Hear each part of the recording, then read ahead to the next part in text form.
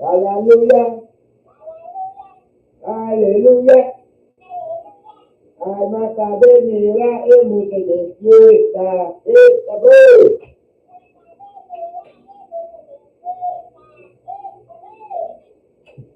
Lelelelelelelelelelele. Contenti mirabo. Contenti tocabo.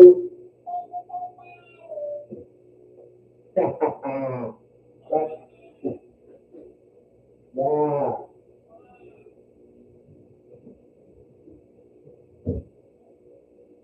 I want to know what you do about it. What can Yaka do about it? Yaka is a flicker? Yeah.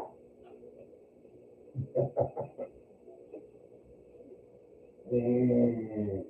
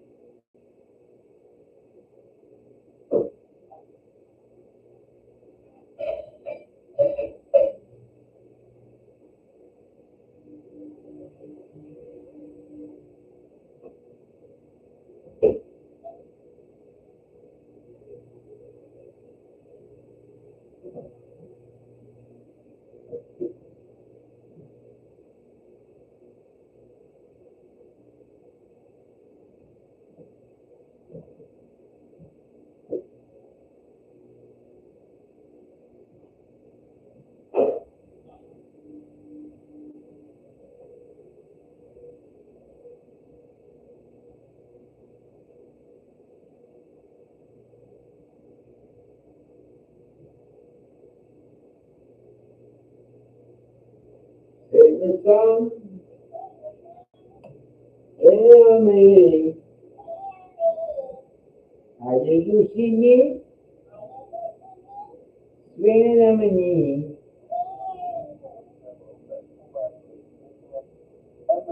Gevolgen voor import van energiegrondstof en energieleveringszekerheid overwegen dat bedrijven tijdig zekerheid moeten hebben over de verplichtingen waaraan zij moeten voldoen en dat langdurige onduidelijkheid risico's met zich meebrengt investeringen, energievoorzieningen en commerciële activiteiten, tot de regering zich bij de energievoorziening voor in te zetten dat de verplichtingen als de metaalverordening die niet in werking treden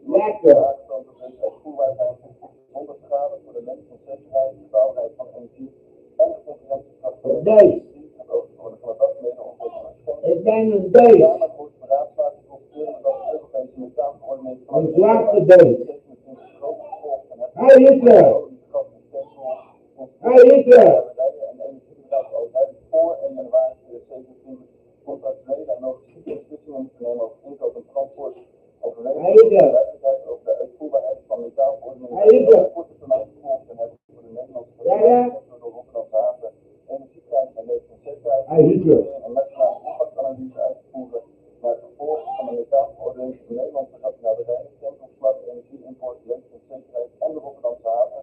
De Kamer hierover voor 1 oktober Hij Hitler. informeren, over het orde van de dag, Nederland heeft gestemd. En de laatste Kamer wordt de raadslaging constateren dat uit onderzoek van Wood Defensie blijkt dat de methaanverordening de Europese raffinagecapaciteit met circa 50% kan doen dalen en benzine- en dieselprijzen respectievelijk 24% en 16% hoger kunnen uitvallen dan 130 verordeningen toevallig zijn geweest. Verzoekt de regering bij de Energieraad van 26 juni duidelijk te maken dat voor Nederland leveringszekerheid en betaalbaarheid van energie, benzine en diesel zware reden dan terugdringen van methaanenergie gaat over het worden van de dag. Dankjewel, mevrouw Rudsel. En Klos, ik heb begrepen dat u een bezoek heeft aan de Kamer om van deel te nemen. Ziet u dat even de instructie van u? Het is ruim niet te schrijven dat we voor een tweede week dat we wel deelname aan de commissie wat vaak in de rest van de tijd Er wordt u verleend, dus gaat u gaan meneer Klos namens de fractie van deze sessie. Minister. Rosa. Dat inderdaad volgens mij een teken weer van de fractie de energieraad heeft en de energietransitie te versnellen en snel en erover onafhankelijk te worden. En meestal deze motie de Kamer voor de raadslaging. Wat gaat er nou? Oké. Goed zo. Oude Hitler? Waar?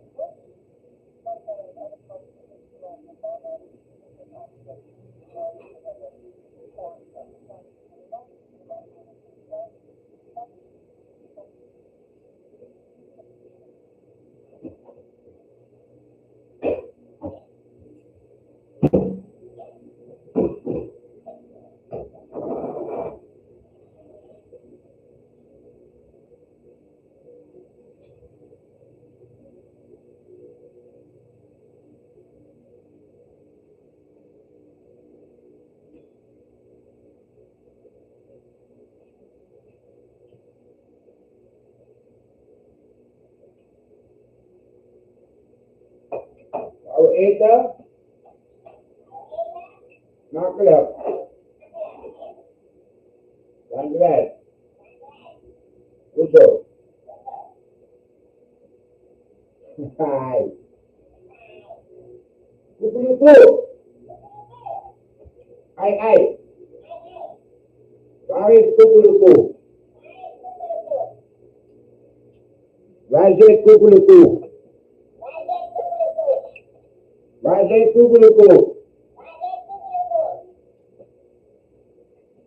Waar zit de presentateur?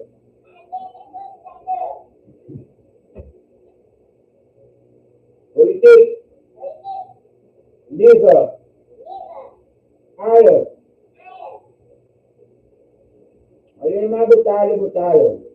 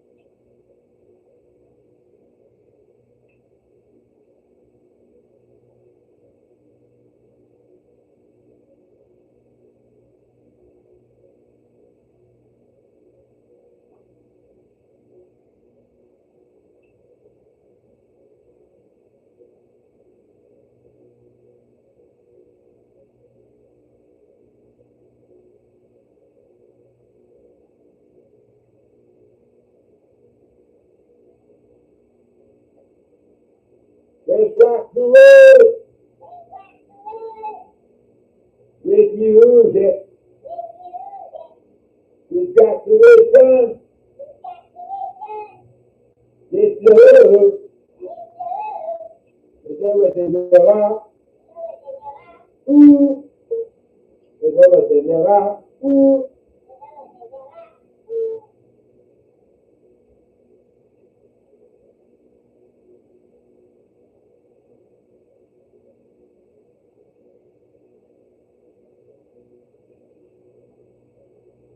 Mafia.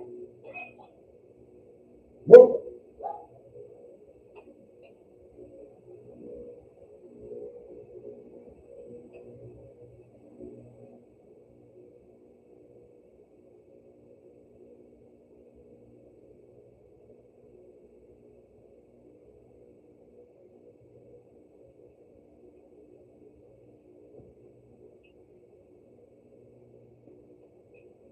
Please.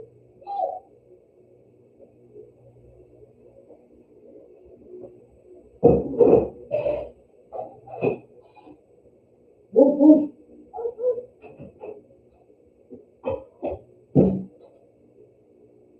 What are we doing? Laughter.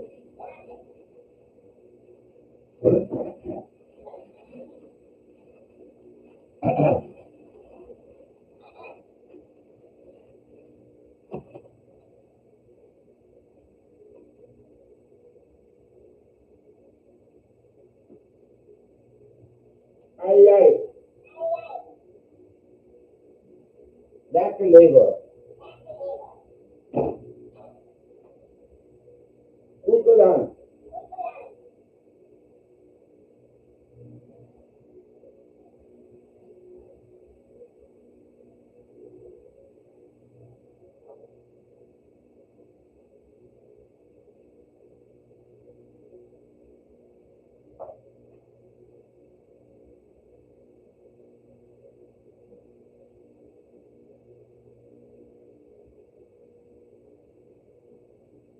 Even lekker op die bank.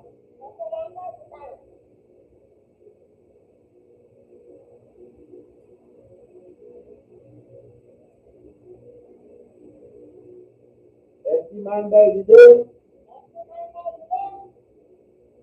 Duitsland, Duitsland.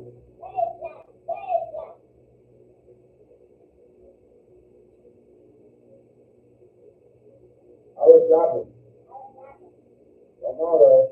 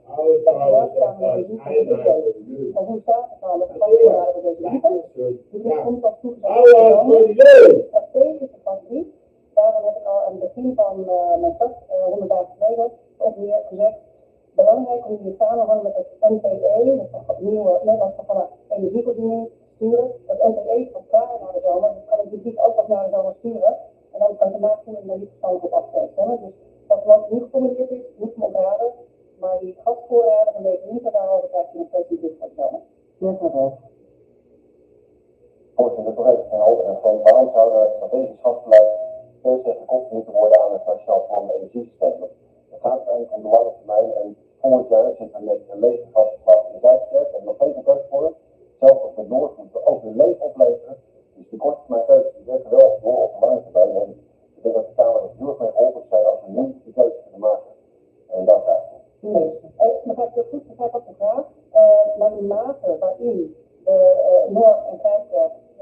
nodig hebben. En de mate waarin we die moeten vullen in de context van de strategische reservehoud, hangen dat degelijk samen met hoeveel gas denken we op termijn nodig hebben. Dus dat is niet los te koppelen van elkaar. En natuurlijk zijn we ondertussen wel in gesprek over prijssterke norm. Dus ik zie dat dat allemaal stil ligt na de zomer. Motie af, vragen. Dan motie nummer 9, orde Kamer. Hier ga ik me inderdaad document voor inzetten. Zorgvuldig geformuleerd ook in lijn, daar kan ik mee uit de voeten. Motie nummer 11 moet ik ontraden. Die is niet in lijn met waar je uit de voet zou kunnen. Motie nummer 12 ook. Nummer 11, dat staat ontraden. Ja, motie nummer 12 heb ik ook ontraden. Die Europese wetsvoorstel voor rechtstreeks geld. Motie 12 ontraden. Motie nummer 13 moet ik ook ontraden. Ik heb net al gezegd, de motie van de VVD was heel goed geformuleerd. Daar kan ik uit de boeken weten, gaat over die streep. 13 ontraden. Ja, en motie nummer 14, daar moet ik de heer Klus zeggen dat er een schriftelijke applicatie van de minister van Financiën komt die over in de tijd met de ECB. Belangrijk is van Financiën daar weer zijn oordeel op kan hebben. De applicatie die komt voor stellingen na de heer Klus. Appreciatie, motie nummer 14 volgt.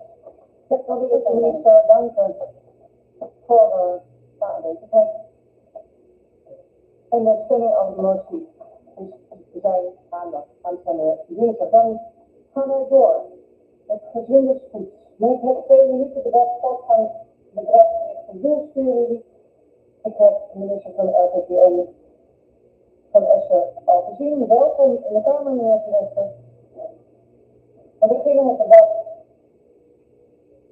namens mevrouw van der Plas, met mevrouw Weersma, namens de fractie van de VVD.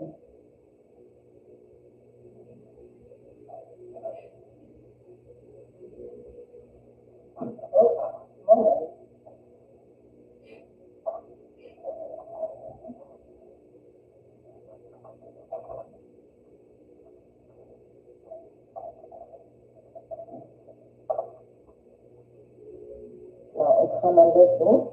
Ja, als ik het doen, moet je rustig aan, hè? Ja, ik ben niet zo staan. Ja, want ik heb een stapel mensen van allerlei. Begin maar direct met de moties. De Kamer voor de beraadslaging constateert dat doelsturing vraagt van de delen van bedrijfsgegevens, meetgegevens en andere gevoelige data. Overwegend dat agrarische ondernemers het opnieuw te kunnen vertrouwen dat deze gegevens niet via bovenzoeken onnodig openbaar worden gemaakt. Verzoekt de regering bij de uitbreiding van doelsturing expliciet te borgen dat bedrijfsgegevens, persoonsgegevens en concurrentiegevoelige gegevens van agrarische ondernemers maximaal worden beschermd binnen de kaders van de BO, AFC en ADB en de Kamer daar in de voortgangsbrief over te blijven informeren. Dat het ook tot de orde van de dag. Niet manifestatie, niet, maar de Kamer voor de beraadslaging constateren dat de doelsturing alleen kan slagen als normen in de praktijk haalbaar zijn en boeren perspectief houden om hun bedrijf voor te zetten. Verzoekt de regering geen bedrijfsspecifieke normen vast te stellen zonder vooraf inzichtelijk te maken of deze technisch haalbaar, betaalbaar en uitvoerbaar zijn voor de bedrijfselijke sector. Dat is ook tot de orde van de dag. De Kamer voor de beraadslaging constateert dat de doelsturing de boeren meer ruimte moet geven om zelf te bepalen hoe zij de doelen halen. Overwegende dat doelsturing zijn belofte niet waarmaakt als het bovenop bestaande middelvoorschriften komt. Verzoekt de regering bij elke stap in de uitbreiding van doelsturing inzichtelijk te maken welke middelvoorschriften, generieke regels of administratieve verplichtingen worden verminderd, vervangen of geschrapt en van over tot de orde van de dag. En dan de laatste, de Kamer voor de beraadslaging constateren dat doelsturing boeren moet belonen op basis van hun daadwerkelijke bedrijfsprestaties. Overwegend dat boeren die aantoonbaar goed scoren niet onnodig vast moeten blijven zitten aan generieke middelvoorschriften. Verzoekt de regering in het 8e actieprogramma nitraatbeleid concreet op te nemen hoe goed presterende boeren kunnen worden vrijgesteld van generieke voorschriften die voor hun bedrijf niet nodig zijn. En gaat over tot de orde van de dag. Nou, dat was hem. Dankjewel, mevrouw Weersma. Direct in de tijd. Mevrouw Klus, namens van de stichter is niet aanwezig. Dan wil ik graag het woord geven aan de heer Klinges namens de ChristenUnie.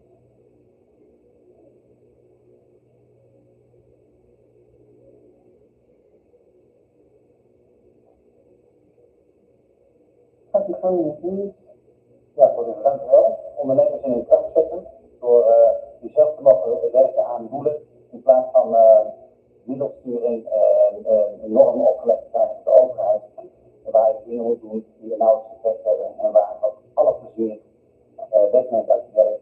Ja, daar willen wij een einde van maken en wij willen dus voor doelstelling gaan, maar er liggen nog heel wat leeuwen en beren op de weg. Een van de leeuwen en beren gaat over de openbare data. Daarom de volgende motie. De Kamer wordt beraad gaan. Constateren dat voor doelsturing grote hoeveelheden data op bedrijfsniveau moeten worden verzameld en verstrekt. Of weten dat er grote zorgen bestaan over openbaar maken van bedrijfsspecifieke emissiegegevens via de wet over overheid, mede omdat bij agrarische ondernemers en bedrijven de wet vaak samenvalt met de woningwet. Of weten dat het gebrek aan vertrouwen in dataverzameling door de overheid de ontwikkeling en implementatie van doelsturing in de weg staat. Of weten dat bij de succesvolle aanpak van het hoge antibiotica-gebruik in de veehouderij de Stichting Diergeneeskunde in de Autoriteit, SDA, als onafhankelijke tussenorganisatie is opgericht van monitoring en benchmarking, dat gegevens daarbij nooit te herleiden zijn aan individuele agrarische bedrijven en dat er daarnaast ook bij overheidstoezicht gebruik kan worden gemaakt van modellen van toezicht op toezicht, zoals dat in andere sectoren wordt toegepast. Bezoek de regering om voor de succesvolle implementatie van doelstellingen lessen te trekken uit de succesvolle aanpak van het antibiotica-gebruik in de veehouderij en bij de verdere uitwerking van doelstellingen rekening te houden met de bescherming van de privacy van de individuele boer en zijn gezin, bijvoorbeeld via een systeem van toezicht op toezicht in de Kamer over voortgang te informeren en gaat ook tot de orde van de raad samen met de collega's en Hollanders van de PPP en wordt het zover. Dank u wel, meneer Groen. Dan gaan we door met de vlak namens de fractie van de SPP.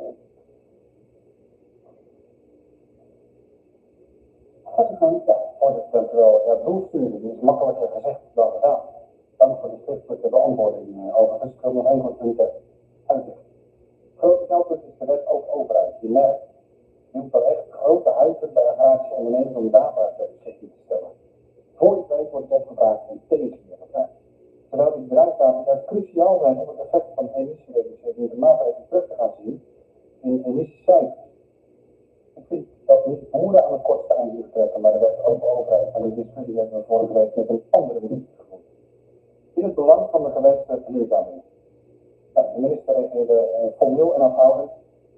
Ziet hij het punt dat omdenken nodig is. Met andere woorden zou hij in gesprek willen gaan met zijn collega van Binnenlandse Zaken op dat punt. Als mijn innerlijk juist is, wordt in de landelijke emissieregistratie in gebruik een Nederlandmodel voor emissies vanuit de melkveehouderij gerekend met 13 kg ammoniakuitstoot per kiloplaats. Er wordt nauwelijks gebruik gemaakt van kringloopwijsdata. Het geeft een scheef beeld van melkveehouderij-emissie en niet om werk te maken van emissiereductie. Hoe wordt het rechtgetrokken? Zoals gezegd, doelstelling is complex. Je moet daarom beginnen met benchmark en belonen. Zo belonen verschillende provincies boeren op het halen van bepaalde KPI's. Het mist die proactieve inzet nog bij het Rijk. Die is nu vooral gericht op opkoop en extensiveren. En de grote vraag is, wat heeft de minister in petto? Geef alvast een waarschuwing mee. Het kan niet zo zijn dat het Rijk met harde of rekenbare uitstapnormen op bedrijfsniveau komt, terwijl het met bitter weinig heeft gedaan aan erkenning en beloning van emissiereducerende maatregelen op het boerenerf. Dan hanteren we echt verkeerde volgorde. En geen moties verder worden. Dank u wel, meneer Vlok. Dan gaan we verder met de heer Loonman namens de fractie van het CDA.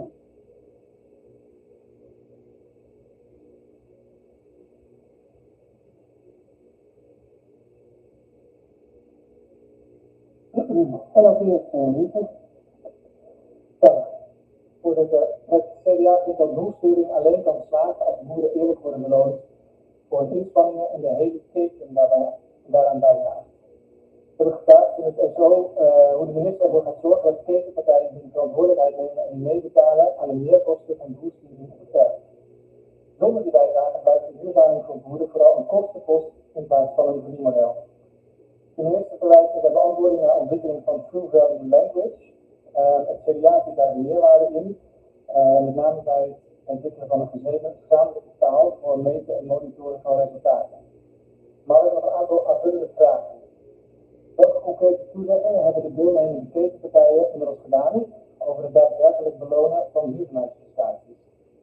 En is de minister bereid hiervoor meetbare doelen of afspraken af te leggen, juist ook voor het geval vrijwillige afspraken onvoldoende resultaten geven? We zijn bereid om aanvullende instrumenten te verkennen om te waarborgen dat de kosten van de verduurzaming niet eenzijdig bij de primaire producent terechtkomen. En we weten dat er vanuit LVVN inmiddels diverse initiatieven lopen rondom True Pricing en True Value. En het in de brede zin waarderen van maatschappelijke impact. Hoe ziet de minister de samenhang met design language en hoe wil je deze inzichten integreren in toekomstige keten en landbouwbeleid?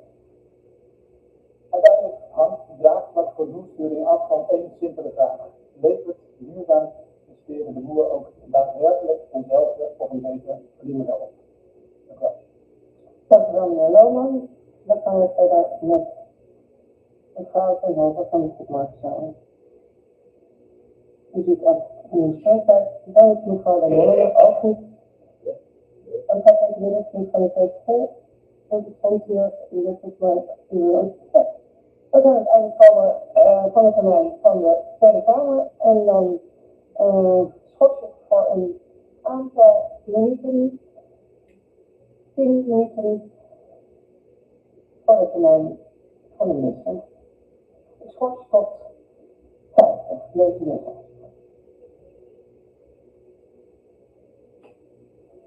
Ayo.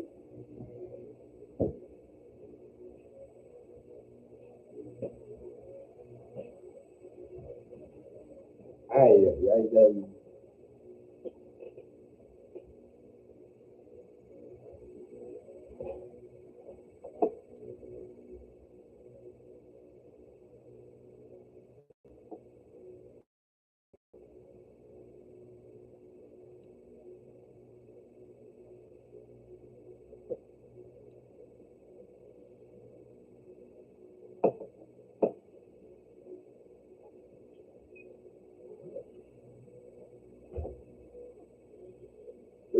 Show up.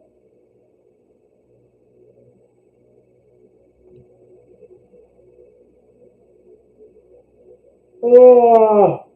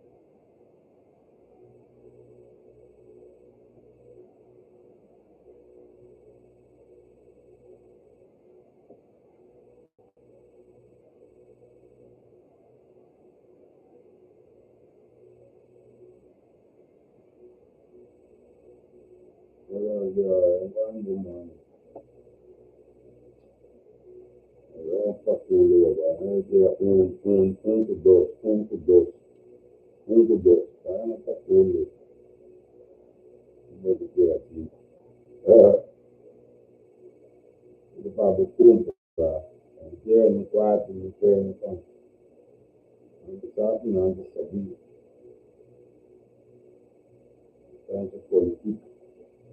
En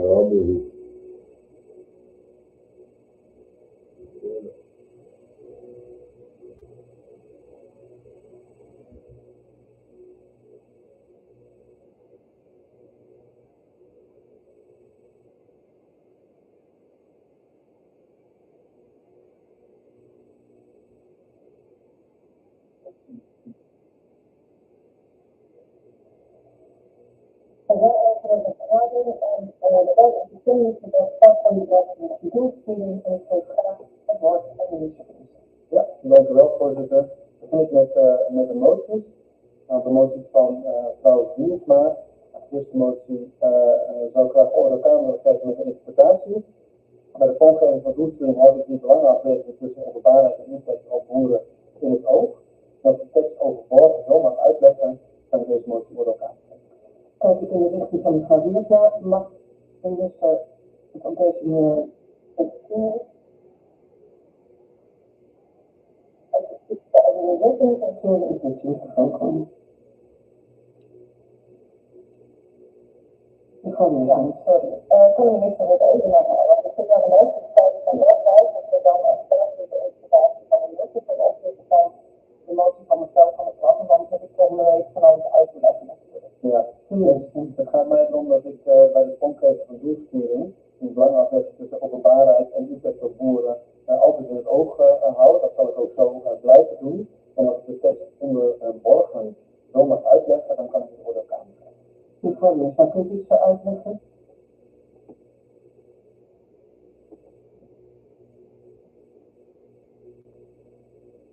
En wat is die van? Ja, ik vind het even lastig in te schatten. Ik stel voor dat, want kan ik maar voor de Kamer, als het voldoende kan worden geïnteresseerd, dan is dat anders iets van... Ja, de ogen, de voorkant, die weet heel veel van het onderwerp. En ik denk dat dat misschien niet voldoende is. Dus ik zit me af te vragen hoe dat uitwerkt. Kan ik hem ook aanhouden en dan alsnog indienen als ik over de akkoord heb aan? Als je wat aangehouden en dat is mijn vraag. Dat ben ik niet hoe het werkt. Want of ik er dan nog langer op terug kan komen of ik kan... Ik wil voordat het zo doen.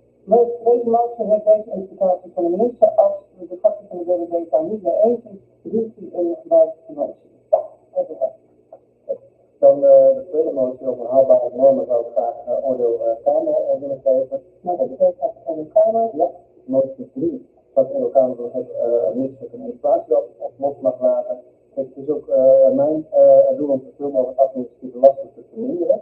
En als de motie dan zo mag interpreteren dat ik bij daadwerkelijk nemen van nieuwe vastleggingen, wettelijke vastleggingen van doelen, de Kamer informeert wet en middelen die ervoor verdwijnen, dan zou ik een oordeel op de Kamer willen geven. Ook omdat nog heel veel verschillende kleine stapjes gaan zitten, maar juist bij de grote nieuwe wettelijke vastleggen van doelen, dat ik dan deze motie wordt ook Kamer gegeven. Kijk ik opnieuw in de richting van mevrouw Diensma van de BBB. Ja, die snap ik, omdat pas op het moment dat je overgaat tot het systeem, dan ook daadwerkelijk iets los kunt laten, maar de minister zou misschien wel in dat project gaan naartoe, omdat je wel weet waar je het gaat sturen en wat er tegenover staat, dat wellicht wel mee kunnen nemen dan in de communicatie. Ja, voorzitter, ik erken inderdaad dus het verminderen van de administratieve lasten, maar ik zou de administratieve last ook richting de Kamer willen beperken, dat ik bij elke kleine stapje dat moet doen. Dus op het moment dat we doelen gaan vastleggen, aan deze zinnen in wetten en dergelijke, dan kan ik dit oordeel Kamer geven. En anders zou ik hem dragen. Ik vind het van mevrouw Diensma, dus zij is het met deze interpretatie eens. Dan mevrouw de Molen. Ik heb er een beetje lastigheid in het feitelijk, als die niet werken. Dat is een raam, ja. Want dat is nu niet gezegd namelijk. Dus nu gaat over de Kamer van de interpretatie en de tekst zegt dit komt en moet wijzigen, maar als je dan... Je weet het niet, dus volgens mij moet eigenlijk voor dat een raam zijn, het centrum, begrijp ik wel. Ja, gewoon niet, ik ga niet meer aan dat. Maar dat vanuit het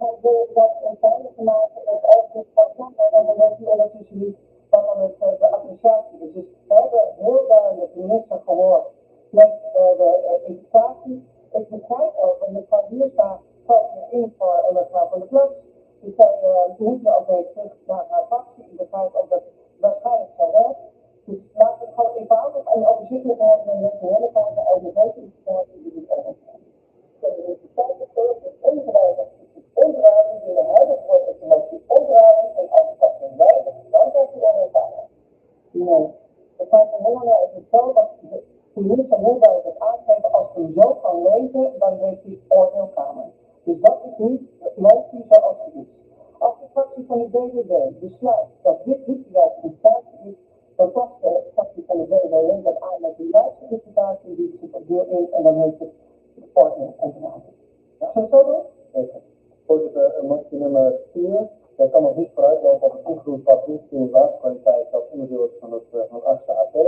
Dan vaststellen is een individu 27 en dan hiermee heeft die motie oordeel ontwijdig. En dan Dan blijft het weer in de richting van de gravier gaan. Dan moet je wel aanhouden. Dat je een stelling brengen met het oordeel ontwijdig. Als je nog even meer gaat, dan vervolgens verder weet je nog.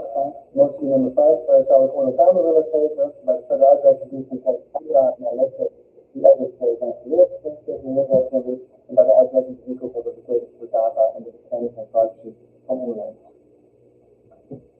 Nu dan mevrouw Weersma van motie 4. Een stelling niet brengen met het oordeel ontwijdig. Ja. Dan komen we daarmee.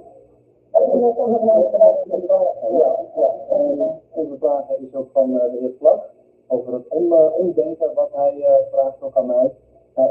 Laten we weer beginnen om ook te zeggen en te erkennen dat de openbaarmaking van gegevens voor individuele ondernemers dat het ook impact heeft op gezinnen, op bedrijven, op plekken waar je woont en werkt.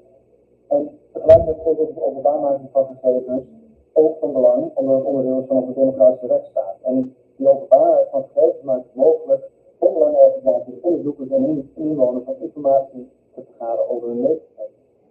Maar ik zie de andere kant van, dat wil ik nogmaals benadrukken.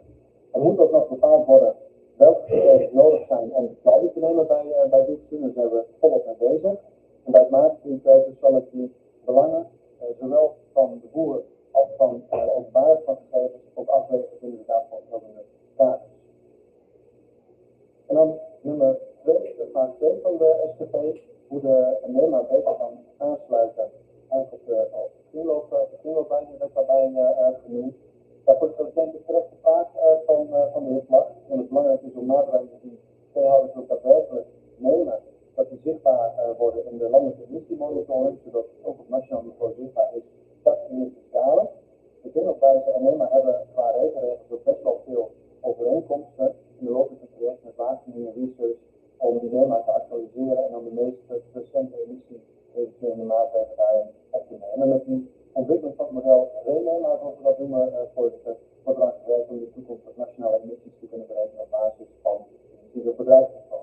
En overigens speelt hier ook weer het vraagstuk van datadelen, want om data uit de kringloopwijze te gebruiken is het wel nodig dat die met ons uitgevoerd. En dan de vraag over het belonen van benchmark en de proactieve inzet. Dat ook vooral gericht is op opkoop en extensivering, wat wij in petto hebben. Nou, laat mij duidelijk zijn, dat is de lijn van de slag dat we ook moeten belonen, dat het een belangrijk onderdeel is en moet zijn van de aanpak.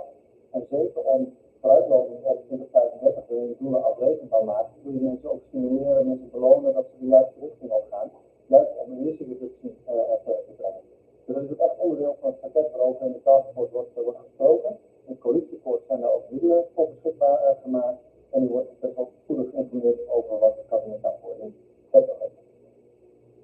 En dan als laatste de vraag van de CDA en ik heb de tijd genomen voor om die even te bundelen. Het is denk ik van groot belang dat de keten een bijdrage levert aan doelsturing, maar ook in algemene zin aan de opgaven die we met elkaar hebben. En dat is ook belangrijk omdat anders de kosten, zoals de heer Lohman ook zegt, eenzijdig bij de primaire producent of de boer terechtkomen. En daarover ben ik man in gesprek met ketenpartijen, maatschappelijk overleg, maar ook in het kader van de True Value en Language aanpak die is genoemd door de heer Lohman, waarbij we ook echt kijken naar de publiek-private samenwerking ten behoeve van dit.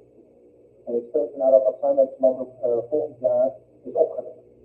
En binnen die True Value Language ons op het maken dan die gezamenlijke buurtmeestaal, zodat ze wel naar de overheid altijd gekeken op dezelfde manier wordt gestuurd of in wil brengen als toen er wordt gehaald. Bijvoorbeeld met zelfde indicatoren of zelfde meetmomenten. Dus ik vind het daarnaast ook een belangrijke voorwaarde om de doelstelling ook te laten werken als je dit voor elkaar hebt. En dat geven partijen ook de duurzame inspanningen van boeren beter belonen. Dus dat kunt ook in de Kamerbrief op de taskforce toevoegen van ons over verwachten en duidelijk visie over verwachten. Zijn jullie allemaal een vraag? Dus begrijp ik, antwoord ik begrijp doen is het goed als hij zegt dat er deze discussie bij elkaar gebundeld gaat worden met een volgend jaar iets van een organisatie rondomheen opgericht gaat worden. Ja, ja, het is nu nog niet de resultaten samenwerken en ook echt gestalte gegeven, gezamenlijk organisatie. Kan dat misschien een antwoorden? Ja. Dankjewel, dan zijn we aan het uitkomen van het thema wat sportconcentratie is doelstelling, dan dank de minister voor zijn komst naar de Kamer. Dan heet ik de staatssecretaris van elke weer ergens van harte welkom. En gaan we dan met het themadebat dieren in de veehouderij. En dan zie ik namens de fractie van de groep Markensauer het Vatenhoven. Bij de microfoon gaat gang. Ja, dank u wel, voorzitter. Ik heb niet mee kunnen doen aan het commissiedebat en zou graag toch weer heel aan de tweede commissiedebat. Ik zie dat de Kamer daar geen twijfel van heeft, dus ik zet u op de lijst. En ik sprekers en beginnen met een verhaal.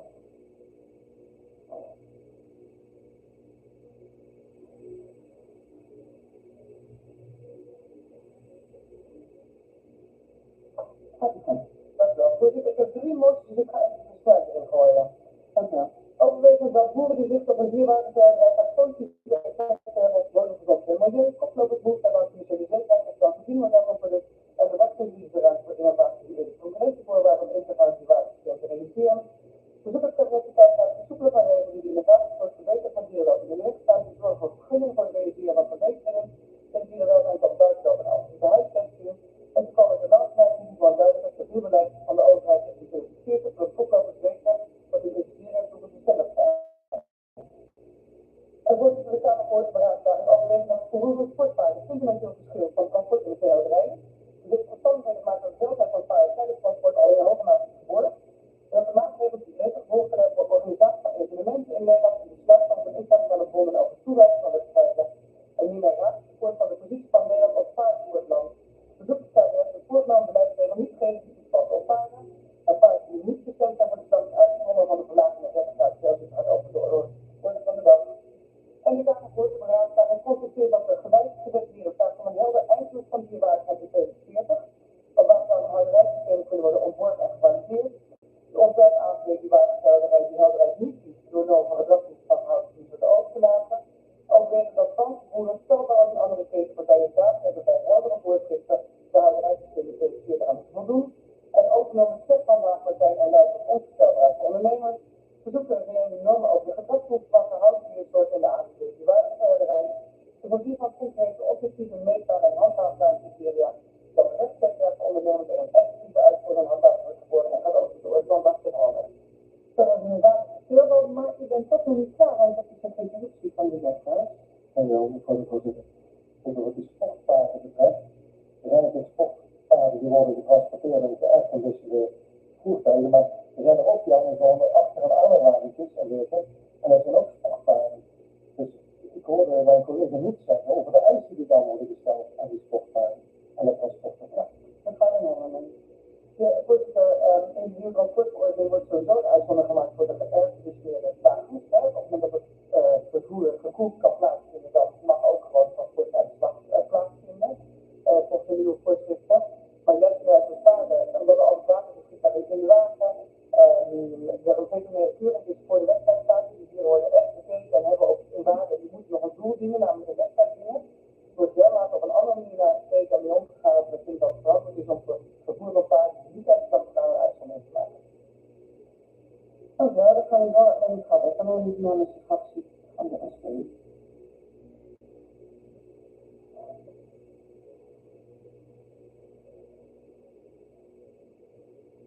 Goedenavond. Het debat is een groot punt gemaakt over de punt van afzet in speelzand voor kinderen, waar de NVWA toezichthouder over is. En daar hebben wij 3 voorstellen op. De Kamervoorzitter constateren dat geaccrediteerde laboratoria ondanks zorgelijke hoeveelheden afsluiten een goed betekent in het speelgoed, maar de NVWA daar van onderzoek van derde van actie kan ondernemen. Ook weten het onwenselijk is dat consumenten onnodig zijn wat het handhaving geen wettelijk zijn aanpassen van toezichthouders kunnen handhaven op basis van onderzoek van derden, niets uitgevoerd door in de EU geaccrediteerde laboratoria gaat ook tot de orde van de dag. De Kamervoorzitter constateert dat verantwoordelijkheid voor productveiligheid en Europese wetgeving bij producenten en importeurs is gelegd. Constateren dat de bedrijfsbeslissingen zelf invulling mogen geven aan hoe ze dit nadenken en daardoor in de meeste gevallen niet daadwerkelijk is aantonen dat hun producten afdrukvrij zijn. Ook weten we dat zolang dit zo is met afdrukvrije producten daadwerkelijk blijven, zoekt de regering zich in andere landen in te zetten voor een aanpassing van Europese wetgeving voor een kant en importeurs van minerale producten die van nature afdruk kunnen bevatten, zoals het systeem van natuurstandard enzovoort, opdracht van voortaan middels respectieve analyse door geaccrediteerde Europese laboratoria aan te tonen dat hun producten daadwerkelijk afdrukvrij zijn, gaat ook tot de orde van de dag. En de laatste, de Kamer voor het vooruitgaan. En constateren dat er een EU-meldsysteem bestaat en een EU-lidstaat elkaar kunnen wijzigen wanneer afdrukhouding en andere producten aangetroffen worden. Ook weten dat er landen buiten de EU zijn met gelijkaardige regelgeving voor afdruk, maar regelmatig afdruk onderwerp en producten die ook in de EU buiten verkrijgbaar zijn. Ook weten dat afdrukhoudende producten sneller geregistreerd kunnen worden als dergelijke landen ook op het EU-meldsysteem aangesloten worden. Zoekt de regering zich met andere landen binnen de EU in te spannen om landen met gelijkaardige wet en regelgeving voor afdruk te laten aansluiten op het EU-meldsysteem, dat ook tot de orde van de dag. Beste man, dank u wel voor de aansluiting. Ja, we zijn aan mevrouw Beckerman. Dank u wel. En dan gaat door met mevrouw Kok naar de fractie van deze.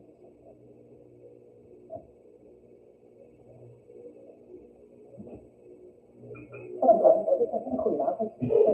Twee moties over 2 verzamelplaatsen. Ik dacht een grote beraadslagen. Constaterende dat blijft bij deze verzamelplaatsen in haag ernstig dierenleed en dierenmishandeling plaatsvindt. Constaterende dat de NVWA erkent dat het structureel de wet niet naleeft en steeds meer overwegende dat het toezicht bij verzamelplaatsen ondermaat is terwijl meer toezicht dierenleed kan voorkomen. Overwegende dat veelvuldig overtreders beter in beeld komen als het preventief beschermingstechniek. Verzoekt de regering te zorgen voor een juridische basis waarop camera's voor verzamelplaatsen verplicht gesteld kan worden en dat overgevoerd van de dag. En de tweede motie, de Kamergrote beraadslaging constaterende dat bestaande erkenningsregelingen voor verzamelcentra en kalverhandelaren geen expliciete eisen bevatten ten aanzien van dierenwelzijn of concrete welzijnsnormen en dat indirecte verwijzingen naar NVWA-eisen en certificering via totaal kalf onvoldoende duidelijkheid bieden. Overwegende dat misstanden bij veeverzamelplaatsen keer op keer blijven voorkomen. Verzoekt de regering te onderzoeken of wettelijke criteria voor veeverzamelplaatsen gericht op faciliteiten, kennis en protocollen kunnen bijdragen aan het voorkomen van misstanden. Verzoekt de regering daarbij te betrekken in hoeverre huidige NVWA-kaders en private certificeringssysteem zoals totaal kalf voor veeverzamelplaatsen voldoende zijn zonder aanvulling voegen. En de Kamer hierover voor het einde van het jaar toegedienen. En gaat over tot de orde van de dag. Dan gaan wij door. De tweede mevrouw van de van de burgerrekening. Ofwel, de BTW. Gaat u gang, dat is voorzitter. Ja, ik heb weer een hele stapel. De Kamer voor de beraadslaging constateren dat sinds de overgang van officiële medewerkers toezicht naar de NVWA signaal bestaat van verminderde capaciteit en flexibiliteit in de keuringspraktijk en situaties waar probeerschot, KPMG en Deloitte vooraf gewaarschuwd hebben. Overwegen dat de uitval van toezicht direct gevolgen heeft voor slagprocessen, voedselketens en dierenwelzijn. Verzoekt de regering op korte termijn maatregelen te treffen om de inzetbaarheid en flexibiliteit van OMT te vergroten en de Kamer hierover weer echt over tot de orde van de dag. De Kamer gehoord de beraadslaging en constateren dat slagpartijen afhankelijk zijn van tijdelijke NVWA-keuringen en dat capaciteitsproblemen bij de NVWA leidt tot vertraging, stilleggingen en risico's voor dierenwelzijn. Overwegende dat het borgen van voldoende keuringscapaciteit en verantwoordelijkheid van de overheid is, verzoekt de regering met spoed maatregelen te treffen om de continuïteit van NVWA-keuringen te waarborgen en de Kamer te informeren over hoe het structurele tekort aan keuringscapaciteit duurzaam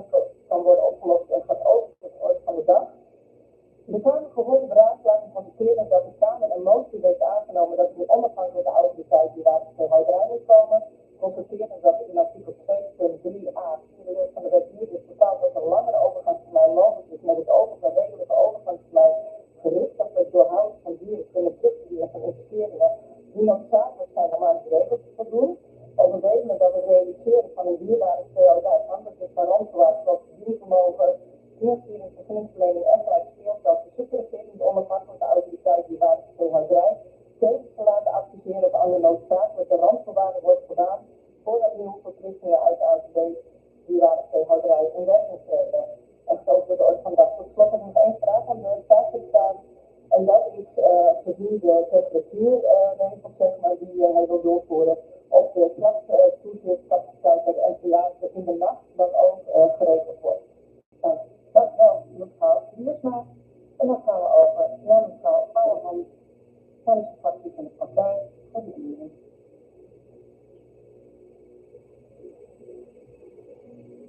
Goedenavond, mevrouw Ouwehand. Voorzitter, dank u wel. Voorzitter, dit plan van mensenrechtenverdrag, maar jij hebben ook last van. Daarom lijkt het dat dit plan, mevrouw Ouwehand, bij dieren. Mag ik niet laten zien? Hij gelukt niet. Maar ik kan wel voorlezen wat er in dat plan aan moet staan. Ik heb al Kamervragen afgesteld en andere wedstrijden. Ik heb helaas nog geen antwoord gekregen, maar ik hoop heel erg dat de staatssecretaris werkt aan structureel minder dieren in stallen. En dat dieren naar buiten moeten kunnen in de verkoeling bijvoorbeeld modderparen. Altijd de schutting in de wijk. En het transport bij warme dagen. En een einde aan de files van wagens vol met dieren bij slachthuizen. Nu heeft de staatssecretaris doorgezet met de lang gekoesterde wens van de Tweede Kamer om de maximumtemperatuur voor diertransporten te verlagen. Dus dat is goed, ik ben daar blij mee. Maar het is wel fijn dat die maatregelen volgend jaar voorjaar pas ingaan. De staatssecretaris heeft gezegd, ik vind dat de sector zich moet voorbereiden op witte, minder dieren in stallen. Heeft u daar al terugkoppeling van? Want de witte is dus niet.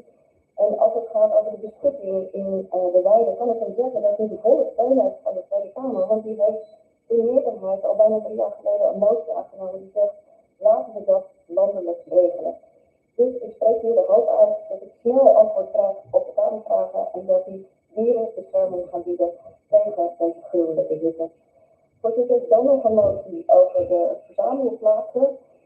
De Kamer hoort de beraadslaging, constaterende dat dieren vaak extreem matig, gewond en doodziek aankomen op verzamelplaats en daar ook nog eens worden geslagen en geschopt. Constaterende dat de Europese regels Nederland de ruimte laten om verzamelplaatsen voor dierlandtransport en slacht nationaal te verbieden, verzoekt de regering een nationaal verbod op verzamelplaatsen voor te bereiden en zich in te zetten voor een internationaal verbod. En gaat over tot de orde van de dag. Dank u wel, mevrouw Ouwehand. Dank u wel. Neemt u alles weer mee. En dan gaan we over naar mevrouw Brenet namens de fractie van Vrouw.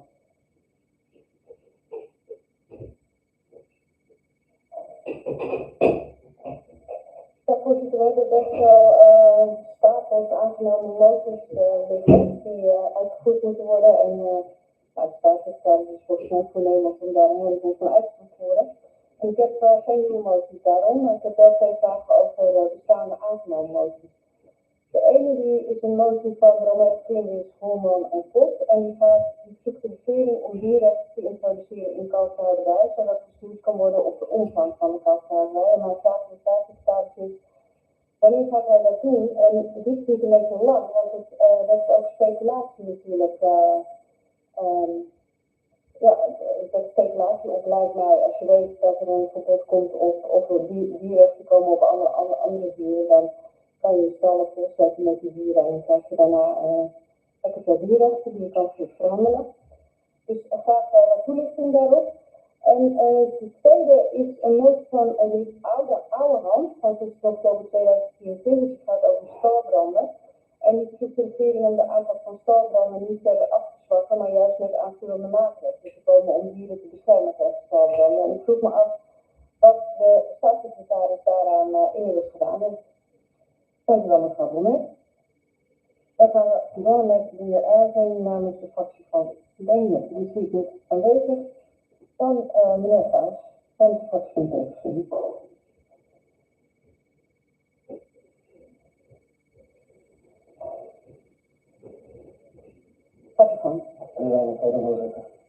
Ja, gehoogde beraadslaging. Verzoekt de regering een spoedige uitfasering van dierenleed veroorzaakt door CRT-verdelingen over de volgende wet. De Kamer, gehoogde beraadslaging. Verzoekt de regering bij stalbandfrequentie in te zetten voor veren van rodentia tot voorkomen van kwaadhonden en de onnodige inzet van dierstudenten over de volgende wet. gehoogde beraadslaging verzoekt de regering om een invoerverbod van jonge kalvers in Ierland herover te volgende dag. De Kamer, gehoogde beraadslaging, verzoekt de regering dierenleven en tijdens slagdiertransporten uit te verzeren met als inzet van een biologisch zand en verkastvervoer en herover tot de orde van de dag. De Kamer, gehoogde beraadslaging, verzoekt de regering zo te vragen dat dieren enkel aangescheiden of overgegeven mogen worden na een irreversibele bedwelming en herover tot de orde van de dag. Hij zet aan elkaar. Zo, en die willen de Kamer volgt de beraadslaging verzoekt de regering een verbod in te stellen op het ritueel en op religieus martelen van dieren en herover tot de orde van de dag. Ook hier wat hebben en wat er gebeurd is. De Kamer volgt de beraadslaging verzoekt de regering NVA dierenartsen de risicovolle controles te laten vergezellen door bewapende algemene opsporingsambtenaren met politionele en strafrechtelijke bevoegdheden en herover tot de orde van de dag. Ik heb met die hitte nu, ik zie iedere dag als ik een Zuidland rijd, zie ik dieren in de verzengende hitte liggen. En ik heb al heel vaak gevraagd aan bewindspersonen, zorg nou dat er natuurlijke beschutting komt in die weiden. En dan kunnen we de boeren helpen met boomplantdagen op vrijwillige basis. En dat is altijd toegezegd door alle bewindspersonen. Iedereen vindt het sympathiek, maar er gebeurt niks mee. Je ziet deze staatssecretaris doorpakken op bepaalde beslissingen. Ik hoop dat hij hierop ook gaat doorpakken. Mevrouw Ouwehand van Instructie. Ja, voorzitter, want ik heb één vraag over de motie die de nationale indiende dat die dieren moeten bedwelmd zijn voorafgaand aan de slag. Maar hij zegt irreversibel bedwelmd. Zou hij daarvan kunnen maken bedwelmd voorafgaand aan de slag? Want je kan reversibel en irreversibel dieren bedwelmen. En dat gaat natuurlijk om dat het dier buiten bewustzijn is voordat de slag begint. Ja, Klaas. Daar is een juist het probleem. Wij willen niet dat die arme dieren nog bij kunnen komen. En dat is mogelijk. Dus wij willen dat er een dier dood is. Dus irreversibel bedwelmd. Alvorens het wordt aangesneden of overgegeven. Dus is ook op 20 jaar onze lijn. We willen dat een dier dood is. En bij een reversibele bedwelming gaat er nog alles mis. Zeg ik tegen alle vicevoorzitter. En dat is niet heel fijn om te zien. En ook niet voor dier. Heel kort. Ja, heel kort. Want dit geldt voor de meeste slachten, hè, dat het wel reversibel is. Dus ik dacht maar af of de PVV-fractie dan ook vindt dat dat vlees allemaal niet in de Nederlandse schappen mag liggen en ook niet op de barbecue bij mensen. Meneer Frans, ja, maar dat, het is al 20 jaar onze lijn hoor. Ik zeg helemaal niks niet, maar ik blijf de aanhouden link. Sommige van de moties die worden pas na 15 of na 17 jaar uit zijn. Maar dus, ik hoop er nog een paar jaar zitten. Ik blijf gewoon doorgaan. En iedere keer tik ik ook wel wat op, hè. Dus je moet altijd blijven volhouden hier inderdaad. Nooit opgeven. Ja. Bij deze woorden geef ik het woord aan de heer Vlak namens de fractie van de SVP. Voorzitter, ik ben zwaar ontevreden over de NVA. Er ligt een aangenomen motie om kortere doorlooptijd bij import van verse voedselproducten de controle van verschillende instanties te combineren. En ik heb in het debat gezegd, zorg er bijvoorbeeld voor dat het KCB door de NVA genacht wordt om monsters te nemen. Dat zet tijd en kosten. Mijn indruk is dat er heel weinig voortgang wordt genomen. Wil de staatssecretaris ons binnenkort per brief informeren over de voortgang? Het tweede punt gaat over het accrediteren van private laboratoria. Er ligt een aangenomen motie van februari 2025 samen met de PVV, de VVD en de BBB om te zorgen dat ook private laboratoria testen kunnen uitvoeren. Precies vandaag, u zit de NVA bericht op LinkedIn, waarin ze triomfantelijk melden dat ze een individueel contract hebben met de WUR. Precies de duurste laboratoria op dit punt. En volstrekt in strijd met de lijn van deze motie. Dus ik ben zeer ontevreden over de NVA. Dan de AVB die waar het van jou eruit gaat, de staatssecretaris vast maatregelen in de AVB poppen. Als de rand aan de orde zijn, dit wordt niet op een fasering. Tot slot, de motie over het sturen op doelmatigheid en efficiëntie bij de NVA in verband met forse tarieven. De Kamer gehoord beraadslaging overweging dat PwC. Mede in verband met forse tariefstijging met de NVA heeft aanbevolen om beter te sturen op doelmatigheid en efficiëntie. Van mening dat kritische prestatiediensten worden nodig zijn gericht op doelmatig en efficiënt werken bij retribueerbare activiteiten en beheersing van kosten. regering meerjarig prestatieafspraken gemaakt met de NVA en in de Kamer kritische prestatieniveau opstellen voor doelmatig patiëntwerken bij recreëerbare activiteiten. Het overzicht van de orde van de dag, mede namens collega De Hollander. Dank u wel, meneer Vlag. En dan is het woord aan de heer Curacao namens de fractie van het Christen-Democratisch Appel. Dank voorzitter. De Kamer gehoord de raadslaging constateren dat een goed overzicht ontbreekt van aanvullende technische voorschriften en criteria in andere lidstaten ten opzichte van de Europese minimumnormen, overwegende dat verschillen in die welzijnseisen gevolgen kunnen hebben voor het gelijk speelveld, marktontwikkeling en het verdienmodel van Nederlandse veehouders, overwegende dat de Europese Commissie een een luidstofstrategie presenteert die richtinggevend zal zijn voor de toekomstige ontwikkeling van de Europese veehouderij, verzoekt de regering de Raad van Dieraangelegenheden te vragen voorbeelden van verschillen die welzijnseisen tussen Nederland en andere lidstaten te relateren aan de aankomende European Livestock Strategy en te onderzoeken hoe deze inzichten kunnen bijdragen aan verbetering van de welzijn in de Europese Unie, het borgen van een eerlijk speelveld en een duurzaam verdienmodel voor Nederlandse veehouders. En de Kamer over de uitkomsten te informeren en gaat over op de orde van de dag. Korenvaart en Hollander. Dank u wel, meneer Curacao. En dan spreekt mevrouw Ten Hoven namens de groep Marxische.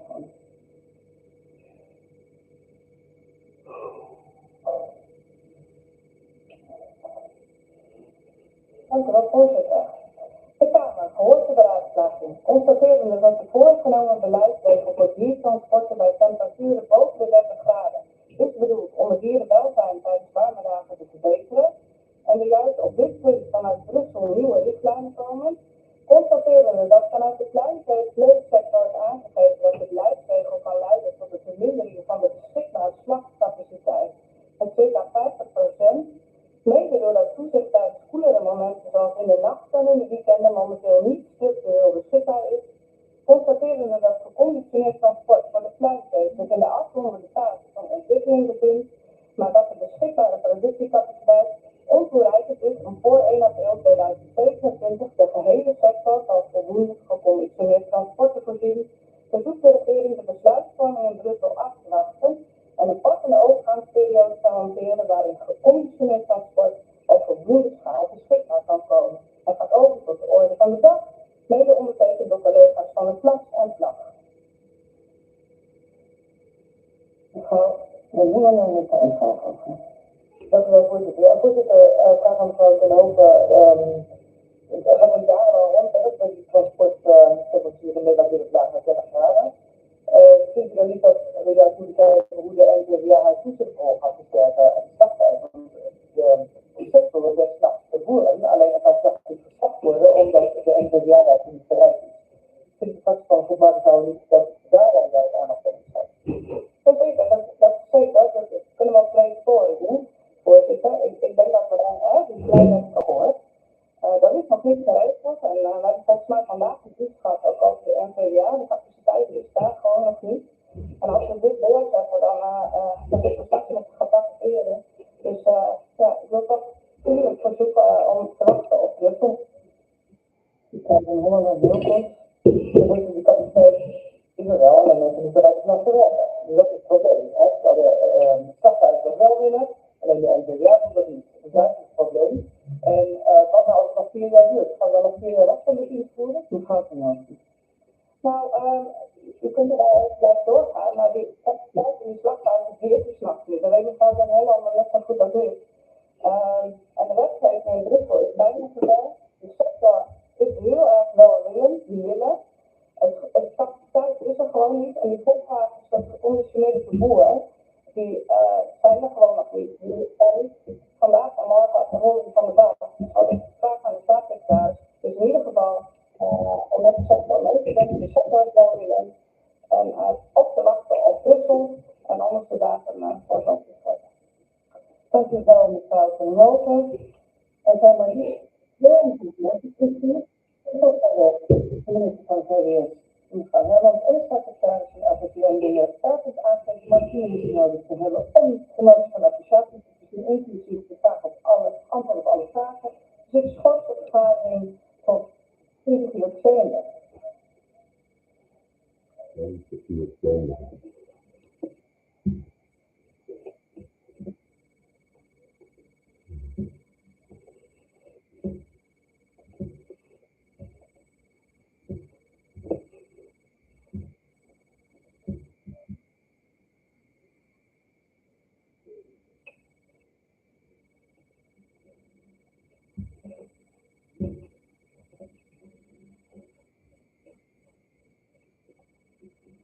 van.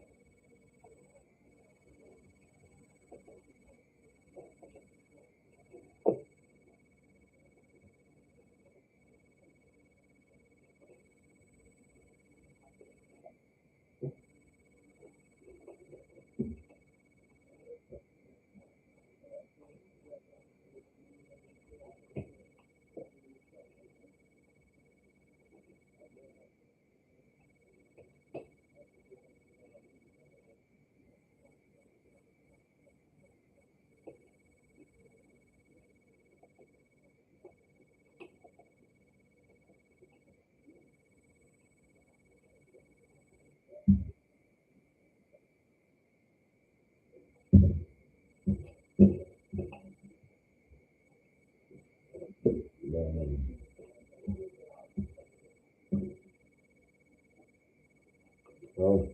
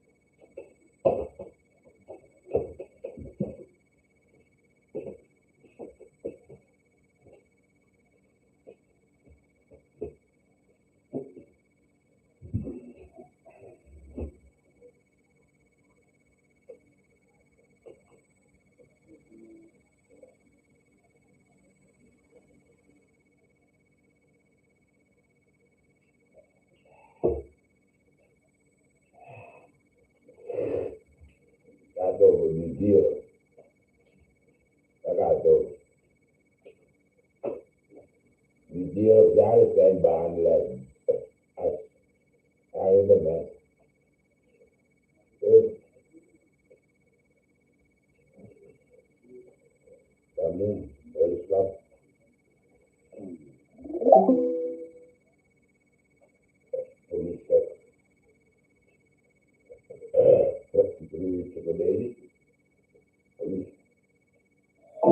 Deze man probeert een overval te plegen bij een supermarkt in Almelo. Maar hij houdt geen rekening met deze heldhaftige klant. De overvaller is uiteindelijk zonder buit vertrokken, maar de politie wil wel weten wie die man is. En verder vandaag. In het café in Arnhem krijgt een man zo'n harde klap dat hij zijn neus breekt. En opnieuw wordt er Lego gestolen uit een speelgoedwinkel. Deze man speelt in een reisje een doos ter waarde van €300. Help ons mee de zaken op te lossen.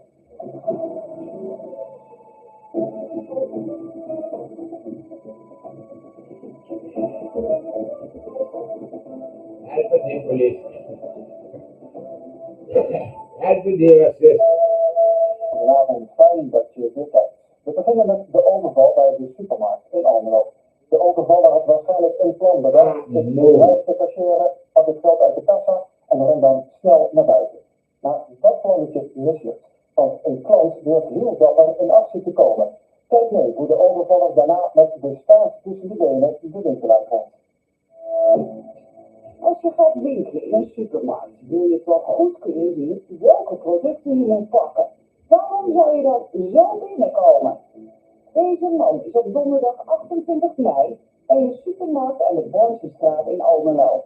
Het is die dag zonnig, zomers warm, boven de 25 graden, maar hij loopt erbij alsof het hartje winter is en het buiten stortregent.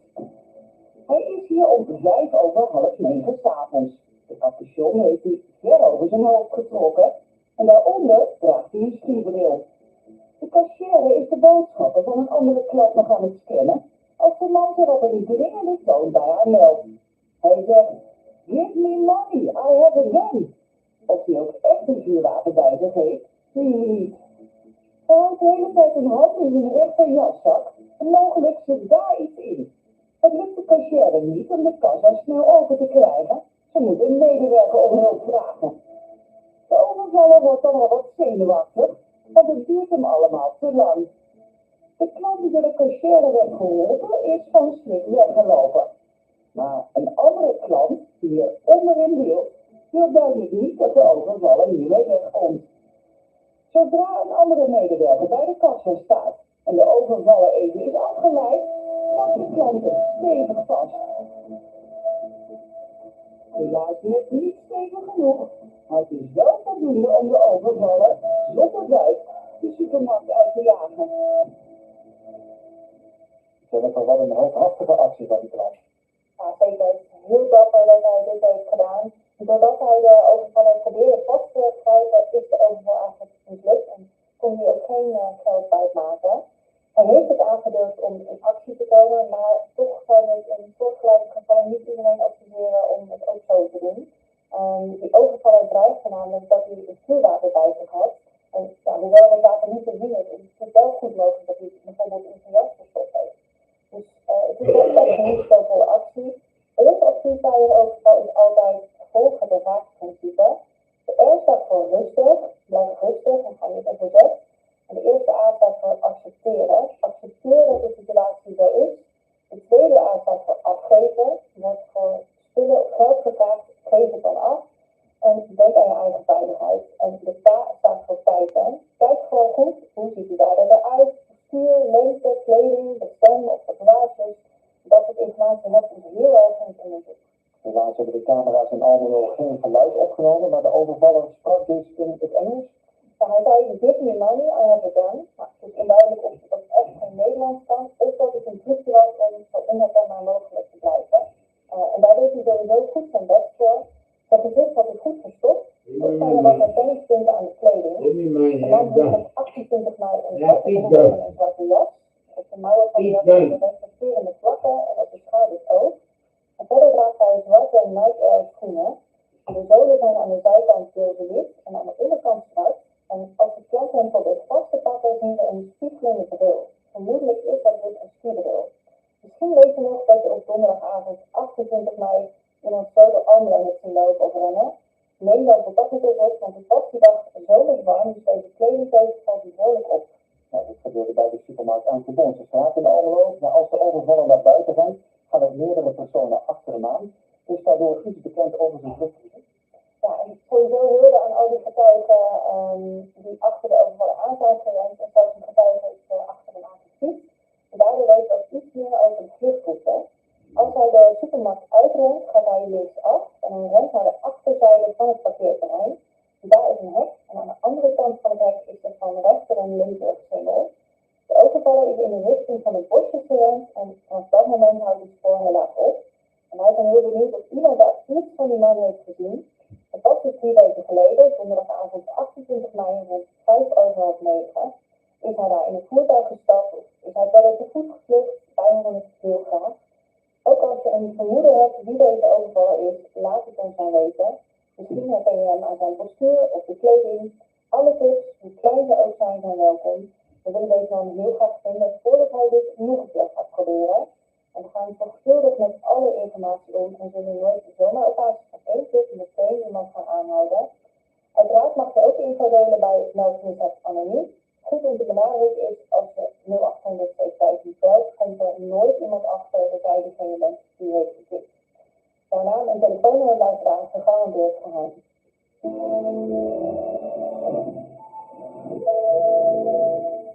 We hebben beelden van verschillende diefstallen klaarstaan. Deze gebeurt in een winkel. Daar komen tegen sluitingstijd 2 klanten binnen. Ze zijn uiterst vriendelijk en ze willen nog even wat sieraden bekijken. Ja, wat doe je dan? Je bent verkoper, dus je laat ze binnen. Maar dat hadden jullie hier in Apeldoorn beter niet kunnen doen. De vriendelijkheid van deze man en vrouw is vermoedelijk onderdeel van hun act. Hoe die act gaat, dat zien we nu. Een juwelier in Apeldoorn wil op een vrijdag half maart net de winkel sluiten als er een vrouw en een man aan de deur staan. Gastvrij als de winkelier is, wordt het koppel natuurlijk binnengelaten. De man en de vrouw kijken wat rond en vragen heel vriendelijk of ze gouden sieraden mogen zien. En dat kan natuurlijk. Het gaat allemaal in een gemoedelijke sfeer. De man zegt iets tegen de vrouw in een onbekende taal. En terwijl ze sieraden past, gaat zijn hand de vitrine in. Razendsnel pakt hij 3 ringen en stopt ze meteen in zijn jaszak. Niemand heeft wat in de gaten. De man en de vrouw geven aan dat ze wel interesse hebben in de juwelen, maar dat ze niet veel geld bij zich hebben. Ze komen later terug, zeggen ze. Bij het afscheid volgt er nog een goede grap en zo lopen de man en de vrouw met voor ruim €1100 aan gestolen sieraden de winkel uit. Als de juwelier ziet dat er vervolgens 3 ringen missen, is hij het lachen wel vergaan. Wie zijn deze mensen? Waar zijn ze nu? Zijn ze ook bij jou in de zaak geweest? Meld het alsjeblieft. Als een inwoner van Beuningen op een zondag in mijn thuis komt, is dit wat hij aantreft. De bewoner weet meteen dat het mis is. En dat klopt ook. Een dag eerder, op zaterdagochtend 9 mei, breken deze 2 vrouwen in bij het huis. Ze halen alles overhoop. En op de slaapkamer liggen allemaal sieradendoosjes zonder inhoud op het bed. Je let op deze vrouw, die eerst haar lange haar los onder het potje draagt en even later draagt ze onder dit bed een balaclava of zwart kledingstuk. Dan laat ze ook een zwarte handschoen laten doen.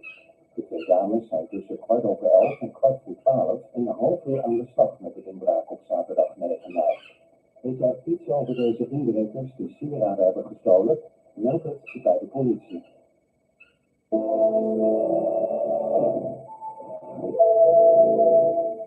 Het was alles behalve een fijne Koningsdag voor een man van 24 uit Duiven. Een avondje feest vieren in een druk café op de Korenmarkt in Arnhem eindigt voor hem in het ziekenhuis. Uit het niets krijgt hij in een vol café een harde klap in zijn gezicht. Zijn neus breekt en hij moet meerdere behandelingen ondergaan. Koningsdag 2026. Het is gezellig druk in een café aan de Korenmarkt in Arnhem. Goede muziek en veel mensen die de verjaardag van de koning willen vieren. En niks die er niet verkeerd kan gaan, zou je denken. Toch wil de politie graag weten wie deze man is. Hij staat nu in gesprek met het 24-jarige slachtoffer uit Duiven. En dat gesprek gaat op zijn zachtst gezegd niet heel vriendelijk.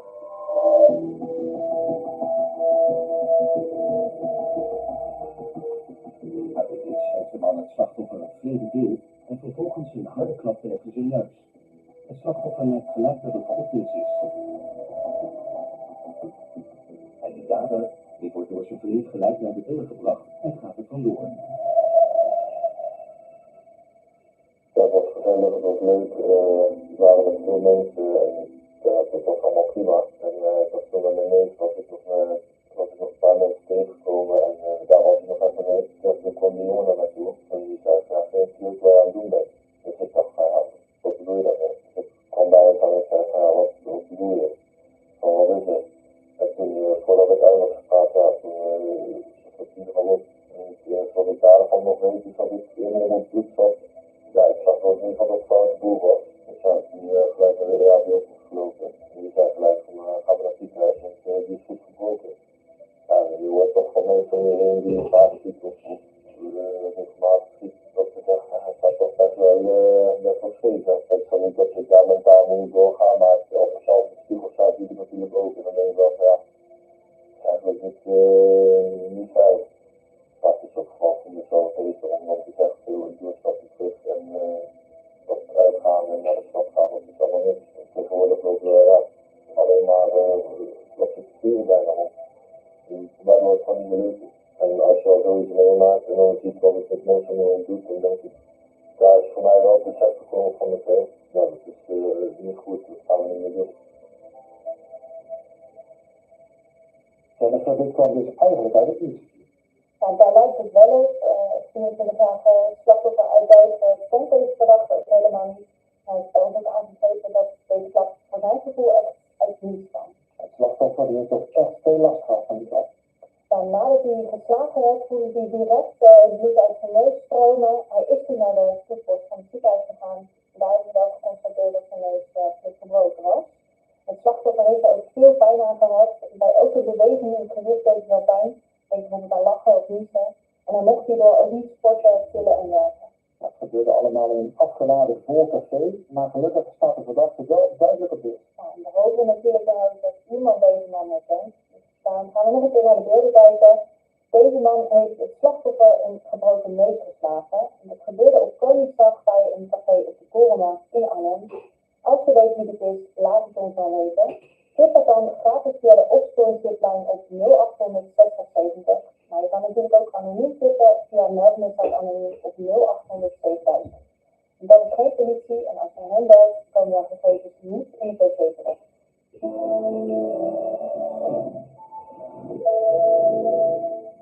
We gaan verder met beelden van een vinger die de rekening van een oudere leeftijd en met beelden van diefstal in een speelgoedwinkel in Rijssen.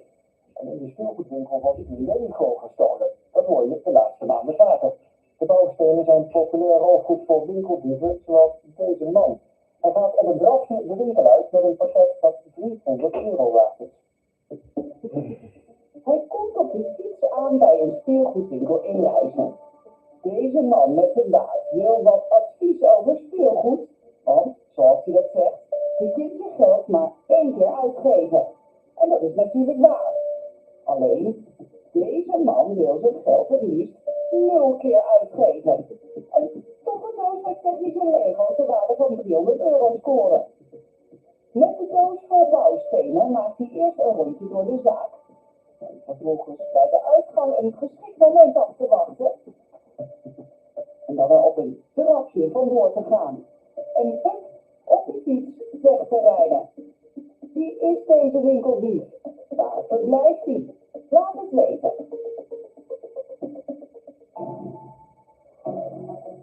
We zijn op de Dam in Amsterdam. En daar neemt deze man met een grijze joggingbroek, de grijze hoodie en de jas van vermoedelijk Stone Island geld op van de rekening van een man uit Hardenberg. Oplichters hebben de rekening van een 74-jarige Hardenberger aan Google Pay gekoppeld. De man op de Dam neemt bijna €600 op van de bankrekening. Helaas hebben we geen duidelijke beelden van een gezicht op de camera van deze geldautomaat. Maar misschien herken je deze man toch aan zijn kleding of postuur. Weet je iets over deze pinner? geef het door aan de politie. Straks. Zo, gaat hier binnen. Alles doen we nou. Zeg, wat speciaal gaat hier binnen. In Voorthuizen wordt in één nacht bij 2 campings ingebroken. 4 mannen breken ramen open en stelen onder meer een kluis met inhoud. Zometeen zie je alle beelden van die inbrekers in Voorthuizen. Eerst gaan we kijken naar de resultaten. Want er is weer volop getipt naar de uitzending van vorige week. Veel dank daarvoor. Het leidde tot snel resultaat in Zwolle, waar een man op een fatbike werd gezocht. Hij reed op die fatbike door het winkelcentrum Stadshagen. Dat is een voetgangersgebied. Hij viel daar en gaf een man van 63 de schuld daarvan. Die man werd uitgescholden en getrapt door de verdachte op de fatbike. Goed nieuws, dankzij tips weet de politie wie de verdachte is. Hij is inmiddels aangehouden en verhoord. Je ziet de opbeelden hier van 3 jonge mannen bij een parfumerie in Doetinchem. Ze kwamen daar 2 keer kort na elkaar binnen en beide keren verdwenen de geurtjes in hun tas. En betalen, dat deden ze niet. De politie heeft voldoende informatie ontvangen over dit ritual. Hun beelden zijn offline gehaald. Een zaak die we vorige maand lieten zien is ook opgelost. We zochten een man die telkens zonder te betalen door de poortjes glipte bij supermarkten in Deventer. Zijn winkelkarretje laadde hij telkens vol met dure producten. Bij de zelfsteenkassa deed hij alsof hij betaalde, maar hij rekende niets af. Hij wachtte telkens net zo lang tot een andere klant door de poortjes ging, dan kon hij erachteraan. De man is inmiddels herkend. Bedankt voor de tips. Er is ook meegedacht over de inbraak bij individuen in Kesteren. Toch is de zaak daarmee nog niet opgelost. Dit is de binnenkant van het rolluik bij de juwelier in Kesteren. 3 mannen proberen er met een kettingzaag een gat in te krijgen. Het maakt gigantisch veel lawaai midden in de nacht. Nou, dat interesseert deze inbrekers duidelijk niet. Na een tijdje komen ze binnen. Ze huren een heleboel vitrines en gaan er met een grote partij sieraden vandoor. Ze vertrekken in een witte Volkswagen Golf, die later in Veenendaal wordt teruggevonden. De politie kan nog meer informatie gebruiken over deze inbraak. Weet jij iets, maar je hebt nog niet gebeld? Doe dat dan alsnog. En uiteraard mag je ook anoniem je info delen bij Meldmisdaad Anoniem. 2 tips over deze mannen die in Dedemsvaart een medewerker van de koffieshop overvallen. Rond sluitingstijd staan ze hem op te wachten. En zodra de medewerker naar buiten komt, wordt hij meteen bedreigd met een vuurwapen. De mannen willen de Rolex van de medewerker. Het horloge wordt van de pols gegaaid en als ze ook zijn tasje hebben gestolen, rennen ze weg. De overvallers zijn daarna nog gezien in de Peterswijk, de Leijsterstraat en de Eiderweg. Alle beelden staan nog online. Blijf ze delen en tip als je meer weet. Ook de beelden van deze inbrekers vind je nog op onze socials. Terwijl de bewoners van een huis aan de Veluwestraat in Arnhem liggen te slapen, halen deze mannen hun huis overhoop. Ze komen allebei goed in beeld. Wie zijn dit? Weet je iets over hun verblijfplaats? Geef je tips door.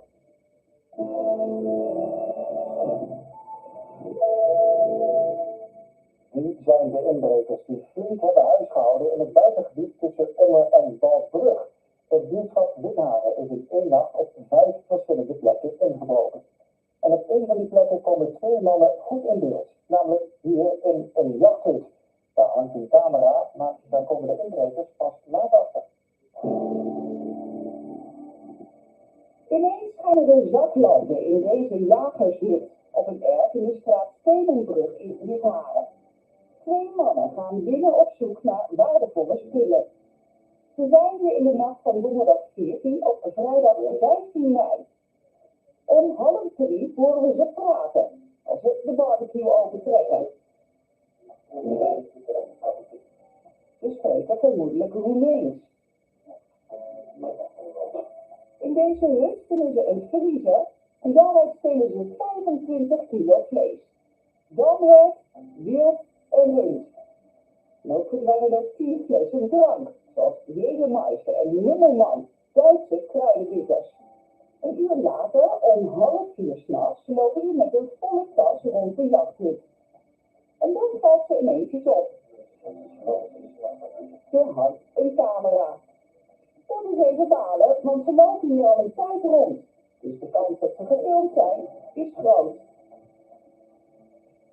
Eén inbreker vindt nog een tas van de eigenaar van deze hut. En daarmee loopt hij naar buiten. Veel later komt hij terug om te zien waar zijn compagnon blijft. Die kijkt ineens op onder de camera.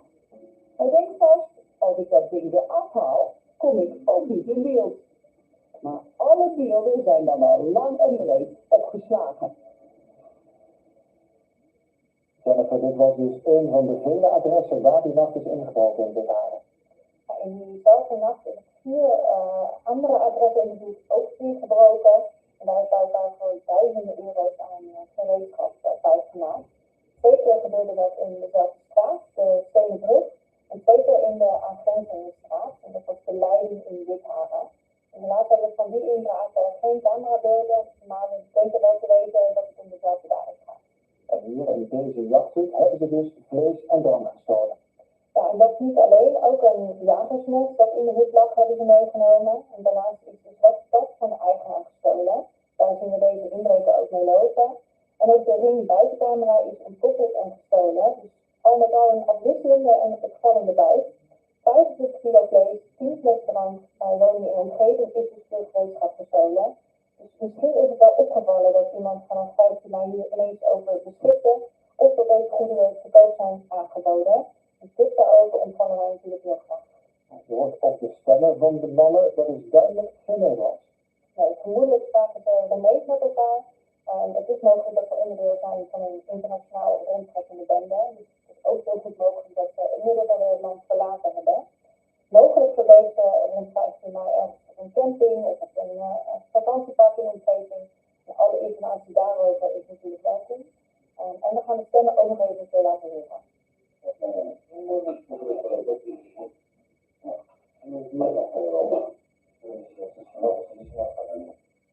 Vooral de inbreker met de baard is best goed te zien. Kijk ook naar de kleding van de mannen of hun schoenen. Misschien komen die in combinatie met de mannen al bekend voor. Weet je waar deze inbrekers in mij verbleven? Of kun je iets vertellen over hun huidige verblijfplaats? Neem dan contact met ons via de tiplijn. En anoniem tippen mag natuurlijk ook altijd.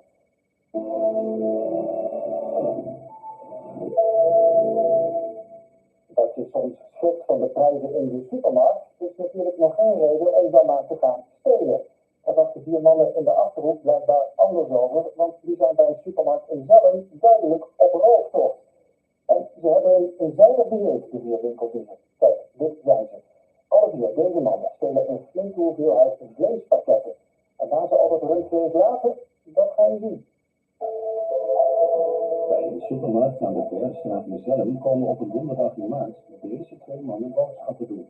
Het zijn echte vleesliefhebbers, deze mannen, want ze pakken veel vleespakketten en lopen dan door. Er komt een 3e man de winkel in, terwijl de andere mannen op een stil plekje in de winkel het vlees onder hun kleren stoppen. En er komt nog een man de supermarkt in, nummer 4, met een paard en petje. De 3 met een opvallende tattoo in zijn hals en nummer 4 met paard en pet zijn ook van het vlees. Op zij pakken meerdere pakketten uit de koeling. En terwijl meneer 1 bij de kassa net een belangrijk telefoontje krijgt en doorloopt zonder te betalen, verdwijnt er in de winkel nog meer vlees onder de kleding van de mannen. Op meneer 2 vertrekt uiteraard zonder af te rekenen, terwijl de achtergebleven heren 3 en 4 nog door de winkel lopen. Ze proppen nog meer vlees onder hun kleding. Deze mannen komen in korte tijd kilo's aan. Met een sixpack aan gekoeld vlees op zijn lichaam vertrekt nu ook nummer 3 uit de winkel. Meneer 4 neemt nog wat tijd voor een koffietje te koop en verlaat ook de winkel met gestolen vlees. Ze hebben een flinke hoeveelheid rundvlees gestolen, deze 4 mannen. Wie weet wat over ze, waar zijn ze nu? Tipt de politie als je informatie over ze hebt.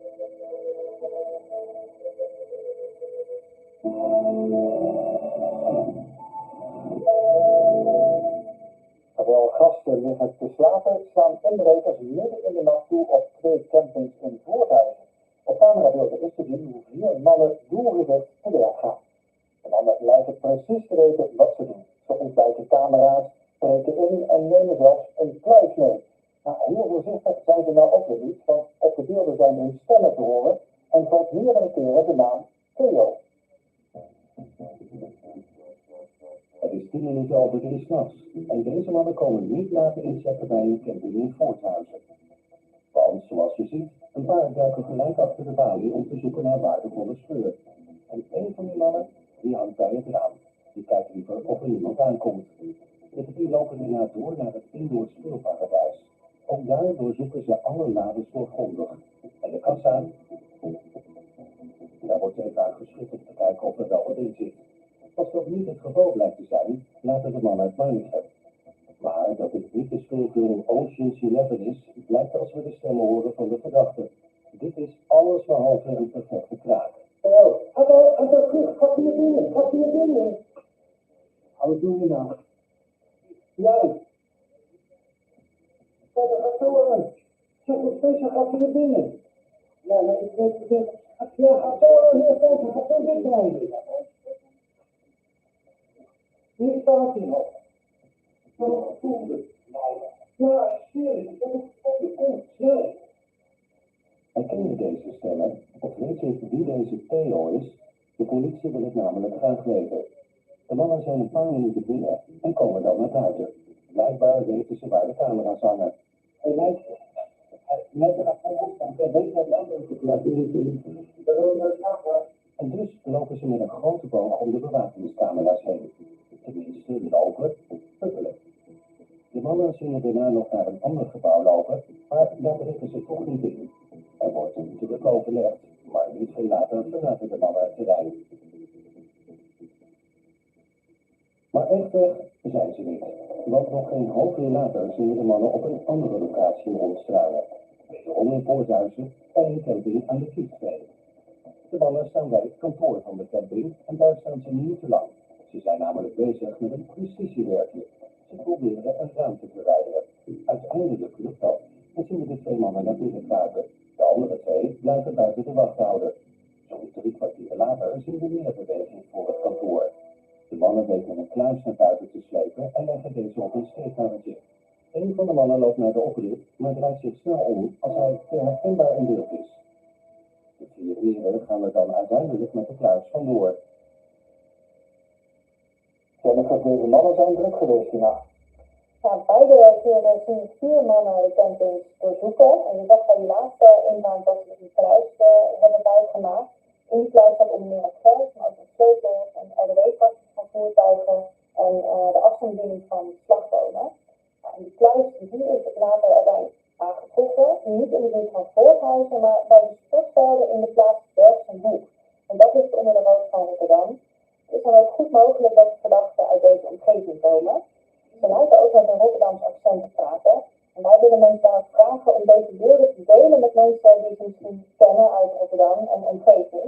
En wij zorgen ervoor natuurlijk dat die beelden ook daar worden gedeeld vanuit de politie. Ja, volgens heel duidelijk een van de stemmen van de verdachte, en dat kan natuurlijk een belangrijk aanknopingspunt zijn. Ja, absoluut. En we hoorden die stem net al eventjes, maar we laten hem nog een even keer horen. Hallo, gaat hier binnen. Wat doe je nou? Jij. Kijk, dat gaat zo aan. Zeg, wat speciaal gaat hier binnen. Ja, gaat zo aan hier kijken, gaat zo dichtbij. Als je weet van wie deze stem is, laat het ons dan weten. Wellicht zegt de naam Theo wel iets in combinatie met deze stem. Ook als je ons meer kan vertellen over een mogelijk motief van de verdachte, of als er gesproken is over deze inbraken, dan horen we dat heel graag. Deze mannen hebben dus voor duizenden euro schade aangericht. Denk ook aan de schade aan het pand, maar ook aan de kluis, aan de kassa, die ze uiteindelijk hebben meegenomen.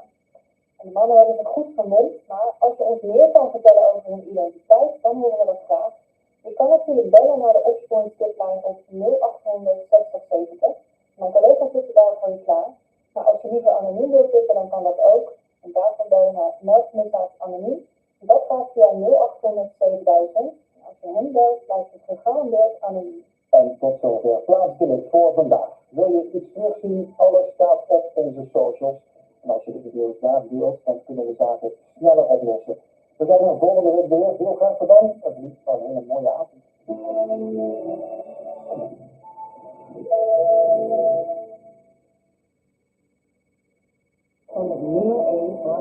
Antonio Ivenini 400 plus met Mercedes 400 en Noah plus met 23 patent. In 4 jaar huisbehouding en ja. Antonio Ivenini 400 plus naar het patent. The key construction moving your torture to set the standard in your power shifter.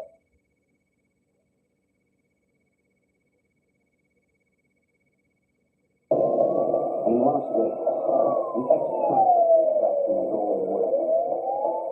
Big money cars, low-level burglary, and violent assaults. Local police track him, but he's gone.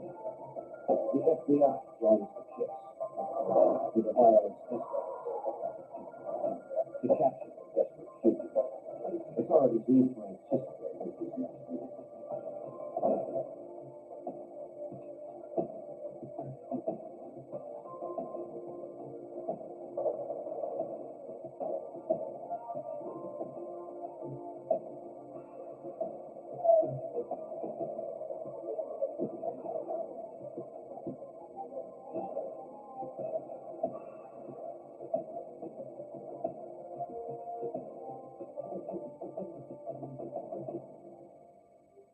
Women are most often assaulted by someone they know, but sometimes a stranger attacks.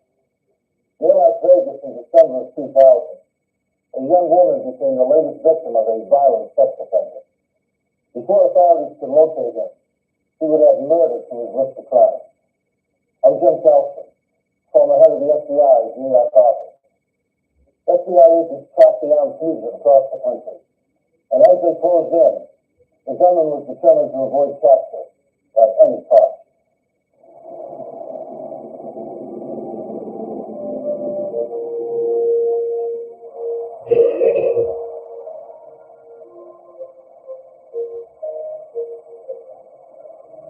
Las Vegas, Nevada. Beneath the bright lights are thousands of workers keeping the town running, and criminals ready to take whatever they can.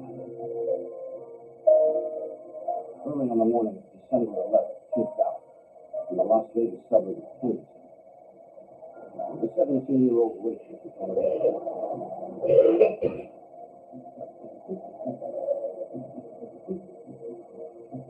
In a parking lot, a man offered her a ride to work. She declined.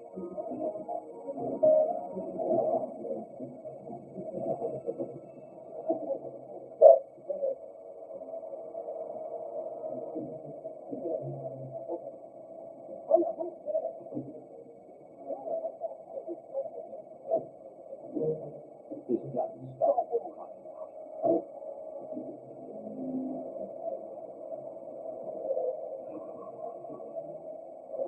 He drove her to a secluded area where he sexually assaulted her.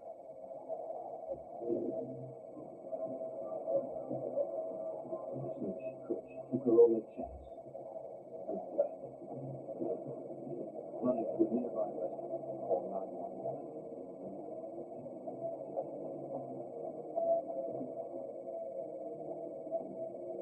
Henderson police took her call.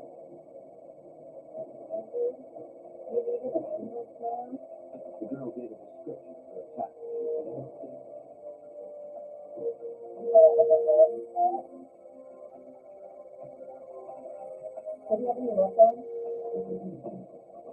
The patrol officer headed to the restaurant to meet with the young woman and take her to a nearby medical center.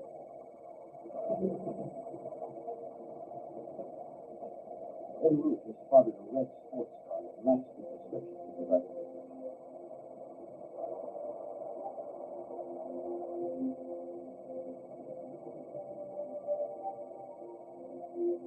When the officer approached, the driver sped away.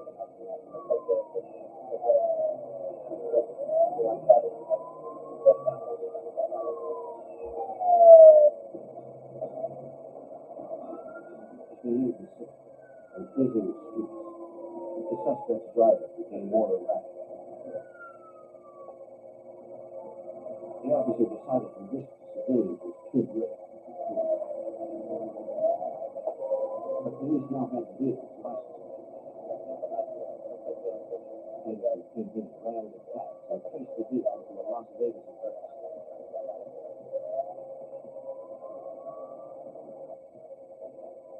Las Vegas detective Barry Jensen contacted the owner, who explained he had given the car to his daughter.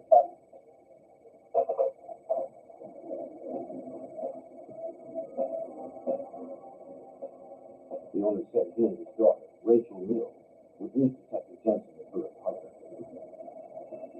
She had just gotten off work from a local casino.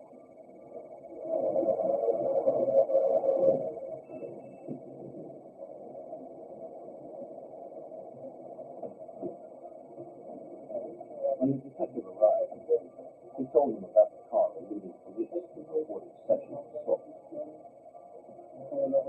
Rachel said that her husband had the car that morning. He had dropped her off at work at 5 a.m. She had not seen him since. She hoped there had been some mistake. She knew that he'd been arrested for sexual assault in the past. She knew that he'd been in prison, but she didn't believe any of that was true, or she didn't want to believe that any of that was true. Rachel had noticed the car had been parked across the lot. Detective Jensen asked her to check the apartment and see if her husband had returned. He had the father check on the car.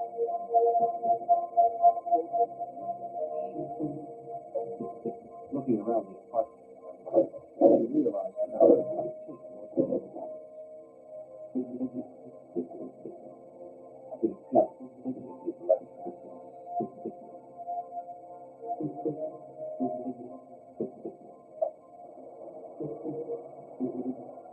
The father owned the car, and since Rachel and her husband were regular drivers, only they were sent to the search.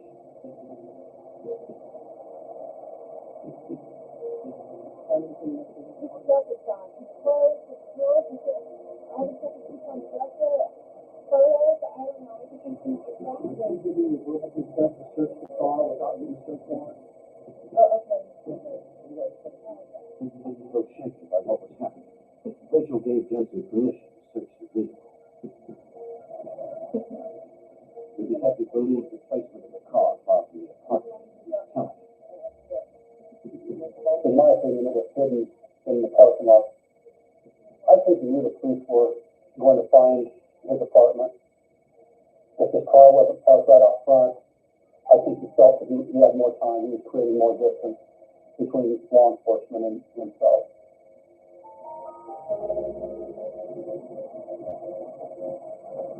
Inside the car, Jensen noticed that the few personal effects matched what the assault victim described, pointing more suspicion toward Rachel's husband.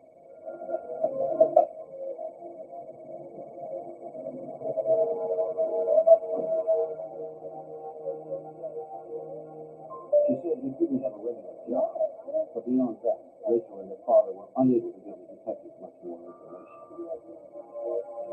All they were able to tell us was that he loved to play blackjack and craps. They had no idea where he was getting the money to do that. Jensen called for crime scene technicians to process the car. In case there was unseen evidence inside. He had to tell Rachel that her husband was a strong suspect in the assault of a 17-year-old girl. At his request, she gave Jensen a photo of her husband. Mag-4 Mansour. If Mansour was mistaken, Jensen hoped the victim could ID based on the photo.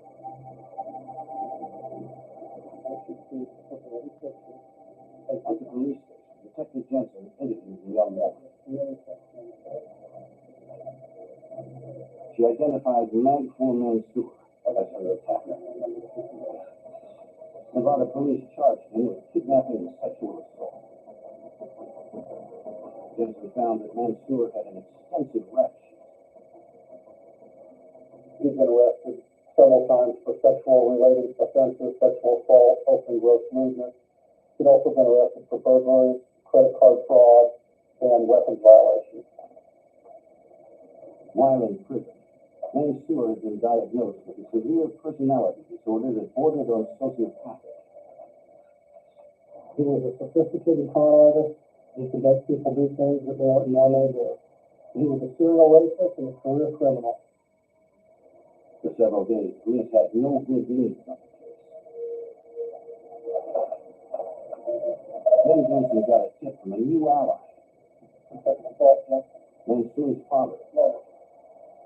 He'd been digging around, talking to family friends, and he knew that Mansour was a big gambler at one of the local hotels, and he felt that he would have a room there. I found that he did have a room that was comped because he was a large money player. Since hotel security had cameras in the hallway, the detective asked them to watch and call police if anyone entered Mansour's room. They weren't set up to make an arrest or to grab Mansour. I didn't feel comfortable asking them to because I believed that he was dangerous. That night, the security officer spotted a man entering Mansour's room. He immediately contacted Las Vegas police.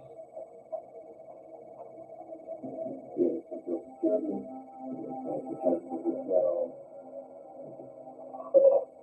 Detectives were on their way. But the man exited the room less than a minute after he went in and casually slipped away.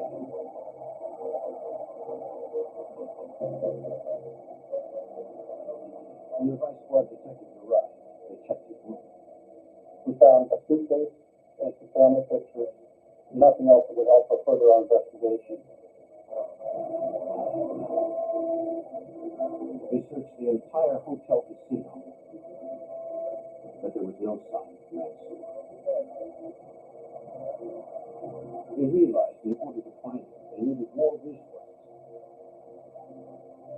And turned the case over to Special Agent Scott Backer and Detective Brian Dunaway of the Las Vegas FBI's Criminal Apprehension Team, a multi-agency squad responsible for tracking down fugitives in the Las Vegas area. The squad's first step was to distribute informational sheets about Mansour to area hotels. When we have someone that we're looking for, and we believe that we've gone to a hotel or something, we have a system called TRAC, TRAX, which is it's a fancy fax machine. It allows us to send color visual photos to large groups of people simultaneously to alert them. Those people that don't have fax alerts, we look old-fashioned police work. We were knocking on doors and delivering these things and conducting interviews, making sure that everyone knew about it. Investigators checked registers for no evidence of Mansour. They found nothing. But some security personnel recognized Mansour as a suspect in a string of room burglaries plaguing the Vegas Strip. They described his frequent conduct. They said Mansour preyed on tourists, mostly those of Middle Eastern or Asian origin.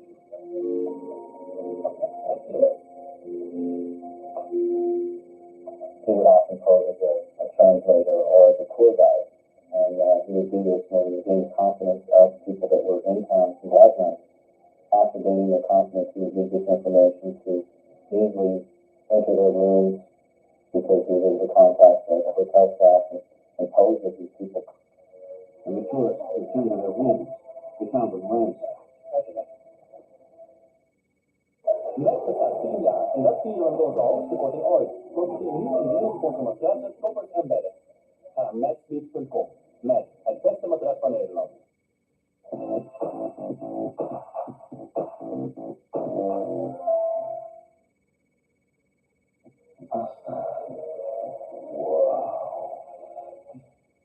Joe Food made in Germany. De nieuwe Opel Astra Sport Tour. Stap in de nieuwe Opel Astra vanaf €35.599.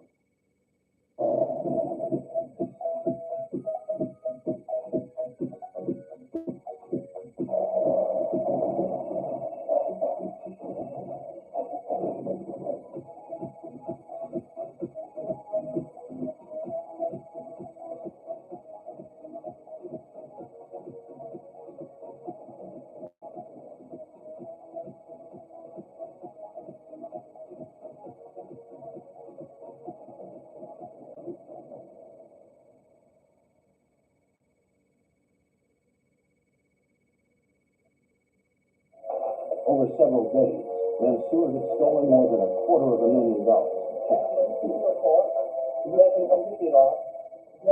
in cash.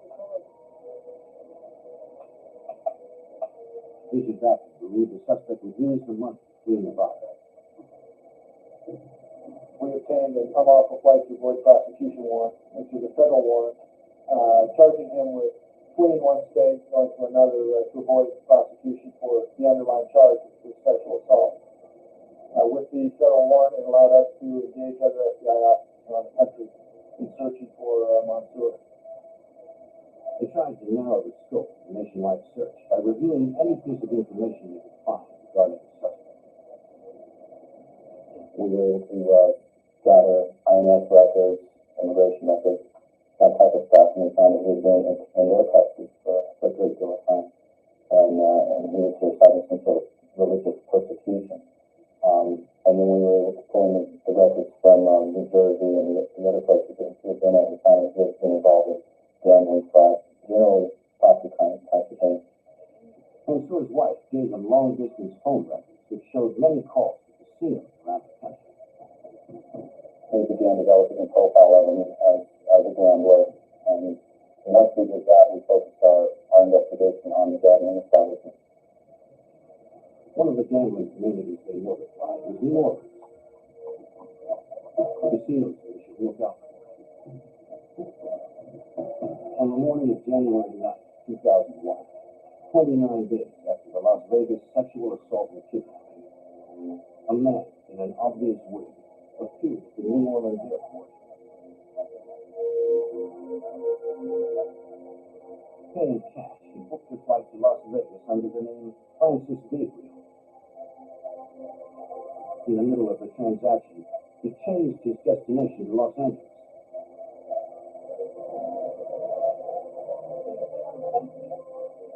Ticket agents were trained to spot suspicious activity.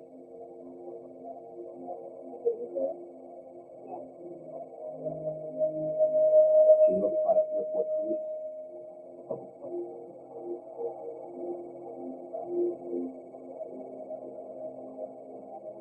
The wig, cash, and odd behavior was enough probable cause for the undercover officer to question the man.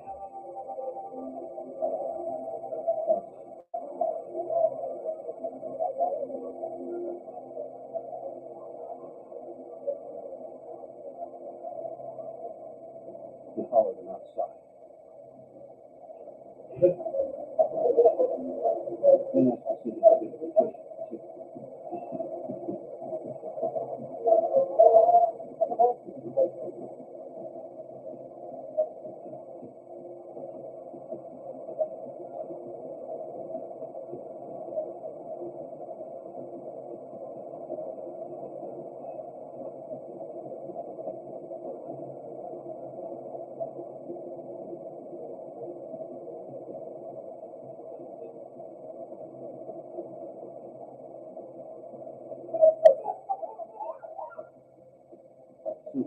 New Orleans authorities would learn the identity of the cartel and join the hunt for an elusive thief.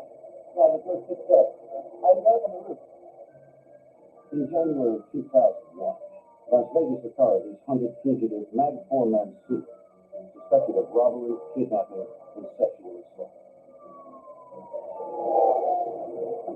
A month later, at New Orleans airport, a man in disguise assaulted a police officer and then escaped in a carjacked pickup truck. Undercover Jefferson Parish police assigned to the airport reported.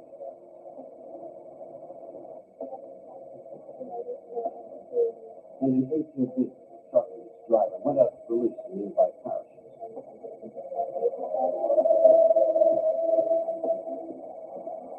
30 minutes later, the St. Charles Parish deputy spotted the pickup truck 10 miles from the airport.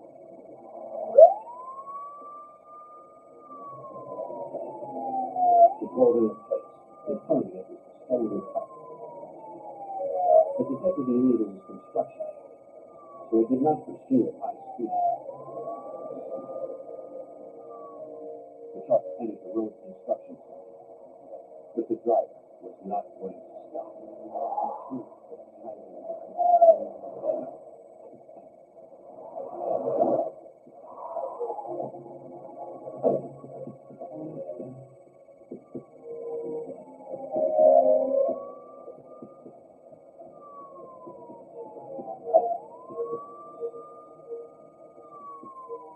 Charles Parish deputy arrived second.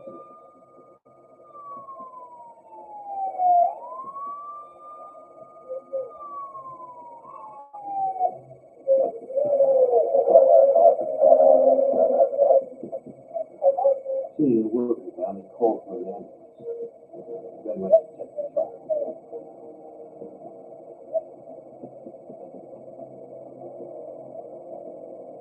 The car check was gone.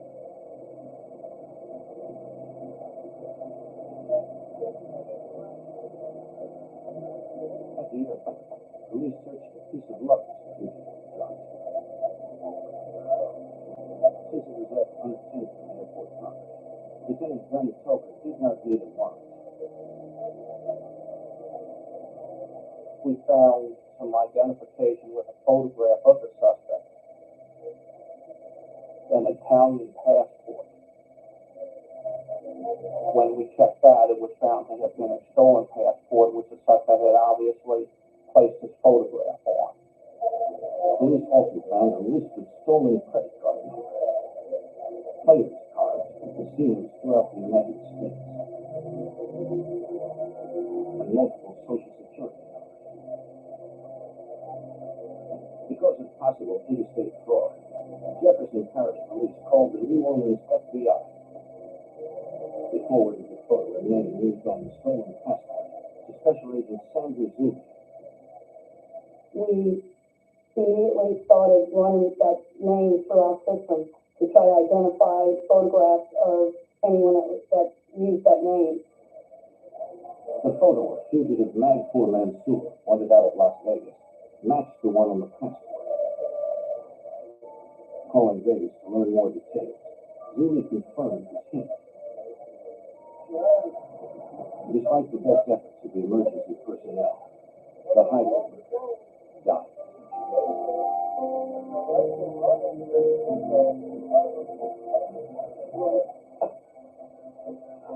Authorities began their search for Mansour at the truck and looked out for there.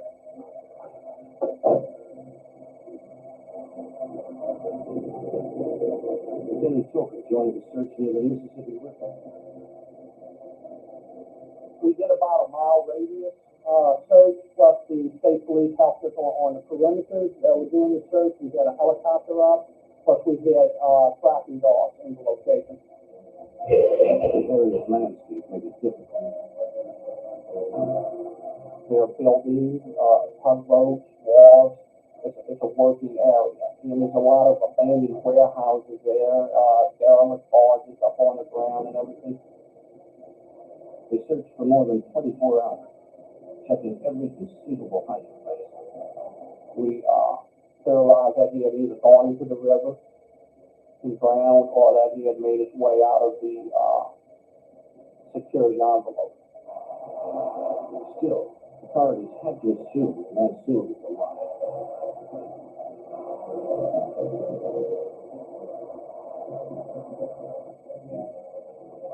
They hoped to determine where the fugitive had been while they were in Orleans. Perhaps he would go back.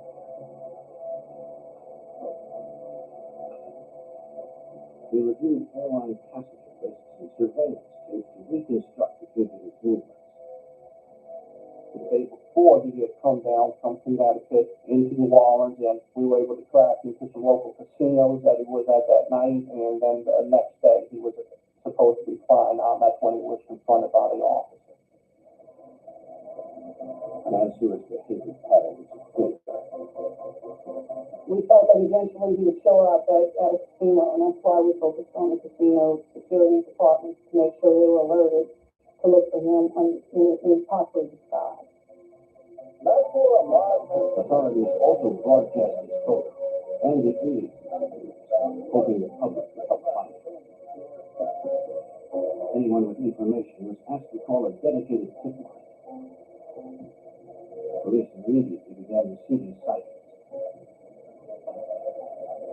One came from a motorist who thought he had seen Mansour the night the highway worker was killed. The motorist said that night he'd been driving behind a taxi on a road near the airport. He saw a man come out of the woods and hailed the taxi. It looked like Mansour. but police could not find the taxi driver, and the trail went cold. We were receiving numerous reports of individuals who felt like this individual walking down the road, sitting at a bar, at a casino, and all of these were checked out. Yet none of the sightings led to Mansour. The next lead came from officers patrolling the nearby Mississippi River. Shortly after the disappearance, we received a call of a body that they located floating at the bank of the river. And we knew that in the file from Las Vegas, we had dental records of Mag 4 Mansour who had work done while in prison. So we obtained the dental records and had a comparison done. The records did not match. Mansour's whereabouts were still unknown. And now that he was one of the killers, he'd be more desperate than ever to avoid.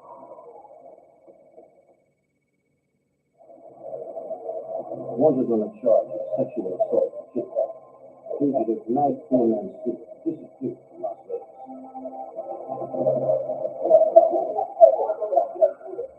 Weeks later, he resurfaced in New Orleans, where he contacted Charlie, killed the Ivy Road.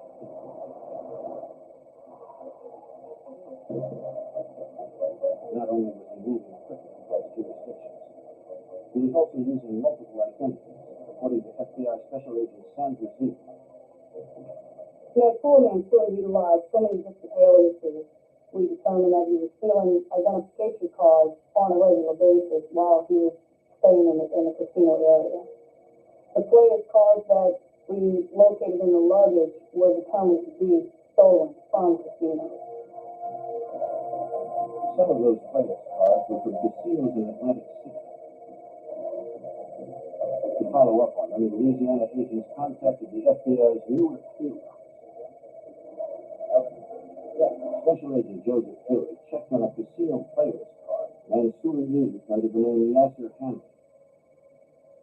I called the hotel casino and talked to the senior vice president in charge of security, and he advised me that Mr. Hamid had in fact been a player at the casino, and on January 3rd of 2001 had played and won approximately $50,000.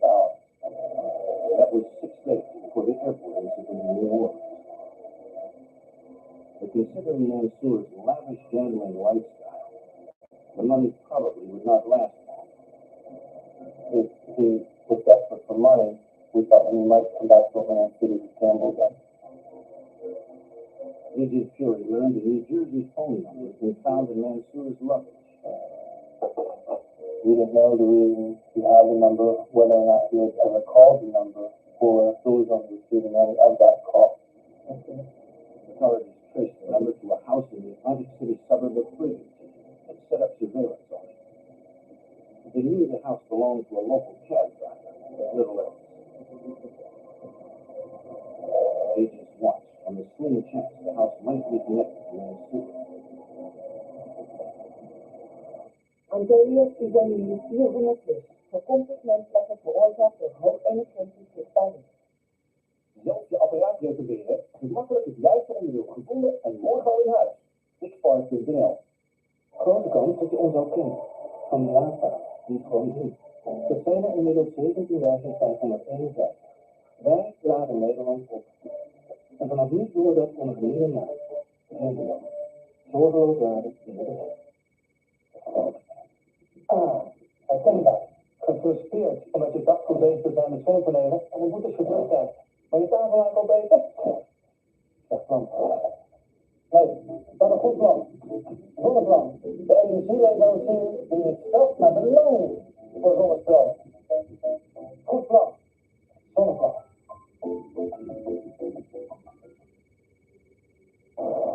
Other teams of agents also searched the gang in Atlantic City. He distributed 20 posters to all of the hotel casinos in Atlantic City, as well as Atlantic City Police Department and New Jersey State Police. Someone was bound to run into the elusive killer. Yet months went by with no sign. Then, at an Atlantic City hotel on the night of May 4th, 2001, a vacationing Pennsylvania state trooper and his wife returned to their room.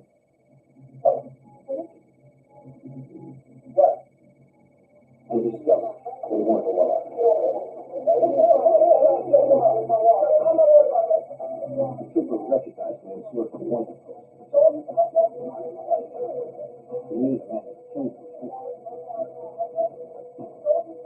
But for some reason, the man sort of left without harming the cop. The state trooper notified the hotel and asked him to call the FBI. When Stewart emerged from hiding, now with a gun, again, a threat to anyone who ran across him. As the case progressed, I knew he was a desperate man, living a life of luxury which he didn't earn, and he was desperate to avoid law enforcement contact. 2 days later, at 6:30 in the morning, a casino ATM alerted hotel security of someone attempting to use a stolen credit card to obtain a cash advance.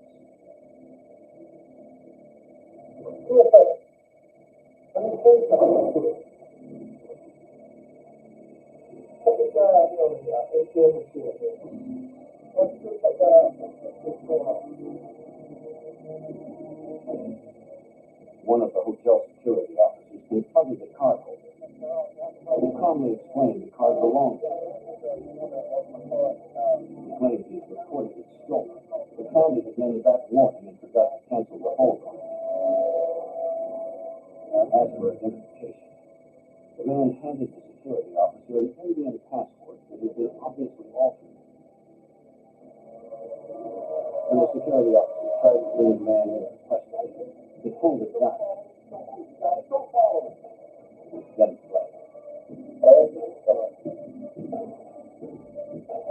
Though the officer didn't know it yet, the man he was trying to take into custody was not Brenet. The suspect jumped into a nearby taxi and forced the driver to help him escape.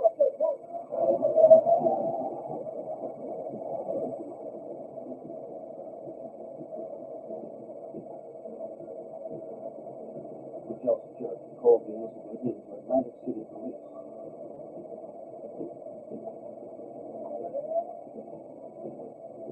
Several years later, a final cardiac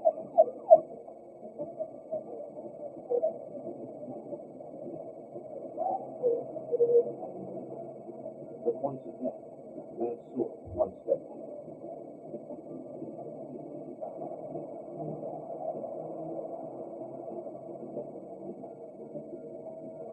When he got distracted, the driver took a chance.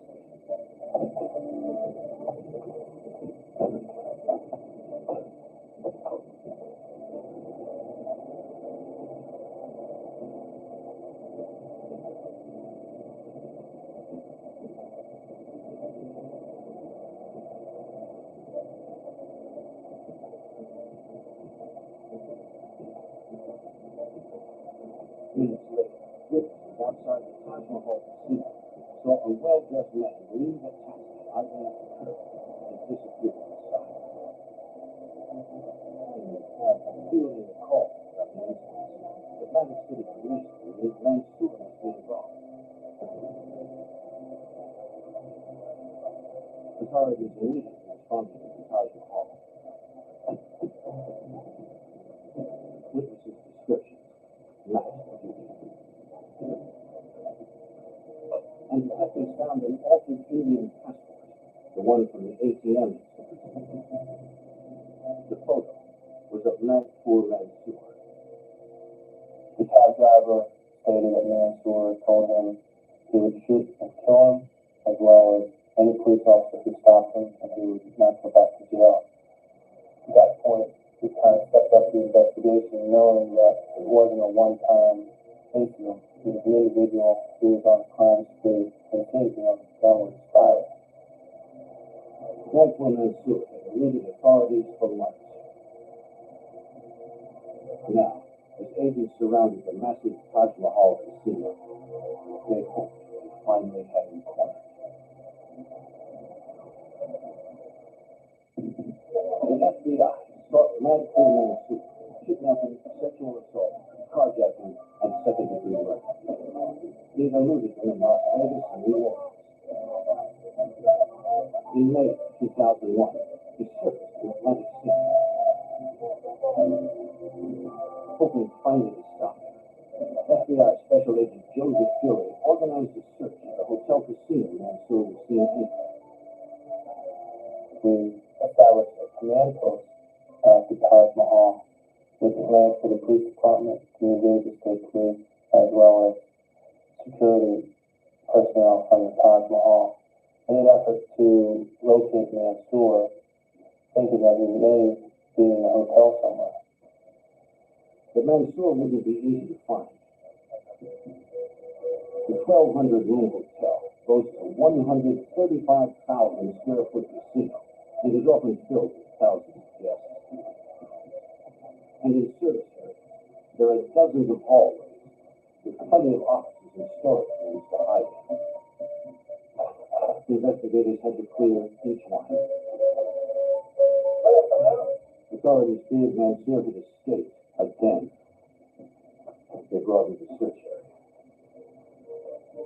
New Jersey State Police and Atlantic City Police canvassed the entire hotel casino, as well as every hotel casino in Atlantic City. They found nothing. Somehow, Mansour slipped away.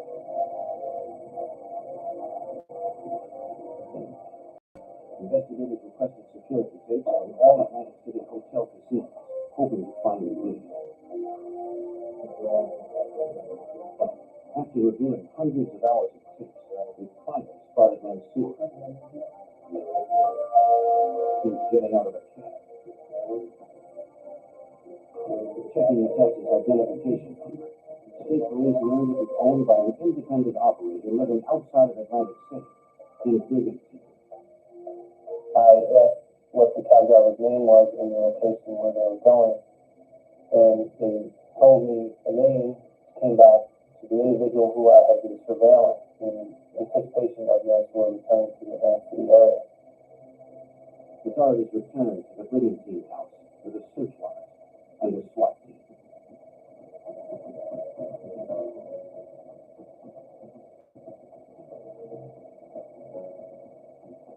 The SWAT team moved into position.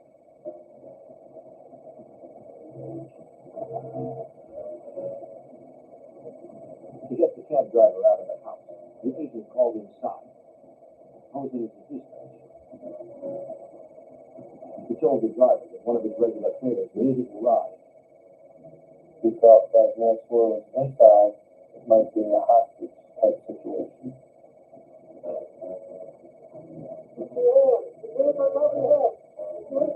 The driver emerged alone, and they pulled him away to talk to him safely.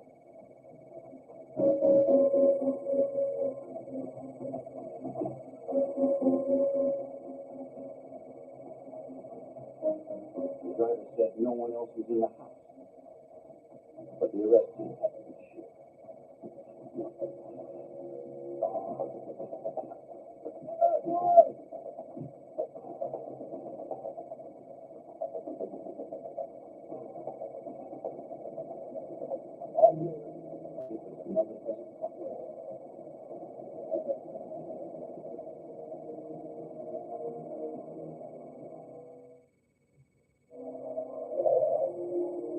Authorities returned to the state police car to interview the cab driver. He said he had driven Mansour around the Atlantic City area several times in recent years. They had become friends, but now he was more than willing to cooperate. He immediately told us that Mansour had been at his house that morning, had pulled a gun on him, and had ordered him to drive him towards Philadelphia, which is approximately an hour's drive from Atlantic City. He actually drove Mansour into Philadelphia and dropped him off. The driver hadn't called police, but Mansour knew where he'd made it. It was a pagan to come back together. Fury notified the FBI's Philadelphia field office that Mansour might be. I then drove from Atlantic City to Philadelphia with pictures of Mansour and assisted the Philadelphia division. FBI, the agents went to a bus station, near where Mansour was dropped off, looking for anyone who had seen him. He showed the pictures to several counter attendants, one who recognized the picture and said that Mansour had purchased a bus ticket to New York. It seems Mansour had gone to Philadelphia, only to make his trail more difficult to follow. On May 9, 2001, the FBI added Mansour to its 10 most wanted fugitive list. This made him a top priority for every FBI agent in the nation, according to Task Force member Brian Dunaway. Landing on the FBI's most wanted for the few things. It allocates a great deal more resources to the investigation, and it places a $50,000 reward for the capture.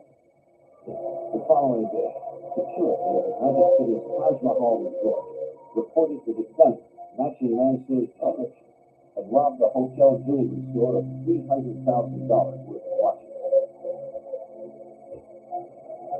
Surveillance video captured the plate number of the limo Mansour used to escape. At the New York field office, the FBI questioned the limousine driver. He said he had picked Mansour up in New York City earlier that day. When Mansour had called for the limo, he asked to be picked up on a certain street corner. But the driver didn't know where he was staying. He said Mansour seemed like any other high-stakes gambler. But around 8 o'clock, he heard security alarms. Then Mansour tapped in and ordered him to speed away.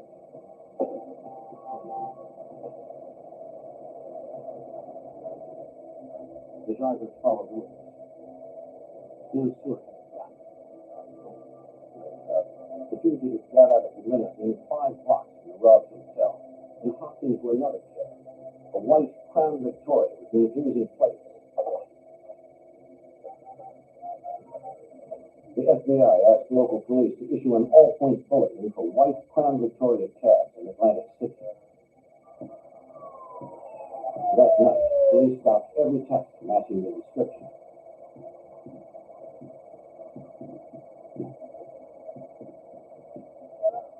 Eventually, they found the driver who had picked up Mansour. He reported that he had taken the man to Philadelphia and dropped him off at the airport. The FBI learned that only 2 flights had departed Philadelphia late enough for Mansour to have boarded. Both were bound for Las Vegas. Manifests did not show Mansour's name, but he might be flying under an alias they did not know yet. If Mansour were on either flight, authorities in Las Vegas would be ready for him. In the pre-dawn hours of May 11, 2006, the FBI believed deadly fugitive Mansour might be aboard one of 2 flights to Las Vegas. Zo met u. Nu tot 50% korting op een aanplaatsing van adventure.nl. Mama vertellen dat als er just voor mijn snor en laag gebruiken, ze meteen het verschil zien. Maar het mooiste komt bijna. Je ziet er goed uit, je voelt je top.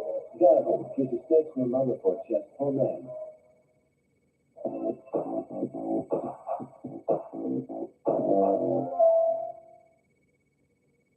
Weet jij hoe je je bril schoonmaakt zonder hem te beschadigen? Hier zijn onze beste tips. Gebruik altijd een aanbevolen reiniger. Gebruik een speciaal brillendoekje in plaats van een papieren zakdoekje of je shirt. Die kunnen kleine krasjes veroorzaken. Gebruik geen zeep of gewone schoonmaakmiddelen. Deze kunnen de coating of de glazen beschadigen. En tot slot, veel mensen doen het, maar op nog meer vegen plekken achter. Onthoud, is je bril beschadigd, ga dan altijd naar een opticien. Kom langs en we helpen je graag.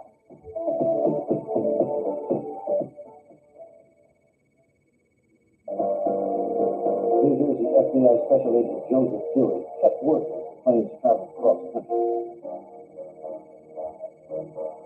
I contacted the Las Vegas division to advise them that Mansour had committed the armed robbery in Atlantic City and he may have to be en route back to Las Vegas. The Las Vegas Police Department as well as the FBI were at the airport waiting for both planes to arrive. Vegas Detective Brian Dunaway had been tracking Mansour from the beginning. He knew how dangerous and desperate the fugitive was. Everyone that we talked to, everyone that knew anything about him, knew that he wasn't going to go back to jail. He made those statements, and his actions were just such desperation that he wasn't a person that wasn't going to face these charges. And his previous incarcerations and the records that they kept on him there was just no way to going back. So he was going to go out in the way to glory.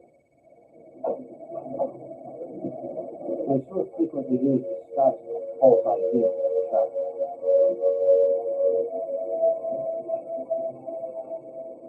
But he wasn't off the first plane.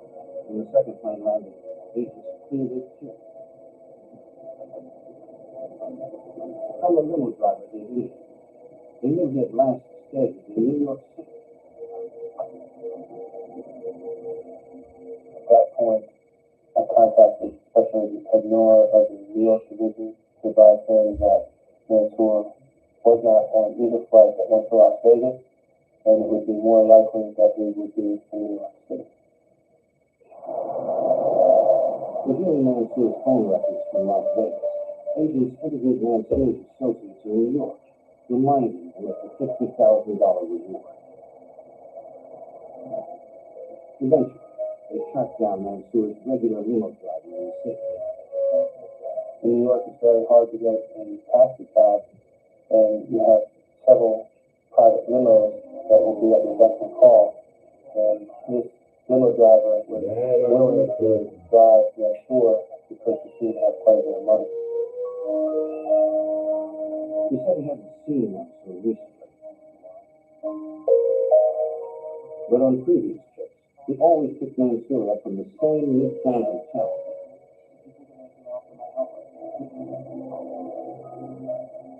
The limo driver was cooperative and was going to take them to an area where he thought Mansour was staying.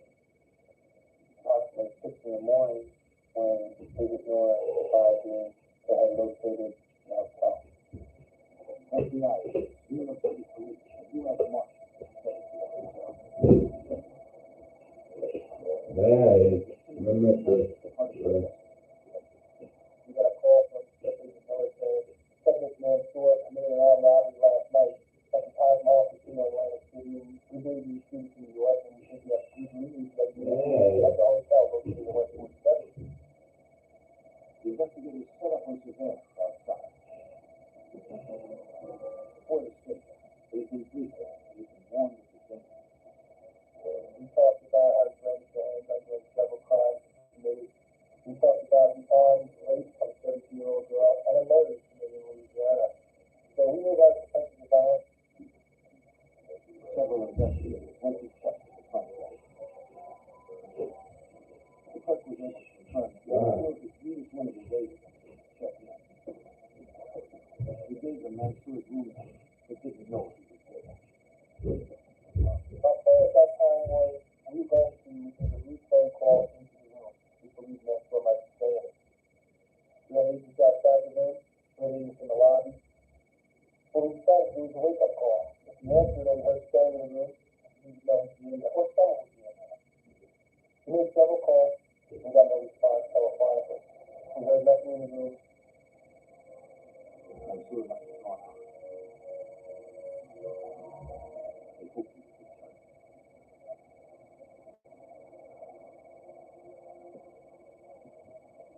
Hours later, they spotted him.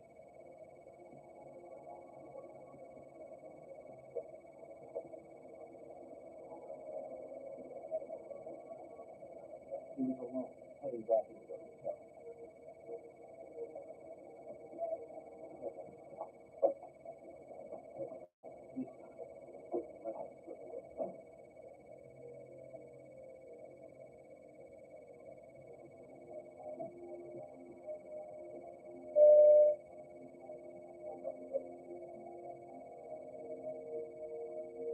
Then Stewart had long vowed not to be taken along.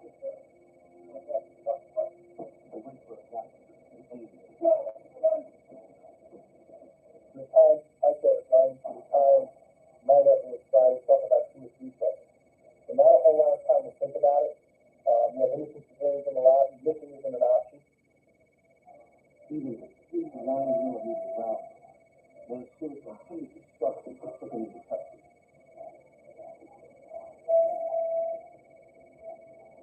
Because of the trenches, the arrest was ongoing. Syntax is extensive. Syntax is committed to muscle memory. And those reactions that occurred that morning were reactions based on excellent training. It was a byproduct of great training. So my recommendations are related to keep as much training as you can. Try and get the opponents to think. The pursuit of Van Stewart had lasted 5 months, involving more than a dozen law enforcement. New York City emergency personnel tried to stabilize Van Stewart, but he died in weeks of hospital. His landlord was quite mistaken. Not only one law enforcement agency can handle an investigation of this magnitude by themselves, and without the cooperation and efforts of all the law enforcement agencies, I don't think Van Stewart would have been caught without causing harm to someone else.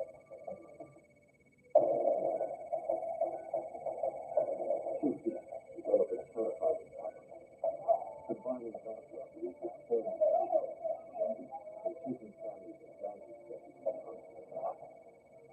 the federal agents trapped and always one step behind. Even when they caught, the robbers were not an ingenious escape sends the fugitives of another crime. At the VF, we are once again an almost gone.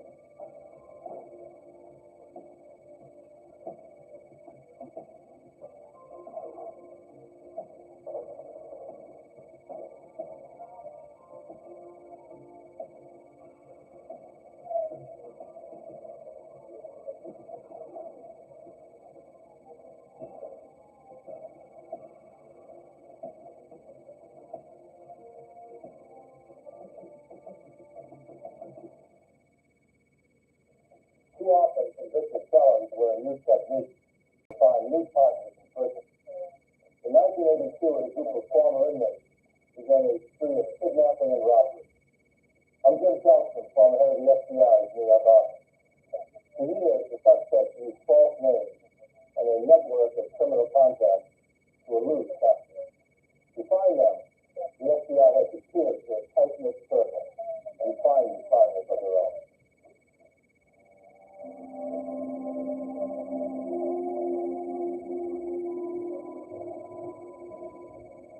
On December 28, 1982, Oklahoma City Bank Vice President Steve Thompson and his wife Ellen arrived home from a holiday party. Unexpectedly, a car pulled in behind them. When the guy the car got in on Rod, they hollered, "Mr. Thompson was that crazy." They were on top of it. You know what he said? Ellen Thompson thought perhaps the men had the wrong house. I couldn't think of any reason for the agents to return our house, and I haven't mistakes before, so I looked at them and said there must be some mistakes there, trying to find your identification. And they thought it was done. The one with the obvious wig seemed to be the enforcer. The other one was in charge. There was obviously one of the male involved, because somebody drove into our house and that car left, and we never saw that car again. The two gunmen forced the couple inside. The leader began interrogating Thompson about the facts of the work.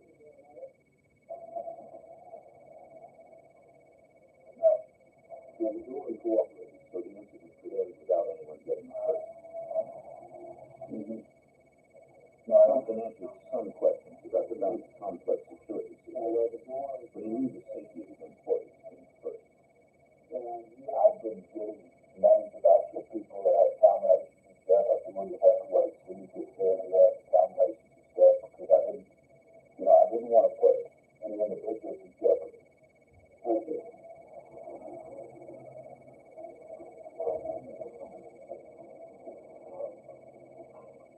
A man close to speak with the gunman.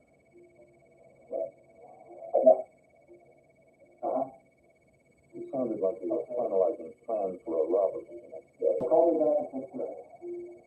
The leader warned Tom to follow his orders exactly. He was trying to make a point with me, and he said, if anybody sets off the rob tomorrow, anything goes wrong, the police come, and I'm going to kill the police. He made a comment that's the one said that. He said, I'm not going back to the penitentiary. The gunman held the couple hostage for the night. An hour before dawn, they forced the Thompsons to drive into the bank. At 9 a.m., they waited for employees to arrive. They had someone stationed outside as a lookout. During the robbery, one person was in contact with somebody by phone the whole time. And they were able to give him detail as far as how many people were coming to the front door. The gunman knew only certain employees had access to the multi-layered security system. At our business this morning, everybody talked to us and just said, Sam, I need to know, do you have the combination in the safe? Yeah. I know the combination. Those without code combinations were shoved into a vacuum holding room.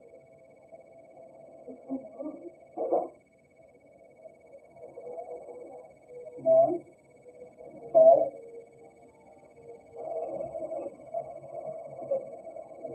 not natural, every day of the crime. It always takes more than one person to access anything. You have different layers of security within the vault, and because vault themselves within the vault. So I need to know, do you have the combination of the safe? I need the combination. Anyone with a code was put to work.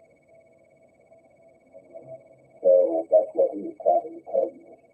He was going to be able to access that cash. Other employees had gotten them close. One final combination stood between the robbers and hundreds of thousands of dollars.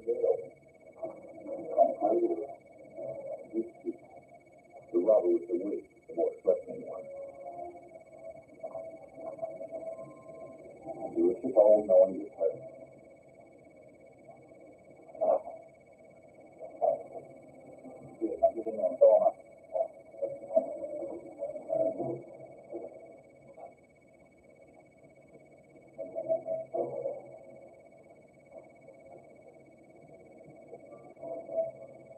Within 30 minutes, the gunman had hundreds of thousands of dollars.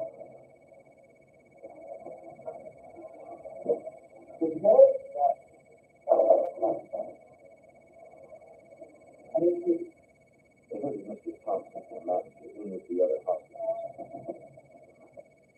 He put me in one of the last rooms, and he told me and the people that I rescued that they were going to be the firemen that nobody took their head off. And I was pretty sure that, from hearing the conversation back there, that they were going to leave right away.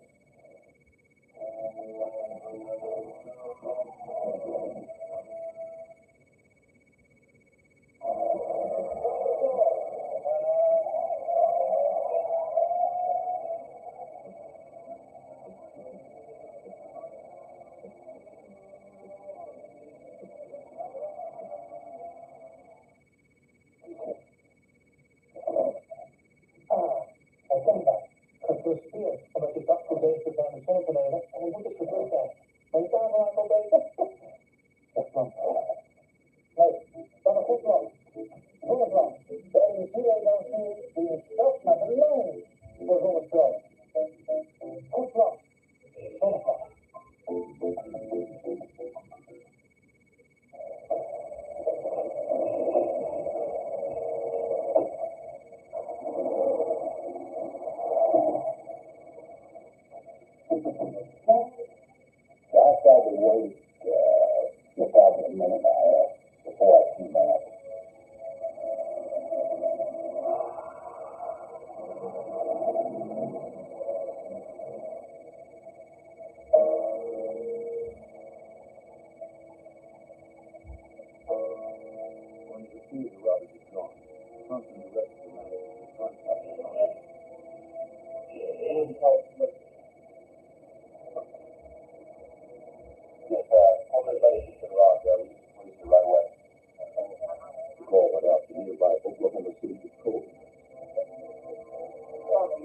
robbery at 1482 Alton Road.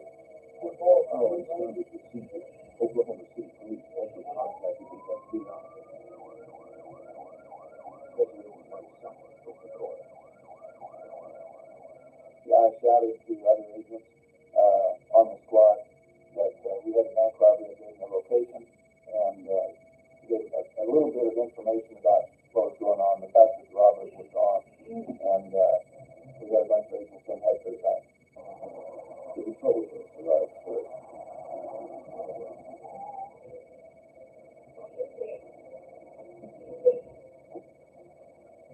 They approached quietly and cleared the bank, making sure no gunman was still inside. The FBI agents arrived minutes later. The Hobbs Act, enacted in 1946, had federally inherited depositors. Each bank robbery is the jurisdiction of the FBI. It meant a nationwide police force would investigate that crime and go after the robbers. The documents describe the ordeal that began in their homes. It has been a sophisticated, well-planned crime, with no evidence left behind. These robbers must have struck before. There's no similar robberies that occurred in the area in the past. The FBI said to see if anything committed elsewhere. They found a national file of robbery cases that included invasions of bank employees' homes. So I pulled that file out and found that there were several offices that had robberies where the pattern was very similar. So I started communicating with those offices. They hoped to find an agent who had experience with whoever robbed the Oklahoma City Bank. And located Special Agent Smith at the Phoenix FBI. Central described the Oklahoma City home invasion-style bank robbery. The robbers decided their method. How many guys? Kenner was immediately named two bank robbers in view. Terry Connor and Joseph Dougherty as having operated that building. All those things are typical of what they have done in the past. And so a lot of that, once I learned the actual details of what had occurred in Oklahoma City, just pointed the finger right at this. Witness descriptions from Oklahoma City matched the felons. Because of his knowledge of the case, Kenner became the lead case agent. He knew that Connor and Dougherty had met in federal prison. Terry Connor was the leader, being for 3 Arizona bank robberies. Each time, he and his partners held bank employees hostage unknown. Joe Dougherty was just a thug from Philadelphia, and we just took up a guy one-on-one, gunning him right hand, maybe a note in the other hand, and give me what you got across the counter. Not a very sophisticated MO at all, and certainly he didn't have the smarts that Connor had. Connor was a shrewd talker, recruiting accomplices to do this. Terry was primarily a West Coast guy, and Terry being from the West Coast and being from California, we did some of the concentrated efforts out there in California looking for him. Agents contacted the Monterey, California FBI resident agency. They told Special Agent Harlan Freimeyer what they knew about Terry Connor. Oklahoma City went on to tell us that the suspicion was that he had a girlfriend that lived in Pacific Grove, California. That he wanted that he might not be heading in that direction, asked us to do some work to see if we could work that angle. They located Connor's girlfriend's home. Routine surveillance revealed a possible link to Terry Connor, who was last believed to be in Oklahoma City. While doing a spot check on this resident, lo and behold, there was the vehicle parked outside with Oklahoma license plate. So I notified the Oklahoma City office, and maybe even actually have a record of that vehicle if they could did retire and he started kind of, they thought it might have been one that we purchased under an alias. I'll tell you what, you ever see my girlfriend was away from the house. Agent spoke with the gardener. Identifying themselves with only conducting a federal investigation. You need to be truthful and discreet. They asked if you've recently seen any men at the residence. He hasn't. But recalled overhearing the girlfriend talking about meeting Connor the following week. The information I got was specific enough that we knew that on a given day, Judge Connor was going to meet somewhere with his girlfriend. And so I felt at that point in time that we were very close to Judge Connor. Agent followed Connor's girlfriend for days, learning that she drove several different cars. They placed tracking devices on each of them. After that car, the airplane, the tracking that she drove. But on the day she was to meet Connor, the signal failed. Once we lost the vehicle, we were spreading our vehicles out in all sorts of directions trying to locate the signal. And we had an airplane system in San Diego, and the airplane gave us the signal out on the highway, and we took that. With the location of the captured signal. When they spotted the car, it was parked in front of a restaurant. There was no sign of the girlfriend or Judge Connor or anybody else that was associated with us. We made a plan right then to establish full-time coverage on the farm if something happened.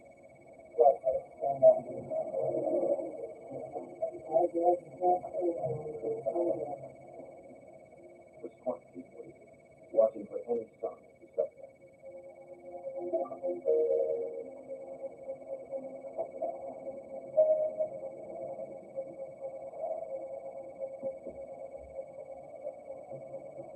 The FBI agents made sure that if the couple returned to the car, they couldn't drive it away. We had the air out of the tire, and then we got out to the back, and waited. Most stakeouts mean long hours, no payoff. But the agents had to stick with it, and hope that suspected bank robber Terry Connor was safe. After a hostage taken in a bank robbery in Oklahoma City, the FBI developed two suspects, Terry Connor and Joseph Johnson. 2 months later, and 1,500 miles away in Cascadero, California, agents staked out a restaurant where Connor's girlfriend had left a car. And they believed Connor was in the area on his vehicle. The long hours of the stakeout paid off for FBI Special Agent Harlan Feinmeyer. Nothing to Judge Connor driving and talking around with his girlfriend and we definitely even worked this way that the photographs we had Judge Connor was of such quality that it was easy to make instant recognition. So we were about to accomplish our mission.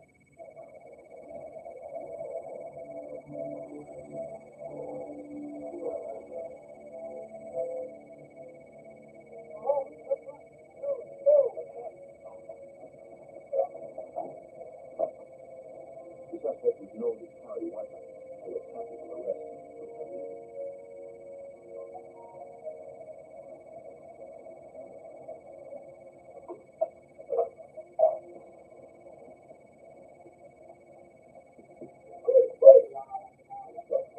Giving Terry Connor no opportunity to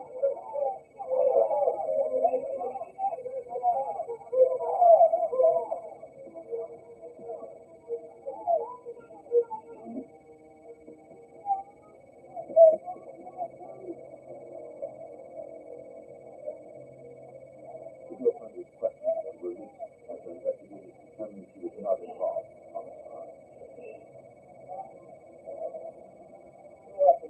Agents then discovered an unexpected benefit that was later hired to the girlfriend's car. By the time we got to the photo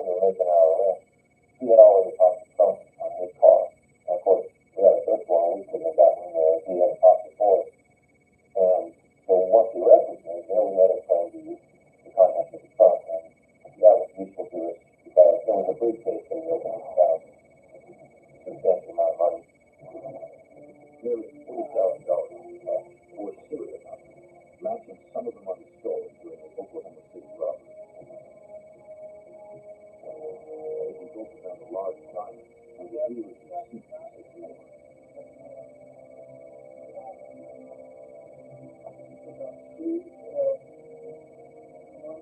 Authorities put Connor to the Monterey FBI office, where they charged him with the Oklahoma City robbery.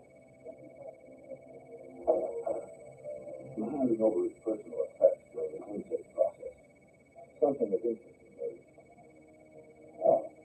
A sales receipt from a Reno, Nevada car dealership. The buyer was listed as Russell Anderson. Hoe kunnen we je kop af aan het zijn? Je zegt voor veilige weten, scheelt een hoop energie. 5 maanden houdt de boodschap een vers genoeg, scheelt je koelkast prima, dus gaat u langer mee. U weet alles dit op de witgoedspecialist.nl. De witgoedspecialist. Zo werkt u beter. Perhaps an unknown agent of Connor was doctored. He was given an address in Santa Maria, California.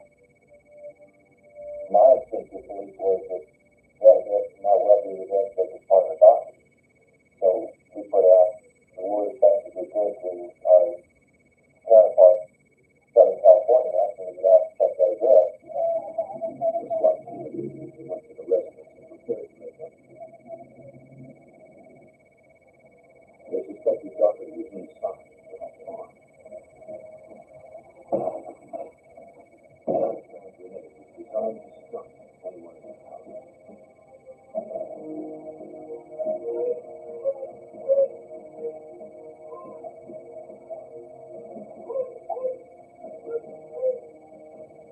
By the time the doctor, whoever had been on contact, address was gone. I figured that possibly they would have let it back to the Connor in the booking process when he's given a phone call.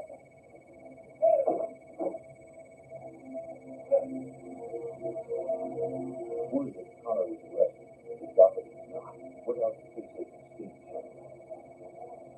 Even though we're looking for two, we're certainly willing to take one. And the fact that we didn't find Joe there was a little disappointing, but also the fact that we did find Terry Connor and that we had solved half that equation. We just had the opportunity to find Joe. Some of us knew Joe Doctor would keep robbing banks using the method taught him by Connor. But without Terry Connor controlling it, Doctor was a loose cannon, now more dangerous than ever. Terry was the brains. Terry was the guy that made most of the decisions. And now you're putting Joe, who is more prone to violence than Terry was, basically in a leadership role. If he should fly off the handle, there might not be anybody there to calm him down. But this month, there was no sign of Doctor anywhere. Then, in Cleveland, on the night before the busiest shopping day of the year, the banks had stocked up with cash. The vice president of a large area bank returned home with his family from a Thanksgiving dinner with relatives.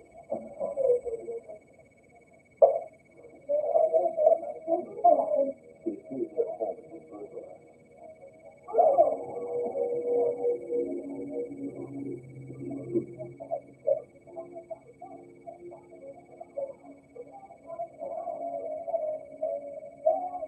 Through the night, the two robbers held the banker and his family hostage.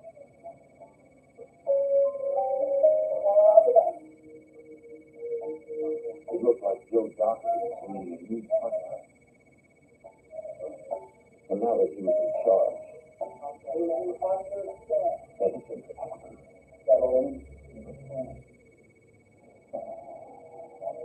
Some kids might be restrained by the two students held a Phoenix banker and his family hostage for the night. The first part. Hours before dawn, Joe Doctor and his new partner were ready to rob the bank.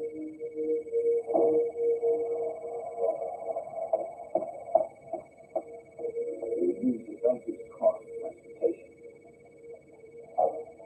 And his children were the last.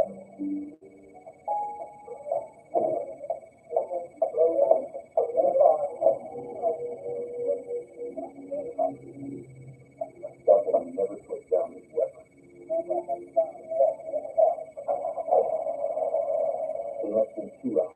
They would drive to the bank, empty or and escape with $270,000 cash, leaving the family frightened but unharmed. Look at it. The heist was in the home city, the lead case on Dougherty's trail. Okay, put that all in. When Steve Kennewick learned of the crime, he believed he knew who had done it. My first thought right away was Joe Dougherty, but didn't know the answer to that until I started talking to the victim to get an actual physical description.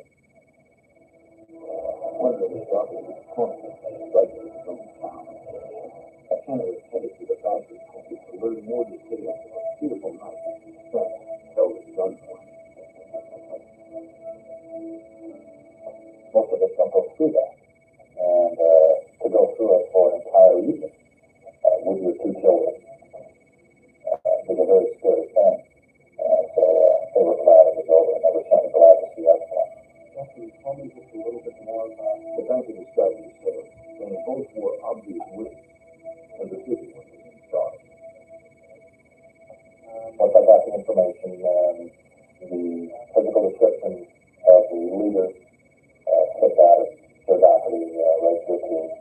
So I knew that we were dealing with Joe, but here again, we had another individual that he had picked up. We didn't know who that guy was, which was hard. The family described how the ferret acted. Dougherty and his new partner were more volatile and threatening than he and Connor had been. The night before, they left Vegas with the old youth.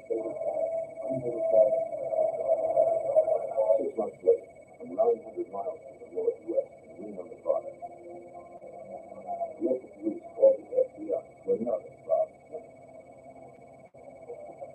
Once again, heist was preceded by a hostage taken the night before. But this time, the level of violence had increased.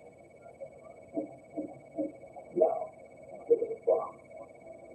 They strapped around the bank officer, indicating that it was explosive. And if he didn't do what he was told to do, that they would detonate that. That certainly was enough to put the spirit out into and I would certainly do anything that they asked him to do.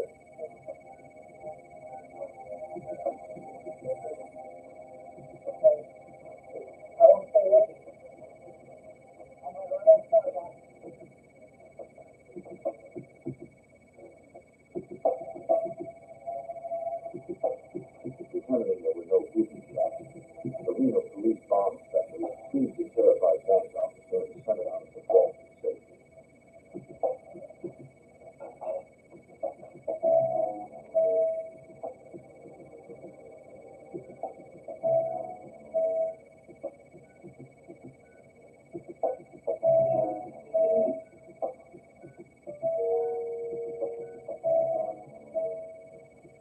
He actually cut off the power supply. So he later determined the device was safe.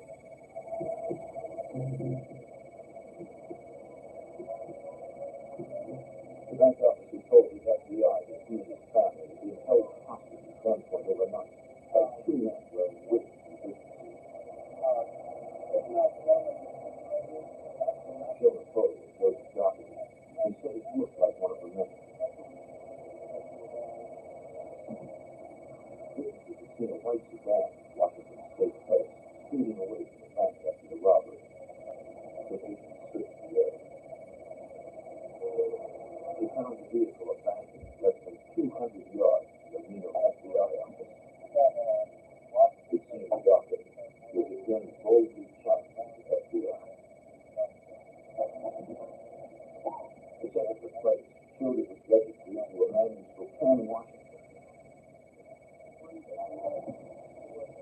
That man said he had recently sold the car to someone who fit the description of Dougherty and a pregnant woman whom the FBI believed to be Dougherty's girlfriend. To help find the couple, the FBI called on a U.S. Marshal, experts in the interstate traffic of cars in Houston. United States Marshal Benny Barron believes the car Dougherty was defeated to find it. That's usually Joseph Dougherty was very smart. He changed cars like some people change socks. He was buy cars, sell them back to the original owners, sell them to the used car lot. Marshall's painstaking followed complex trade of cars, vehicles, and eventually got a break. They discovered a car accident was linking one of Doherty's agents from a address in Idaho. Since the house appeared to be abandoned, the Marshall's interviewed neighbors. One woman immediately recognized the robber, though she only knew him by his alias. She said he had a peculiar habit of shooting pistols in his backyard. He told the Marshalls that he, his girlfriend, and a newborn child recently moved out.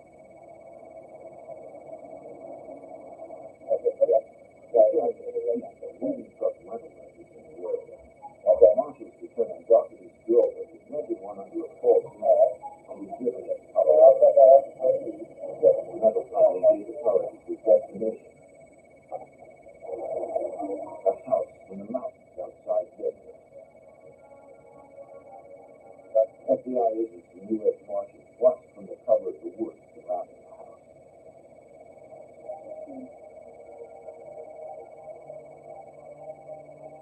Because there was now a baby involved, they had to be especially cautious.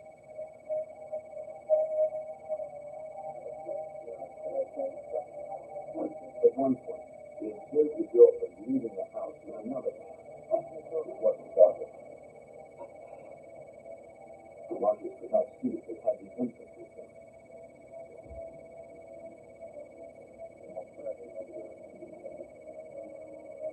Other Marshals followed the two into town and watched them enter a store without the baby. As they go to the car, the parking is Doherty's mall parking lot, and look inside to see if they left the baby inside the car.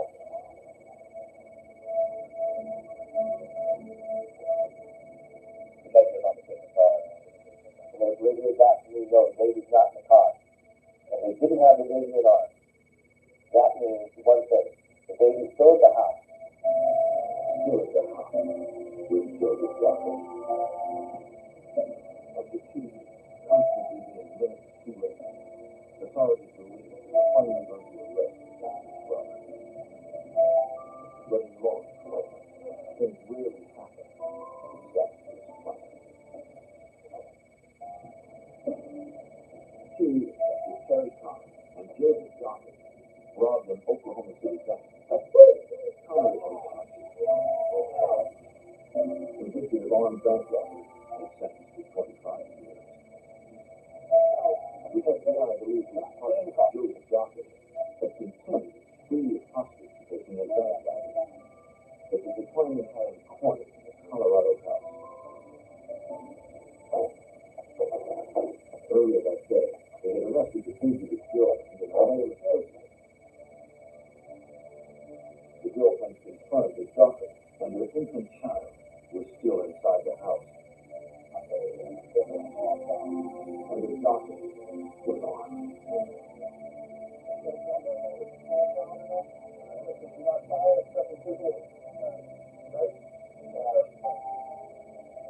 The SWAT team found out in station.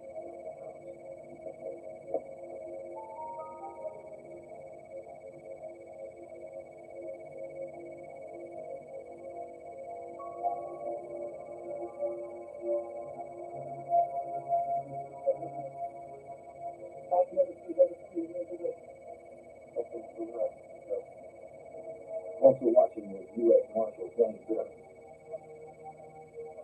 Joseph Doherty got out of the house, positively identified, and with that, he took a .357 Magnum and started firing into the woods.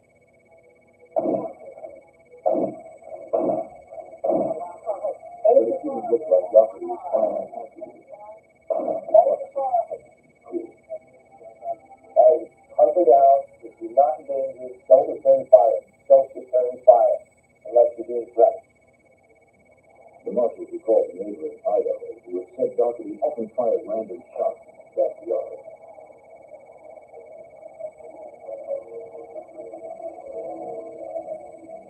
And the lead team didn't know they were there.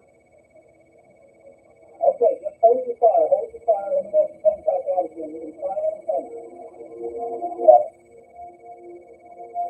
still needed to resolve the situation peacefully. The FBI negotiated placed a call to the county clerk.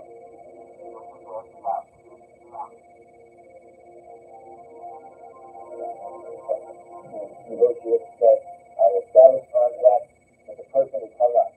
He was asking by mail, but he hung up. The well-trained snipers had several possible shots at the fugitive, but they held off. We had to consider, of course, the safety of the baby. We had to consider the safety of other people that might be in the home that we didn't know about.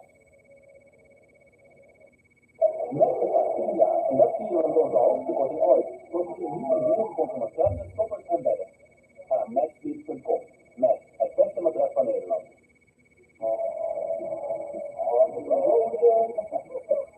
Uw dag stopt nog. U ziet dan steeds open.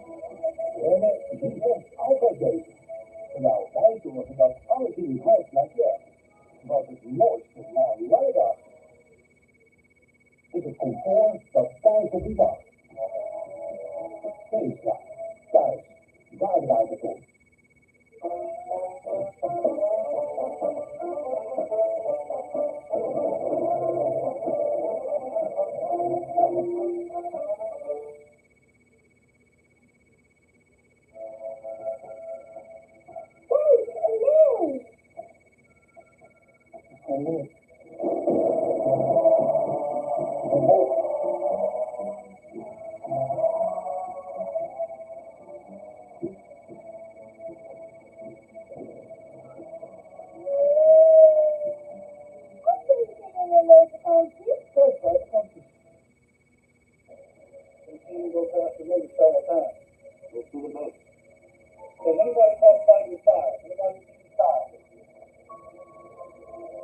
Still, they had to be ready to start the study fire.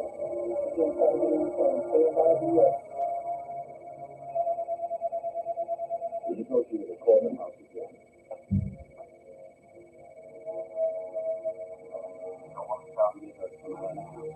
He told the fugitive that his girlfriend and accomplice had already been arrested. I'm out of the house.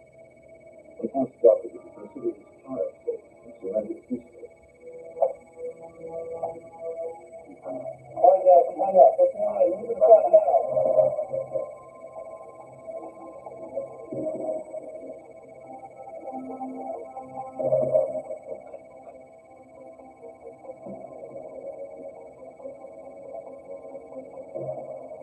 Through the window, they saw him approaching the door.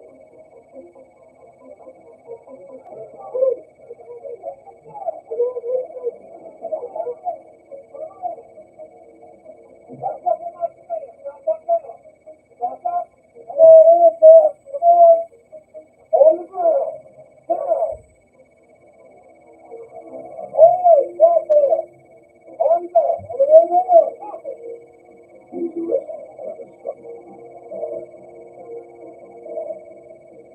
Once we had the baby out of the house, the house secured. Then we began to move through it, and we discovered 16 firearms in that house, including a 308 tactical assault rifle, 2 of those. All hidden, all loaded, all charged, and ready to go to defend that house. Something was charged and held for trial in Oklahoma. Almost a year and a half later, on June 19, 1985, 2 U.S. Marshals were transporting Terry Carter and David Duffy into an Oklahoma City courthouse. Duffy was facing his first before trial. This one for the bank robbery and hostage taken in Oklahoma City 3 years earlier. The execution partner, Terry Carter, was a witness. On a rural road, they smuggled jailhouse contraband, a handgun, and a ring.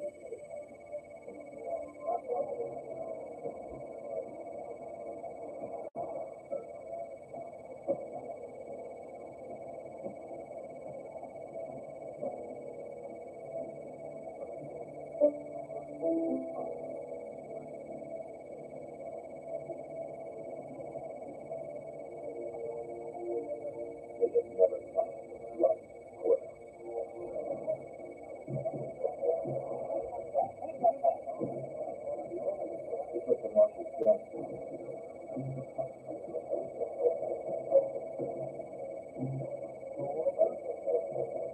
What is the matter, Rose?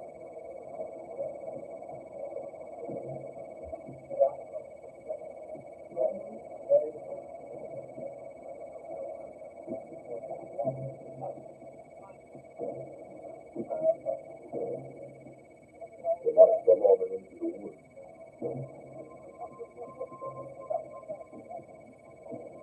The felons were desperate for freedom, and it seemed no one could stop them.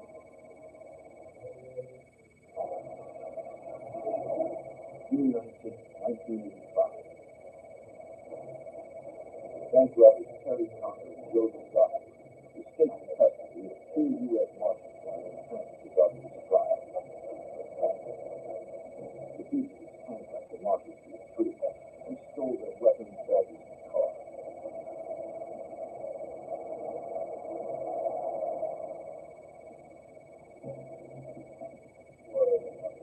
They were mobile, armed, and for now, no one knew they were back on the run.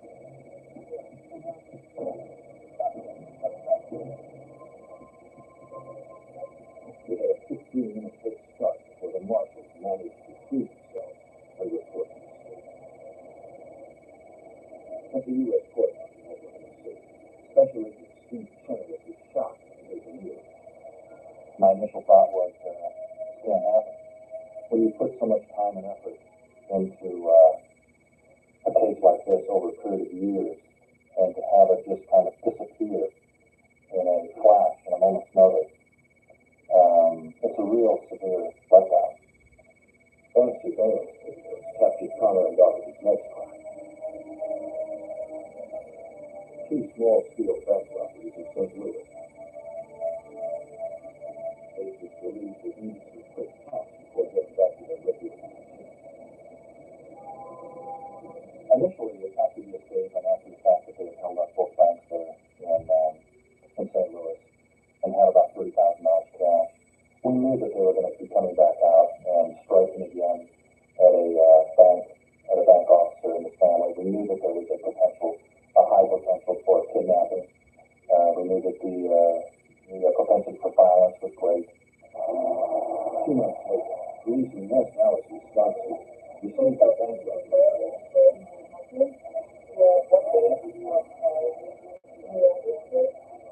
$500,000. The largest bank heist in the state's history.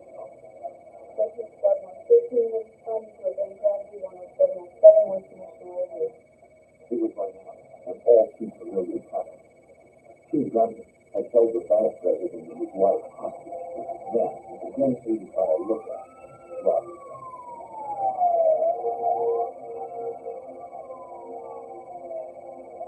Indicators placed Connor and Douglas. Local police called the Wisconsin FBI. Special Agent Larry Kraft was assigned to the case. Reading witness statements, he saw that the fugitives were bolder than ever, no longer even using disguises. They did nothing to conceal their identity. They didn't do anything to really help by saying their names, but Terry Connor did mention to the bank president's wife, he said, let's actually know who we are. Because of the continuing danger Connor and Douglas posed, both were placed on the FBI's 10 most wanted fugitives list. Media coverage drew many reasons. One call led agents to a man who might have been the robber's lookout outside the Wisconsin bank. Agents issued an APB to the alleged lookout's car. Days later, state troopers pulled him over and called the FBI. Once they identified him, they took him in. There was an active open warrant for him out of St. Louis for violation of federal parole. So we arrested him and brought him downtown to the FBI office. At first, the man refused to answer questions about Connor and Douglas. So we would talk, and this went on for 5 days. But it wasn't a sweating. I mean, you see on television where It looks like an interrogation and you're getting somebody's figure. It was just two men talking. Fine. Perhaps one and more taken by, but he was afraid of facing Connor and Douglas in court. I'd like to cooperate with you, but, I won't testify. You don't have to testify. You don't need your testimony. We've got these guys locked in. I just need to know how they think. I need to know what they do and how they do it, so I can get one step ahead of them. It's not that the green talk and hope that they do something. He told Kraft how Connor and Douglas chose the banks they robbed, how they traveled, even how they communicated through hotel front desks. One of them would call up and make a reservation in the name of a former prison warden. And the other one would call up and ask if this person had checked in yet. And the switchboard operator would then say, no, Mr. So-and-so hasn't checked in yet, and can leave a message for him. So then the other one would then call back looking for messages. Using this as one of their ways of communicating without ever being traced. The most important piece of information was the name of another man who had helped Connor and Douglas rob banks in the past. His name was John Harris. He was found in Tucson, Arizona. There, they saw him making and receiving calls at a certain telephone. Getting a warrant to tap the phone and listen in. He was talking to Connor and Douglas. And we hope through a series of wiretaps that we might be able to trace the phone back to a particular area and through investigation in that area maybe locate them. Agents learned the fugitives were calling from Chicago and were planning another robbery there. Special Agent George Spinelli, the FBI Chicago field office, distributed photos of the fugitives to area hotels. One reporter suggested it looked like Joe DeGarca, though that name wasn't on the register. As I looked at the register, I looked down and I did see an area that Connor had used in the past. At that point, I thought possibly we had two top 10 fugitives at this hotel. Agent Steve Chen was immediately flew to Chicago, joining the other agents at the hotel. Yes, he looked like Douglas, but he was checked out.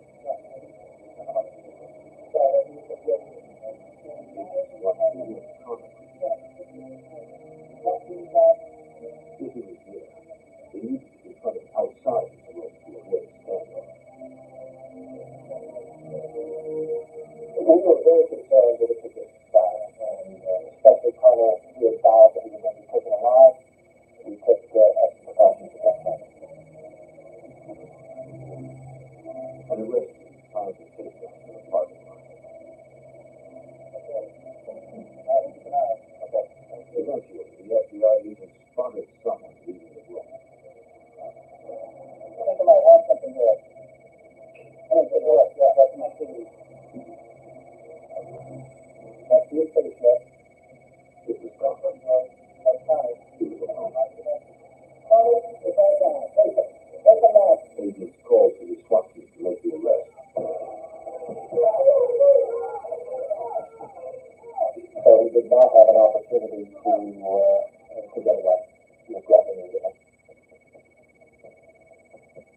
Although Joe Douglas was not seen by agents, he was nearby and saw the police activity. The call came in to the switchboard, asking what was going on. It was a male, and asking about the occupant maybe of a particular room, and no doubt in my mind it was Douglas, and he was trying to find out what happened. Agents searched the area, but did not find Douglas. The one thing they knew was that he would commit more robberies with a new partner. This guy doesn't have any other choice. He can't do a robbery by himself. He's got to reach out to somebody else. The FBI believes he called on John Harris. The name Harris had recently flown to San Francisco. Again, they spotted Harris repeatedly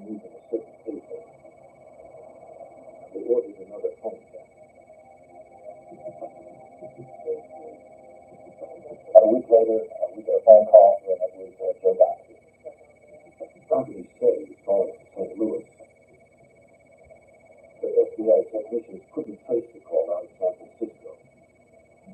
And all of a sudden, the stark realization came to us that this guy's not in St. Louis. Doherty was right there in that area.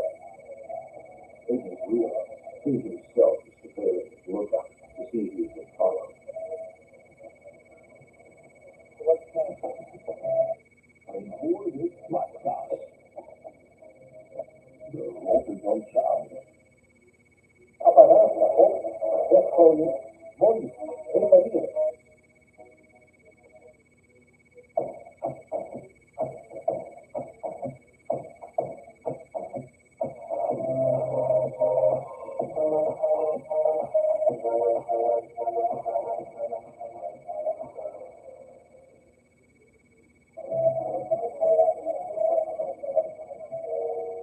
They hoped he hadn't seen the undercover agents.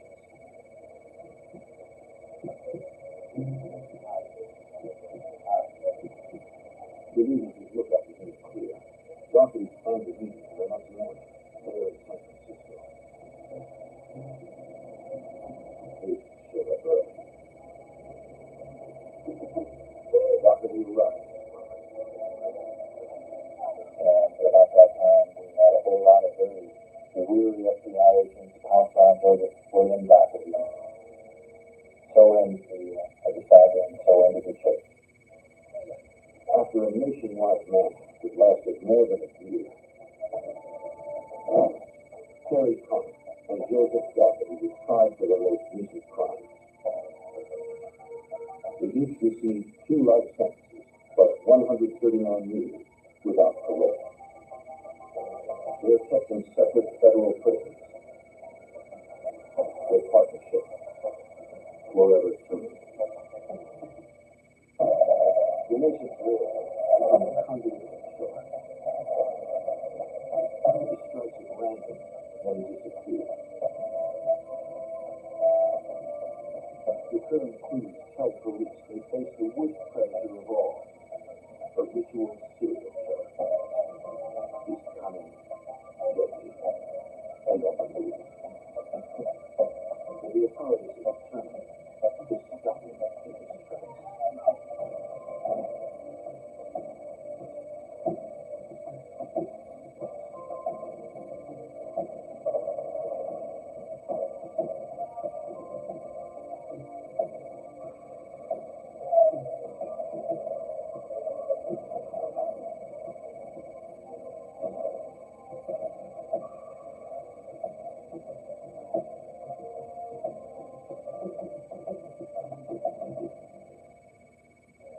More than 200,000 miles of train track crossed the United States. From California to Kentucky, few living near a railroad felt safe in the summer of 1999. A serial killer rode the rails, taking towns and victims at random. He left behind a trail of bloodshed, but no trace of where he would turn up next. I'm Jim Castro, former head of the FBI's New York office. As the number of victims grew, the FBI looked to the help of a profiler to help predict the killer's next move.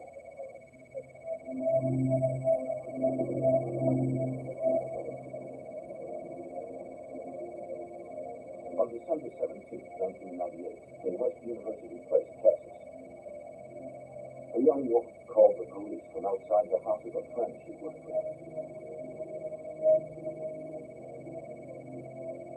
She was worried about her. She told them that her friend, a prominent doctor at the nearby medical school, had failed to show up at work that morning. According to her colleagues, this was completely out of character. She had not responded to phone calls to the house all day. Nor did she answer the door. The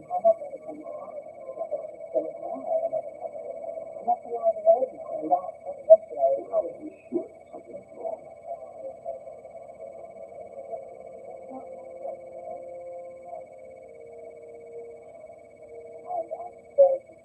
The doors and windows of the house were locked. From the outside, everything seemed normal.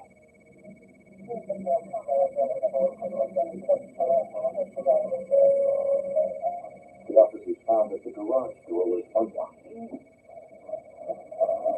And inside, the door to the house, wide open. Jewelry on the floor suggested a robbery.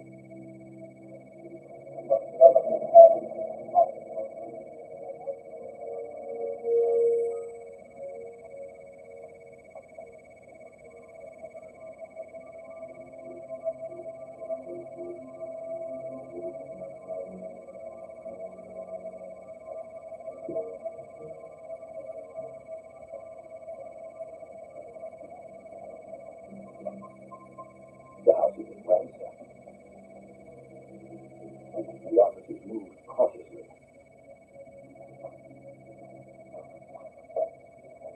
And the intruder concealed inside.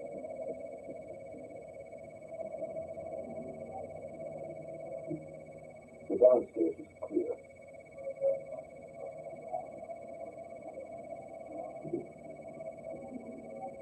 But a trail of clothes led to the second floor.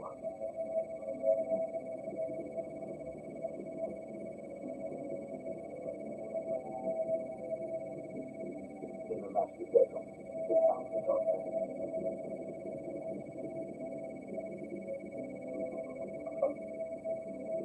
He had brutal murder.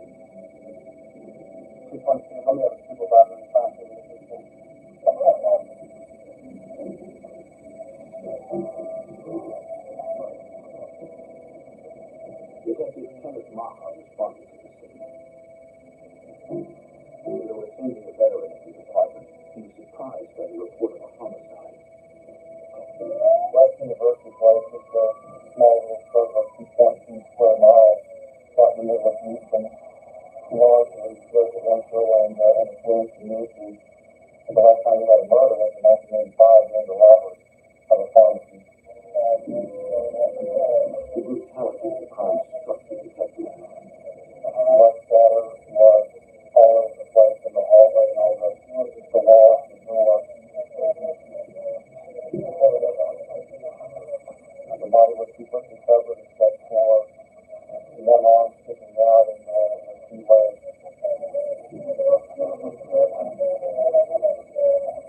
There was a large butcher knife that was near the body, laying on a pillow.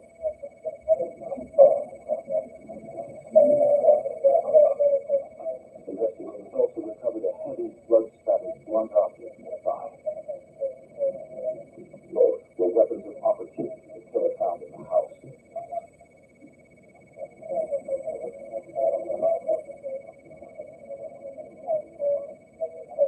Police contacted the doctor's husband and learned he had taken the couple's two children out of town to visit relatives before Christmas. He had been gone for several days. The victim had work obligations to take care of that week, so she was not able to travel with him. Evidence suggested that the killer had taken his time in the house. He tore open Christmas gifts and rummaged through the victim's belongings. Contents of a purse was still there, and then her driver's license was clearly left out and displayed. Quite strange, things like this.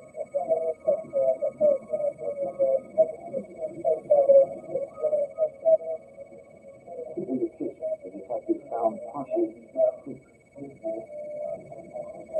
Possibly more evidence the killer had lingered in the house.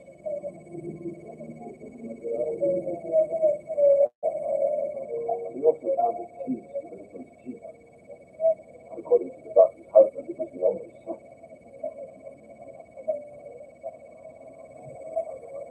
In the garage, there were no foreign fingerprints on a suspected point of entry.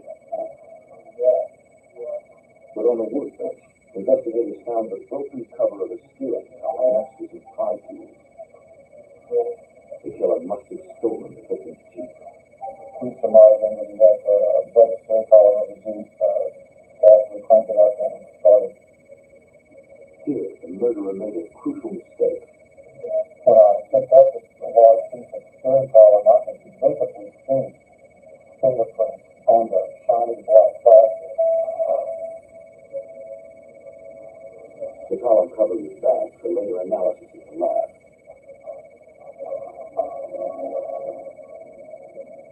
At autopsy, the medical examiner determined cause of death. Multiple stab wounds and blunt force trauma to the head. The victim had been sexually assaulted.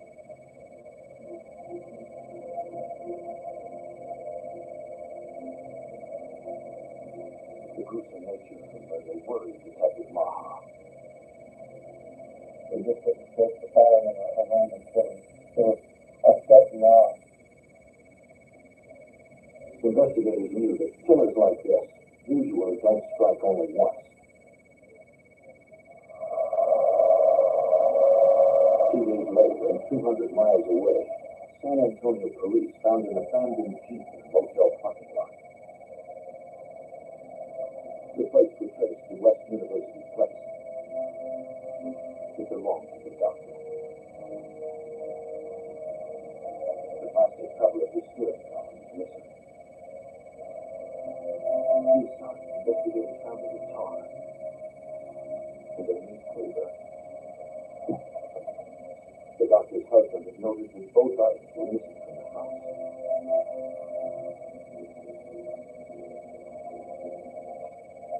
Someone had hotlined the Jeep in a hurry. So you know, to see that the killing pattern is that actually Mr. Redden.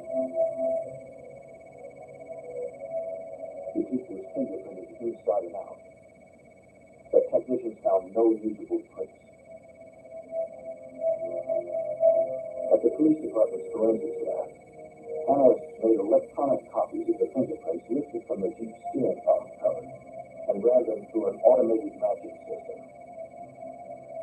And at that time, we got a positive match on an individual named Carlos Rodriguez. A computer check revealed another name, Rafael Resendez Ramirez. This was forwarded to the FBI's Criminal Justice Information Services Division. The search of their extensive database revealed dozens of other addresses and more information on Resendez. He had an extensive record going back more than 20 years and an active warrant on a stolen vehicle charge. The investigators reviewed the suspect's file from the Immigration and Naturalization Service and learned Resendez traveled regularly and illegally between the United States and Mexico. Most recently, he had been arrested in California for trespassing on railroad property with a loaded firearm and was deported to Mexico. Now it appeared that Rafael Resendez was back in Texas.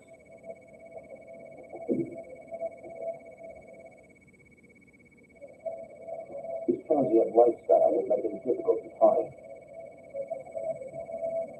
Detective Maha searched the suspect records for a place to start and found the name of the fugitive's sister.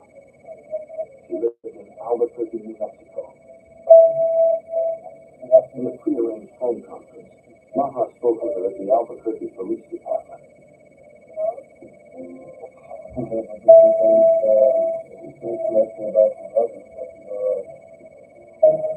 She wasn't able to tell me a whole lot about current activities of her brother. She did not have much contact with him. She did mention that he would sometimes hit through Albuquerque, stay with her for a few days, and then just disappear. Detective Maha asked her to call if she heard from her brother. And I think there was a little bit of anger and resentment on her part that again having to be involved with him. She really didn't want to be associated with him, just to who he was. A real killer as we thought he was. Authorities also asked the public for help. The distributed wanted posters along the train routes Resendez was known to use. Dozens of tips turned up nothing.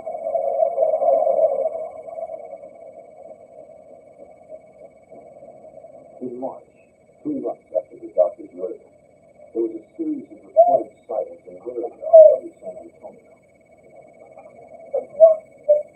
pretended to travel 200 miles west. Each time he fled before police could respond.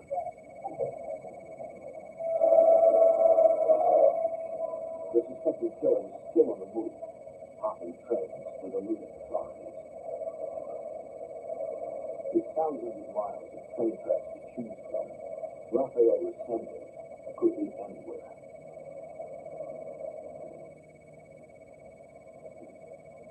Five months after the doctor's murder, and only 90 miles away in Weimar, Texas, members of a local church went to check on their pastor. He and his wife happened to the church that morning.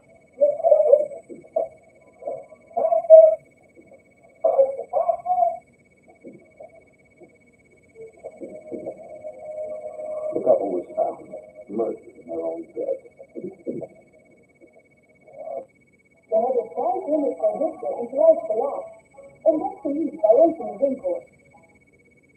Er zijn momenten waar we stoppen met roken en moeilijk kan zijn. En momenten waar het alleen doodgaat niet klinisch blijft.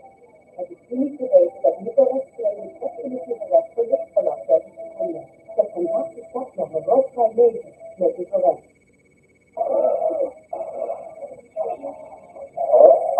Met Anna van Deurtje, uw aangedacht. Geen oog hoor, ben van beide eruit gegaan. Ik denk dat ik een buurt kunnen gaan. Ja, ik ben momenteel niet thuis, maar dachten. Oké, zal ik u in contact brengen met een glas zetten? Ja, graag. Dankjewel. Oké, fijn wedstrijd. Zo hebben we nu op 50% korting op een aanvraaging. En dat heel Weimar is a small town. Murder is nearly unheard of. Texas Rangers and the Fort Bend County Sheriff's Office arrived at the scene.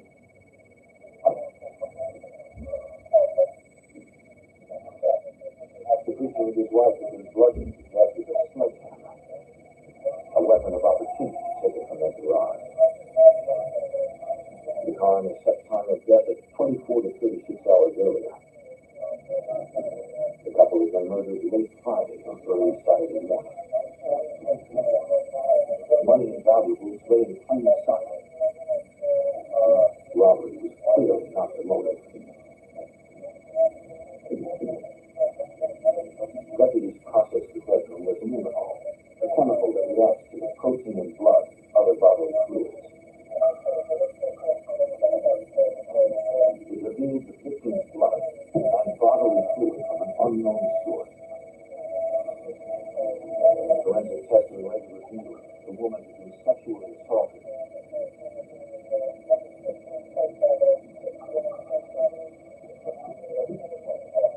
It appeared that after the murder, the killer had lingered at the crime scene. He ate at the victim's kitchen. He took his time studying their driver's licenses. The investigators at the scene were unaware of the West University class murder. But not for long. In May 1999, Texas authorities were on the trail of a fugitive, Raphael Rudsel. He had been implicated in the murder of a doctor in West University Place. 4 months later, the preacher and his wife were found beaten to death in their home in Weimar. The couple's red pickup truck was missing, probably stolen by the killer.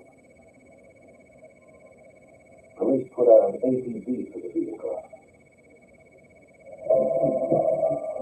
At the Department of Public Safety, investigators from the Texas Rangers were troubled by the crime scene.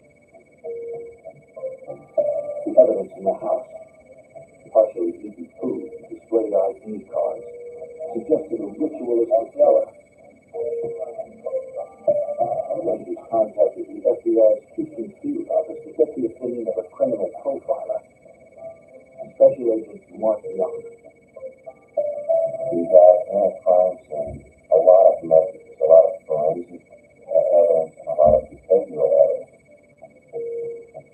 You can pick up not only the forensics, the fingerprints, the DNA, and the therapy fibers, and those types of things. It can also give us a look into the offender's behavior.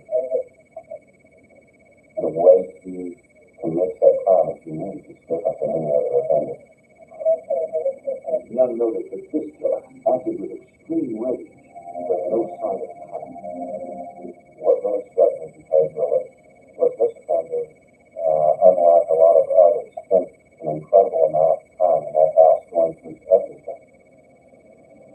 The wallet and purse effectively were opened up, and their identification was showing. In other words, his fingers sat down and looked at their photographs. He's not taking any credit cards, not taking any credit. Profilers can analyze a killer's behavioral choices in an attempt to reveal details about him. In this case, after killing the victim, the perpetrator kept striking with his weapon, but then he covered their bodies. This suggested perhaps even he was repelled by the results of his actions. Displaying the victim's ID cards might be an act of domination, as if he wanted details about the lives he had taken. One of the Texas Rangers Young spoke to had seen something like this before. He realized, because he had some knowledge of the case in West University, that some of the same types of things would happen. And he said, hey guys, could this be connected? Not only are we looking at some MO that seems similar, but looking at behavior, this ritualistic behavior, or what we call sometimes signature of an offender. If there was a connection between the two cases, the forensics lab would find it.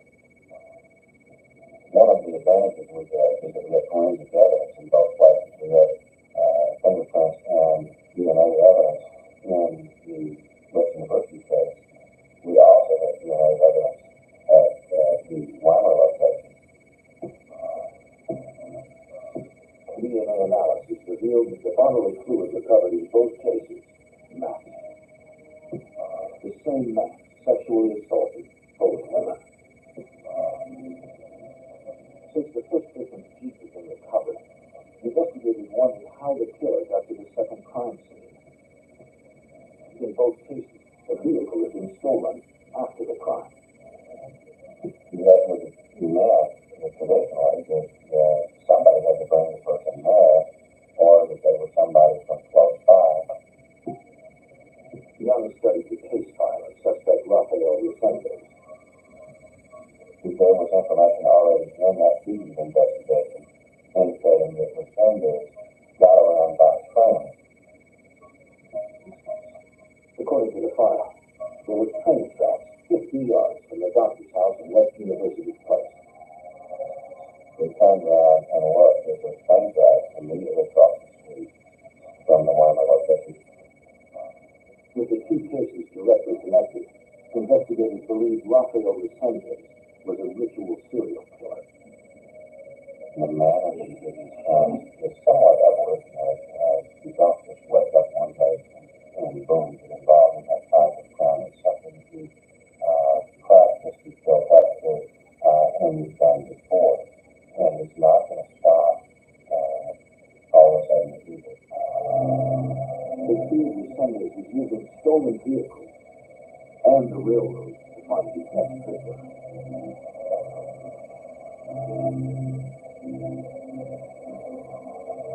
At the Houston theater, the FBI's fugitive squad joined the hunt for Resendez. Special Agent Bobby Everett led the investigation. We knew that he had fled the jurisdiction and had most likely traveled interstate and in fact into Mexico.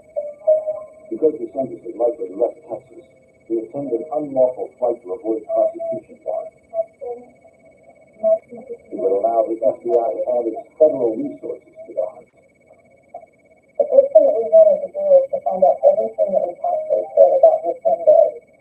We knew that he'd been arrested over 13 times, so I immediately started getting all the prison records in packets so that I could identify not only relatives but associates, determine his patterns. All the interviews revealed to us that this was a man who was not well known by anybody. His family had not really had a lot of contact with him since he left home at 12 years of age and moved off to Puerto and eventually to Florida. With little to go on, criminal profiler Mark Young tried to unlock the victim's past, predict his next move. He forwarded details of both cases to analysts at the FBI's Violent Criminal Apprehension Program. The VICAP analysts use sophisticated databases to identify similar unsolved cases. Immediately, they were able to return to me a case in Lexington, Kentucky. A Hispanic male had assaulted a college student and murdered her boyfriend.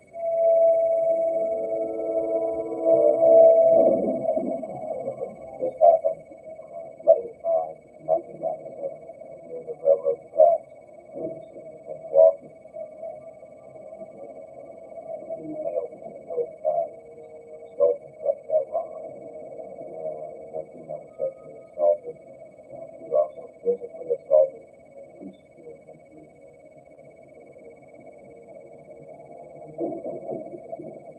Those days by the attack, the young woman somehow survived. Seeing that her boyfriend was dead, she made her way to a nearby house. The residents called the police. She was able to give them an artist depiction, a local artist, to the offender. The young received a sketch from the Lexington Police Department. I compared it.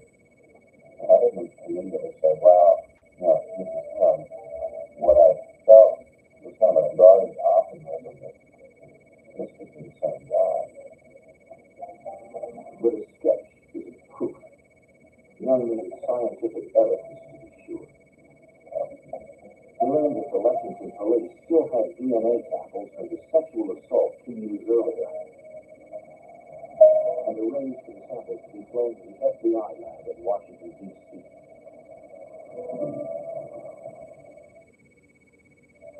At the DNA analysis unit, examiners began processing the sample. Examiner Alan Gibson looked at 13 different unique DNA regions, and he developed an individual profile of each one of those regions. I describe it like looking at a person's physical characteristics. You can look at one DNA region and it might be the same as another person. Maybe I'm saying that two people both have brown eyes. That's very common. You look at 13 different DNA regions, it's like saying somebody has brown eyes, is left-handed, is 6'3", is got red hair. The more DNA regions you look at, the more complete the picture you get of the person. After mapping the DNA profile of the perpetrator from Lexington, DC contacted the examiners in Texas who had mapped the samples from Weimer and West University Place. By comparing the results that I obtained with the results they obtained, we were both able to determine that we had a possible common donor. In other words, the same person was committing these crimes. In Texas, Young forwarded the news to the other investigators. I was able to tell Lexington PD, and I heard a lot of hooting and hollering because they thought it was going to be an unsolved case. Lexington police now had Rafael Resendez as their prime suspect. Authorities across the Southwest abandoned homeless shelters and train yards. They knew Resendez was out there somewhere. On May 28th, authorities found the preacher's truck abandoned near a train yard in San Antonio. It looked like Resendez had returned to the rails. Finding them would be an overwhelming task for Special Agent Evidence team. We have never faced this type of obstacle before. There's thousands of tests, there's thousands of claims every day. And it was difficult to determine which line that he led. With a massive search area to cover, they had to be resourceful.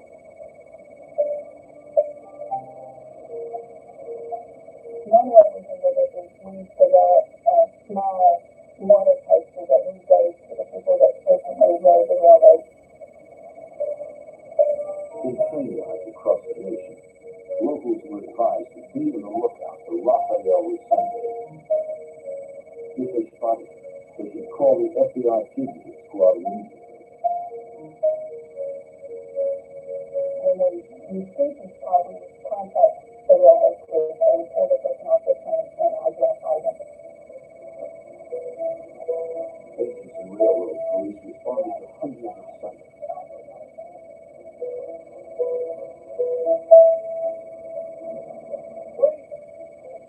Each time, it wasn't the same.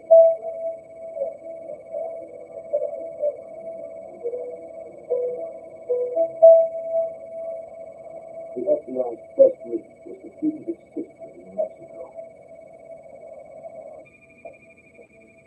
Agents stayed in contact with her, hoping she might hear from her. And if she did hear, they hoped she'd talk. So far, it seemed the only way to track Sanchez was to follow a trail of bodies.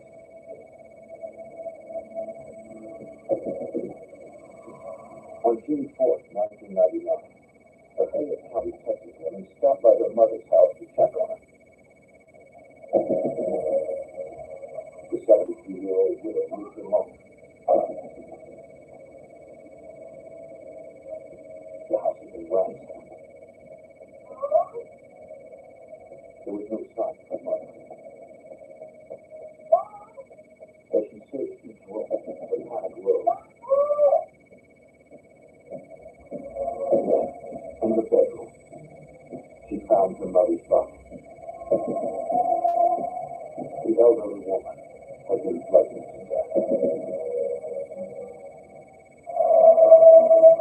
In 1999, agents were on the trail of Rafael Sanchez, linked with 4 murders in Texas and Kentucky. As his notoriety grew, the press dubbed him the Railroad Killer. Now, an elderly widow had been murdered in rural Fayette County, Texas. Like the other victims, she lived near a railroad. The gruesome crime looked like the work of Rafael Sanchez, according to FBI Special Agent Mark Young. When you look at that real brutal style of murder, felt like the guy was going to be able to have that because he was covered similarly. There were joy boxes that had opened up in other rooms, places had opened and gone through, and there were items taken. It was a familiar and disturbing pattern. Cash and jewelry had been left behind. Instead, the killer stole trinkets and personal items, as if taken souvenirs. Fingerprints in the laundry room indicated the killer had broken into a rear window. The print was later matched to the Sanchez. After slaying his victim, he was in no rush to leave.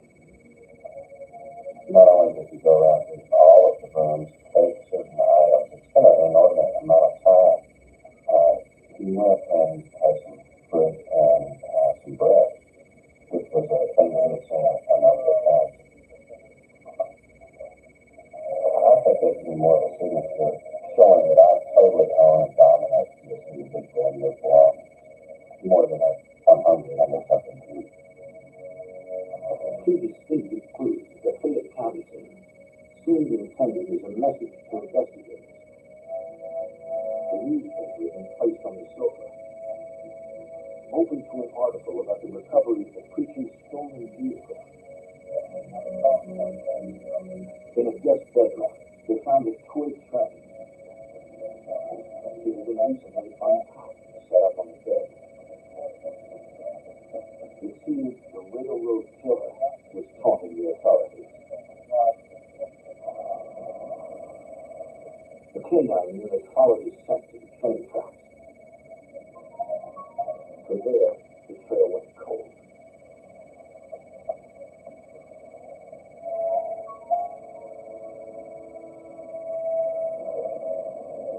Less than 24 hours later, the next victim was discovered. Another gruesome murder near railroad tracks.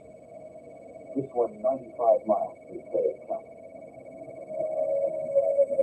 I got a call in regards to a crime scene in Houston that was being assessed by the Houston Police Department.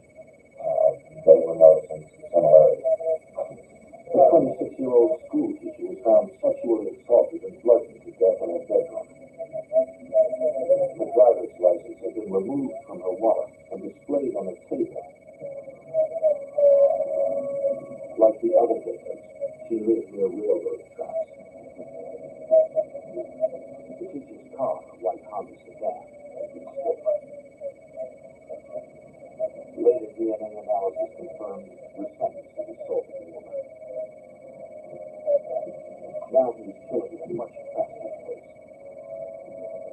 One of the concerns we did have was that this guy was involved into what we call a spree killing. A lot of times in the past, we've had serial killers, like Ted Bundy, for instance, the pressure got so great that they went into a spree mode, and that is, they began to kill a number of victims with really no feeling after. With his last two victims killed in a 24-hour period, it appeared Rudsel was hiding his ship, his spree killer.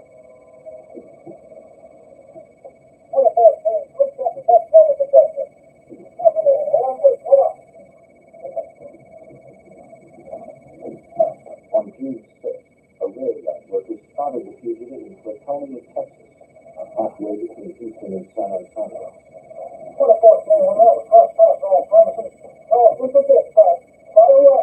He notified local police and the FBI.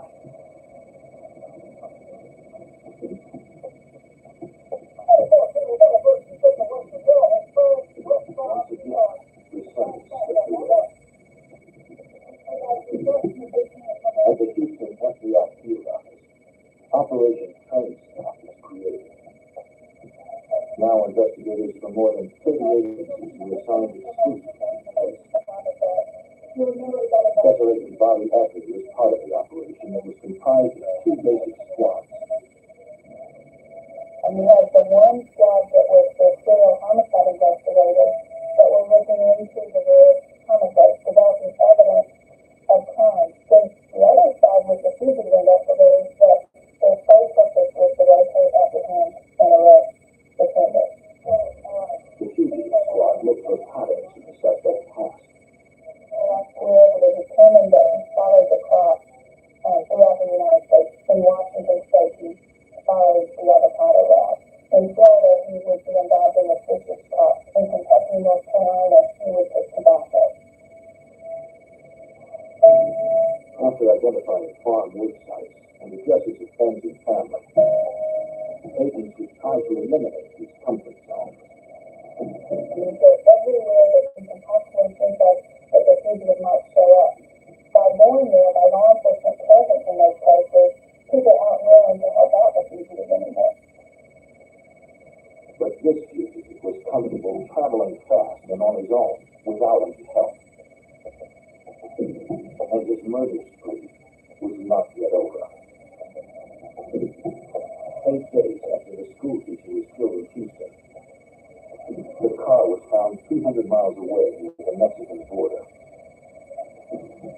Inside was a knife, but no sign of where his sentence had gone.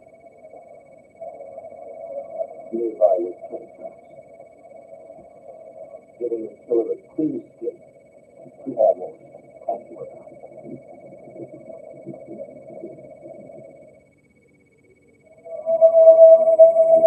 In 1999, more than 30 law enforcement agencies hunted for Rafael Rudsel, known as the Railroad Killer.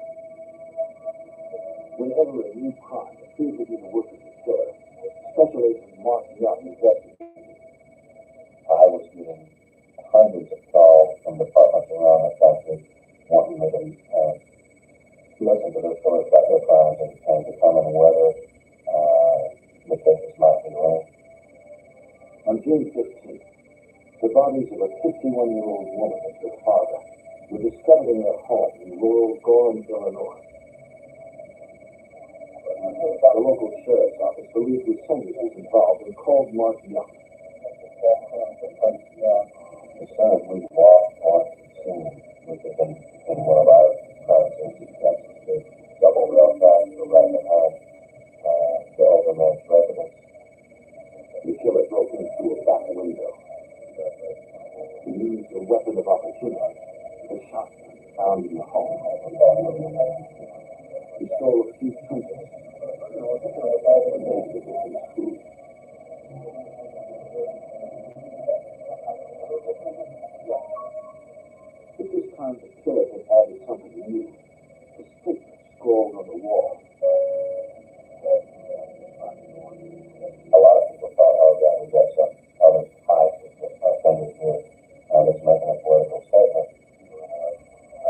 young new Rebbe. He had refused to keep his prison file, including his correspondence. He had been writing political messages and letters that we were able to do in the past. There was even further objection over this same thing because it's the rest of his fantasy coming out. In his own mind, the Assembly was a deep political thinker. The authorities knew he was a vicious predator. He believed he got the Gorham on the train and left in the victim's car, which was recovered the next day 60 miles south near the Kentucky border. Police across the country checked cold cases looking for murders and sentence like committed. Special Agent Young investigated one in Key Springs, Texas. In October of 1998, a woman had been beaten to death with an antique flat iron. Though unsolved, the murder has been thoroughly investigated and documented. And I felt like there was a possibility that Lucinda was responsible for that case too. She had what with trauma. She was an elderly victim. She was not sexually assaulted, but she was covered in a similar fashion. And in looking at this crime scene photography, I see where her identification has been fleshed out as if the offender looked at it. Because the street killer could be anywhere, the FBI placed Rafael Descenders on their 10 most wanted fugitives list. His mugshots were posted with 30 different agencies. Special Agent Bobby Eckley hoped it might shake new leads free. What this does is it raises the awareness of the case of fugitive status, and it also allows for us to offer up to $50,000 for the successful apprehension of a offender. News of the Descenders case swept through the country. On heightened alert, agents and police searched hundreds of freight checks and train yards. It was as if Descenders had disappeared. Don Clark, then special agent in charge of the Houston field office, held press conferences to help spread the word. But he was candid about the case's difficulties. It's a complex investigation. It's one like many of us have never been involved with before. We are dealing with a lot of unknowns here. We're dealing with a lot of pieces of information, and it's a very difficult investigation for all of the agencies. The story led news broadcasts nationwide. And with 8 victims now dead, the public was terrified. 8 is more than enough. Many more than enough. 1 is more than enough. And that's all that I can assure the public is that law enforcement is working together to try and get this person out of the street. The fugitive was deceptively smart and incredibly dangerous. He could move across the country easily and slip across the border with freedom. What we were trying to let people know was this is not some railroad hobo or bum that doesn't have any sense traveling around. This is a guy with a good IQ that knew how to evade law enforcement, that we needed a lot of assistance in fashion. This is a guy that was attacking innocent people in their sleep, and there was nobody really safe.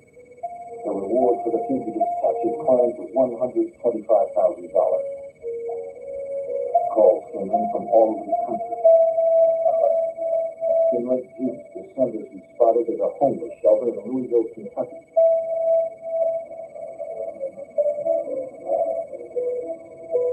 But he never stayed in one place for long. Before the police could arrive, he was gone. Sergeant Mark Barnett of the Lexington, Kentucky Police Department warned the public. If I live near a railroad track, I certainly have it well lived. I check and make sure nothing is out of the ordinary. I know my environment, my neighbors. I check my doors and windows. The hits kept coming. We had 3,178 calls The community command post. From those posts, we generated over 1,100 leads. In other words, things that needed to be done throughout the United States and in Mexico. One credible tip was honed into the Denver theater. The caller reported seeing the sentence at a house in Commerce City, Colorado. After authorities traced a phone call from the house to the Mexico town where the senders had family, a tactical arrest team responded and moved in for the capture. 7 months into the search for Rafael Descendants, an arrest team raided a house in Commerce City, Colorado.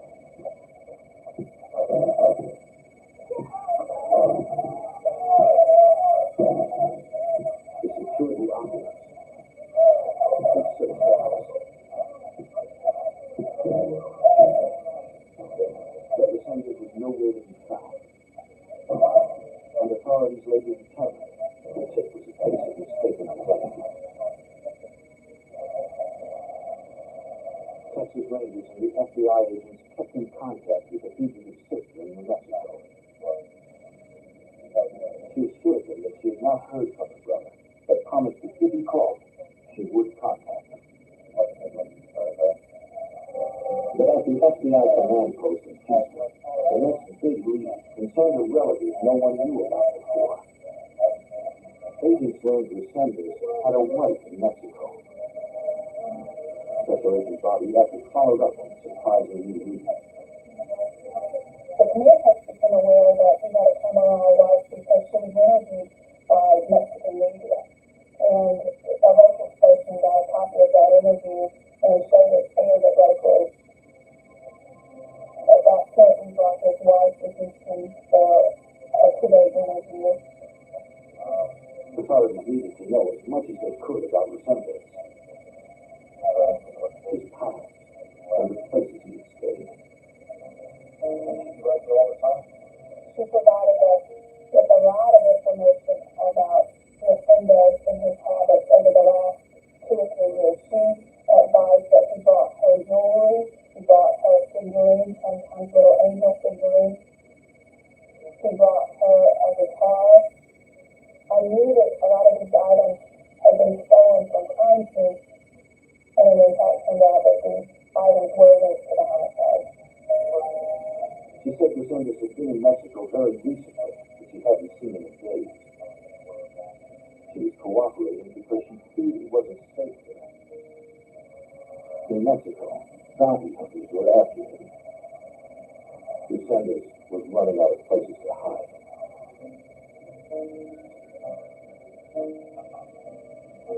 On July 10, 1999, investigators received a phone page from Albuquerque. It was the fugitive's sister.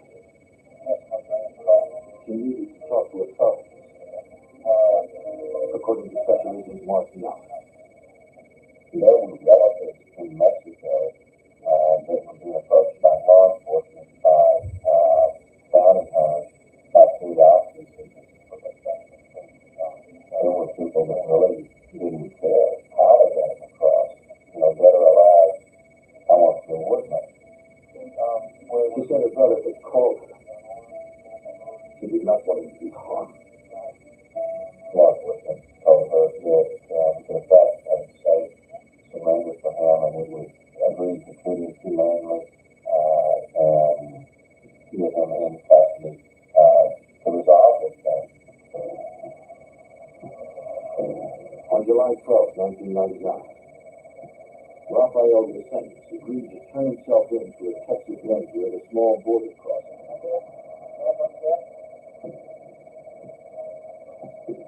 Respecting his sister's wishes, authorities agreed to let him walk across and to take him in for minimal arrest. One of the most vicious serial killers in the nation's history was taken into custody quietly and without incident. In follow-up interviews with Mark Young, Descendants would confess to a total of 13 murders, 4 of them not yet connected to him by authorities. We could recall in incredible detail crimes that occurred several years before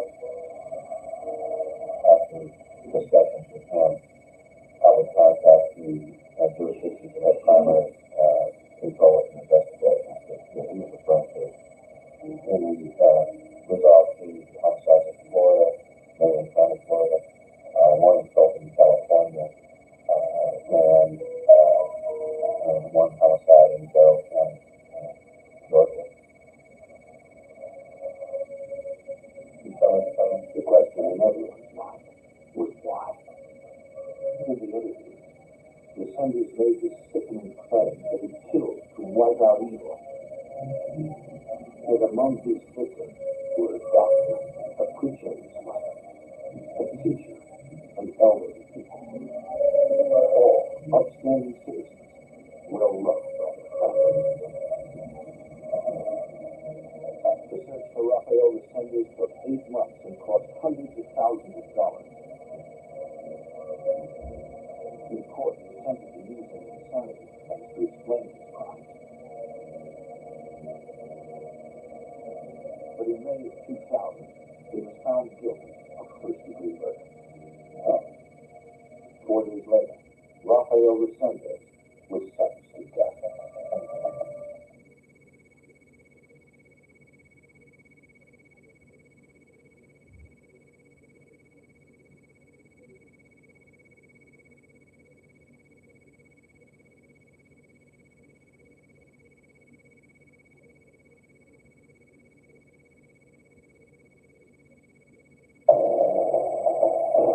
In Washington, D.C., crime has become epidemic.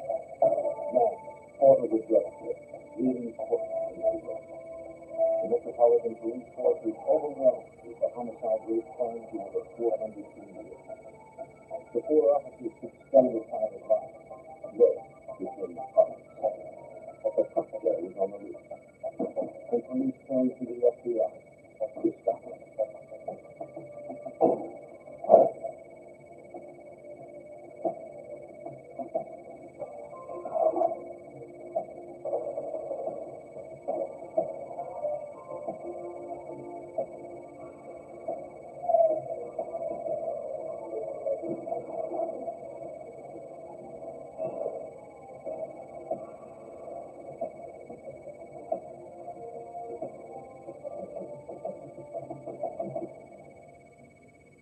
In 1995, our nation's capital was also our nation's murder capital.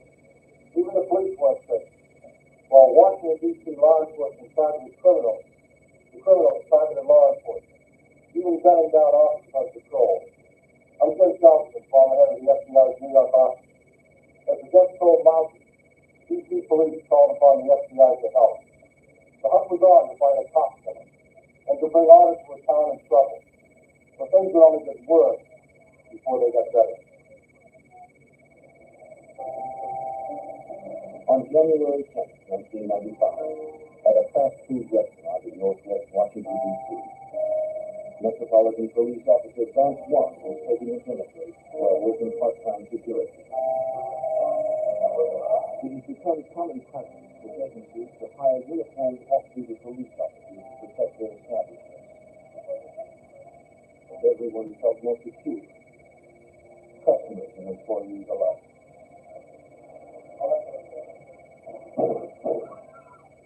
No one in town saw the dark figure retreating to the cabin. People raised their backs at the officer's neck. He peered out into the darkness, looking for the shooter, then radiated for assistance. He didn't know where the shots came from, or if the gunman was still out there, waiting to strike again. He found no officers raced to the field, but the gunman was nowhere in sight.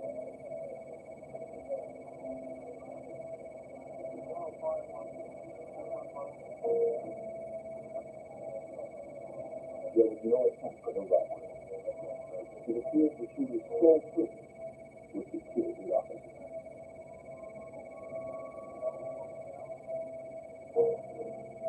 From witness accounts, police believe the shooter acted alone. The forensic team recovered 2 .32 caliber slugs from inside the restaurant. No shell casings were found at the scene. The officer Vance Warren survived the shooting with only minor injuries. Others weren't so lucky. Less than 2 months later, on November 26th, a gang member walked into the District of Columbia's police headquarters with a gun and began firing. In an instant, the police sergeant and two federal agents were dead. The force was critically wounded. As no chance for escape, the killer turned the gun on himself. Police couldn't help but suspect the shootings were somehow connected, even though there was no evidence linking the attack on Officer Warren to the shooting of police headquarters. The attempted murder was the officers treated like one more incident in an escalating war over drugs and coke. Metropolitan police were overwhelmed with the level of violence and depression of this road. With at least one major occurring each day, homicide detectives couldn't keep up. The detective Lauren Redmond and his colleagues, their city was under siege. We rode the wave of the crack that extended to the campaign. It paid a heavy toll on our citizens in the murder rate. We had a serious amount of cases. We had a lot of violence. We estimated to the position of being per capita one of the worst in the nation.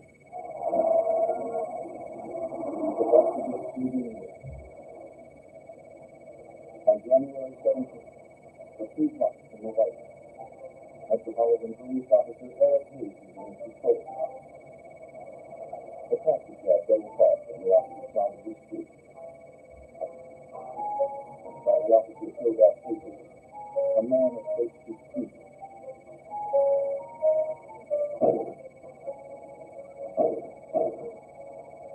He shot the patrolman 4 times with close range.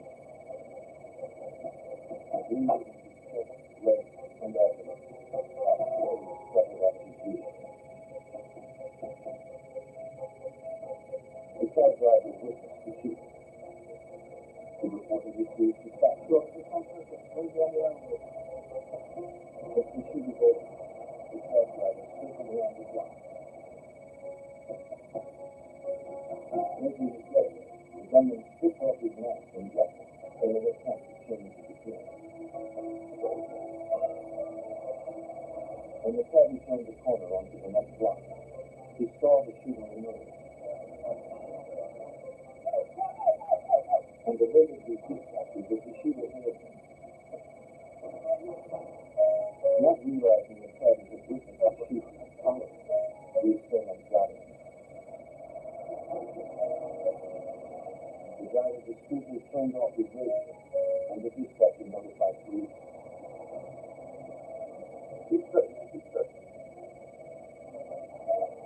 An APB was issued for taxi number 420.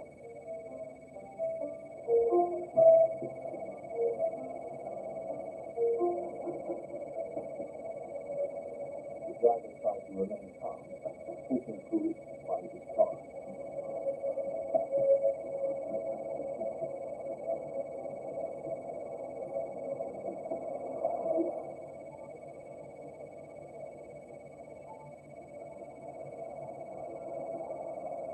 Within minutes, cops picked up the taxi's trip. The gunman brought a new address and told him to keep driving. In a minute, the driver slammed down the gas. The assailant discarded his gun and ran.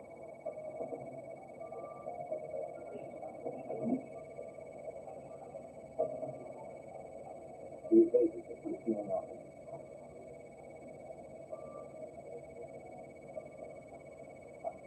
Police retrieved the weapon, which held 6 Reed shell casings, and called for backup to search the area.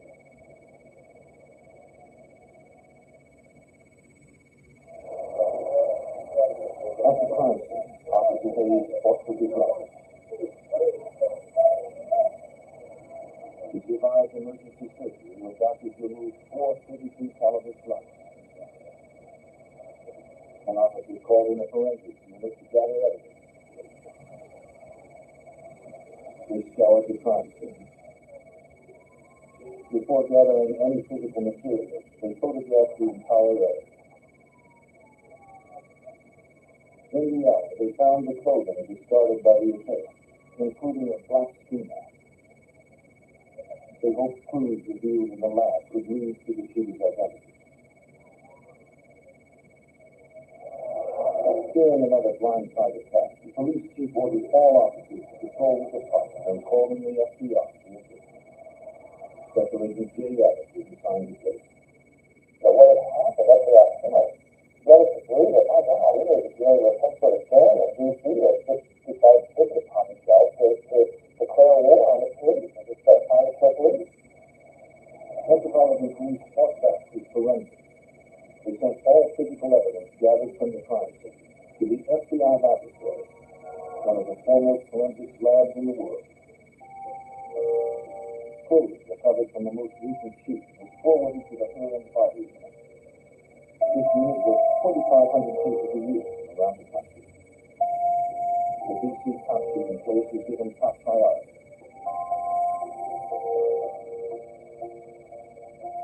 After the case was placed over a clean sheet of white paper, the surface was inspected carefully with carotid test. An examiner discovered a single head hair from the student. When a suspect emerged, the sample of his hair would be compared to the one found. A match could be vital in a successful prosecution.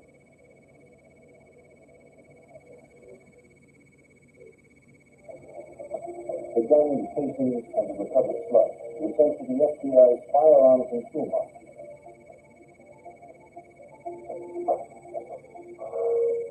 Agencies determined that the .32 caliber revolver left by these victims was the weapon used to shoot the officer.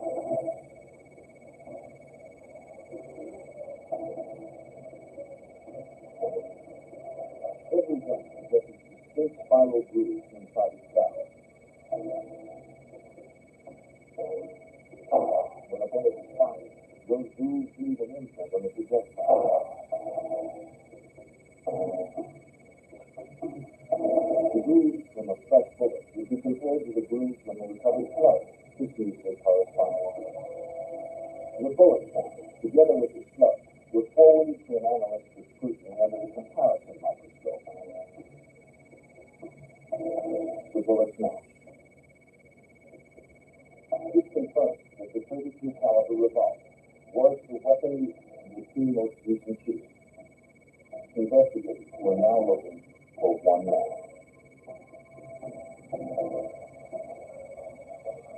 To find their suspect, the FBI and Metropolitan Police called on their only eyewitness, the cab driver.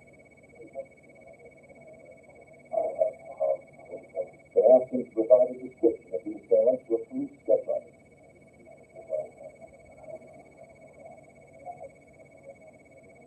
The cabby described an African-American man with a medium complexion and square jaw. The most distinguishing feature he remembered was that the gunman wore braces on his teeth.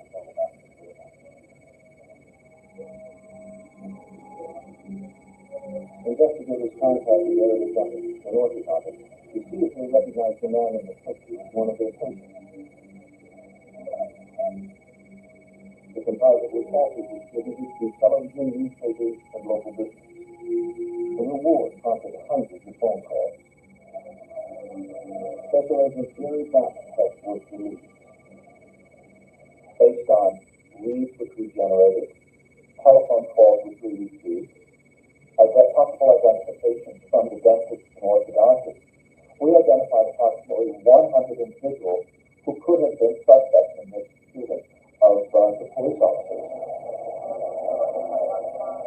Investigators looked around the clock to narrow the field of suspects. We were working 7 days a week on this case because it had a certain urgency to it, given the fact that effectively stalking police officers and attempting to kill them. Over several months, suspects were interviewed and eliminated one by one. Agents and detectives made no arrests. Thousands of investigative man-hours have led to no.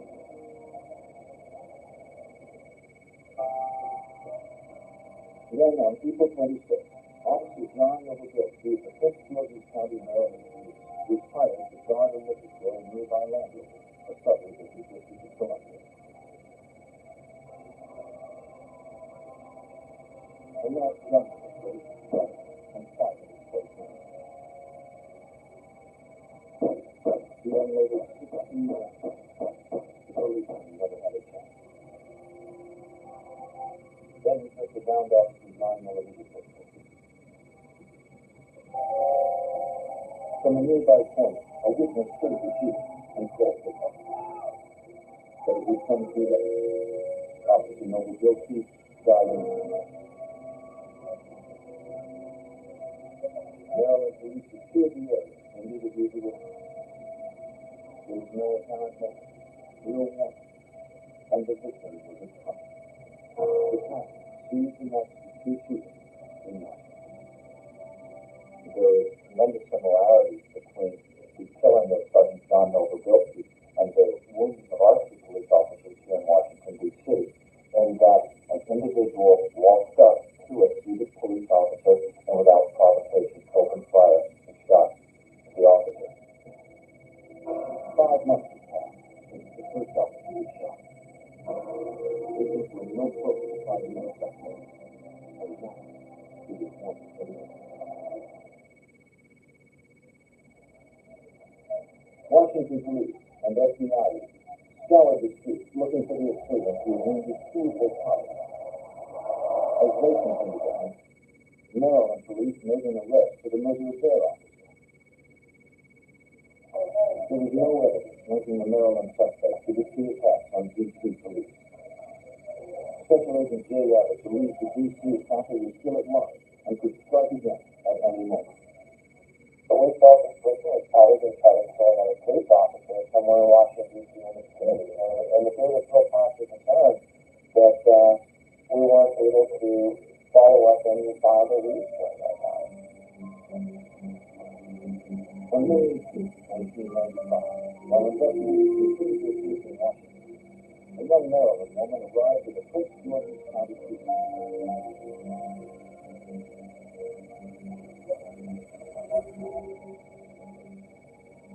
Bruised and battered, Nadine McCray explained to the police officer that she had been beaten by his boyfriend. Accompanied by a supportive friend, Nadine began to detail the vicious assault she received at the hand of Ralph McCray. Agent Donald recalled this today. McCray tried to kill McCray at the evening of the 17th, which was the reason that she came forward to the police on the 18th. He beat her in her consciousness, specialized in her. The Prince George's County Police Officer issued an arrest warrant charging McCray with attempted murder. He recommended that Nadine get a thorough medical examination. On the way, Nadine's friend pleaded with her to tell the officer the reason McCray had almost beaten her to death. Nadine hesitated. She was afraid of what else McCray might do if she said anything more. Reluctantly, she told the police officer what she knew.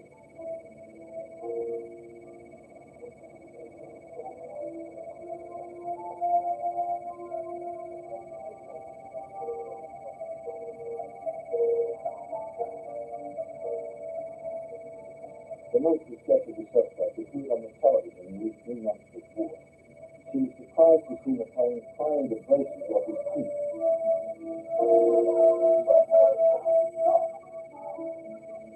When she questioned him, McCray screamed at her to mind her own business. According to Nadine, her boyfriend, Ralph McCray, was not only responsible for the shooting of wife, he was also a cop. Her boyfriend had advised her that they had the wrong person for the shooting that occurred in Landover, Maryland, with Officer Novogoski. She provided the break that agents were looking for. Nadine McCray, so reluctant to speak of her, knew that now there was no going back. But I think she realized how dangerous the person was and was very willing to cooperate with it. Because I think at that point she also realized that her own life was in danger now, having revealed her knowledge of the subject. Agents entered Ralph McLean's name into the NCIC, the National Crime Information Center, to find out if the suspect had any prior convictions. The raging damage to the database revealed that McLean was no stranger to crime. He had a long history of criminal activity here in Washington, D.C., totaling over 20 arrests. Those arrests were for some petty crimes, shoplifting, but they did escalate to assault on a police officer, drug distribution type charges also. Investigators secured a search warrant for McLean's apartment.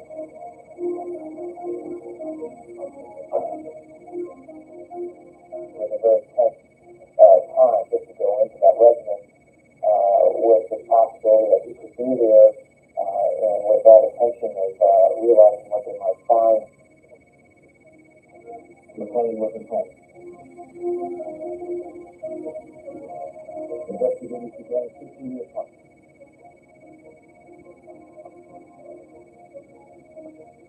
Survivalist magazines, weapons magazines, and how-to guides for terrorist operations were seen everywhere. The materials detailed how to conduct surveillance, pursue routine, and catch victims by surprise.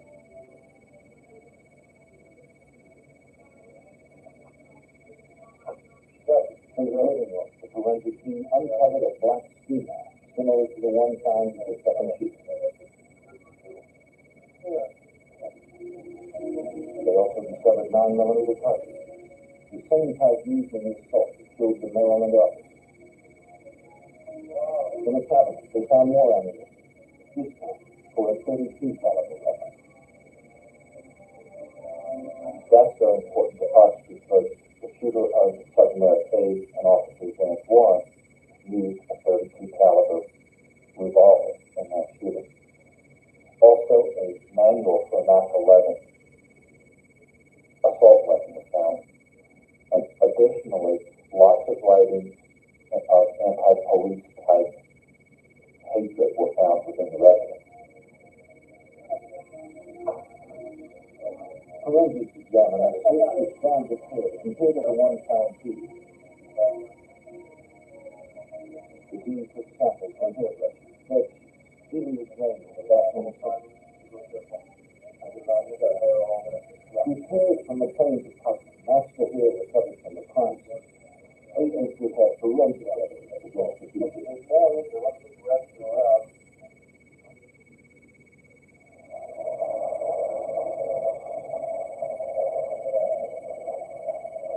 Armed with a photograph of the suspect, detectives called on the cab driver. They asked him to look at a photo lineup to see if he could identify McLean as the man who shot Officer Hayes. Metropolitan Police Detective Lauren Redmond was there for the lineup. The cab driver always told us that if you ever, show me a picture of the guy, I will recognize him. He said that, but he said it was a lot of fun. Investigators handed photos to the witness one at a time. He studied each carefully.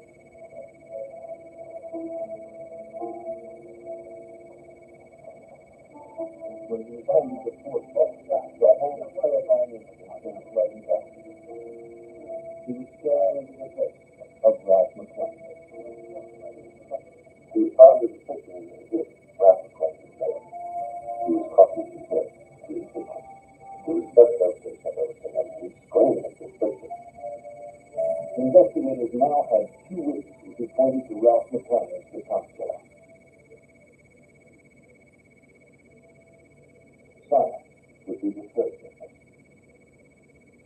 At the FBI lab, examiners matched the hair samples retrieved from McLean's apartment to the hair recovered earlier from the clothing found at the Officer Hayes shooting. It was the critical piece investigators needed to secure an arrest warrant for Ralph McLean.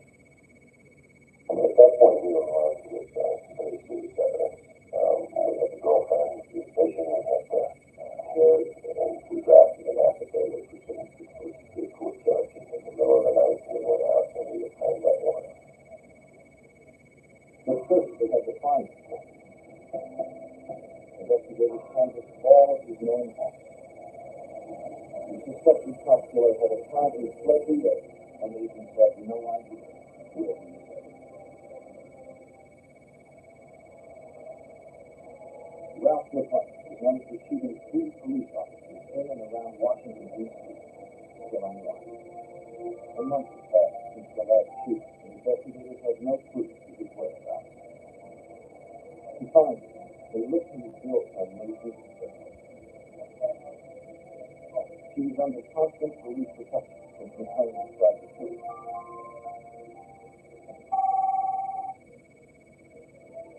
Maisie spoke with McClellan to his girlfriend.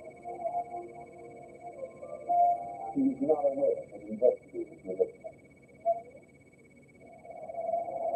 Through their conversation, Special Agent Jay Abbott and his team were able to stop McClellan's movement.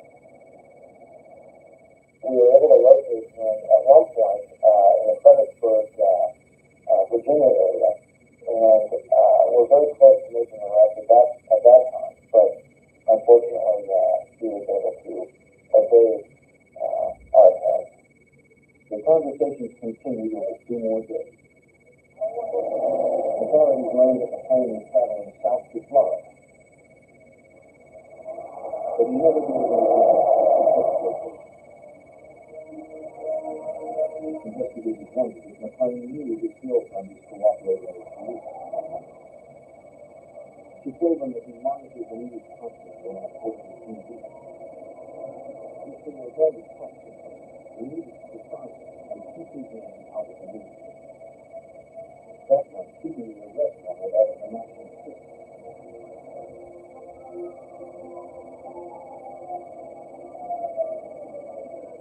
In South Carolina, that decision was worked against him when a highway patrolman pulled him over for removing violations.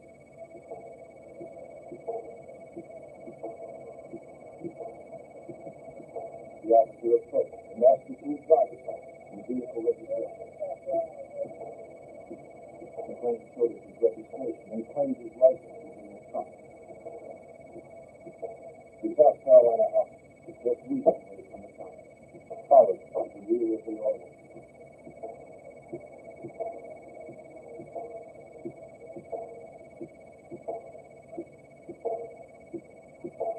McClellan rifled through his belongings and pulled out his license. The officer told McClellan to return to his vehicle while he called in to see if he had any outstanding moving violations.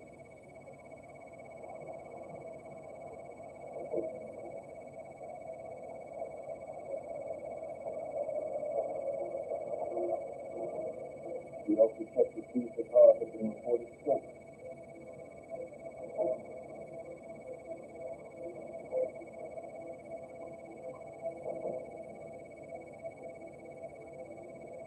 Records indicated that it was legally registered to Ralph McClellan.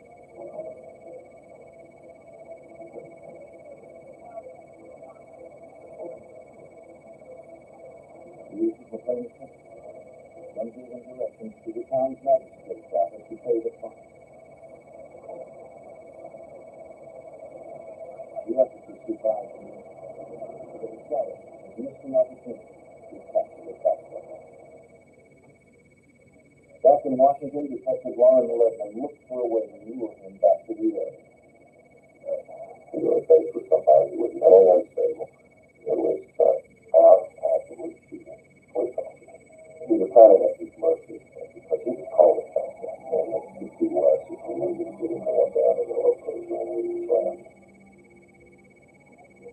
Investigators once again depended on their DNA test.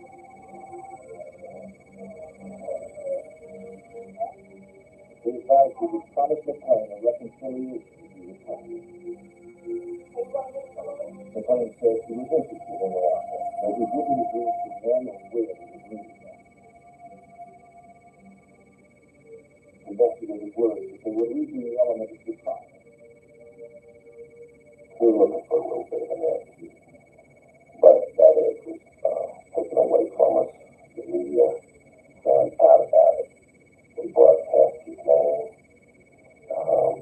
photographs, and so forth, which really bothered us because it brought us to another heightened level. They hoped McClellan hadn't seen something. baby. McLean called me in. He was ready to leave. As instructed by the FBI, Nadine suggested meeting at a large shopping mall in Northern Virginia. It's a place where agents could maintain surveillance without being noticed. McLean agreed to the location.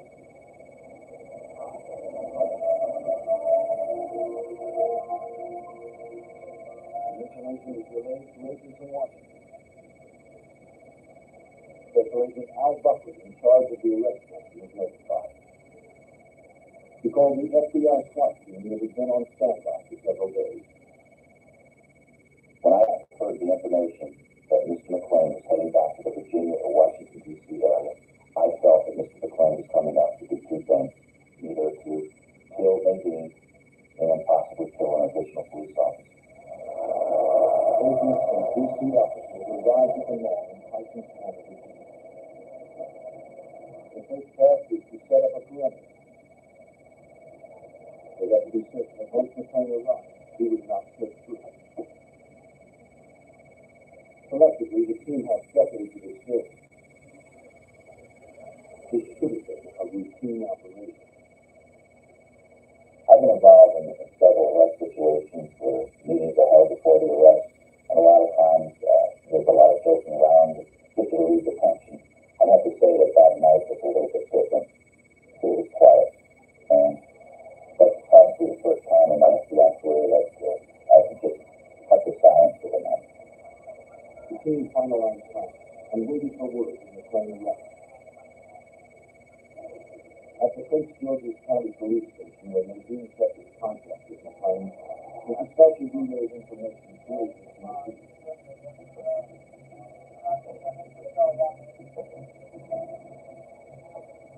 Agent Buckley got the call. McLean has changed the rendezvous location. The cruisers have wanted to meet Nadine in Maryland, nearly 25 miles away from where the SWAT team was assembled. The sudden change of plans was troubling. The call suggested that McLean might have known he was being set.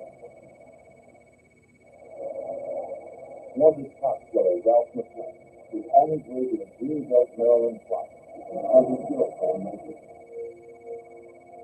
An FBI SWAT team was racing there near the setting.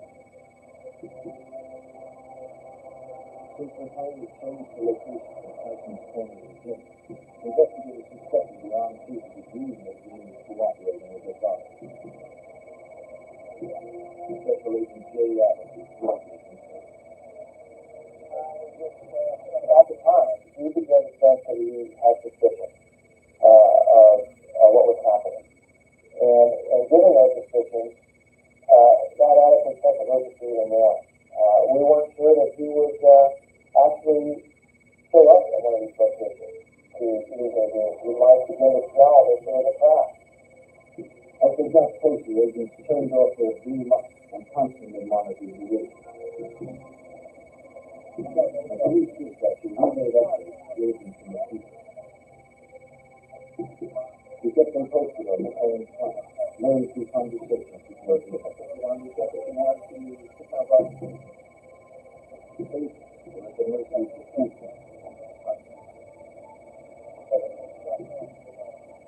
After changing the location several times, the team got word that McLean decided to leave the gas station across from Broadway Plaza.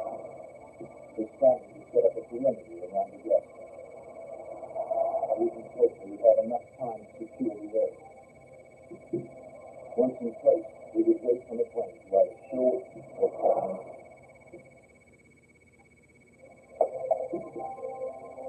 Detective Ledman took his position in a cruiser across from the gas station.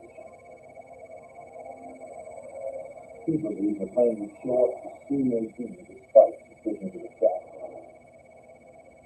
They didn't know he really wanted to meet her. We just felt that he was just trying to be in shooting range of her to kill her. Why? Because she was the only real witness to this shooting of this police officer. As the team continued to assemble, Nadine remained at police headquarters on the cell phone with McLean. Securing the closest position to the gas station, 20 years later, in a very Christian life, the schoolyard across the street after the best night.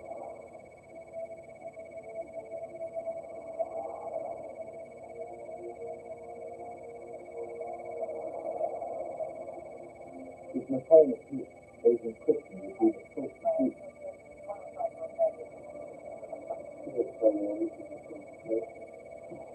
Other team members set up on nearby streets, hoping to stop McLean's car before it quit. Special night, as they wait.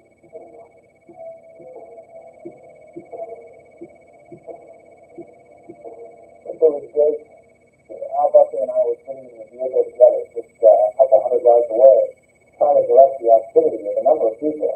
And it was very, I remember saying to him when we were in the car, I just hope that we can get him without anybody getting hurt. Finally, the team was notified that the suspect was called Lindsay. He complained that he didn't see her at the gas station.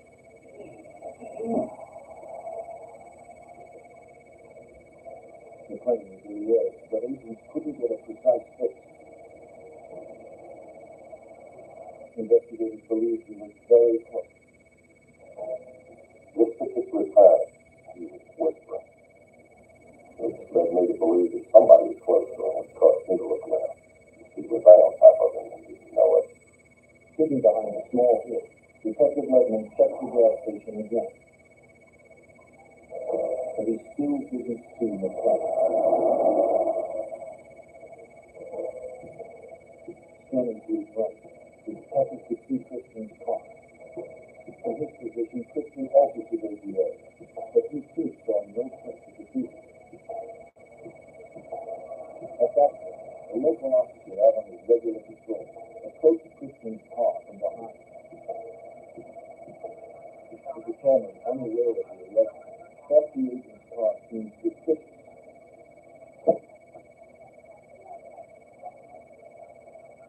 Still Christian, to his credit, realized and recognized the danger that the officer was in, and exited his vehicle, walked to the vehicle, and showed him his credentials. That action probably identified Still Christian to drop the claim that the law enforcement could. The officer turned off his lights and pulled away from the street.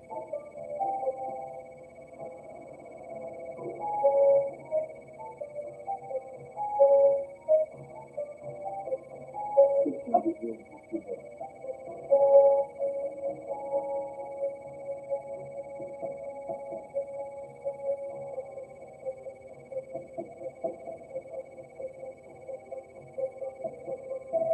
While investigators watched the McLean, Steve was watching them.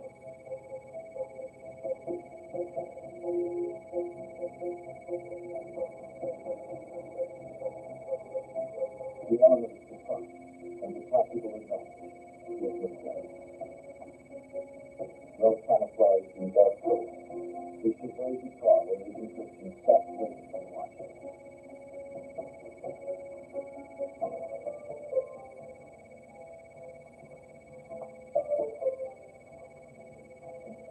He advanced slowly and deliberately on Christian's vehicle. Agent believed he was out there.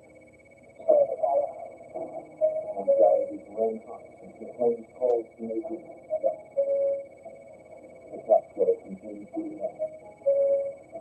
The Christian's gaze fixed on the gas station.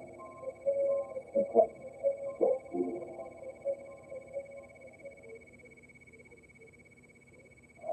FBI agents and DC detectives surrounded a gas station in Greenbelt, Maryland, waiting for cop killer Ralph McLean to show himself.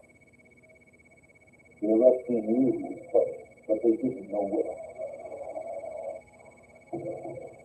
McLean was advancing on Agent Billy Christian from the shadows.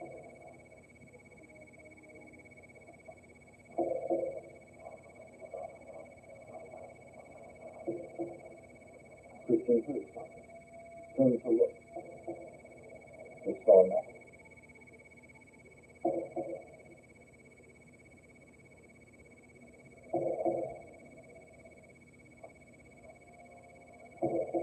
He heard it again. glanced around, but no one knew so. McLean's low profile appeared below the agent's line of sight.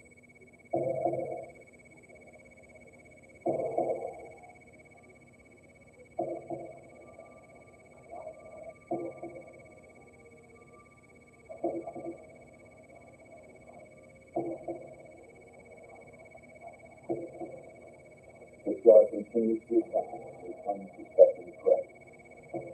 Rising just beyond the agent's line of sight, McLean lifted his Mach 11 machine gun and aimed at his Christian.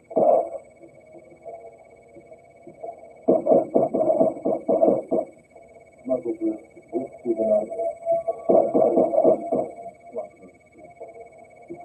Detective Ledman spotted McLean straight into the woods and closed it back up.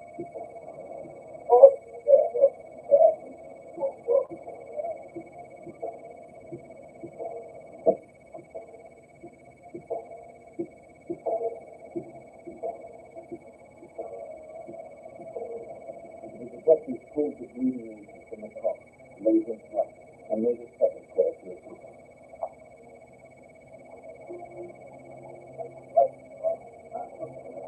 Agent Stuart and Al Buckley were among the first to respond. We heard a call come over the radio of shots fired, and that the subject was running. When we pulled up on Billy Christian's car, we realized that Billy had been shot, the window had been blown out. Detective Ledman tried to call the phone before rescue units were running. He had been hit on the blind side to his left at 45-degree angle. He had been hit several times. He was dead. The cops had claimed another life.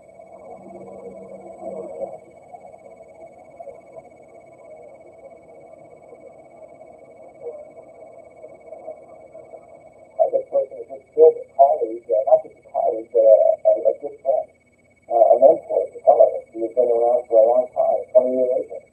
And to have this happen was enraging. Units from several jurisdictions responded instantly. The Prince George's County officer arrived with a police and started to hunt for the home on the drive.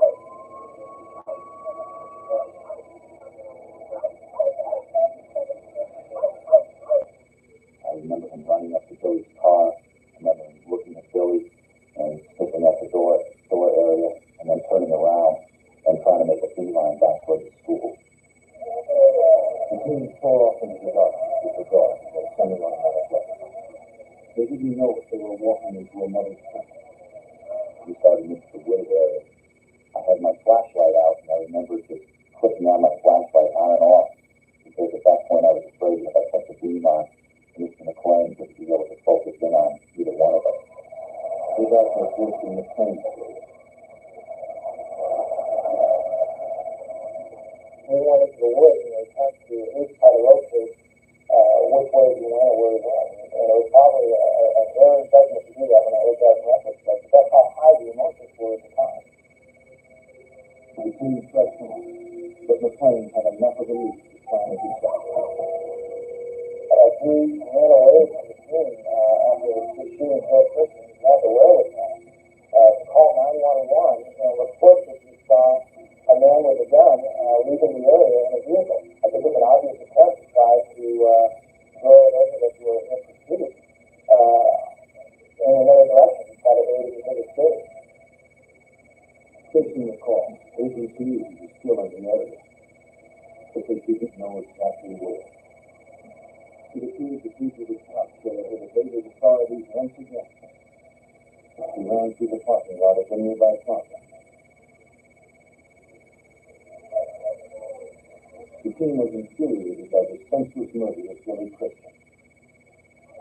They steeled themselves to continue the pursuit.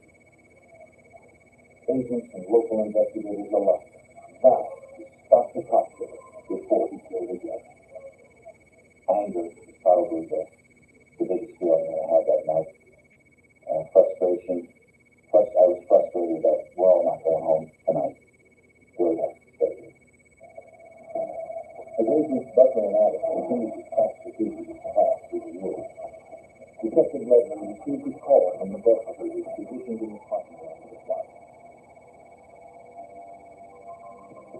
McLean had run and gotten behind the store and a large lamp that reached up to the back of the store where there was a cleaning trailer, and he was cleaning stuff behind that. McLean opened fire and pursued up. He took cover on the ground and returned. Emerging from the woods, Agents Abbott and Buckley saw him being fired.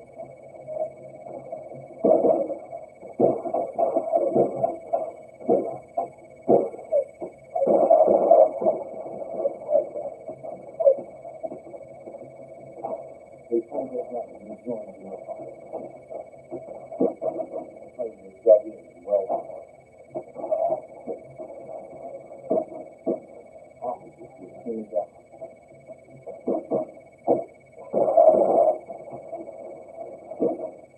No one knew how to get there without losing another life. FBI SWAT team had this very bad 5 minutes. The enemy was defeated, but didn't have a free shot. He saw an opportunity to fight, and he used it to his weapon.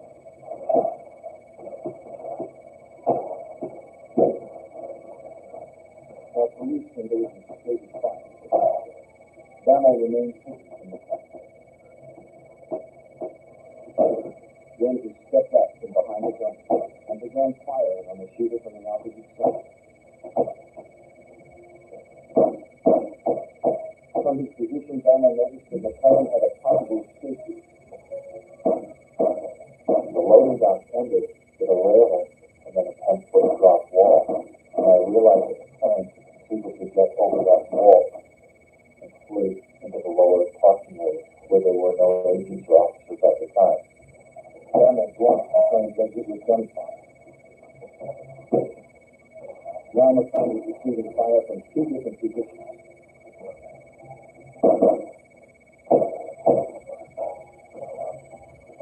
He swung around and shot his right to the down.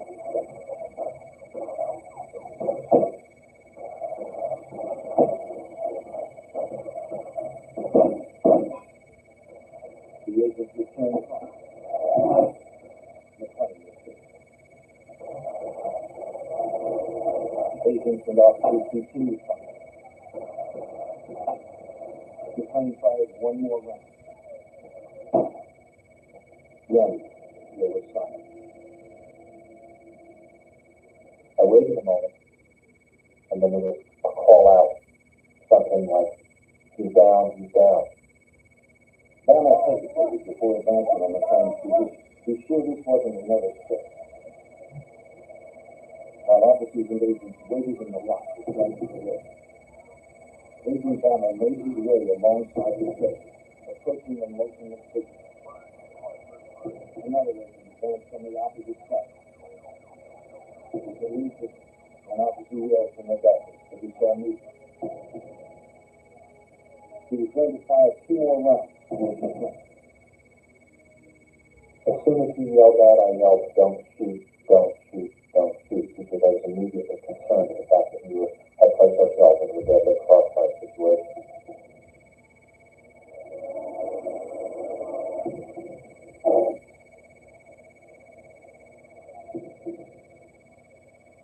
It was over.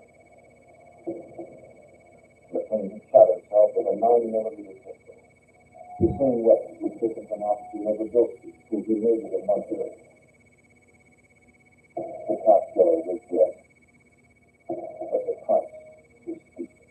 This person is subject had one goal in mind, in my opinion, and that was to kill feedback. And why, I will never know. But it was apparent to me that that was what he had decided to do for whatever reason at some point in his life.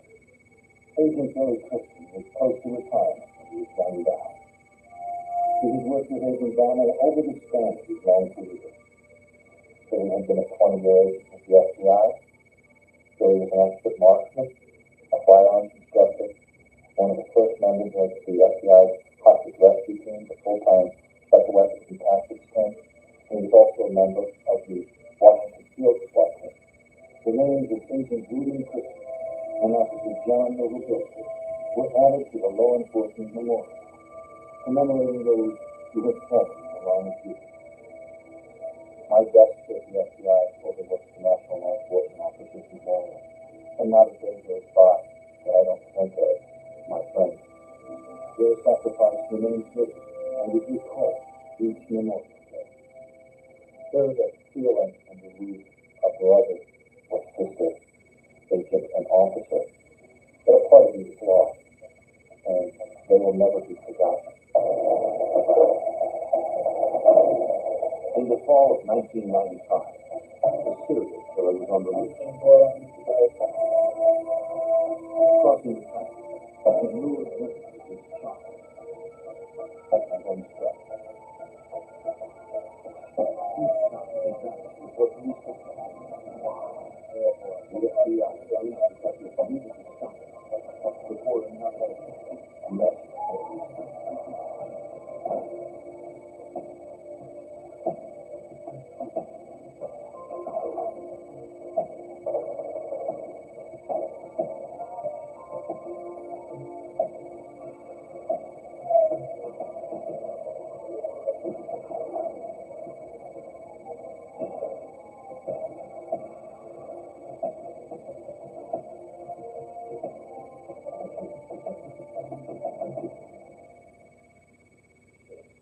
The body of a young woman found burned in a cellar launched a manhunt to find her killer. When more bodies began to turn up across the country, the FBI believed the cases were linked. Investigators had a suspect. They just couldn't find him. I'm Jim Johnson, former head of the FBI's New York office. Agents would enlist the help of local law enforcement and even long-haul truckers to stop a cross-country killer.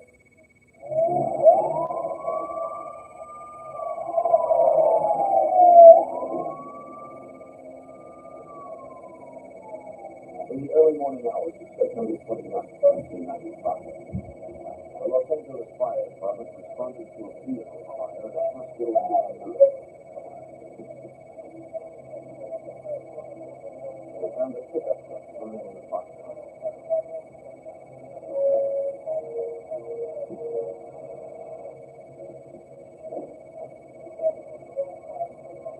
When the flames were extinguished, they found two men were missing.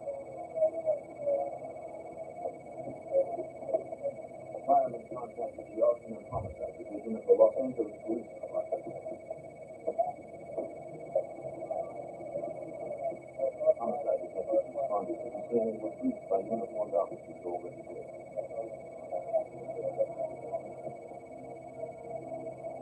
They questioned the witness, a nurse seen the fire start. She said she had arrived for work before dawn for the early morning shift. In the parking lot, she saw the truck go ablaze. She saw the outline of a figure with long hair run from the truck as the flames erupted. She never saw it since. And she had never seen the truck before.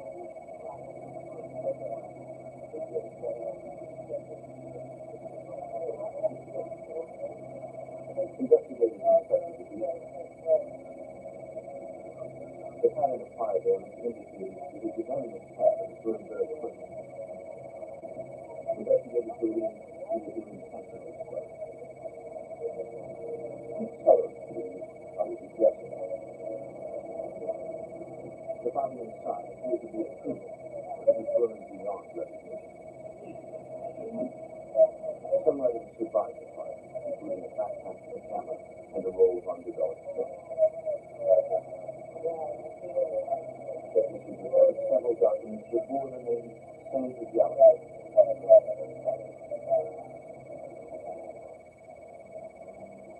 By sunrise, detectives in LAPD's Van Nuys station were not the truck's plate.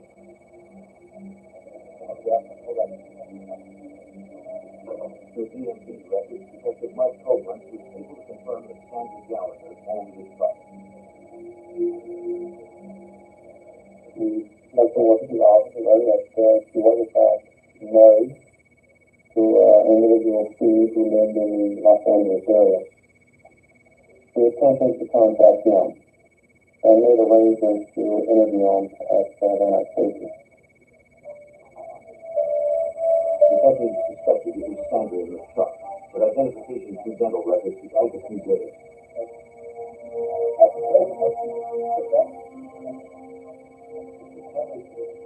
Since the body was too black to identify, detectives asked Stephen Young to look through the recovered evidence. He said the backpack, camera, and other items were found.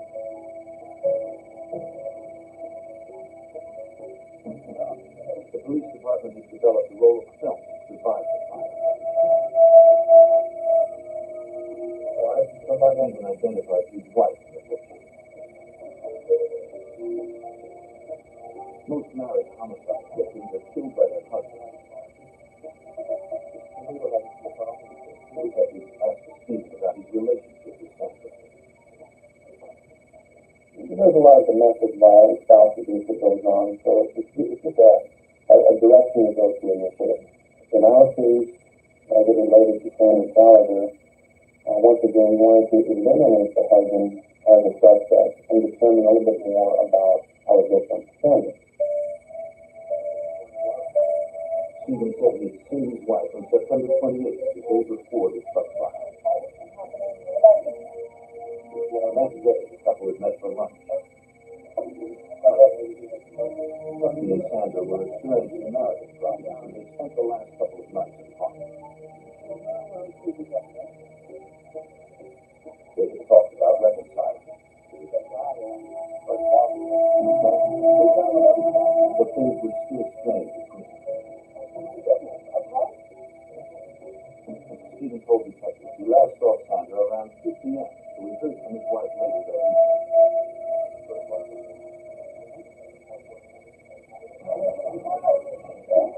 He said Sandra called him from a local bar called the Grill.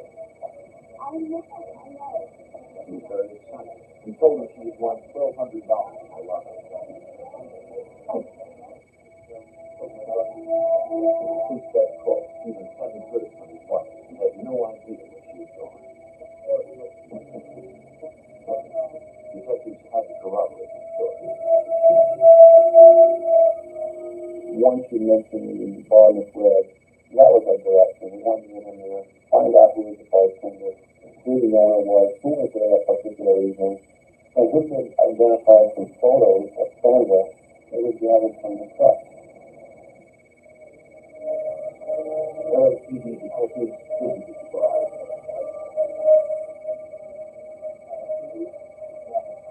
When shown a photo of Sandra Gallagher, the bartender recognized her.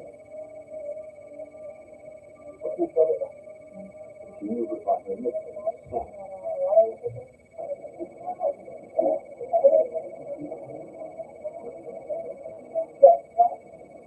The bartender confirmed that Sandra had been in the bar on the night of the 28th. She told everyone about her lottery.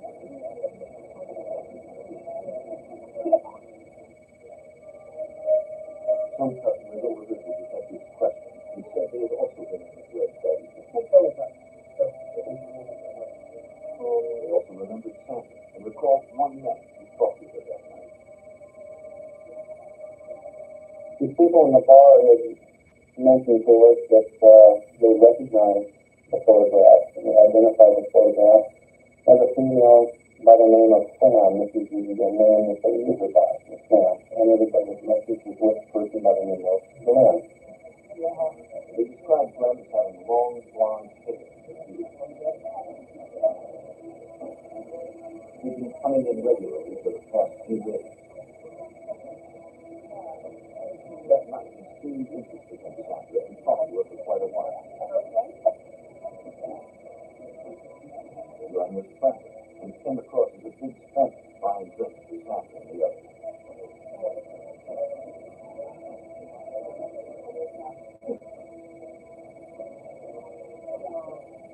When the bar closed, Glenn had asked Sandra for a ride home. She said it was in the car. She agreed to drop him off at the rapid airport. The customers haven't seen Glenn since back in October. They believe Glenn's last name was Rocky, but they weren't sure. Their description of him matched the one of the man seen fleeing in a burning truck. Detective Copeland was checked. Through department sources, we were able to identify Glenn Rogers as a resident in the Van Nuys area. And we were able to obtain photographs of Mr. Rogers.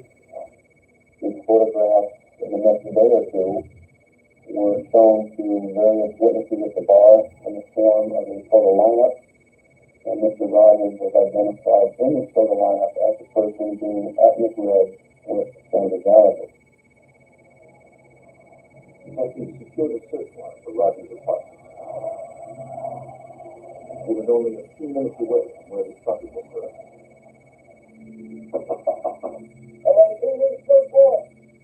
They didn't know if Rogers was inside, perhaps with a weapon. The uniformed officers went to first to clear the site. Rogers wasn't there.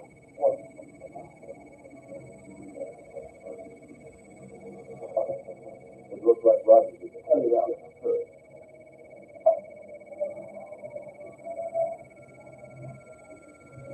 Detectives recovered a purse and a woman's wallet. It was empty of cash and held no ID. They also found a woman's earring.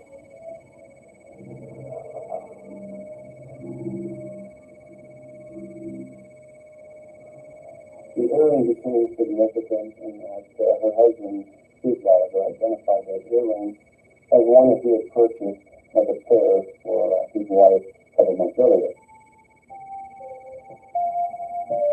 After several days, the coroner made his report. He positively identified the remains of the truck as those of Sandra Gallagher. He determined that she had not burned to death. We learned from the knowledge area of our victims there wasn't any presence of evidence of fire, sitting, and so on. That gave us information that because she didn't breathe in the fire in the soot, it still an indication that she died prior to the fire itself. The mother of three had been killed by manual strangulation.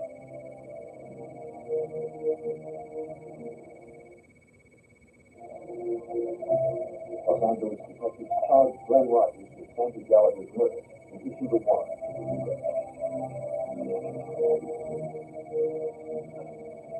Rogers wanted to take him into the NCIC, National Crime Information Center. It links over 57,000 law enforcement agencies nationwide.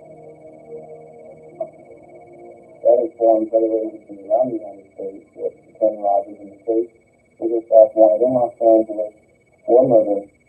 They just the agency Los Angeles Police Department, Van Nuys area, with my name and my phone number.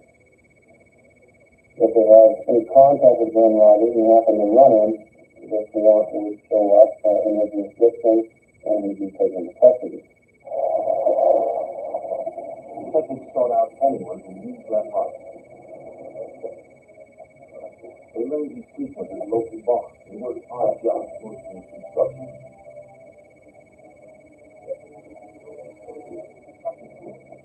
They visited several job sites, interviewing his friends and co-workers. The two witnesses and trying to learn that Glenn did have a temper, and that when he drank, he did become enraged. There was domestic violence involved with former girlfriends. So we were dealing with someone that could become violent and genuinely violent when he drank, as it was in our case with Senator Gallagher. One of his friends said he hadn't seen Rogers in a while, but promised to contact the police to be heard from him.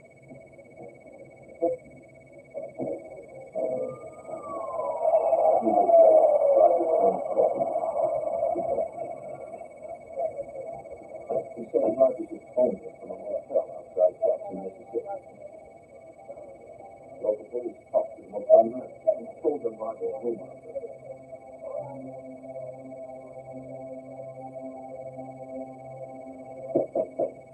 Police, open up!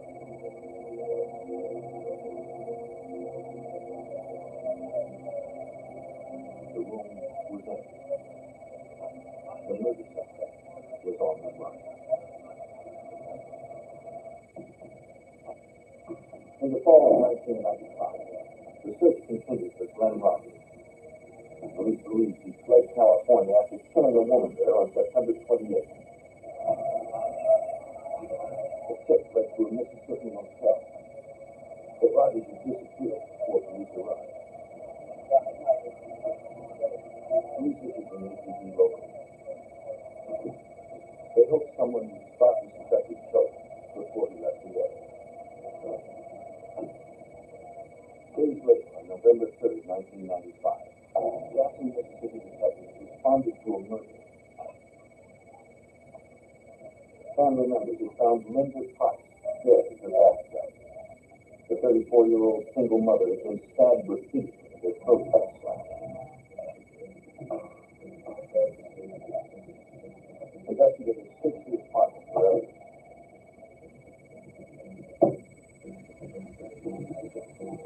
Technicians photographed the scene and listed numerous latent fingerprints. They found no murder weapon. No valuables seemed to be missing. There was no apparent forced entry, and the killer had locked the door. The details of the crime scene led Jackson homicide detectives to conclude that Linda Price had been killed by someone she knew. In the morning, they interviewed her mother. Perhaps she knew the killer as well.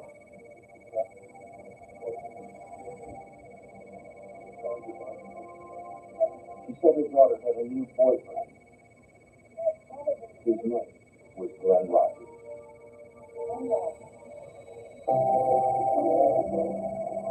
A month earlier, on October 3rd, Linda had met Rogers at the Mississippi State Fair that he had lived. This time, Linda felt her right. She seemed ready in an apartment and moved into it. At first, Linda seemed happier than ever. But recently, she wondered if she'd made a mistake. She told her mother that Rogers had a bad temper and she feared his mood swings. When Linda stopped calling and didn't answer her apartment door, her mother believed that Rogers had harmed her.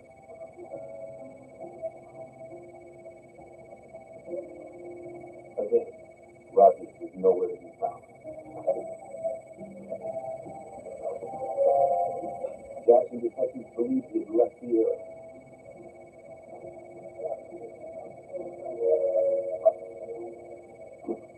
They entered his name into the NCIC database.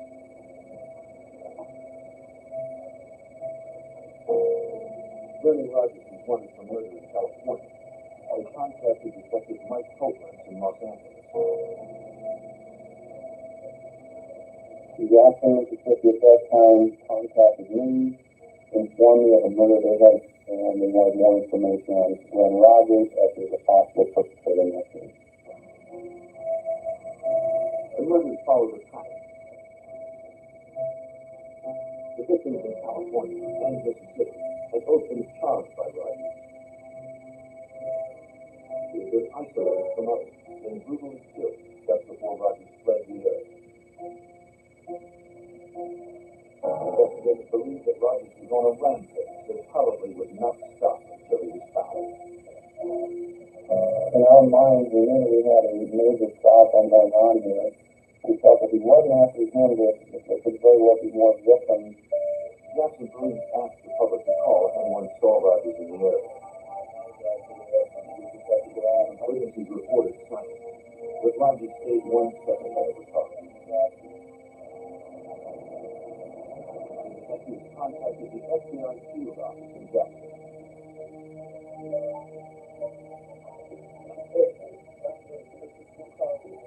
They believed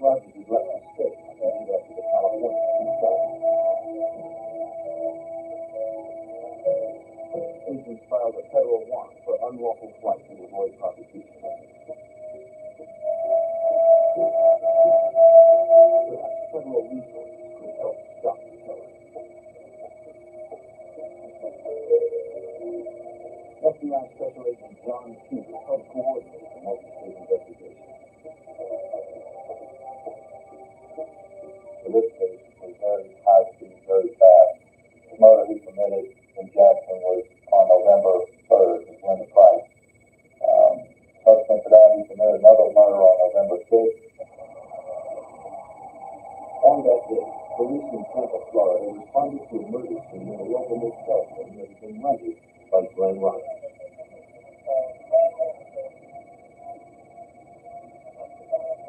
Like Linda Price, the young woman lay dead in the bathtub and was stabbed in the back, chest, and wrist. There was no ID of the woman in the room, but investigators noticed a tattoo of a cross on her shoulder. Her jeans and shoes were piled near the toilet. The bracelet was found in the sink. And the evidence left behind.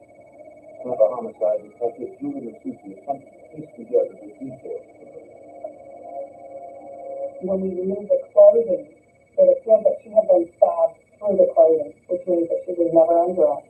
And it was from the rear portion, which appeared that someone might have come up behind her and stabbed her. The shoes had blood spots on the top, indicating she had them on and was standing when she was attacked. Under the body was a man's watch. Investigators believe it belonged to the killer. It was significant that she was placed in a bathtub, and it was clear that someone tried to clean up any evidence that they left behind. We had found towels to indicate someone had wiped up blood off of the floor. It appeared that the bathtub water had been run to try and clean up any evidence that was left behind. The detective interviewed the housekeeper who discovered the body. That morning, she'd been making her daily rounds just after checkout time.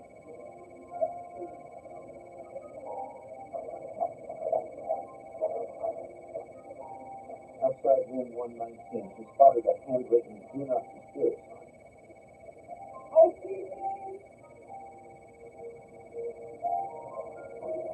She said she didn't clean the room the day before because she saw the sign and wanted to respect the privacy of the people staying there. On this day, the occupants were scheduled to check out.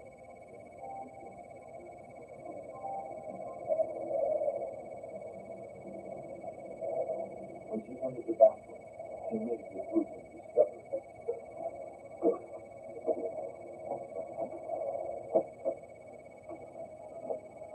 Detectives asked the motel manager if she knew about the people staying in room 119.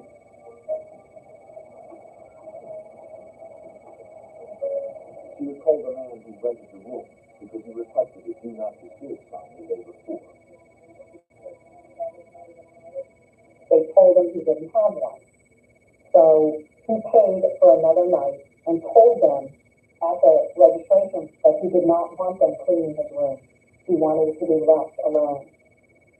Apparently he went back to the room and tore off a piece of a phone book and made his own "Do Not Disturb" sign and hung it on the door.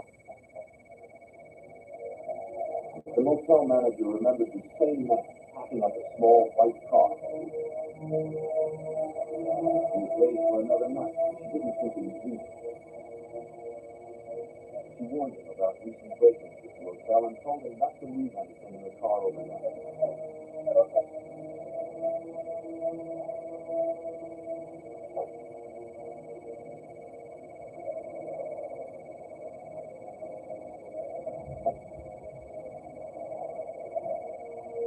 The detective checked the office records, finding the registration card for room 119.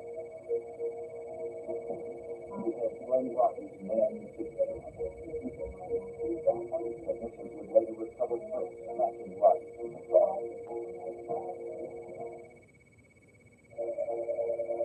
Detective Masucci ran a computer check and saw the California and Mississippi murder trials. She contacted the other agencies, the FBI. Then we started to realize very quickly into the investigation that there was a possibility that this man, Mr. Glenn Rogers, was a serial killer. The investigators knew who the killer was. The Tampa detective still had not identified the female victim. She remained at the morgue as Jane Joe. If they could identify her, it might help them find the man who had killed her, and at least two others. In the fall of 1995, after Lincoln murders in California, Mississippi, and Florida to one man, the FBI and local detectives searched for a huge serial killer, Glenn Rogers. The latest victim has been found in a Tampa motel room. She was still unidentified. Confirmed the media coverage, the woman whose daughter had been missing for 2 days came forward.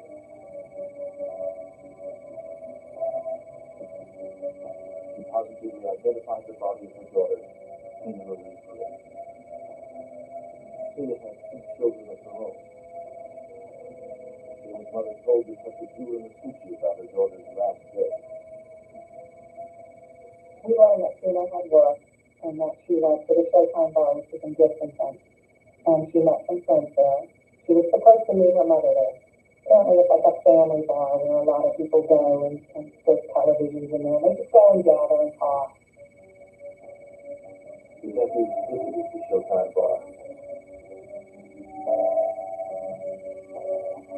The bartender said she knew Tina and her mother. He confirmed that Tina had been in the bar on November 5th. The bartender also remembered that a man named Glenn was there the same night. He talked with Tina, the other. He brought around a drink with a $100 bill. The bartender said the man was very friendly and wanted Tina over to the liquor. Eventually, he asked Tina for a ride home. He said his motel room was closed and promised Tina would be back in time to meet her mother. Tina finally agreed and told the others she'd be right back. When the mother came to the Showtime bar, she sat there and waited, and her daughter didn't show up. So she started beeping her to find out where she was. And she said that she had such a close-knit relationship with her daughter that she immediately knew something was wrong when she didn't answer her pages. Detective Masucci also learned that Tina owned a white Ford Pacifica, the same kind of car the Tampa motel manager had seen Rogers packing in his suitcase. She updated the NCIC's report on Rogers, adding the Pacifica, its license plate number, to the fugitive's information.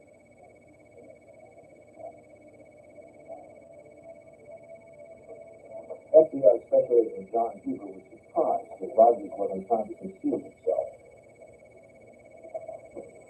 Glenn Rogers seemed to not care if he would get caught or had no fear of the law. He would always use his real name when dealing with people and checking in the motels.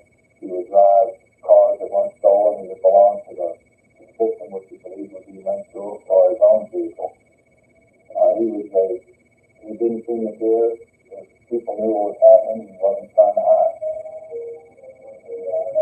The search for the serial killer hit the news.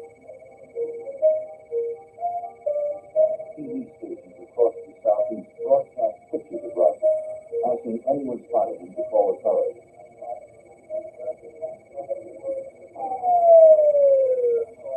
Hundreds of leads poured into the FBI. One promising tip came from the Jackson, Mississippi motel. 2 separate callers claimed to have seen Rogers there. Rogers had been on Jackson Cruise when he was known to frequent small hotels. We set up a perimeter around the hotel, and then we had an entry team go up to the door.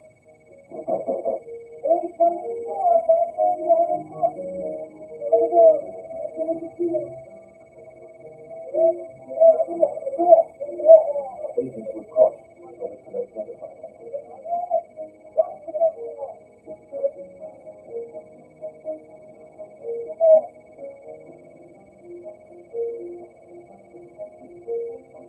We identified the person that resembled Rogers and determined it was not him. We then later searched the entire hotel and began searching the hotels in the immediate vicinity, but didn't find it. It was very important in this case to apprehend this individual as soon as possible, because based on his history, he was going to continue to kill until he was apprehended. Authorities were desperate to stop him. The serial killer was out there somewhere, and it was likely that he was searching for his next victim. In the fall of 1995, suspected serial killer Glenn Rogers had been announced in Florida. The FBI believes he had murdered a woman after starting living in California and Mississippi. The FBI soon learned that Louisiana had been his next stop. On November 10th, 1995, Annie Stuckert, the mother of four, was found murdered in her Bossier City, Indiana apartment. Like two others, she had multiple stab wounds to her upper body and back. So, Bossier City detectives questioned the victim's roommate on December 14th. Annie's roommate was a witness and was worth late the night before Annie was killed.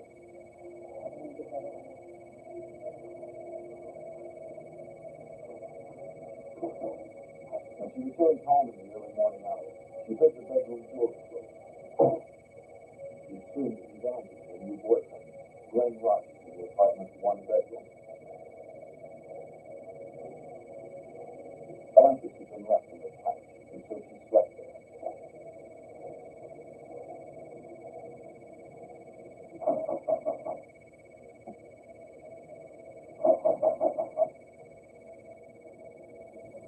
After daybreak, she was awakened by someone at the apartment door.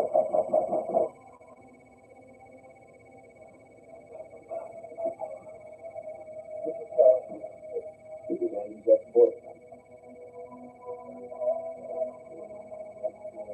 He wanted to talk to her.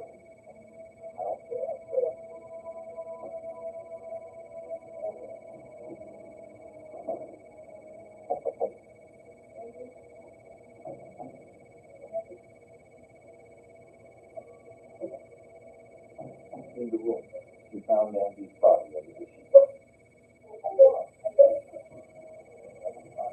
She told detectives Andy had met Glenn Rogers in a bar. They had been dating for only a few days. Neighbors had seen Rogers leave in a white Festiva. Bossier City detectives ran Rogers' name through the NCI and saw the three other murder warrants. They contacted the other police agencies and the FBI. Los Angeles faxed a photo of Rogers to be used in the local investigation.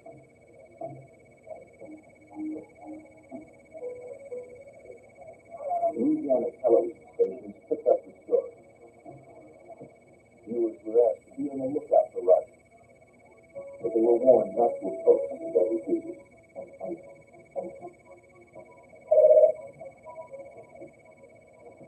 Special Agent John Huber and the other investigators were frustrated. Rogers was killing people faster than we could investigate where he was. It was just a kind of a time game, and he was killing people faster than we could apprehend it.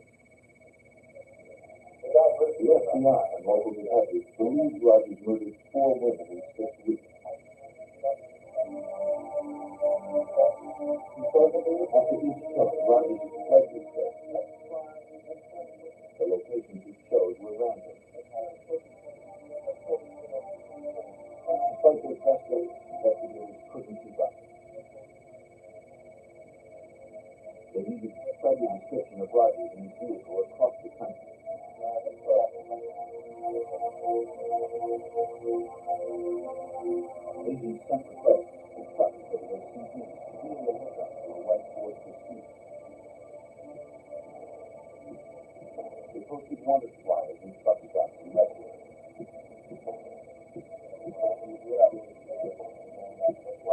They held press conferences to get Rogers' photo out to the public. They wanted to warn comfort people and hope someone would spot them.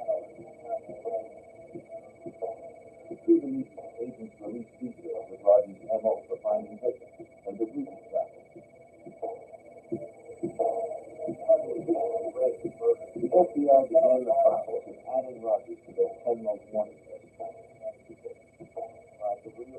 Getting someone on the 10 most wanted list increases the amount of resources that the Bureau puts into a case. It also increases the amount of media attention that's also worked into a case. The hits began to increase. One caller claimed that Glenn Rogers was at a pool in Mississippi. Two agents responded.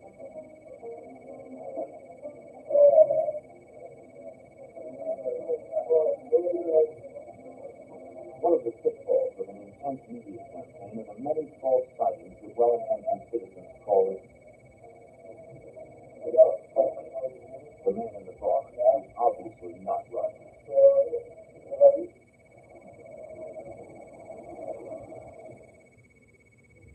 The investigators tried to predict Rogers' next move and focus their search.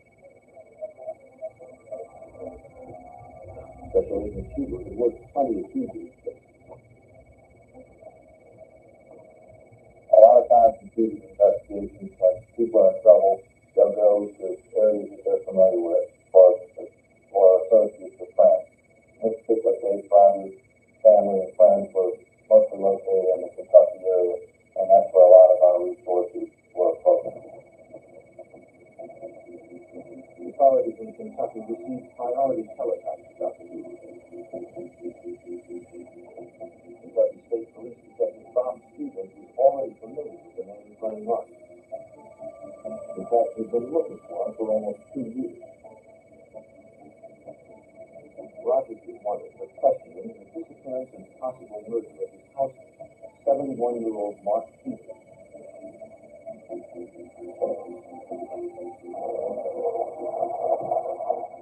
Almost 2 weeks before Glenn Rogers' cross-country crime spree began, his brother had called the Kentucky State Police.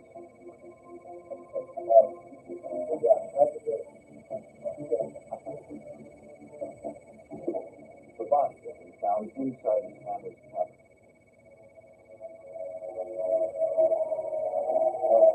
Police believed it was Mark Peter. Peters was last been seen with Rogers. The cord tied around the corpse's hands and feet matched one found in the home of the shooter. Authorities could not determine the cause of death, and they couldn't find Rogers. The case is still ongoing and still pending. We had one suspect, which was Glenn Rogers. We were in South Rogersville now. Due to the fact that we traveled by Greyhound bus, transfer trailer, cars, and cars that traffic. So we had a hard time trying to know where the death was. Still, the investigative focus in Kentucky paid off.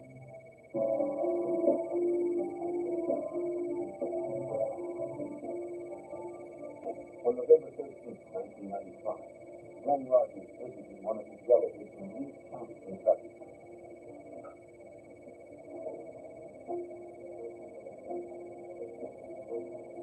When he left, he called the Kentucky State Police.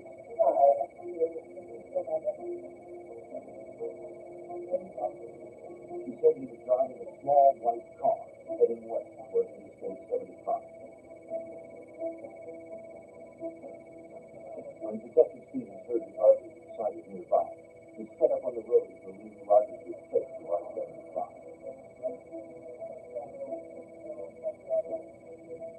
He wasn't long before a white Ford Pursuit drove by.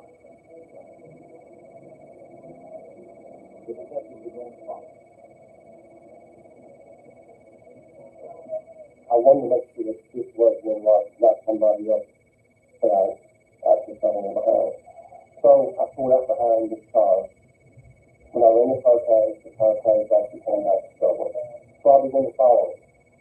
As they were just pulled the side like they were going to pass, and I looked over, I could see who it was. This guy here, Winlock, is not the driver.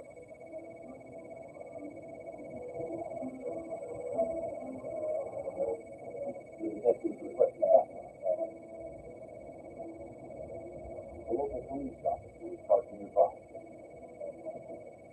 He joined his local chief. We followed Rogers for a bit. He was kind of watching me, and I was watching him. I think I did. He must have pulled that TV out the queue, pulled a face off behind me. So, we pulled up to a stoplight, and he ran the stoplight. And pretty much ran the people off the road if he's going to the stoplight. I fell in behind him at that time and activated my emergency equipment.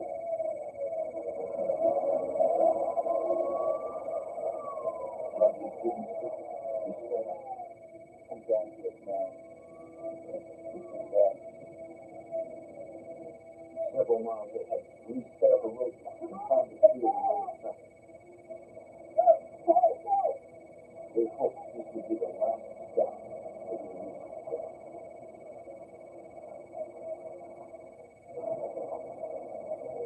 On November 13th, 1995, Kentucky State Police set up a roadblock in an effort to apprehend suspected serial killer Glenn Rogers.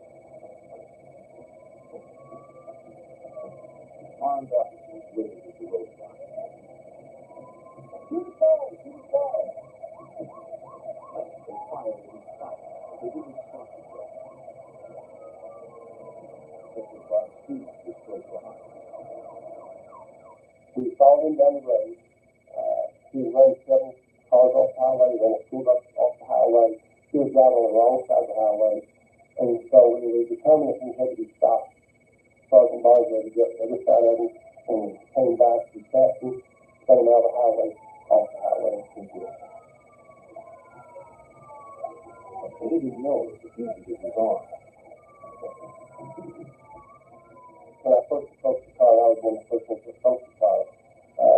You could see that he looked very upset, very aggravated that he was in the custody. He was very defiant, and just didn't want to be taken into custody at that time.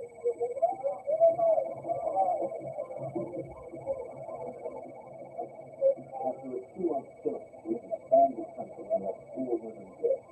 Glenn Rogers was finally in custody.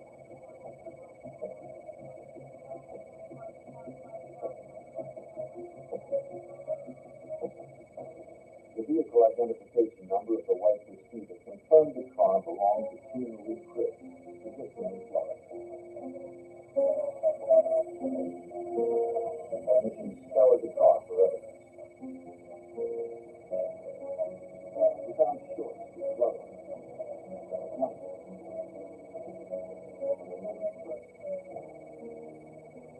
these and other items linked Rogers to the murders in Mississippi, Louisiana, and Florida.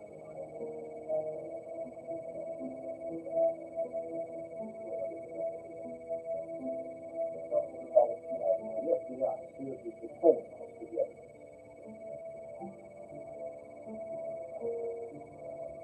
FBI agents and detectives from 5 states met in Kentucky to outline the case.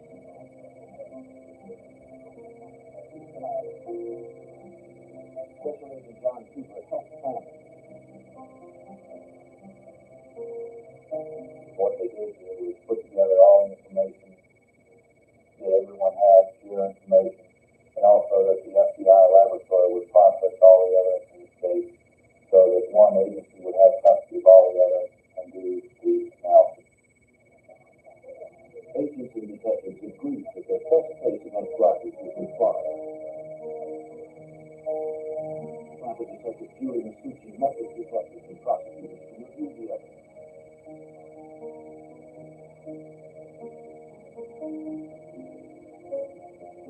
They believed the watch found in the tub of the victim belonged to Rogers.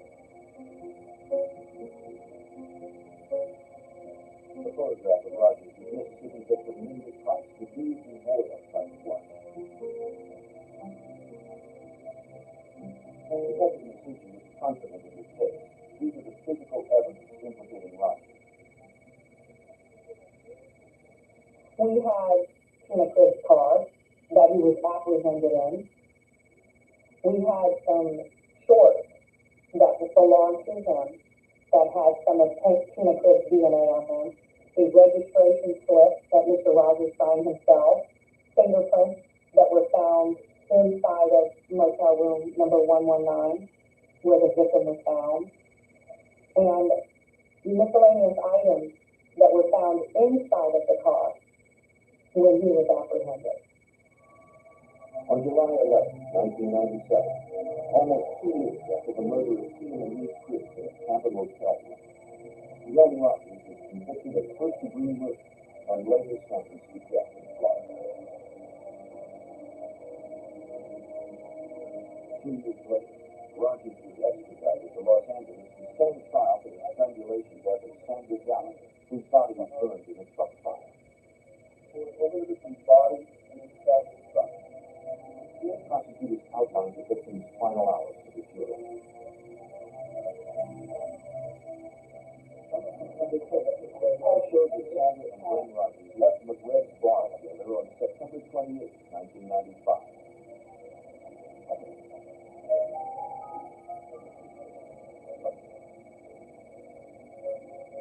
At some point, there was a struggle, perhaps as Rogers was an unwanted sexual act. He strangled her, crushing her windpipe.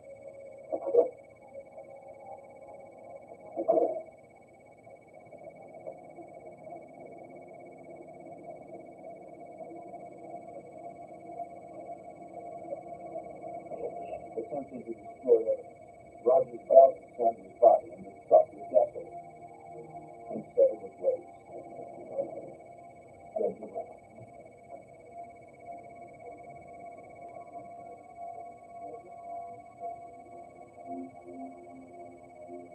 On July 16, 1999, a jury again found Glenn Rogers guilty of murder. He was sentenced to his second death penalty in the state of California.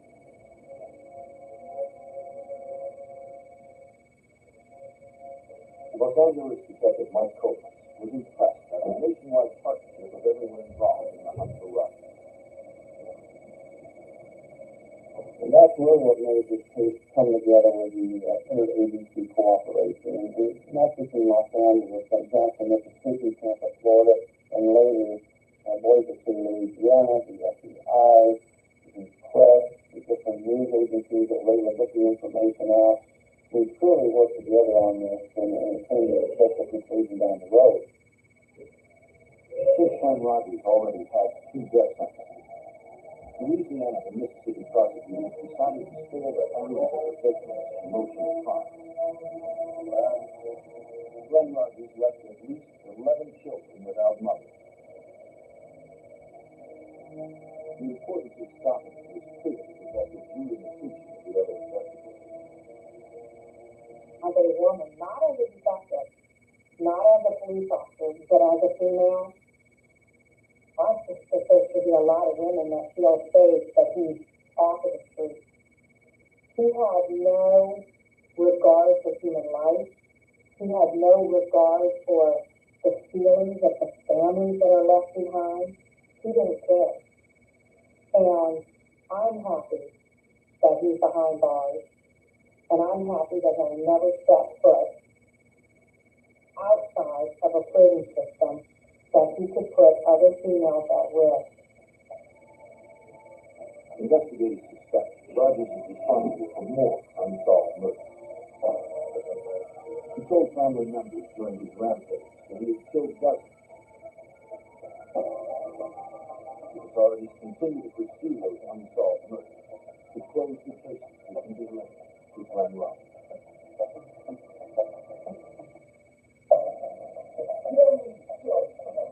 In South Carolina, a family is taken hostage as part of a blazing bank robbery. Police track down the suspects, but they can't seem to keep the leader, the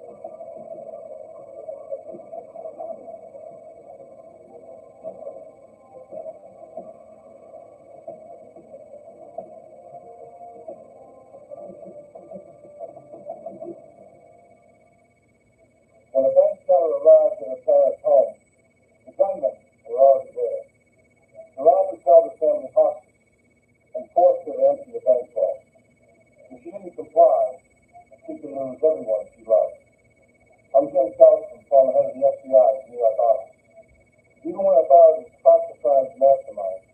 They couldn't hold him. Soon he was back in action, with the FBI once again on his trail.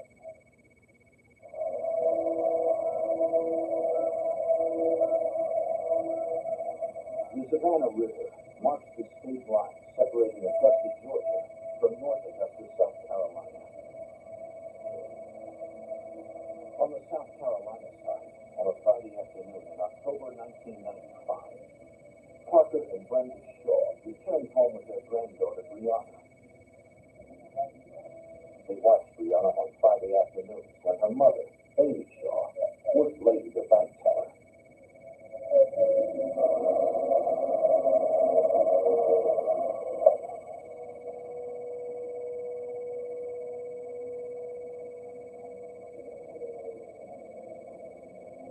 Parker tried to open the garage, but the remote door opener wasn't working.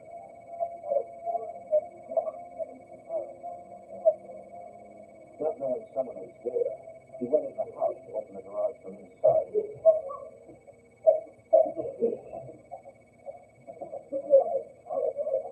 two intruders quickly bound Parker with duct tape,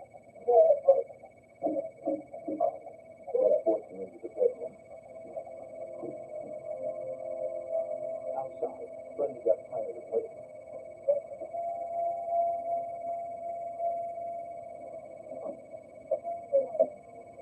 Quickly up, she began to walk towards the front door. When the garage finally opened,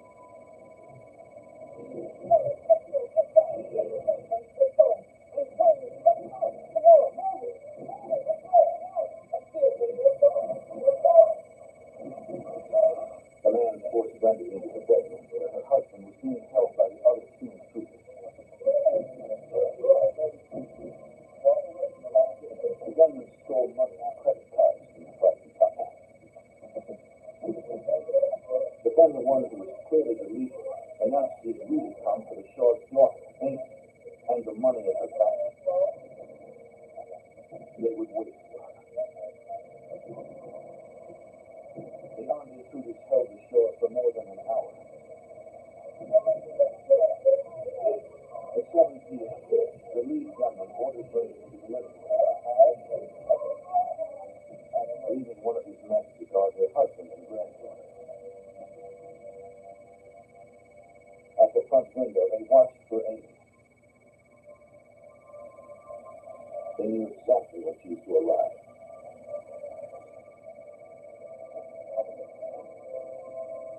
For Amy Shaw, it was an ordinary Friday evening.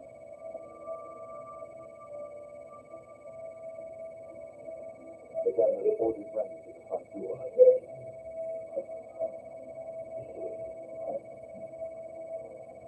Usually it was unlocked, so Amy was surprised she couldn't get in.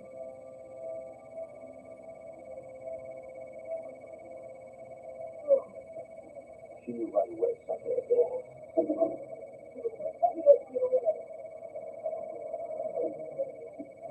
leader grabbed her. He told her he'd been watching them for some time. He knew their schedules, when they were vulnerable, everything.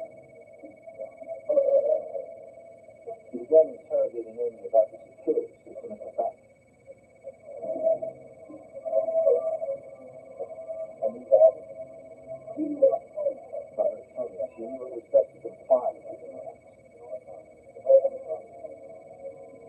She said she could get him into the bank, but it took 2 codes to open the vault, and she only had 1.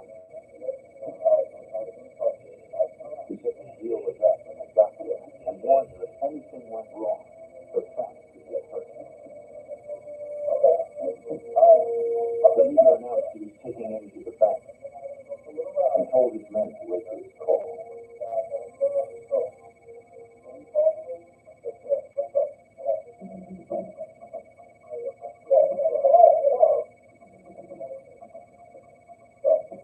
Her parents and little girl could only hope that she would not be harmed.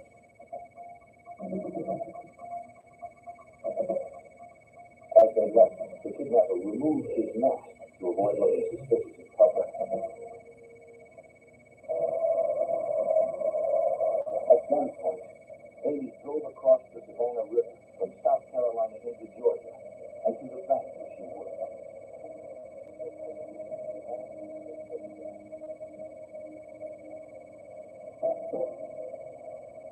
The gunman ordered her to circle the bank slowly so he could check the cleaning crew was inside. Pulling up next to the automated teller machine, Amy hoped to catch the kidnapper's vehicle on a security camera. Deciding it was clear, he ordered her to drive to the back door.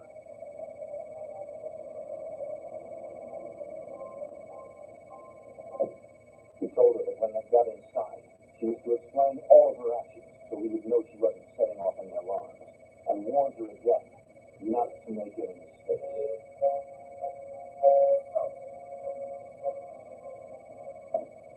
Inside, she showed him the alarm she could disable.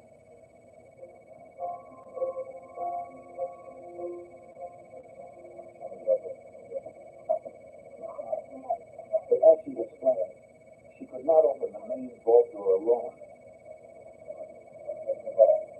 She had one combination, but a co-worker had the other. The kidnapper reminded Amy that the family would remain safe only if he could get inside the vault.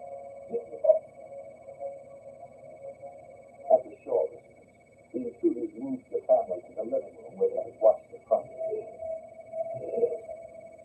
The Shaws hoped it would end peacefully, but the men seemed to grow agitated, their guns at the ready.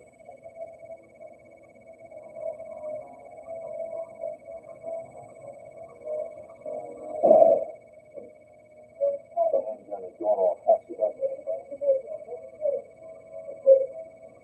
The intruders worried the sound had alerted neighbors.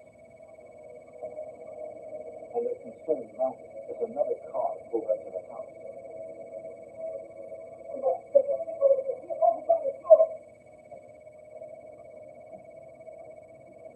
It was Amy's brother-in-law and sister, and their young daughter arriving for a visit.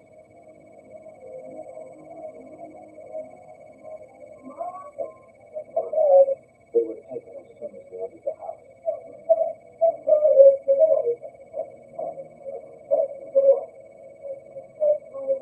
The gunman now had 6 hostages. After that, the lead assailant ordered Amy to call her co-worker to the second combination. When Amy asked, the co-worker hesitated, not understanding what was happening. Amy tried to explain that the family was being held hostage. The gunman took over, threatening to come get the code himself. Fearing for Amy's safety, the co-worker gave her the second combination. The gunman made sure the woman stayed on the line so she couldn't call police. Amy nervously punched in the second part of the combination. But the vault remained locked.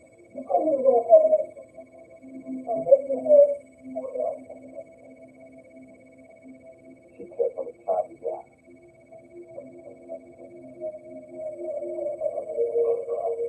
And the door opened. The robber had Amy make sure the co-worker stayed on the line. And he ordered her to point out which bins held base money that was sequentially numbered or rigged with exploding die caps. He left that cash alone.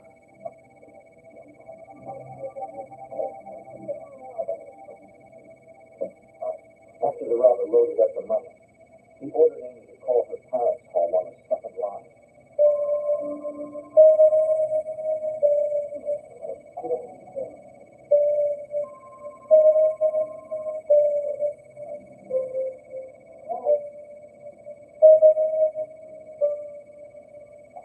The leader ordered his men to take care of things at the house, then leave and pay them when they were close.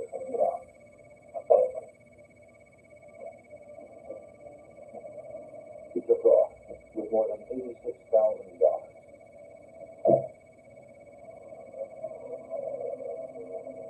Once he was gone, Amy set off the alarm to bring help. Then, frantically worried, she called home. Her mother warned her not to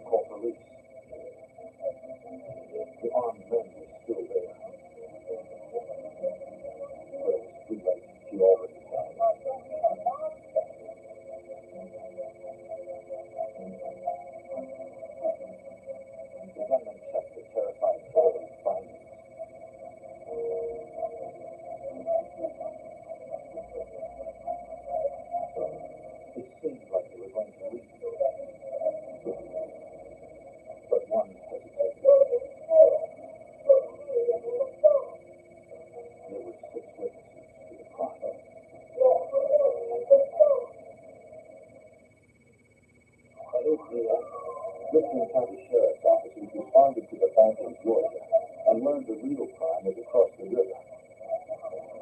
The lead investigator was Kenneth Bruce. We were ready all the information we had previously obtained to us. We told him that there was a possibility that the family was still being held hostage. Litchfield County, South Carolina Sheriff's investigator John Bullock got the call. Yeah, family hostage situation was fine with those more. That's the same thing you got. Fast as you can. The family had called, saying the gunman had left, but the deputies had to be sure.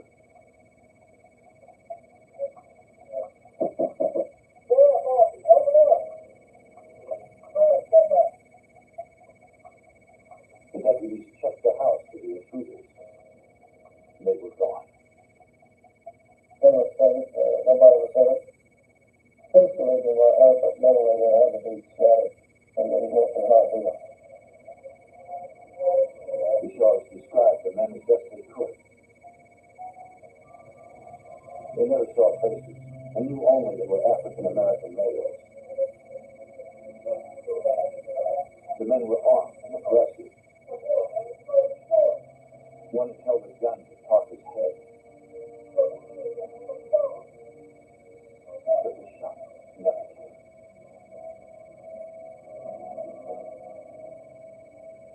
When the assailants left, the family freed themselves and waited for police to arrive.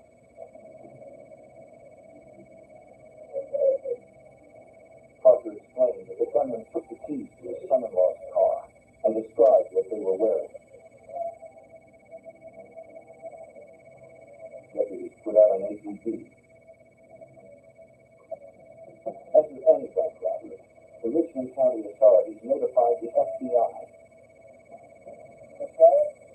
Special Agent Jerry Jones of the Augusta, Georgia Resident Agency arrived to interview Amy. She described the leader of the group and the direction in which he fled. She said she might have captured an image of him and told Special Agent Jones about the camera on the ATM. She tried to get him into the position where the camera unit had the photograph of him. As it turns out, the camera was activated only when one puts one's card into the machine, so that didn't work. The camera's inside didn't catch him either. At the North Augusta crime scene, investigator Bullock arrived and was briefed on the search for evidence. Technicians from the South Carolina Law Enforcement Division found oily shoe prints on the garage floor and photographed them for future comparison if suspects were located. From inside the house, technicians recovered a single cartridge from the bullet fired in the living room. It was from a .38 caliber handgun that had no prints on it. Attempts to recover the assailant's fingerprints elsewhere failed as well, since they had worn gloves throughout the crime. At the top of the driveway, investigators located a vehicle stuck in a ditch. The two suspects, when they left the house, they were going to take a car, and they got the keys from the victims in the house, and they're heading to back out of the driveway, they back into a ditch. They could not get the car out of the ditch, so they left that first. The technicians recovered fine fingerprints from the vehicle. More evidence to compare to any later suspects.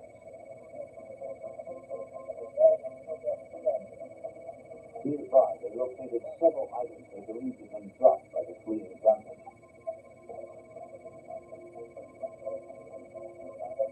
There were several weapons, including a shotgun and a .357 Magnum.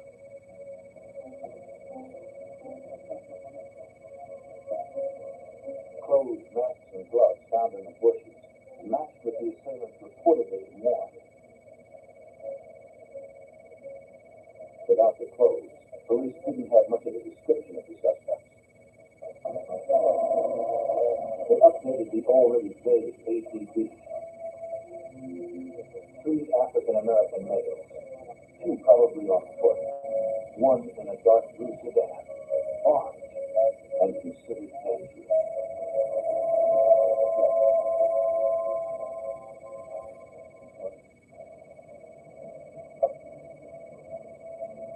In 1995, South Carolina and Georgia authorities sought 3 masked men who held the Shaw family hostage and robbed the bank. Within an hour of the 911 call, an off-duty deputy was en route to the Shaw house when he heard the revised ATB. He spotted 2 men who roughly fitting the description, walking away from the neighborhood where Shaw's lived.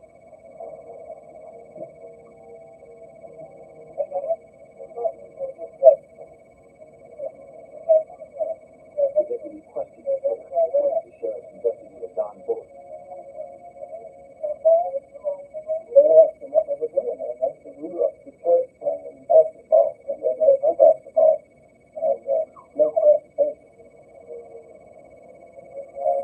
Backup soon arrived. The deputies knew the church mentioned had no lights on its basketball court. And during that time of night, it was dark. The red flags we put 2 and 2 together.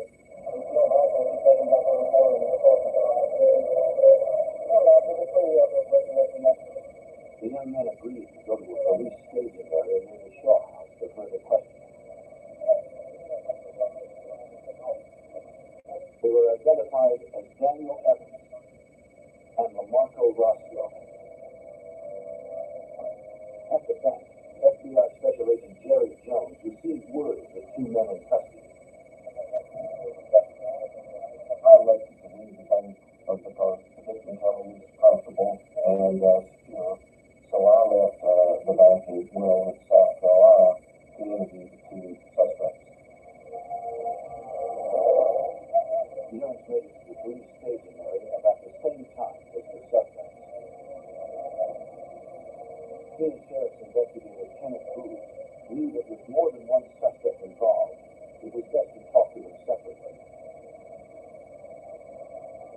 We separated them because most of the time they'll start working down, but they'll start wondering what the other suspect has told us. When they start realizing that the other one might be talking, and they want to be the first one to get on the bandwagon and start cooperating. The men had been unable to give details about the church where they had allegedly been playing basketball. And investigators sensed they were involved in the crime. Special Agent Jones began with Lamarco Roscoe. We developed a concept of what the Spirit is, some weakness they may have in their past or their family or something of that sort. And in this particular case, it was fear of the death penalty that got Roscoe's attention. Jones knew Amy Shaw was safe, but gambled that Roscoe did not. He told them his primary concern was Amy's safety. Told me that he needed to know that if the third robber killed him, that he would face electrocution for his complicity in the robbery. Well, everything I told him was the truth. Primary interest was the safety and welfare of the victim. And it is true that had the third robber killed Amy Shaw, they would both have faced the death penalty. The suspect soon admitted his involvement in the crime. When asked for the name of the leader of the group, he said he only knew him by his first name, Chris, and believed his last name started with a J. Another law enforcement officer who was familiar with a number of the evidences and investigators recognized the name and actually asked if that was in fact Christopher Javert, which he replied that it was. Jones then interviewed the second suspect, Daniel Evans. Now, I told him that his accomplice had already confessed, and he immediately began to tell me the story of what happened that night. I wanted him to confirm the name of the third suspect without comment, and he immediately ended up Christopher Javert. I let him. In talking to Rudsel and Evans, investigators realized the two were obviously the followers, and Javert was in charge. They weren't the next man in this playbook. They were, in my opinion, they were less stringent. They just appeared to have much knowledge of what was going on, such as they would then Javert set forward to the past few days, looking at different things, coming up with different plans, and that form was right. When he was finished with the preliminary interviews, Jones learned that feature number had been recovered from one of the suspects. He asked an officer to call the number. When the return call came back, the officer identified himself. The caller said his name was Chris Javert. When asked, he said he was 100 miles away in Mount Vernon, Georgia. Javert was defensive and asked the officer if he was being accused of something. Then he hung up. Investigators headed to Javert's house right away. It turns out more important was very familiar with Christopher Javert, knew where the residence was without any problem. If he was the lead kidnapper, he now knew police were looking for him. And with a hit start of $86,000 in cash, Christopher Javert could be anywhere.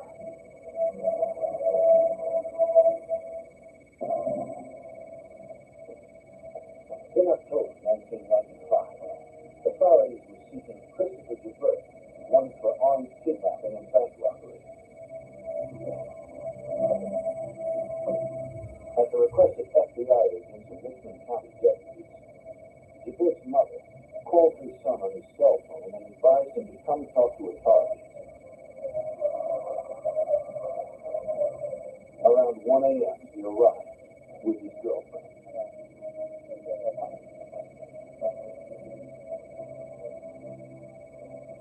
Although only 19 years old, Javert was already on a 5-year probation for burglary and escaped from a detention center.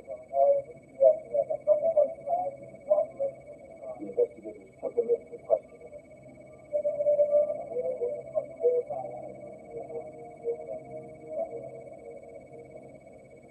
His girlfriend agreed to come in too. At the sheriff's department, FBI Special Agent Jerry Jones questioned Javert about the kidnapping of the Shaw family and the bank robbery in Georgia. Javert admitted knowing the two confessed gunmen, Daniel Evans and Rudsel, but denied any involvement in the crime. He said he was in Mount Vernon, Georgia, with his girlfriend and another female friend at the time in question. Javert at first gave the two girls as his alibi, claiming he had gone with one of the girls to pick up the other girl and then come back to Augusta, Georgia, and stated that he was with the two girls for the entire day, and even after they arrived back in Augusta, Georgia, they went to a movie together, all three of them. Temporarily halting the interview, Jones went to talk to the girlfriend and the second friend who had come to the station at the request of investigators. The two girls were interviewed declined to corroborate that alibi.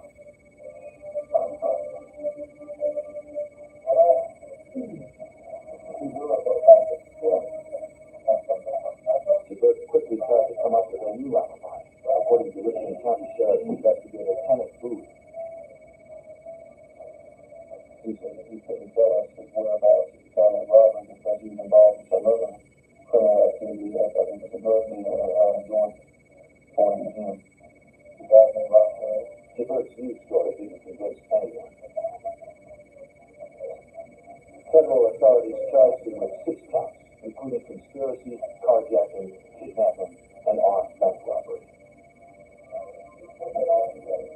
After further interviews with both, he finally started cooperating and told us that he was involved in this robbery and kidnapping.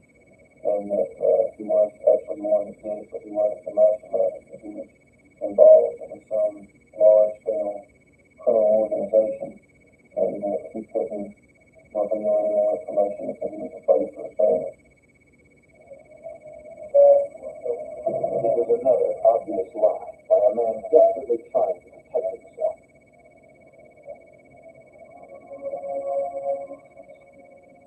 Gibbons' partners, Daniel Evans and Lamarco Rudsel, pleaded guilty to state charges of burglary, kidnapping, and armed robbery. They were sentenced to 30 years in prison. Christopher Gibbons was prosecuted by Assistant U.S. Attorney Richard Gould. The only problem with this case was that there was no scientific evidence. It seemed like we hit a dead end every time we got a lab report as to any fingerprints or footprints. None of them matched the birth. But in terms of the quality of the evidence, we were very fortunate that the killer victim and her family members were just incredibly good witnesses. They helped win the case. Gibbons was convicted on all 6 counts, which made him eligible for a sentence of life in prison without parole. While awaiting sentencing, Gibbons was held at a small county jail.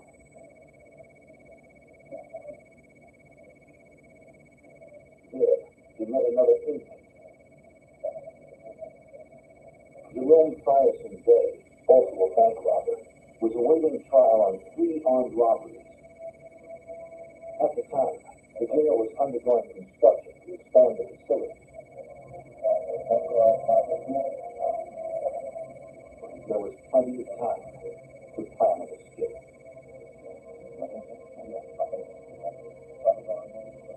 On March 22, 1996, a guard on routine patrol noticed an open door. A head count revealed 2 inmates were missing: Christopher Gibbons and Jerome Frierson Day. Construction workers had seen 2 prisoners running toward a wooded area near the prison.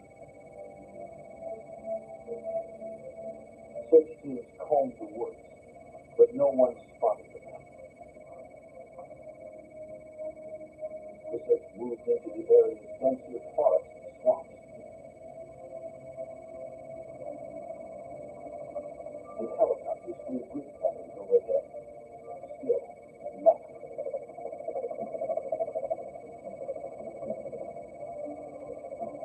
Authorities believe the pair might have had help from the outside.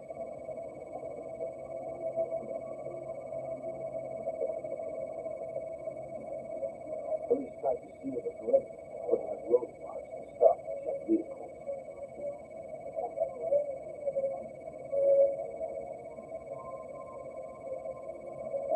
Escapees were nowhere to be found. This escape posed a danger to the shore that was magnified in this trial. Contact the victim's family members and let them know about it, and to take other precautions that you would in a situation like this. While the search continued, Edgefield County, South Carolina deputies began spot checks on the shore path to make sure he was safe. I was convinced that at some point in time, he would come back to life. We established surveillance, 24-hour surveillance of the mother and the girlfriend.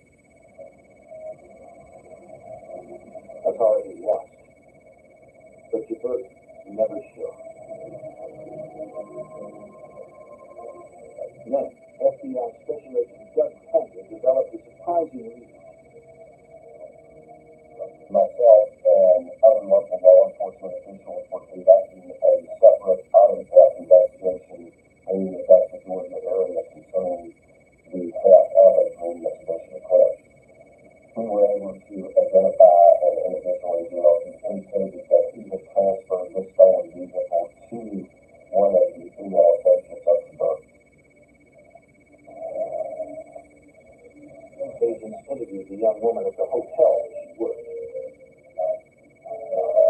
Initially, she denied any knowledge of the jailbreak. The special agent Fender tried to get her to cooperate. This job is mainly about autism. We put all the fancy forensic techniques and basic sort of things aside, probably the success of most agents is based upon their ability to solicit information from individuals and make them tell them something that they probably don't want to tell.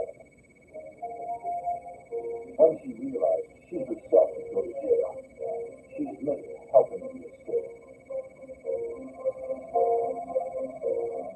She said that she and Robert's girlfriend delivered a stolen car to a parking lot near a wooded area by the prison.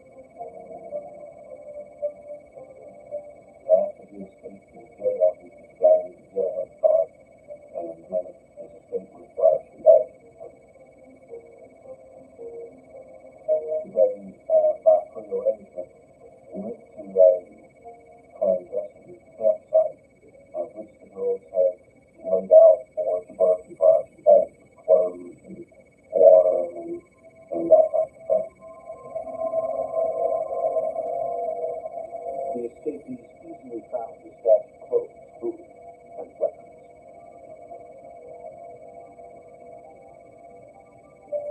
They were free, but they needed money. The armed bank robbers knew exactly what to do.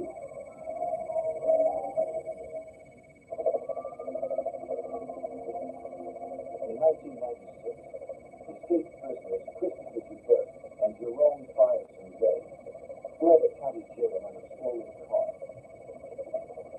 FBI Special Agent Jerry Jones was after them. We began a search for the stolen vehicle, and we set out an APB to all surrounding states regarding the description of the vehicle. But the day after the escape, the car matching that description pulled up to a bank in Lumberton, North Carolina, 220 miles northeast of the jail. Two men in hats, gloves, and sunglasses robbed the bank at gunpoint. The employees would cooperate so no one would get hurt.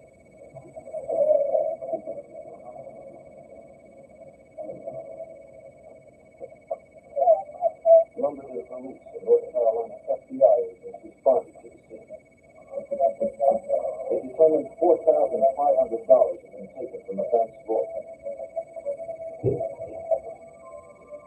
Security cameras were rolling during the robbery. The images were too blurry to make out faces, but the descriptions given by employees resembled Gilbert and Fireson Bay. And the car they had matched the one the fugitives had.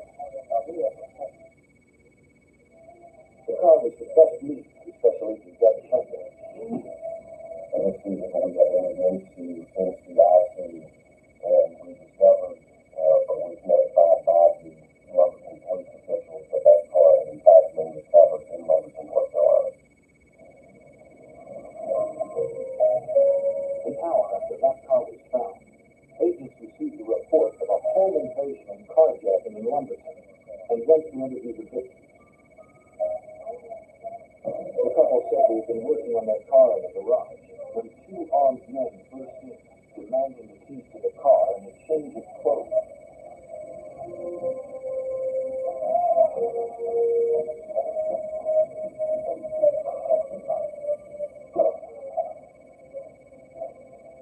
Then left as quickly as they arrived. We showed a photo lineup. The couple positively identified Gilbert and Fireson Bay. That's the guys up on the left side. So we had a second vehicle and we had an APB put out on that car. It was spotted in Raleigh, North Carolina. The Berkeley Fireson Bay robbed the bank. The fugitives were heading north, fast.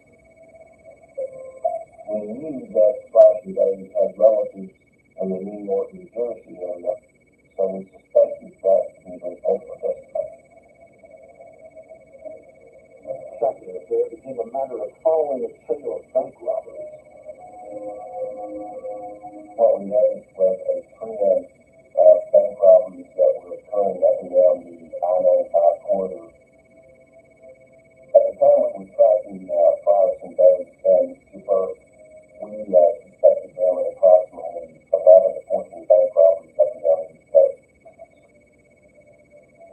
In some of the robberies, men matching the description of one or both of the fugitives were captured on surveillance video.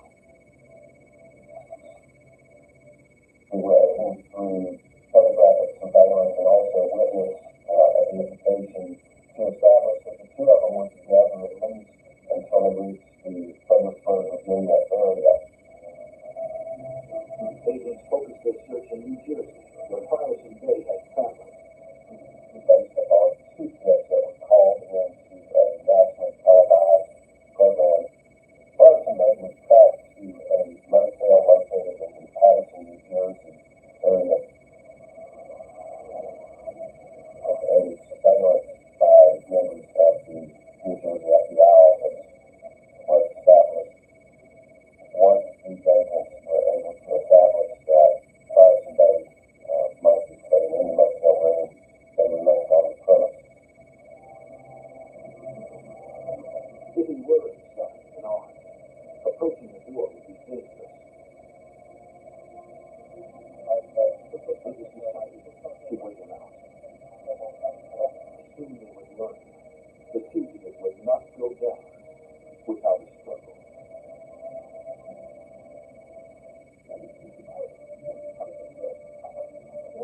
After two escaped prisoners committed a string of armed bank robberies, agents believed they had tracked one of them, Jerome Patterson Bay, to a New Jersey motel.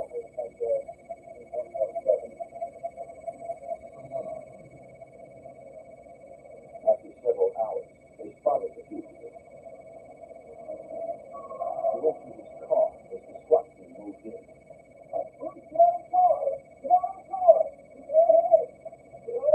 He locked himself inside. But that wasn't going to stop him, according to FBI Special Agent Doug Pender.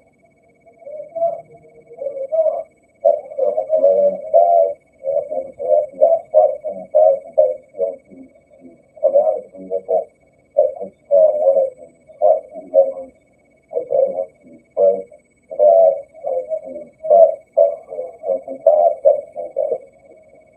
Patterson Bay was then forcibly removed from the vehicle.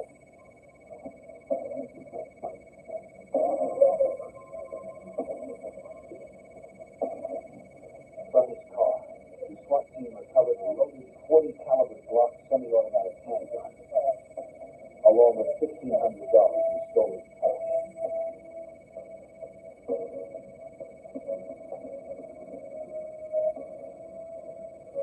The search of the motel revealed no sign of his partner, Christopher Dubuque. Jerome Patterson Bay pleaded guilty to 10 bank robberies and was sentenced to 19 years in federal prison without the possibility of parole.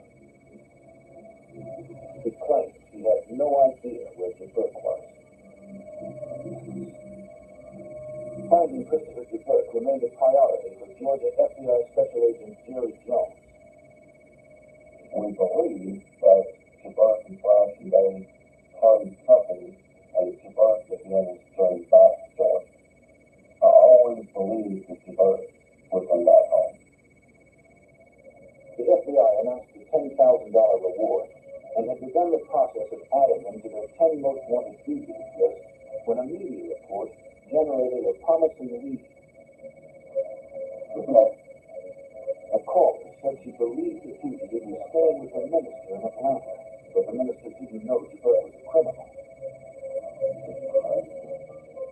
The caller spotted Dubuque when she went to check on the minister's house after the elderly man entered the hospital with heart trouble. And rescuers staked out the residence, dressed as yard workers. On May 9, 1996, a vehicle pulled into the minister's driveway. When the driver emerged, agents visually identified him. He was Dubuque. The arrest team moved in.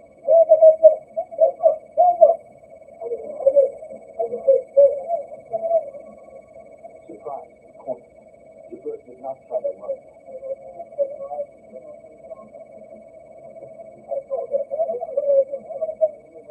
When he searched him, agents found $2,000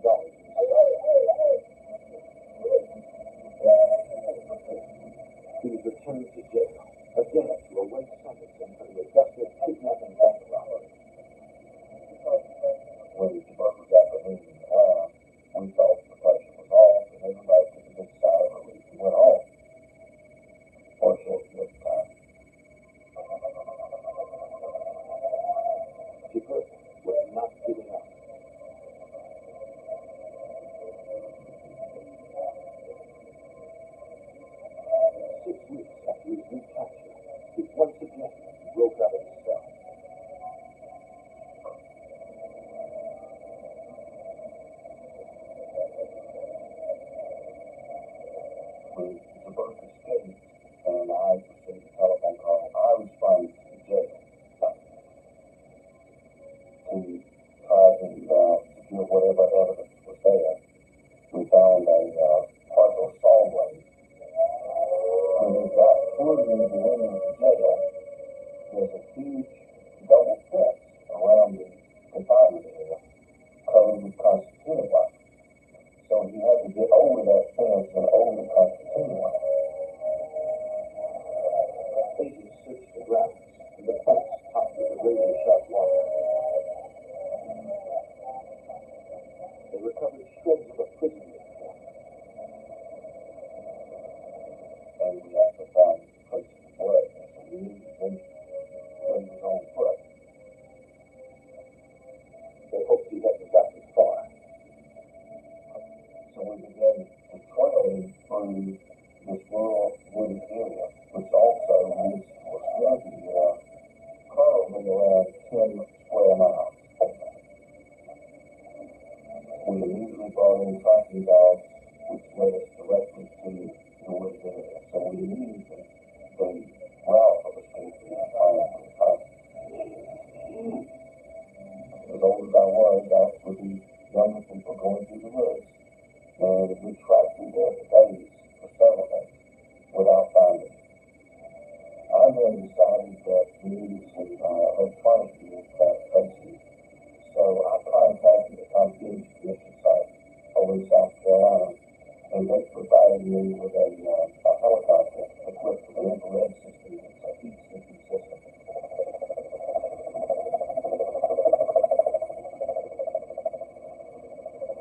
They searched dozens of square miles of highly sensitive equipment. But somehow, Gilberto managed to avoid detection and was still on the run.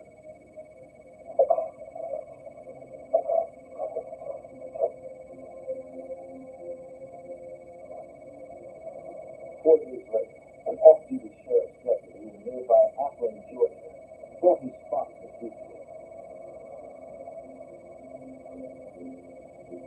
The man was limping as an injury. And the deputy called the station, and other officers spread out to search the area.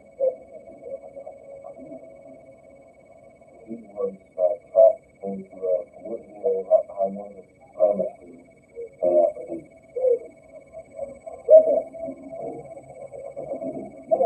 Christopher Gilbert was again in custody. 2 weeks later, he was finally sentenced for robbing the Augusta Bank and kidnapping Amy Shaw at the Fairbanks. Assistant U.S. Attorney Richard Rudsel fought to keep Gilbert off the streets forever. Our role is to try to protect the community. That's one of our important responsibilities. So we were concerned and felt like that we should ask for the maximum in Gilbert's case. And fortunately, the court imposed the maximum life in prison plus 5 years. Gilbert was ordered to serve his term at the federal prison in Leavenworth, Kansas. Without the possibility of parole, his only chance to be free again would be to escape.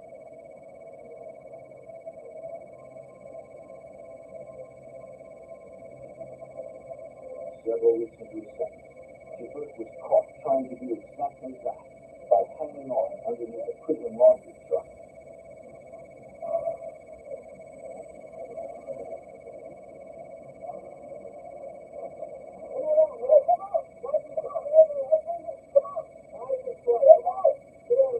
He had almost made it to the front gate.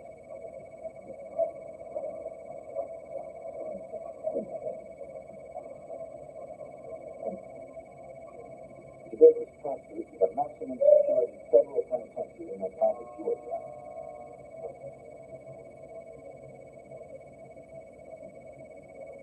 He was Kenny Houdini was in the Atlanta federal pen. He wouldn't be able to get out, and Christopher Gilbert is no Harry Houdini. No one doubts Gilbert will try again.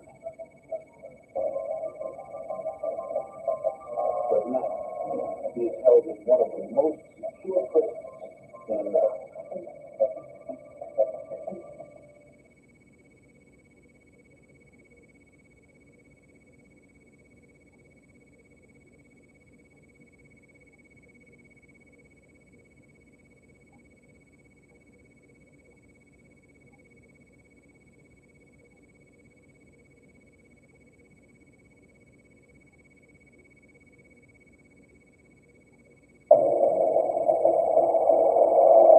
Kentucky town, a young boy found no one knew how about it. But within hours, the boy's entire family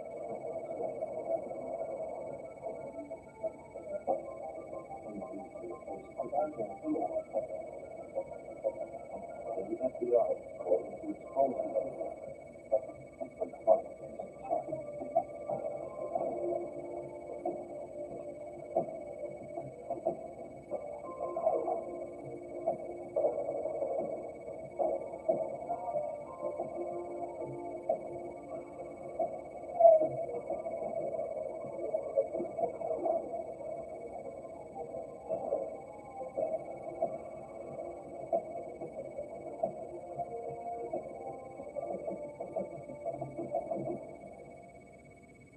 On the day before Thanksgiving, a mother discovered her 10-year-old son was missing from the school. When the child was separated, his parents disappeared. Investigators first looked at the family, and divorced parents often suspect each other. I'm Jim Felton, former head of the FBI's New York office. The search by the FBI and local authorities is covering 1,000 miles. We were determined to find the boy and his abductor.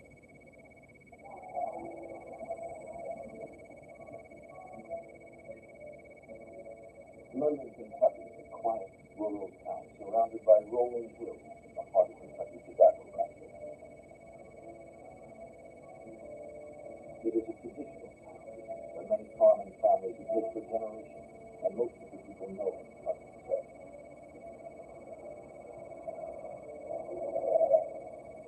At 11 a.m., the day before Thanksgiving, November 25th, 1992, the children of Paces Creek Elementary School were looking forward to a special holiday luncheon before they left for the long weekend.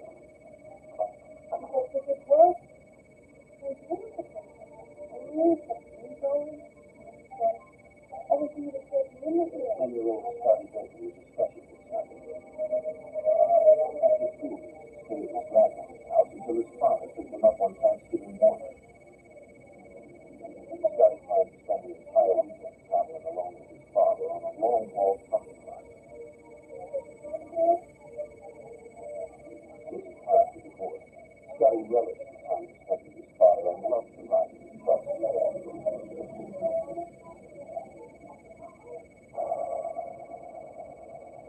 Following an afternoon tutoring session, Scotty was scheduled to go home on the bus at 3 p.m.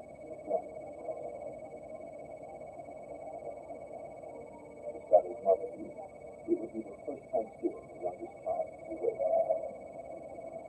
She and her daughter decided to surprise Scotty and pick him up before he got on the bus. The single mother only had what remained of the day to see his son before he left on the trip with his father the next morning. He's waiting in the car. I picked Scotty up at school that day instead of having him ride bus to his grandmother's house because he was going to be gone with his father for Thanksgiving weekend. And I just wanted to see him before he left. Scotty's sister asked some of his classmates if he'd seen him, but they hadn't. His teacher said that he had not shown up to his scheduled after-school tutor, but figured he would skip it for his long weekend.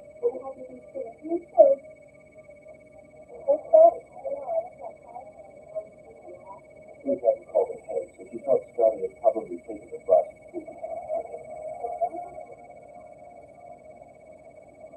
I just thought there was some sort of a misunderstanding as to, whether he was supposed to stay that day. I thought he was supposed to go back to his grandmother's house, and somewhere we had just missed him. Scotty's grandmother lived close by, so that no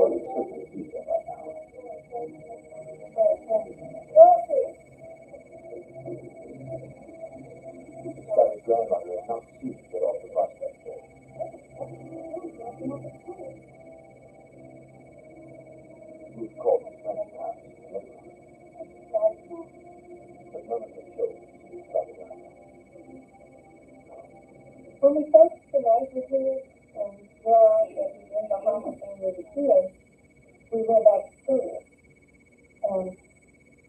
To try to find out if maybe he stayed there for some reason, missed the bus, or at that point we didn't know what to think.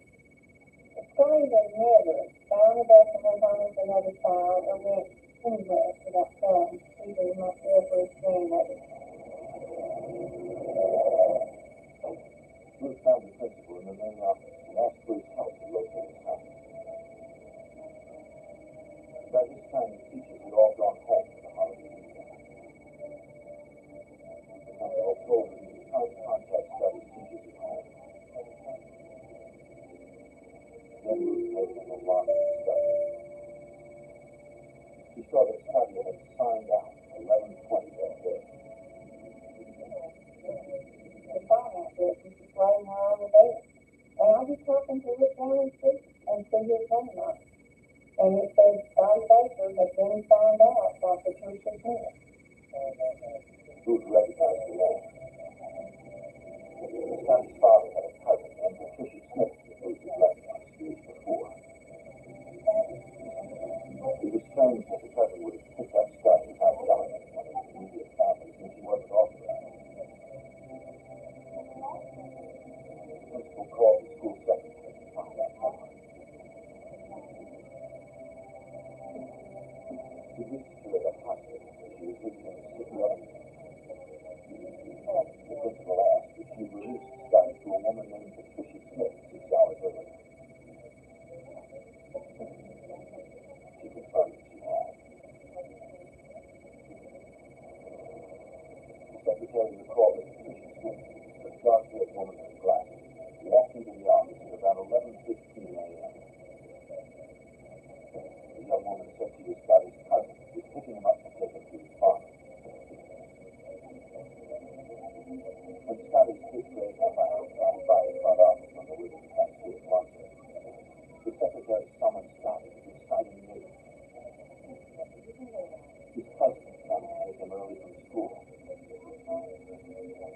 The secretary emailed the young children's parents and relatives, but she had never met Patricia Smith before. She added that Scotty didn't seem afraid of the woman and he left willingly. The principal conveyed the news to Ruth.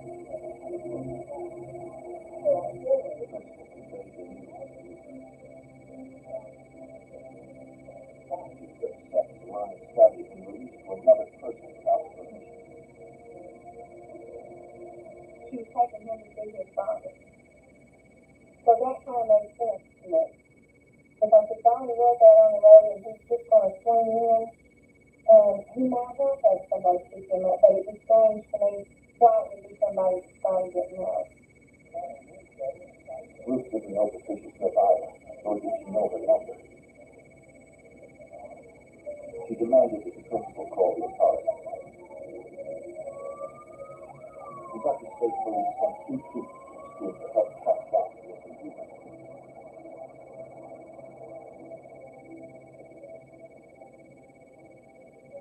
The principal handed out the school photograph to Scotty Baker and provided him with the names and addresses of his fifth-grade classmates. Ruth told officers that her son was last seen 6 hours earlier, leaving school with a woman named Patricia Smith. So her ex-husband, Don, and a relative like that. Ruth could not provide them with her address and phone number. Investigators first former Kentucky State Police Detective Larry Lewis discovered that Donnie Baker's cousin, Thomas Smith, lived very close to the school that Ruth was mentioning.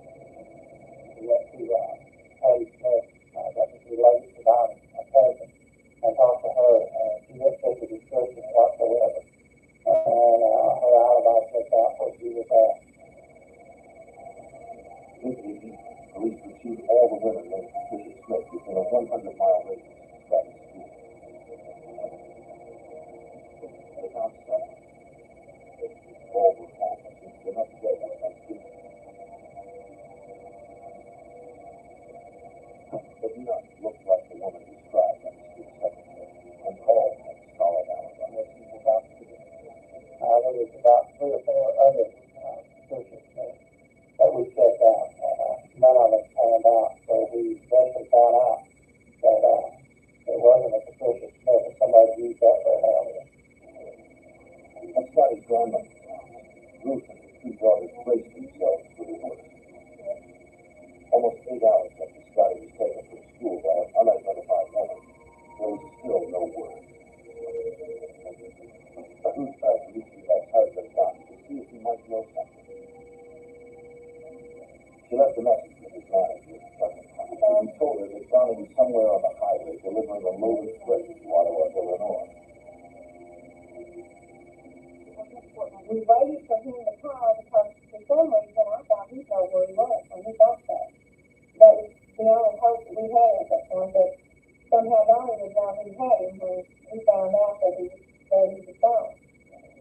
And what the United States Police continued to search for Donnie Wilson. He traveled to the homes of the children who attended school with the missing boy that day. One of Scotty's friends had spent most of that day with him.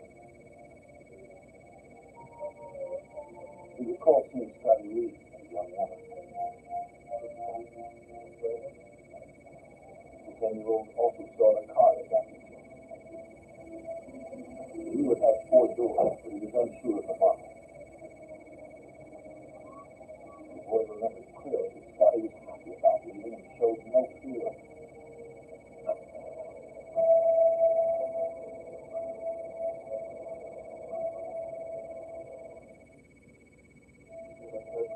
He said that all Scotty was happy about was traveling on the road alone with his father. He just read it and little else knew.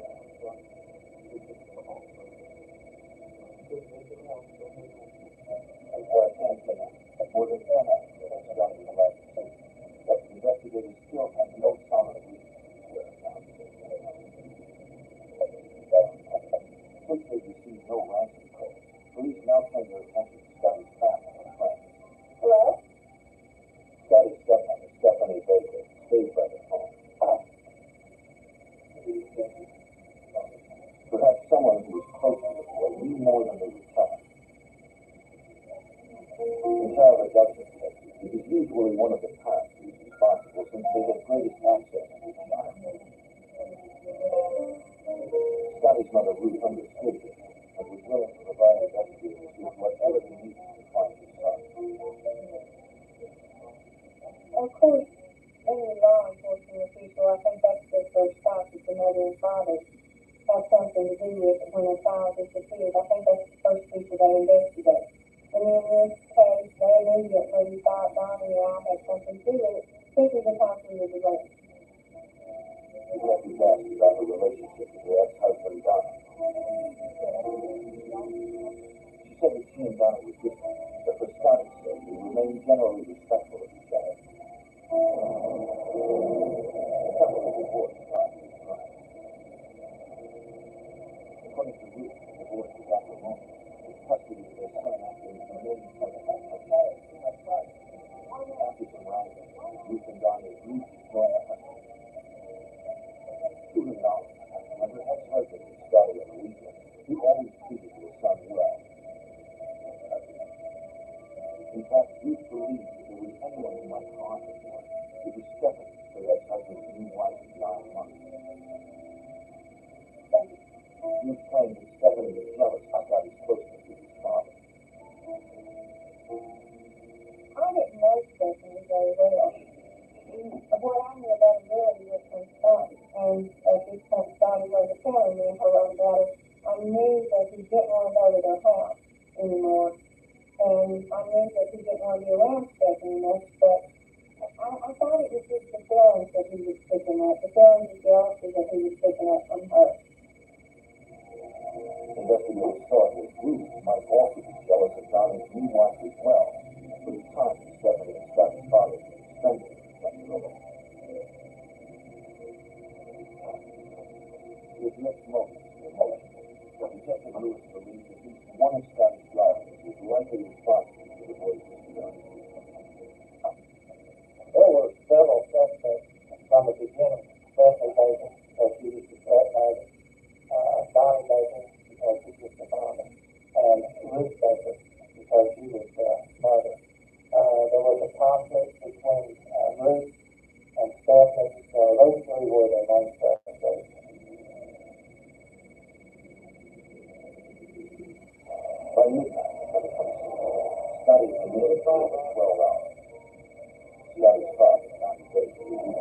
Illinois, where he learned of his son's disappearance.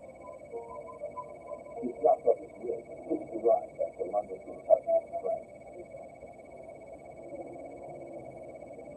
Donnie's wife Stephanie and her father were waiting in the truck stop to pick him up.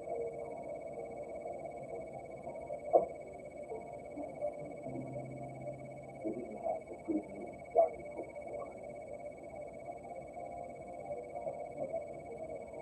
Everyone was fine, but Donnie insisted on heading out to search for Scott Wood.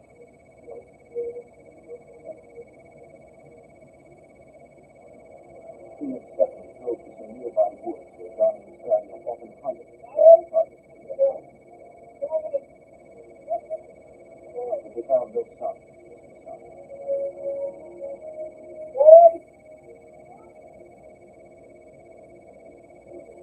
With dawn approaching, Stephanie figured his son gave up for the night and head home. He finally relented. Early on Thanksgiving morning, Donnie and his ex-wife Ruth set out to distribute flyers. With their 10-year-old son now missing for almost 24 hours, tension got the better of them. They accused each other of keeping Scotty in hiding. Despite their mutual suspicions, Donnie and Ruth continued canvassing the area. They posted flyers in every business that was open on Thanksgiving. On the day of the attack, they received no reports of sightings from the outside. They could only hope that Scotty was still alive. On Thanksgiving Day, 1992, Kentucky State Police still had no lead to the whereabouts of 10-year-old Scotty Baker. The boy had been taken from school the day before by a young woman who claimed to be his brother's husband. Scotty's father, John, a truck driver who recently retired, was on the road on Sunday. Police arrived at his home to interview him and his new wife, 9-month Stephanie Baker. Investigators suspected that perhaps someone close to the missing boy knew more than was said. The officer told the couple that he needed to interview him separately. They didn't want either of them to influence the other's response.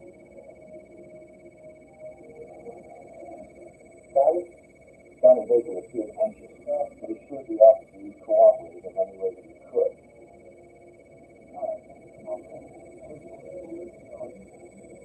He confirmed that he planned to pick up Scotty on Thanksgiving morning after delivering a truckload of cargo to Illinois the previous evening. He and his son were going to be traveling alone to Tennessee with them. Donnie added that he didn't ask his cousin Fisher Smith or anyone else to pick up Scotty from school the day before.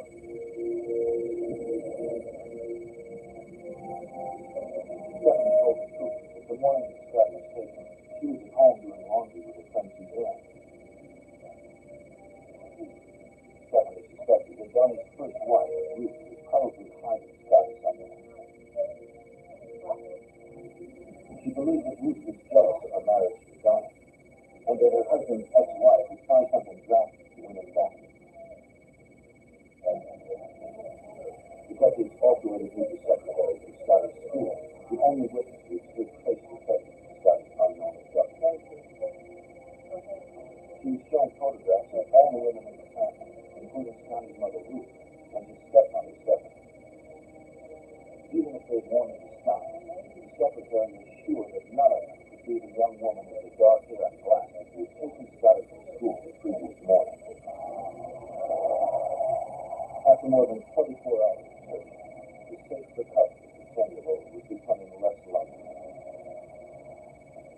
Former Kentucky State Police Detective Larry Lee decided to use polygraph examinations to help eliminate the immediate family. Polygraphs to me, they are just an age. I don't trust the polygraph 100%, but it can help. This was Ruth, Scotty's mother Ruth, first. Do you know for sure where Scotty is right now? She also provided a handwriting sample to compare to the signature of the woman who signed Scotty out of school.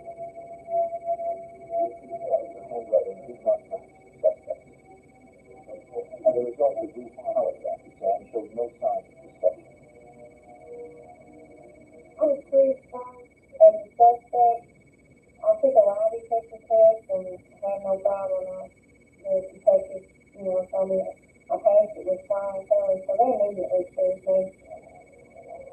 Ruth's ex-husband, John, was also called into testimony. The police confirmed he was out of state at the time of Scotty's disappearance. They could not rule out his possible involvement. The results of Donnie's exam were inconclusive and revealed possible deception.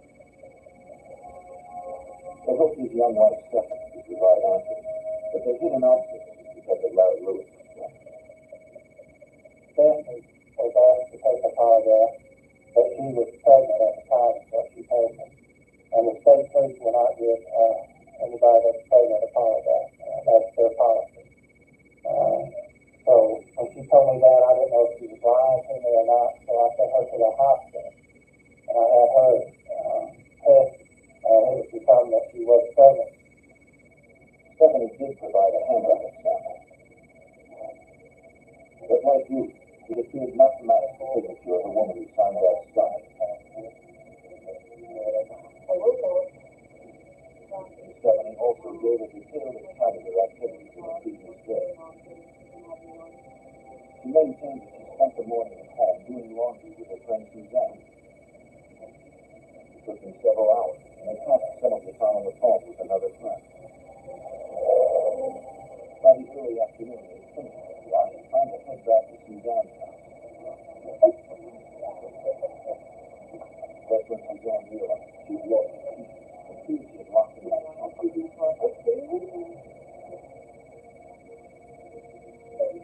Stephanie called several locksmiths, but found none that were immediately available.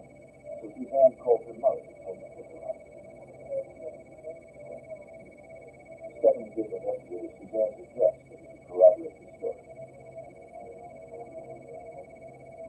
Late on Thanksgiving night, investigators found Stephanie's friend Suzanne at home at her apartment. She was relaxing with her husband, but probably was home for the holiday weekend.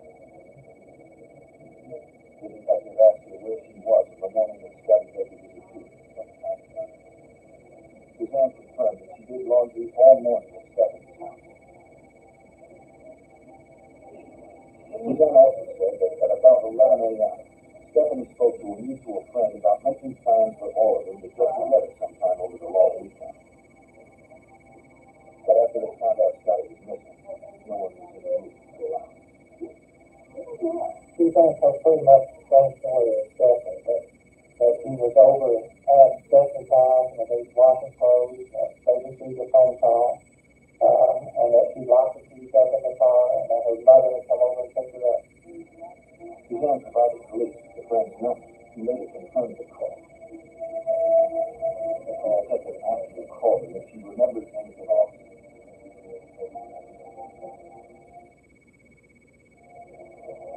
As snow dusted London on Sunday and Thanksgiving, Stephanie is still no more.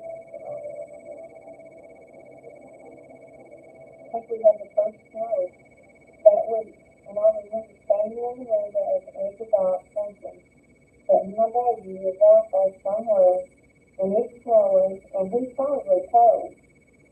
But he had his body, he's probably not getting anything to put on. He didn't have anything clothes, and he's not took a bath, and I don't even know if they giving him anything to eat. And that was, I think, the saddest snowfall that I ever saw in my entire life. On Friday, November 27th, 1992, Kentucky State Police called on the FBI for help. Special Agent Rod Kincaid from the FBI's London, Kentucky office learned that it had been 2 days since Scotty had been missing. Our immediate concern was for his safety and to see that the boy would be returned home with his family. The longer an investigation goes on, the longer the child is missing, there's more chance for the child to meet the foul play, and if it is a kidnapping, there's more danger that the child will be harmed. By now, Scotty could be anywhere. And investigators hoped there was still enough time to rescue the kid Gregory from his unknown abductor. On November 27th, 1992, the day after Thanksgiving,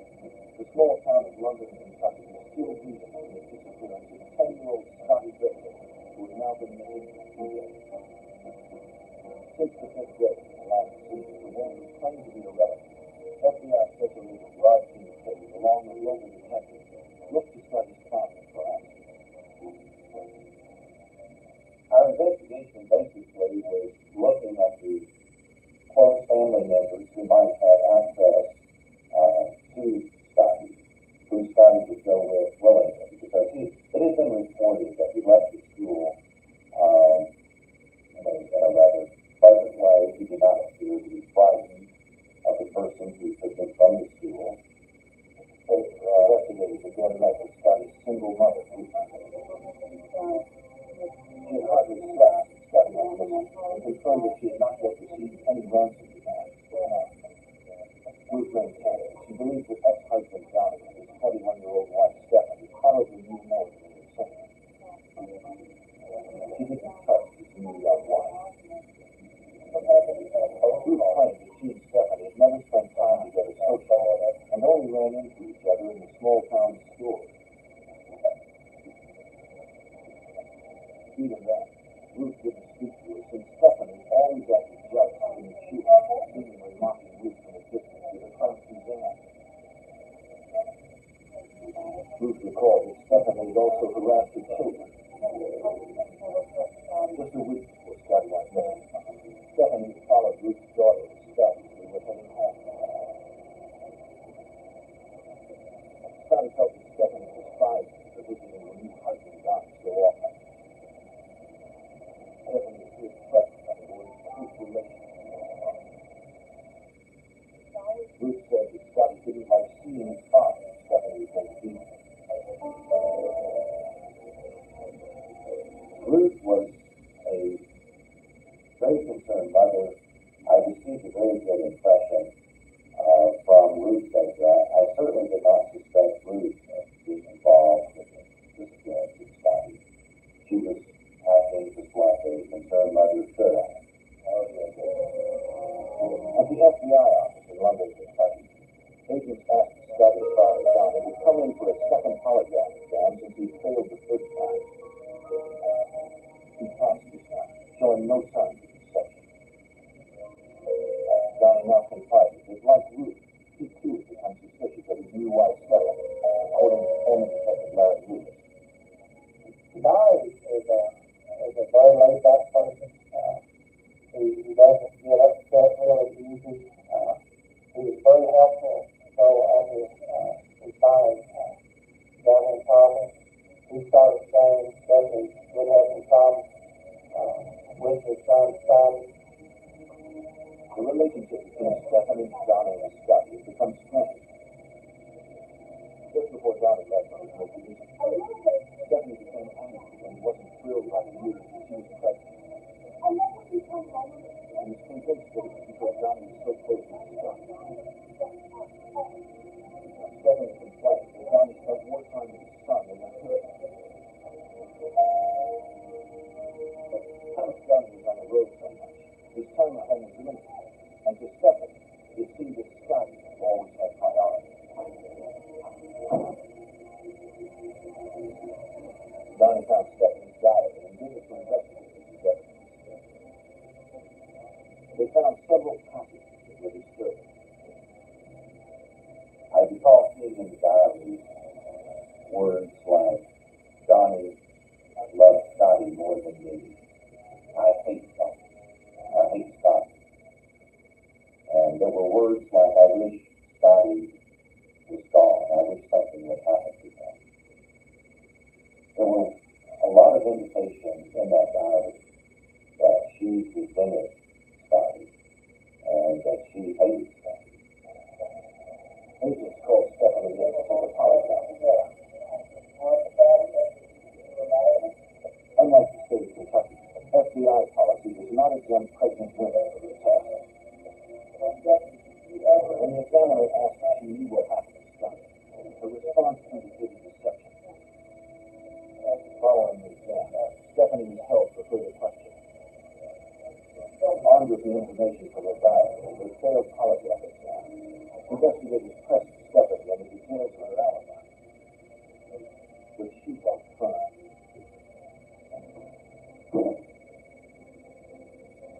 She repeatedly claimed that on November 25th, the day Scotty disappeared from school,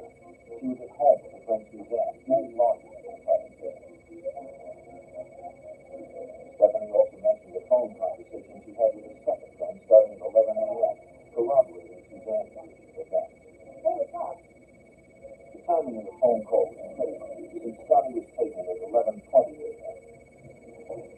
But agents could not confirm the call with phone numbers since it was a holiday weekend, and phone company personnel would not be back in the office until Monday morning.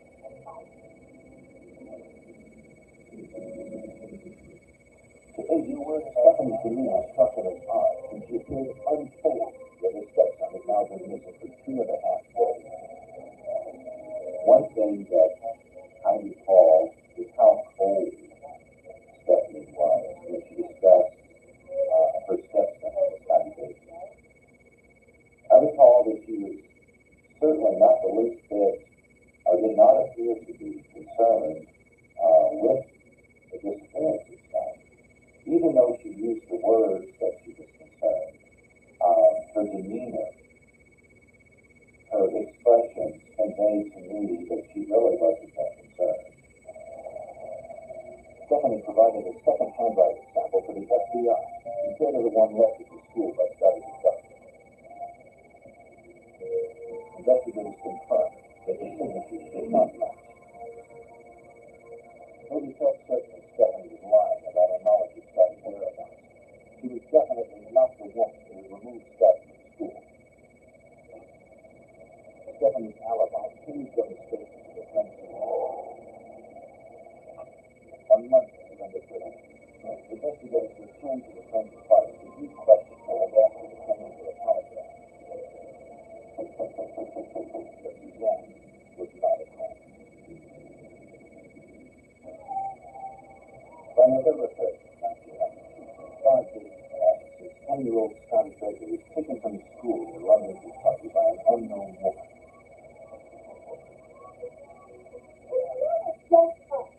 The FBI, Kentucky State Detectives, believed Scotty's stepmother was somehow involved since he found that he deceptive on her polygraph.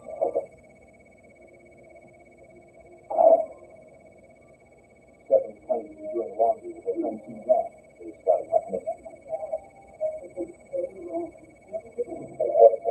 So Suzanne corroborated Stephanie's story. Former Kentucky State Detective Larry Lewis doubted Suzanne's credibility.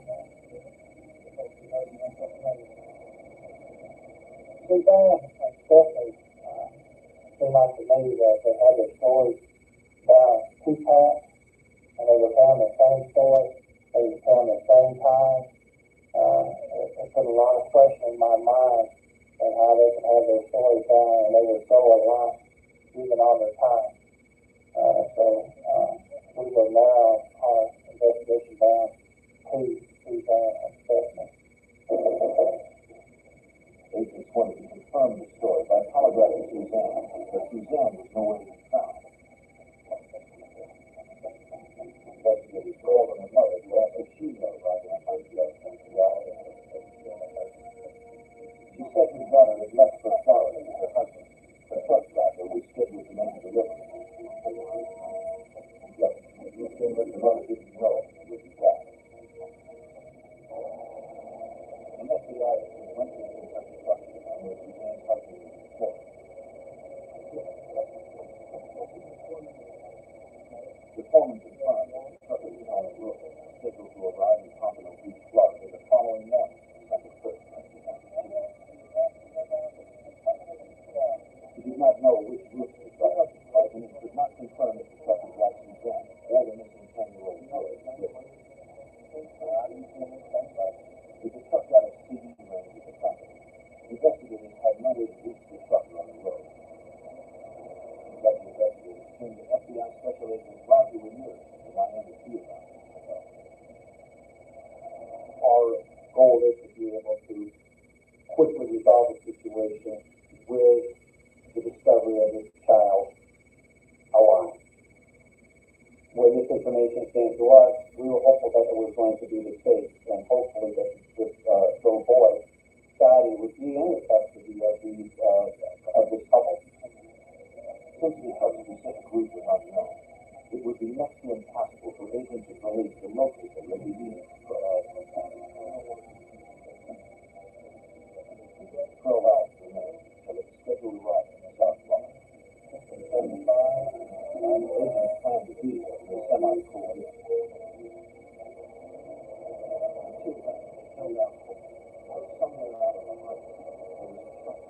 The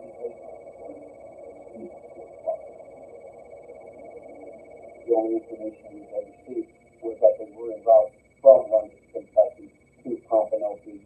The Miami Division was not advised they had a stop a vehicle might be making. However, with the steel load, the assembly would be coming directly to Pompano Beach warehouse.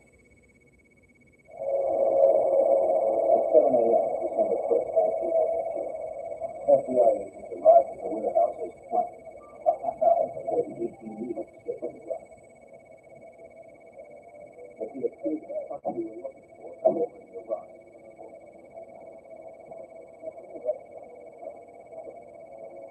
The lights were checked. When the door was open, we saw no sign of the driver. His wife, Suzanne, or the missing 10-year-old boy. Then Suzanne's husband stepped out from behind the truck and asked what they were doing around the rig. We advised him that we wanted to speak to his wife. He gave us that she was sleeping in the bath.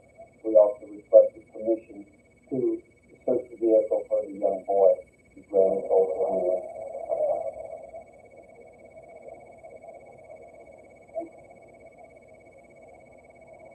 The child is not there.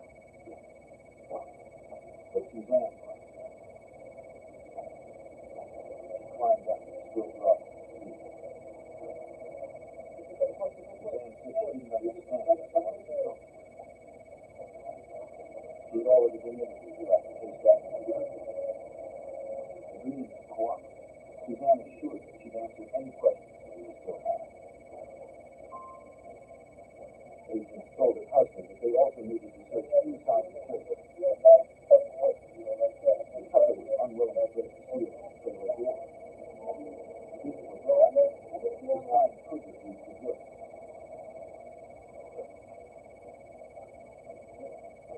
Agents photographed the seal to protect the delivery requirement.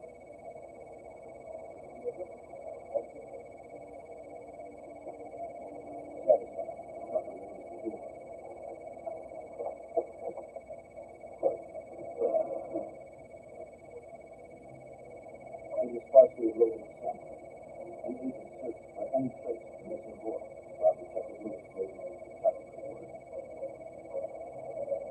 In my heart, I knew after about 24 hours that more likely foul play had been committed. But I was still hoping at that time that he would be in the truck, but it proved out that he wasn't. The Florida agent asked Suzanne to tell him everything she knew about her friend Stephanie's 10-year-old stepson, Scott. Suzanne said she knew nothing and claimed that she had never even met her. She agreed to return to the office so that the fingerprint was photographed. Her husband needed to stay at the warehouse. The agent in Florida received further instructions from Mr. Rudsel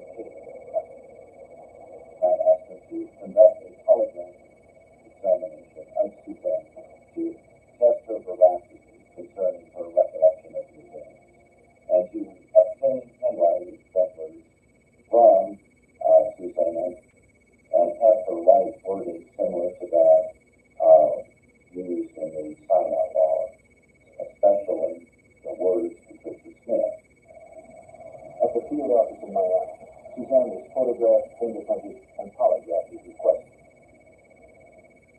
Suzanne was found to be deceptive on her alibi during Scotty Baker's disappearance in the morning. Scotty Baker, and though she denied it, the test also revealed that she likely knew where he was now.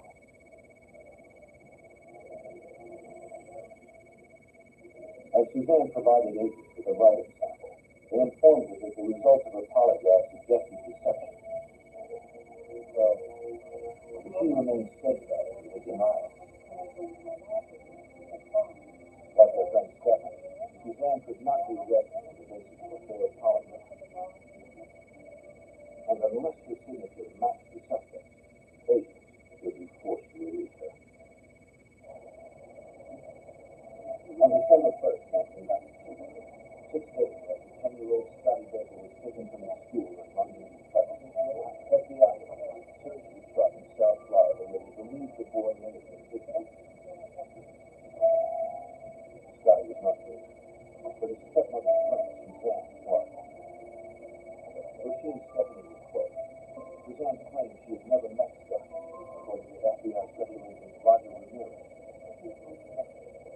Suzanne denied any knowledge and or involvement in the disappearance of this fact paper.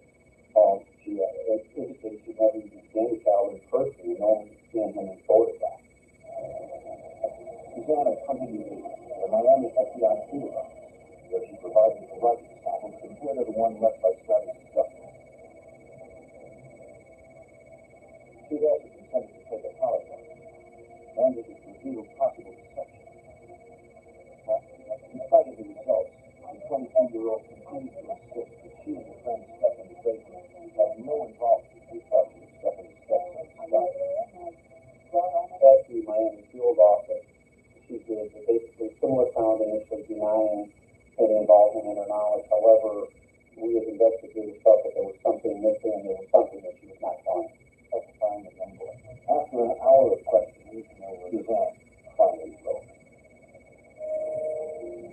She may have realized that it was only a matter of time until the FBI positively matched her signature to the woman that had removed Scott from school 6 days earlier. Suzanne admitted that she had portrayed herself as Patricia Smith, acting as if she was the boy's distant relative.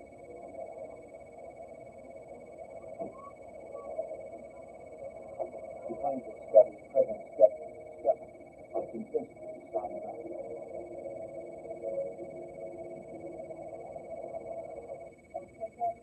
Suzanne said Stephanie wanted to get back to her husband. Suzanne informed us that she took Scotty out of school here, and Stephanie was jealous of the relationship that the child had with his father, Donnie Baker. Stephanie was pregnant with Donnie's child at the time, and she was jealous of the relationship. Stephanie Baker's plan was to secure him to keep him from going to visit his father. Stephanie arrived at Suzanne's apartment the day before Thanksgiving, November 25th, 1938. She had a pipe tightly wound in one of Suzanne's necklaces. At first, Suzanne was reluctant to get it off, but Stephanie was insistent, pleading for her help as a plan. I don't know if you can help me with my best friend. Suzanne, eventually. Suzanne found the disguise, which would have facilitated her removing the child. Stephanie also provided with the name of this relative to sign on the dismissal form. Scotty had never met his father's cousin, Patricia Smith, nor Suzanne. Stephanie figured the boy would go willingly when the disguised woman told Scott she was taking him to see his father. Suzanne confirmed that they spent the rest of the morning at Stephanie until Suzanne drove her to Scotty's school at 11 a.m. Stephanie hid in the back seat and refused Scott to his secretary. Suzanne claimed that at the time she didn't realize the child would never see his school or his parents again. Next, Suzanne said she headed north out of London, Kentucky. Scott told her how excited he was to go on the road trip with his father.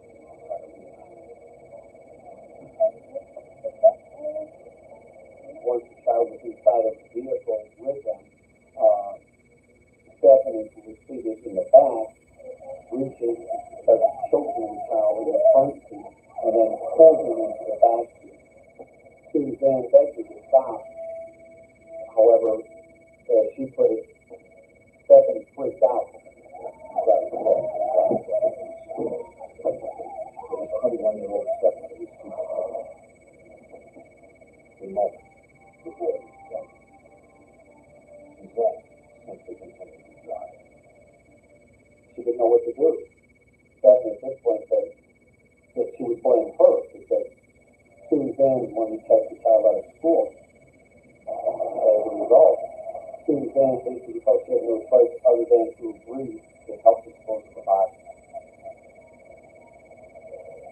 The women drove to an abandoned strip mine nearby. They searched for a spot to hide the body. Suzanne said a few hours later, they returned to Jackson, behind the court, to a burial.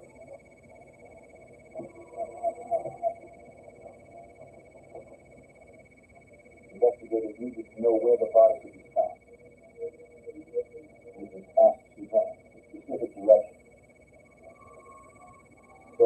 provided her a pen and piece of paper for her to draw the exact location as to where the bodies had been placed.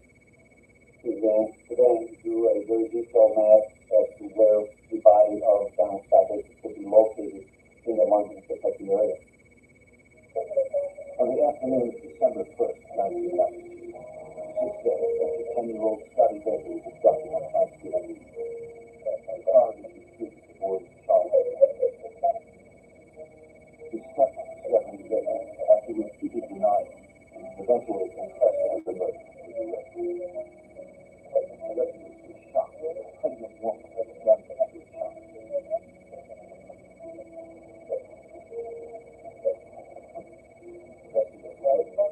Including Special Agent Rodney Tate, was deeply affected by the harsh reality of Scotty's murder.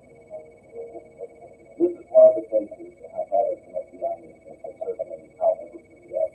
It was horrible that a 10-year-old boy could be taken from school and murdered. FBI agents have families.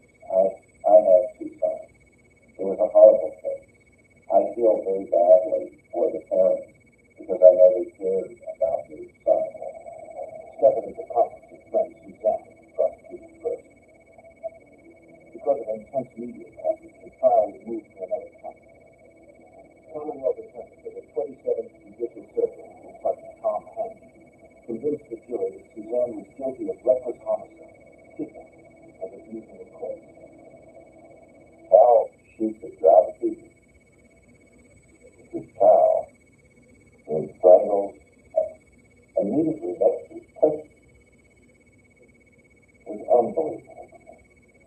She drove that vehicle for 5 minutes while those charges and strangled the baby. A terrible time.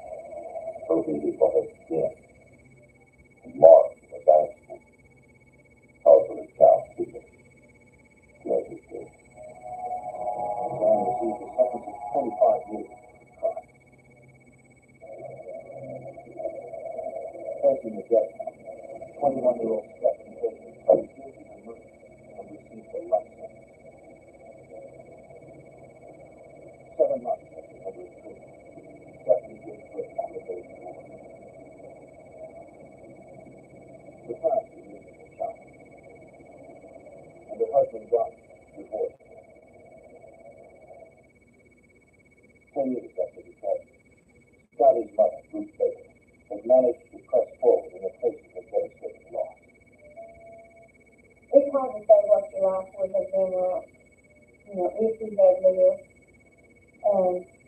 I think that it's made me a better parent to my other 2 children and my grandchildren, because I'm very protective of them. Ruth Baker visits Scotty's gravesite often. As a result of her son's case, state legislation was passed in Kentucky requiring photo identification for any person signing a child out of school. The Bakers hope that through the loss of Scott, other families may avoid the pain of Scott.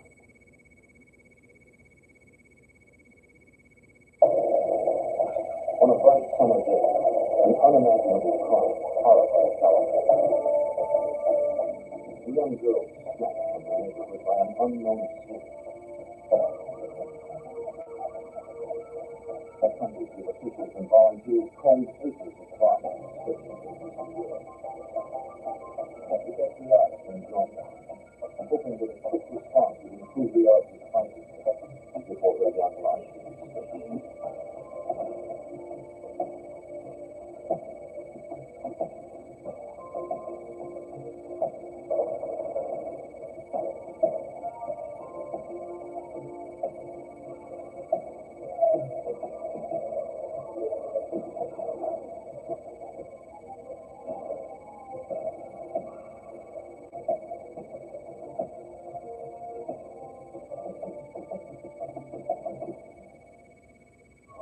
On July 2nd, 1994, a 12-year-old girl was abducted from her home in Northern California.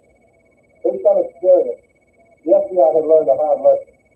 That staff, church-wide, enlist volunteers.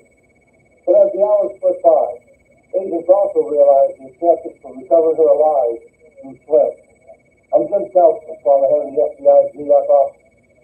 Agents and local law enforcement used to scour miles of rugged terrain to find the girl before it was too late.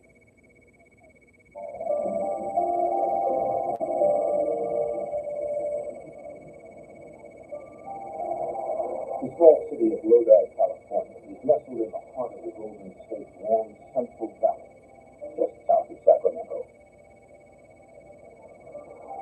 It is surrounded by some of the world's richest farmlands, orchards, and renowned vineyards. Most who settled here found Lodi's tranquility and low crime rate preferable to the frenzied pace of larger cities. On Saturday, July 2nd, 1994, three of its younger residents escaped the heat of the day in front of the television. A 16-year-old girl was watching her young sister and her sister's friend. The girl's parents were away in Michigan for the long 4th of July weekend. At about 4 p.m., the visitors sat down. A shirtless man, covered in tattoos, was inquiring about the house they posted for sale. They asked if he could come in to check out the place. The teenager told her to call the realtor's number on the sign and to make an appointment when her parents returned in a few days. The man said he didn't have a pen and asked if he could come in to write it down. Wisely, the girl refused to let him in and offered to write it down for him instead. On a piece of her father's stationery, she jotted down the realtor's number. She handed it to the stranger who left reluctantly at that.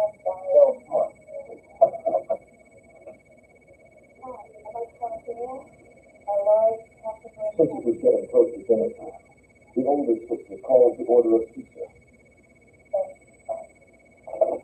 The closest takeout place was 10 minutes away. The girls didn't want to leave their movie, so the teenager let them stay. She'd only been gone 20 minutes.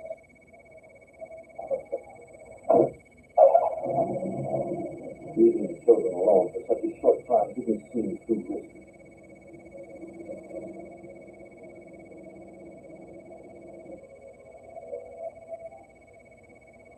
Just moments after she left, the doorbell rang again.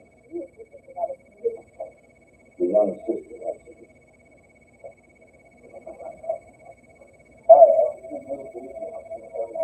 The shirtless man returned. Nothing about a phone book. The girl went to fetch a phone book from the kitchen.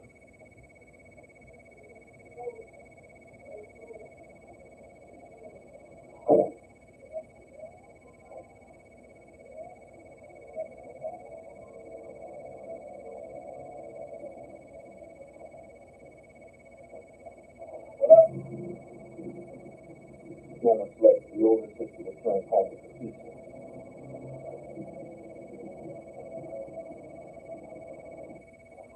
She called to the younger girl, but he did not answer. With a knife to his throat, the shirtless man attacked her.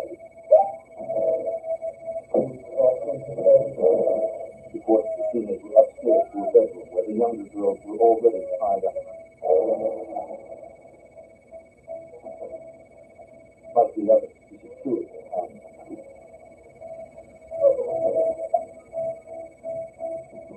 None of them knew what would happen next. Trembling, the young friend felt the intruder pull the knot on her ankle.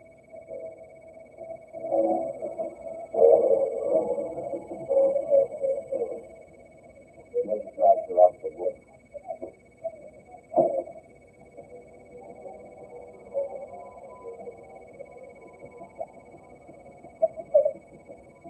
In the second bedroom down the hall, the man threw his young victim onto the bed, threatening to kill her and his friend if she screamed. He bound his feet again.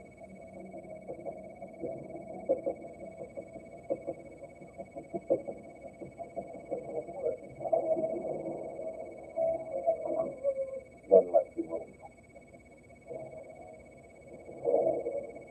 While alone, the young girl tried to work free from her restraints. For the sisters, their situation appeared hopeless.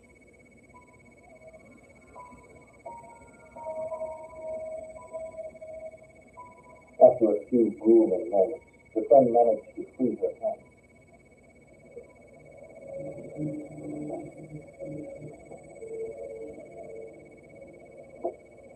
But the bindings around the friend's legs were quickly as she tried to stand up.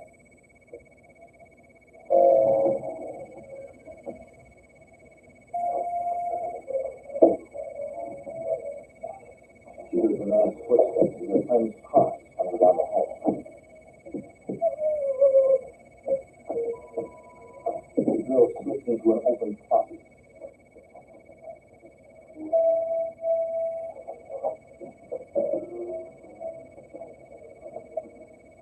Dragging the younger sister, the man burst into the room.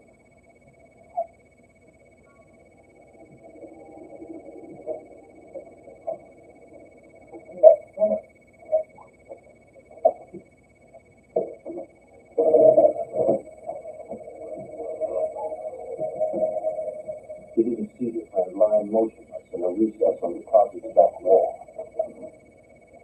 The tattooed man had no idea where the girl could have gone.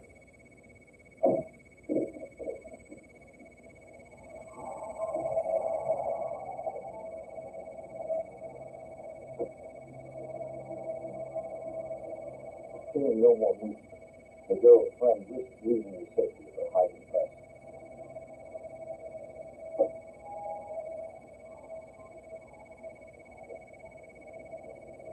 The intruder likely figured the child had managed to escape and call the cops.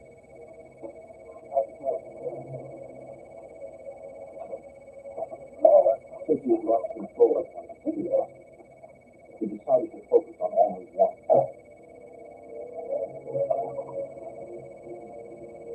He had to force the young sister into the family's car.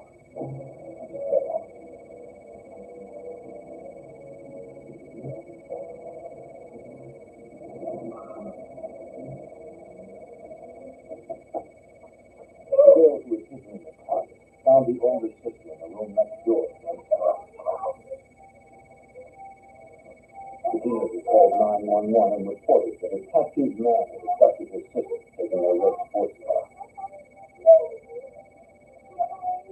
The information was relayed to Lodi officers who sped to the home. A quick response was sent by the chances of finding an abducted 911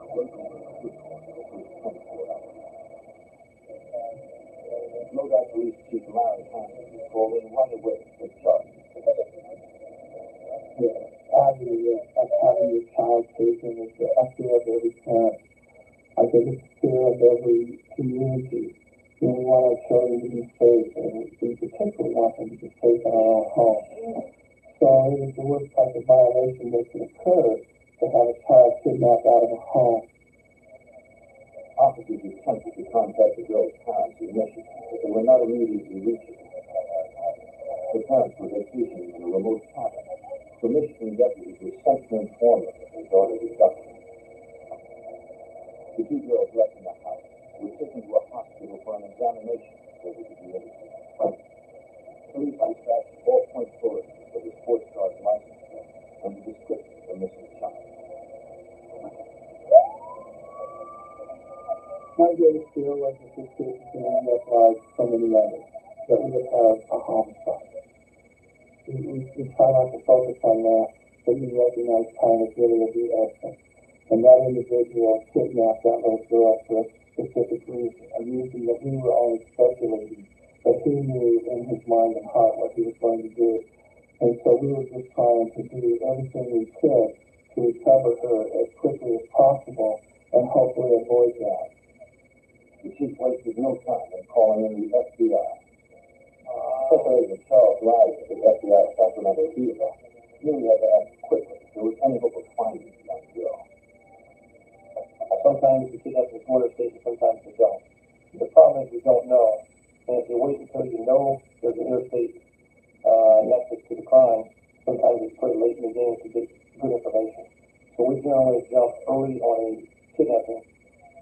By 8 p.m., more than an hour after the child was taken from her home, crime scene technicians from the FBI's evidence recovery team and the California Department of Justice processed the room where the girls had been held captive.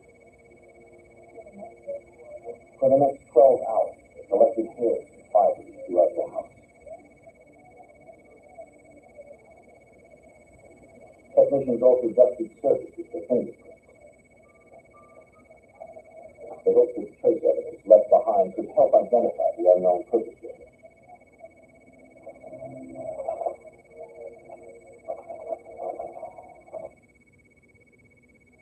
At the hospital, the missing girl's older sister and friend, though still shaken, told the Lodi detectives they had never seen her attacker before.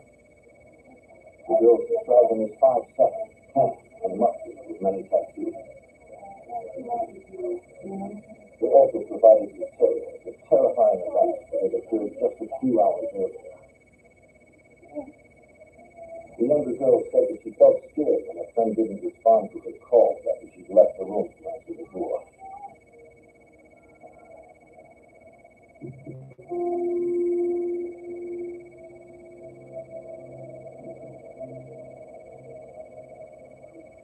The girl found her in the kitchen with a man holding a knife in his throat. Instinctively, the girl tried to protect her man, but the man was too powerful. He forced both girls out of the kitchen to the bedrooms upstairs, and then the older girl when she arrived moments later. The girl said he threatened to kill them if they didn't do as he demanded. He feared what he might have already done to the girl who was taken. As the only witnesses, they would need to give more detail to a sketch artist as soon as they were released from the hospital security. For residents of Northern California, this crime was unfortunately all too familiar. Less than a year earlier, a 12-year-old Petaluma girl named Polly Clapp had also been kidnapped and was later found murdered. Our case has such eerie similarities to the Polly Clapp case. There were 3 girls in the home in our case. There were 2 girls in the home of the Polly Clapp case. Both suspects were armed with a knife. Both suspects took the girl and left the home with them.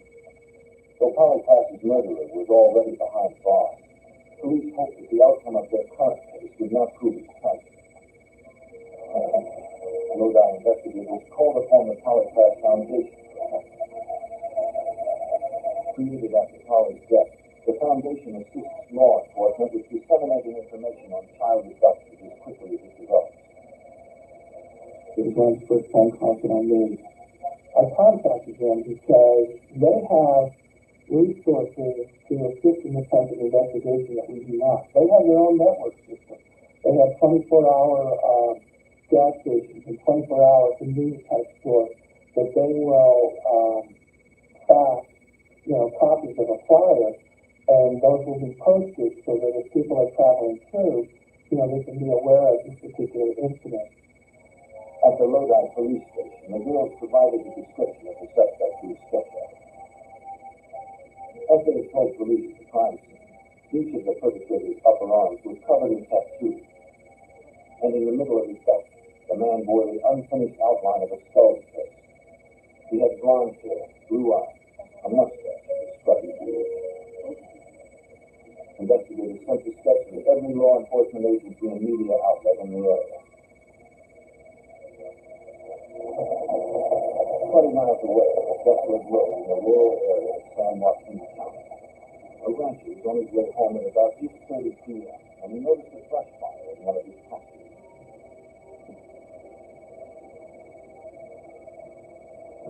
Just enough, he saw a sports car, apparently abandoned, with its doors left open. He called 911.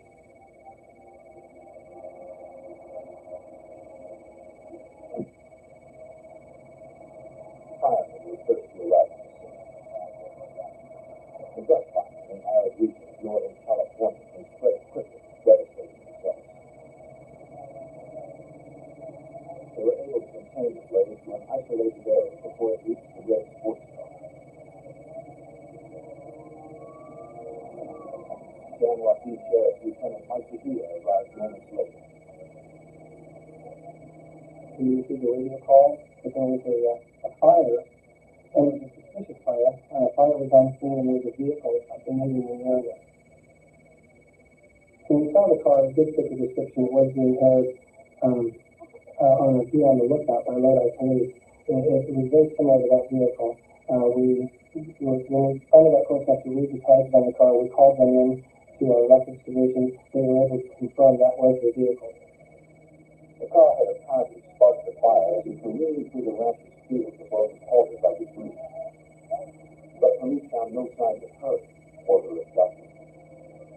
They could only hope that they were close by and that the girl was still alive. By 8:30 p.m. on July 2nd, 1994, an hour and a half after the girl was abducted from her Lodi, California home by a stolen car, investigators had found the vehicle in a burning pasture of rural San Joaquin County. The girl and her kidnapper were nowhere to be found. San Joaquin Sheriff Lieutenant Mike DeVille was joined by police from neighboring Lodi and the FBI. The Lodi lieutenant arrived and met with us on the scene. It was at that point that we determined that there's a possibility that our victim might be in the luggage area of the vehicle. Although it's a small vehicle, it would be large enough to put a small female in. The key, the firefighters carefully cut the hatchback's lock. They heard no banging, screaming, and feared that they might come. The luggage compartment was empty. Though we found nothing in or near the vehicle to indicate the subject's present whereabouts, the car had become the nexus of the search, according to FBI Special Agent Charles Wright. We didn't know whether the victim and the subject were close to the car or their location. We were acting upon the premise that they could still be very close. Our highest concern was to find the victim safely and also to find the subject if we could. Since the area was so remote, it was unlikely that the assailant had stolen another vehicle and left the area. Yet because he was probably on foot, there was a greater possibility that he had disposed of his 12-year-old victim in order to move more swiftly through the rugged terrain. Lodi Police Lieutenant Gerald Murray was aware that the odds of finding her alive were beginning to dwindle. Statistically, usually the victims do not live very long once they get in a rural setting and the suspect can't control it, like it is in this type of situation. So, we were very, very concerned about her living through this experience, and basically we had to focus on what we did know. And what we did know is we had the resources, we had the training, and we had the personnel that were going to diligently search and look for this person. By 8:45 p.m., the FBI, local police, had helicopters on the scene.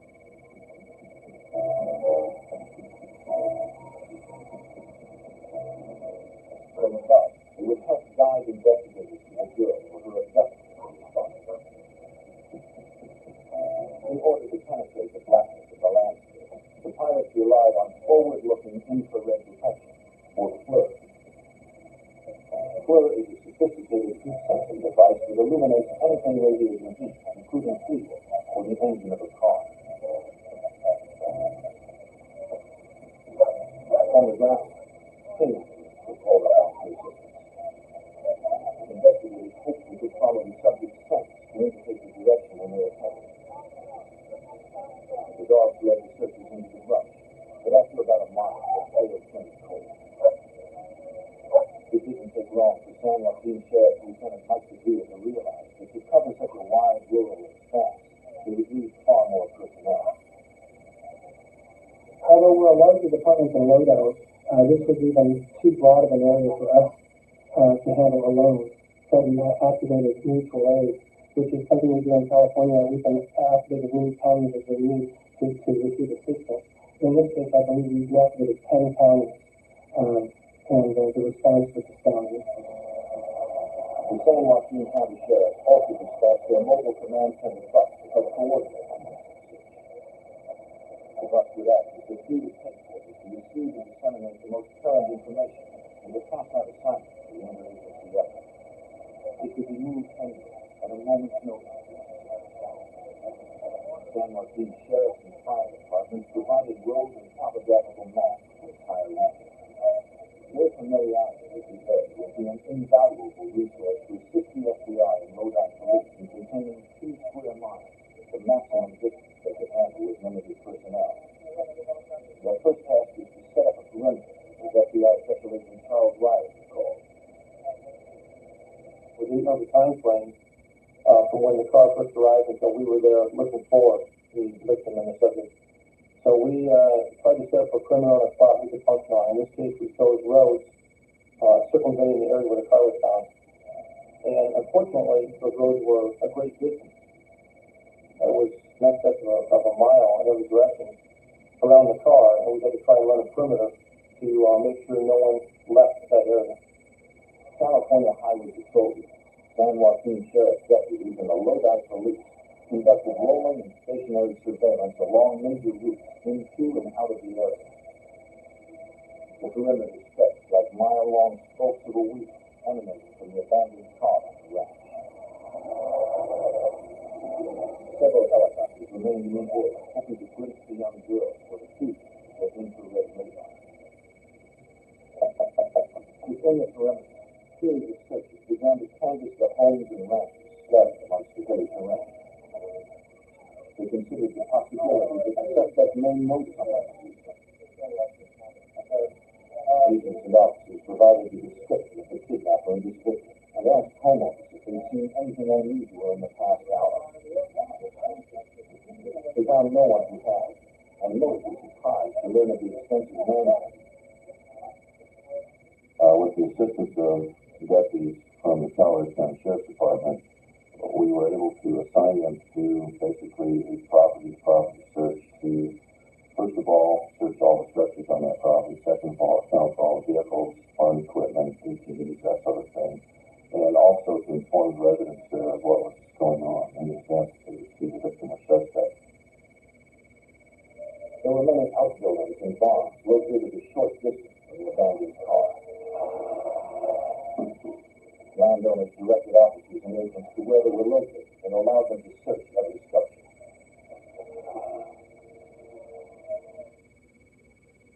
Over the next 2 hours, dozens of agents found no trace of the tattooed man or the young girl.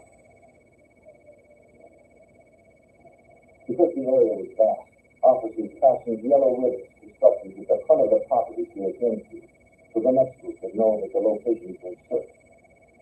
But as thorough as the teams were, the uneven terrain favored the suspect. If the teams would come back and ask them, in the area that you searched, is it possible for someone to be hiding in there? And unfortunately, oftentimes they said it's possible. You would have to sit still, sit quiet, and sit vigilant, but it's very possible.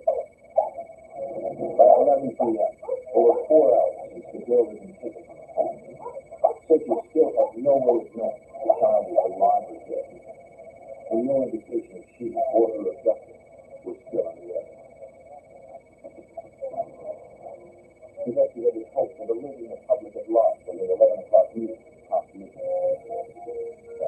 Lodi Police Chief Larry Hansen held a press conference and faced questions from the community, including his own children. I have 5 children. My youngest was 5 years old at the time, and she was aware that this kidnapping incident had occurred.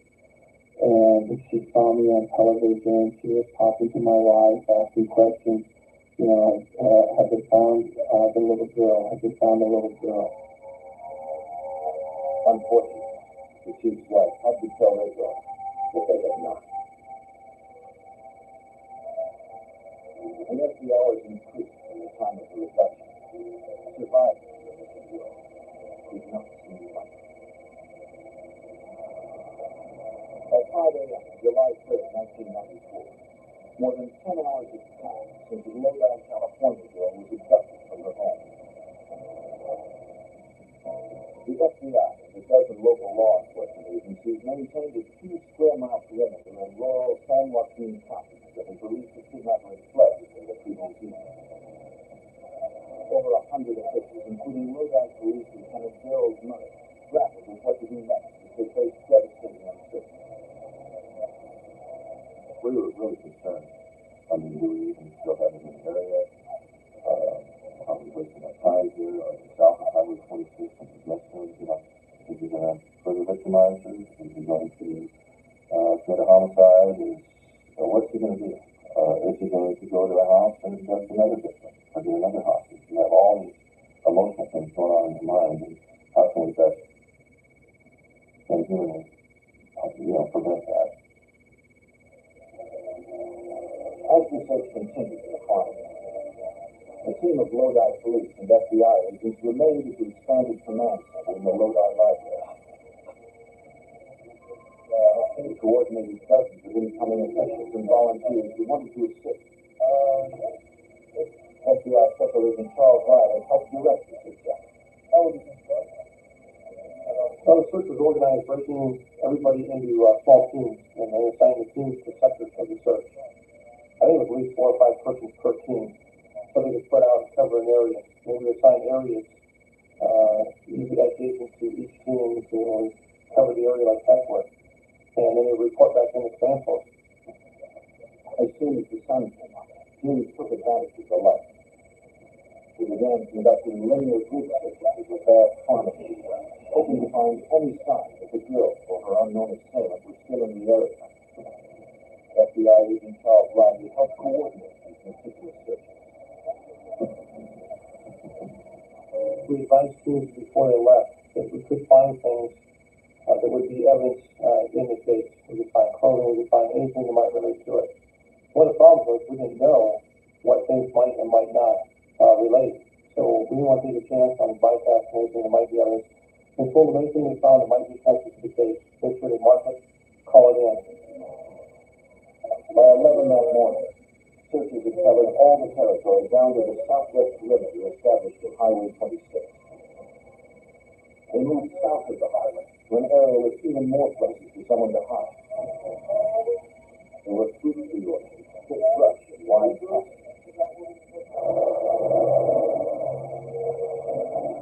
Each dog, horse patrols, and searchers on foot continued to scout the challenging terrain.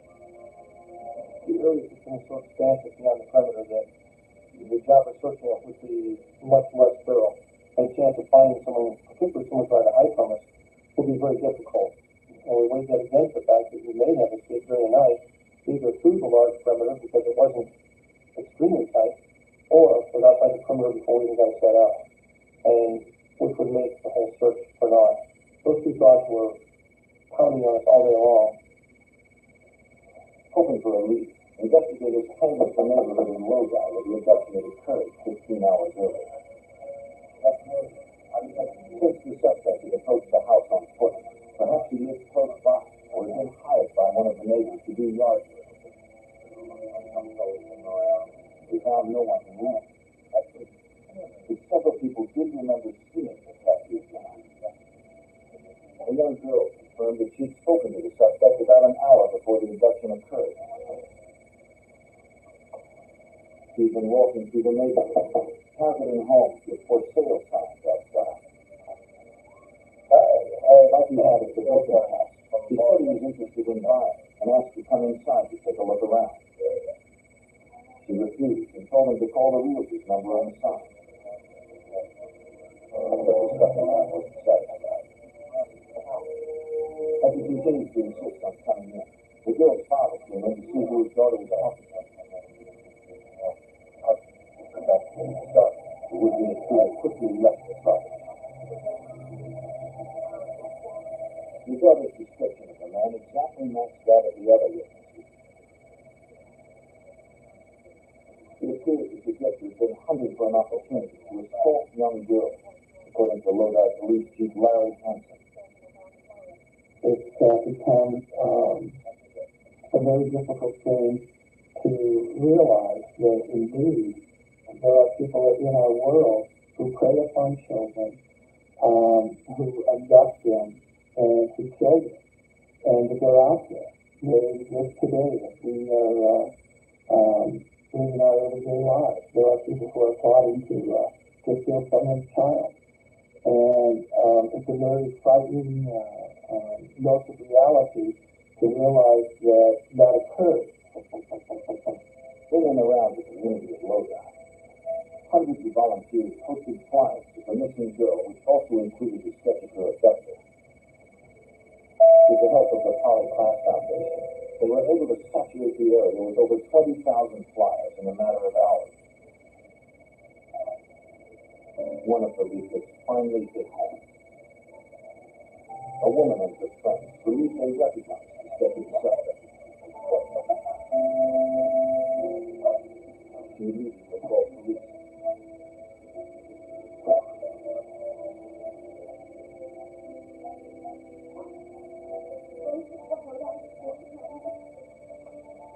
The woman told detectives that she thought the man in the composite may be her 25-year-old son, Stephen Reese Cochran.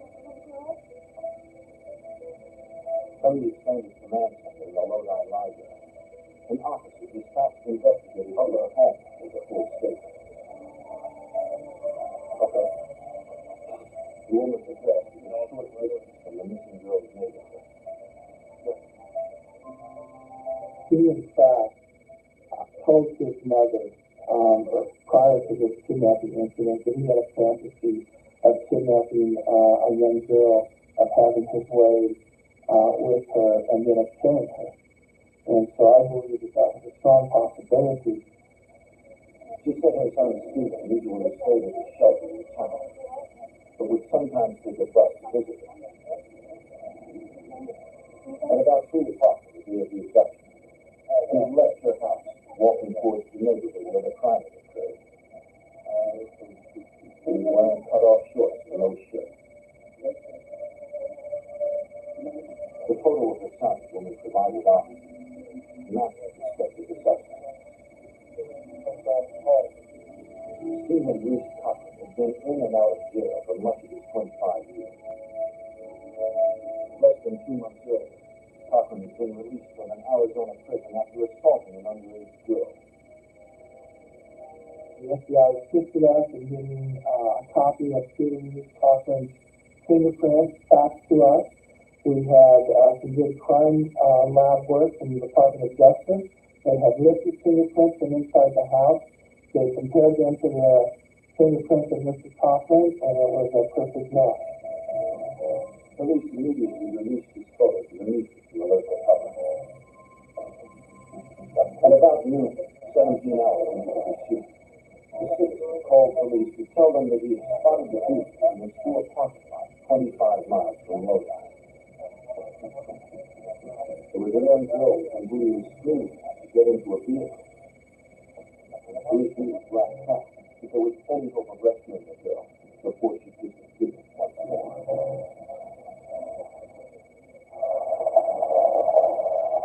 More than 17 hours after a 12-year-old girl was kidnapped from her home in Lodi, California, police received a report that she and the suspected abductor, Stephen Reese Cochran, had been seen in the store parking lot in the town of Manteca.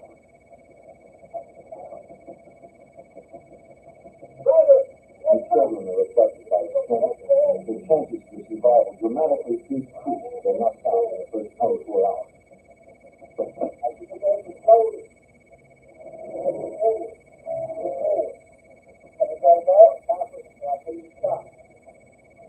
Detective man resembled the suspect.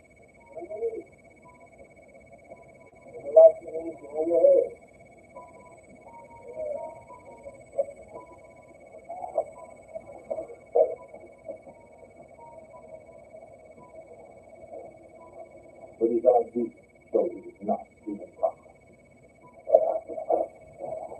And the young girl was his daughter, not the child who had been kidnapped. The case of mistaken identity was one of many that added to the frustrations of Lodi Police Lieutenant Gerald's murder. We had reports during the search of the suspect, which all turned out to be false items, but still they had to be investigated and looked into, which adds contributed to the whole process.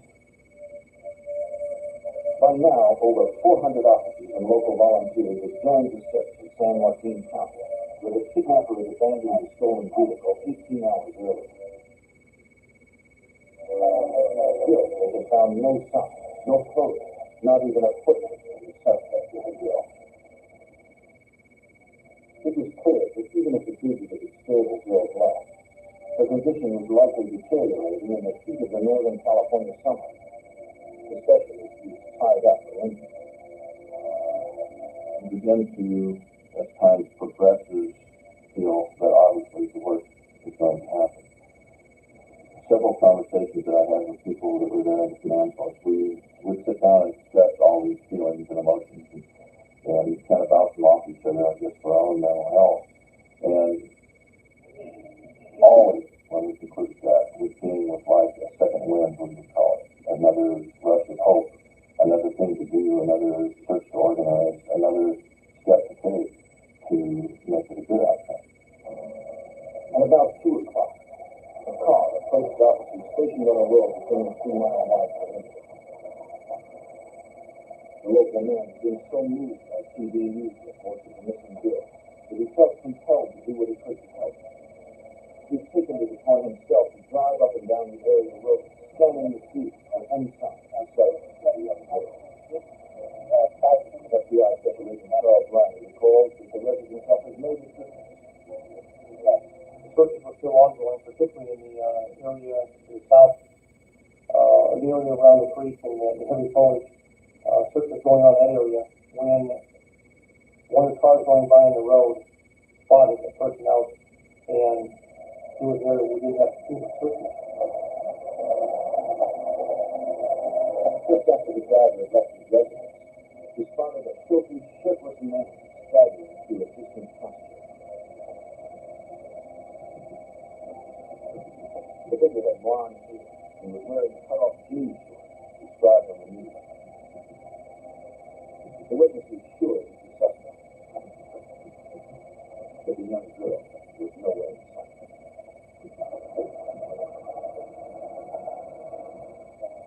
Still, after 19 hours and hundreds of acres, it was the first hope searchers had that the fugitive was still in the area. One of the officers immediately radioed the command post to alert them to the suspect's location. The speedy response was essential in time before he got far. The agents and detectives called on all available personnel to converge. They received another call, this one from a fishing game house.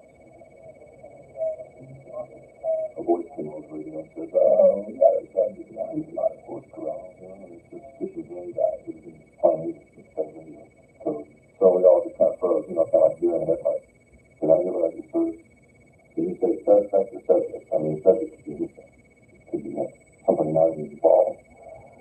Yeah, he sure looks like the guy, So we're all, my antennas go up, goosebumps and everything, so. And FBI agents, my sheriff's counterpart, and we hopped in the car and we went down there.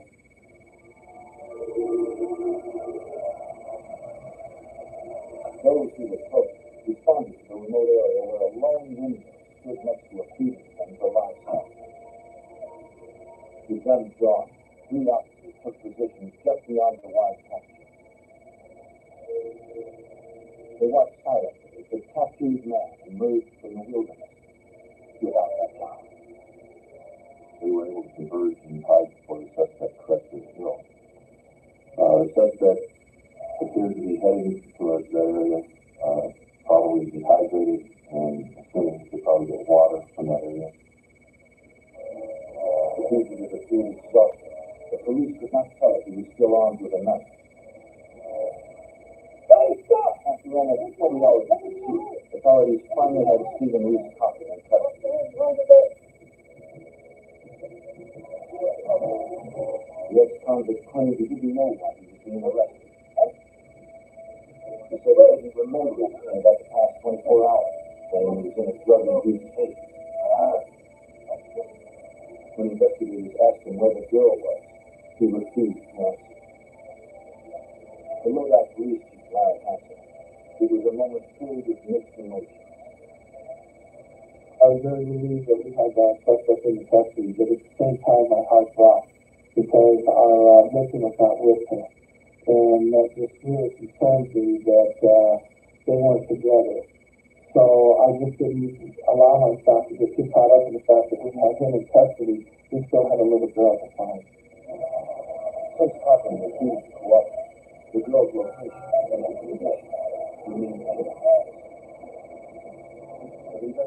would not rest until they recovered that girl or her body.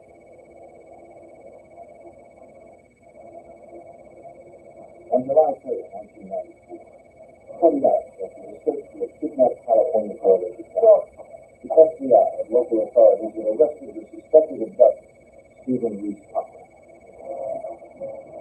Cochran refused to say if the girl was dead or alive, or even if she was in the remote region of recent capture. Though the child odds of survival in the rugged terrain did not seem likely, Lodi Police Chief Larry Hansen tried to remain hopeful. Most children that are abducted, we either never find them or we find them and they've been killed. And as this was unfolding, I'm certainly aware of that. But again, we just try to be positive and focus all of our attention on the belief that we were going to be able to find them. Authorities struggled with what to do next. 400 searchers, 10 dogs, and even 3 helicopters had been searching for her since daybreak, but failed to find even the smallest shred of evidence that the girl was close by. Lodi Police Lieutenant Harold Murray raised the possibility. At that particular time, we had basically 2 options. Attempt to follow the suspect's scent from where he was arrested back to the victim, or start a blind search from the fence area along Highway 26 and just walk north and hopefully run on to wherever the victim's name has been. A large group of volunteers had already assembled along the fence line near the house, waiting for the word to proceed. Agents and detectives were concerned that if they allowed such a large group to enter the scene, the phone would likely trample at it and might even walk past a small girl without seeing her. It was a critical moment, and like the eager searchers, FBI Special Agent Charles Riley felt the urgency. And you think about the families a lot, because everybody out there has a family, and you try to keep it professional, but it becomes part of you personally. Then you relate, what if it's your sister, your daughter, and you always think those things. Investigators decided that the best approach would be to use fresh dogs to trace Cochran's scent back from where he approached the water spot. The problem was it would take the canine unit at least 30 minutes to get to the location. But the volunteers were not about to wait.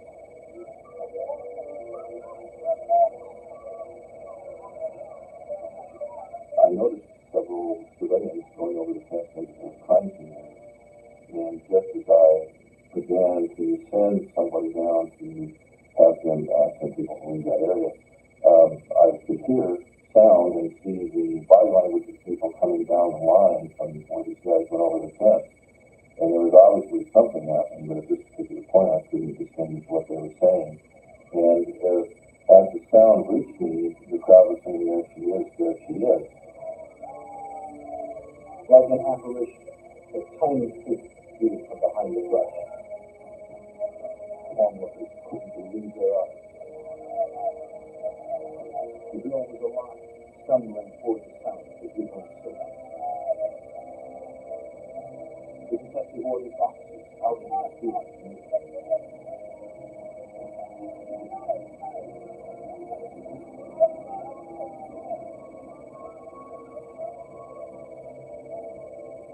When I first saw the victim coming over the fence, it was like an emotional damage release. All the fears and worries and helplessness and hopelessness disappeared. And frankly, it took me about 10 minutes to get my composure and get back on track.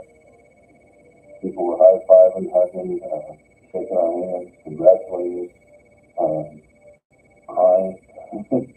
It's just amazing. This was really not just a law enforcement thing, but a community thing, and it really showed up at that moment, the emotion that was involved. The girl was taken to the hospital where she was met by the distraught husband. On the following day, July 4th, despite her 22-hour ordeal, the girl felt strong enough to escort her father, the detective and the prosecutor, to the site where Cochran had kept her kidnapped and search. She explained that to avoid detection, Cochran is camouflaged wearing himself with mud. He also forced to rely on his toxic motives to improve his work at the farm.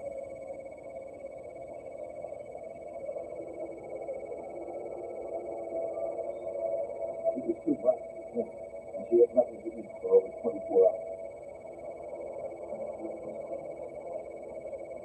Cochran kept moving, never staying on one place for that long.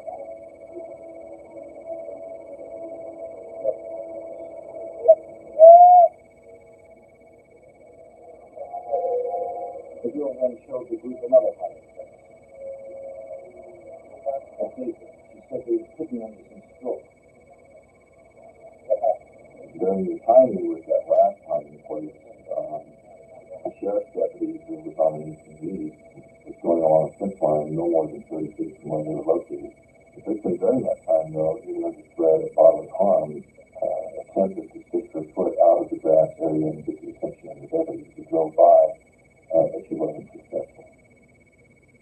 She said that at that location she fell asleep out of one. When she awoke, Cochran no longer had his knife.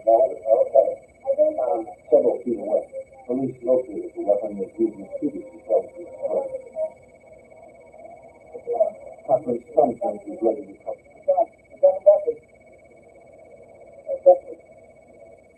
After being found mentally competent to stand trial, Stephen Reese Cochran pled guilty to 23 counts, including kidnapping, assault, burglary, and trespass. In San Joaquin County Superior Court, he was sentenced to 106 years in prison for this crime. Even Rhode Island Police Chief Larry Hanson's 5-year-old brother understood the importance of this case. When it was over, and I was able to go home and then finally able to fall asleep, she came home later and was told that the little girl had been found. And she walked down the hallway, goes to my bedroom door, kisses the door, and says, "Thank you, Daddy." And when I talk to officers at conferences, I make the point that if a 5-year-old girl can understand the impact of that type of a case, imagine the impact that it's going to have on the community.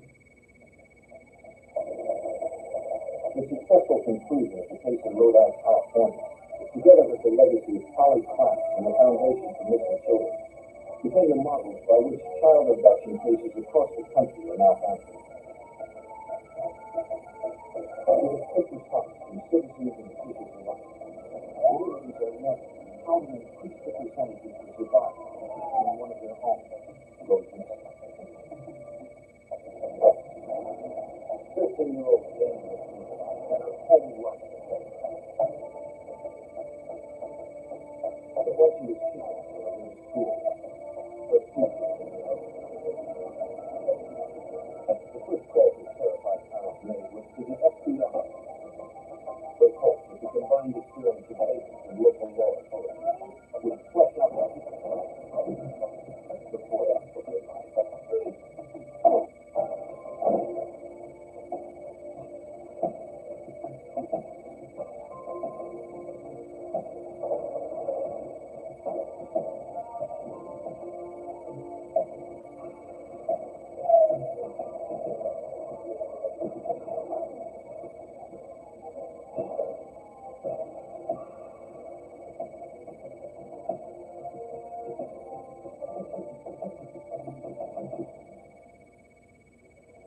Wealth has its rewards, but it also brings its dangers. Kidnapping is one of them. No ordeal is more horrifying for a family than to have a child taken. I'm Jim Charleston, former head of the FBI's New York office. Kidnapping cases are among the most challenging for law enforcement. So often must remain out of sight, yet close at hand, ready to move in at a moment's notice.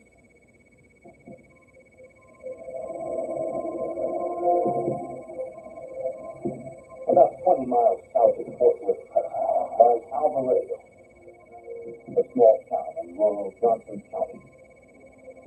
A few wealthy residents found Alvarado a safe haven away from the state service center. And island of News were among them. They lived with one of the area's most prominent families, partly from the return that Mr. McNeil made by selling an early design of the handheld calculator. At 7:15 a.m. on Friday, January 11th, 1985, they began their day having breakfast together as was their usual routine. Afterwards, their teenage son would drive himself and his 13-year-old sister Anna to school.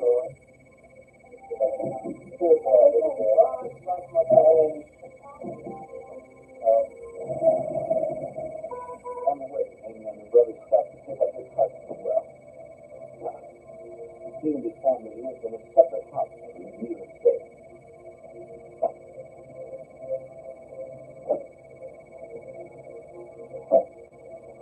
At about 7:45, they were finally on their way to class. From behind an abandoned truck, the Sudan pulled out across the road, forcing the teenager's jeep off to the side. A gunman jumped out of the car and approached the jeep. He demanded that Amy get into the Sudan. The blonde-haired man warned her brother not to contact the authorities. He would call the family in a short while with his demands.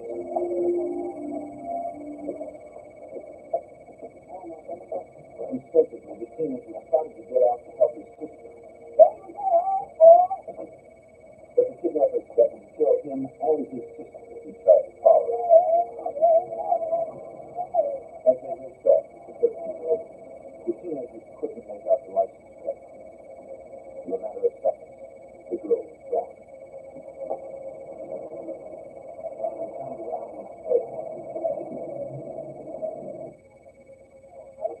The boys told the McNeils what had happened and repeated the kidnappers' warning not to contact the authorities.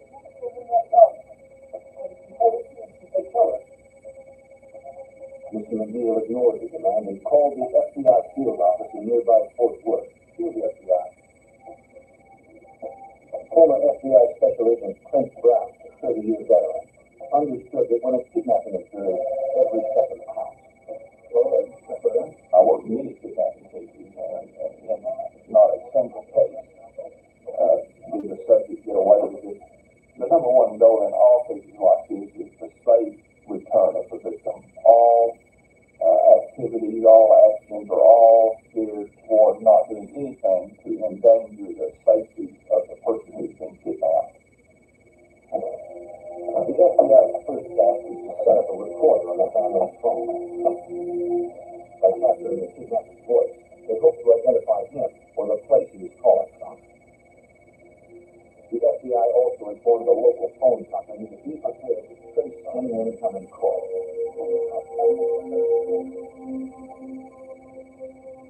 Agents instructed the father on how to handle the call. He needed to insist on proof from the kidnappers that his daughter was still alive.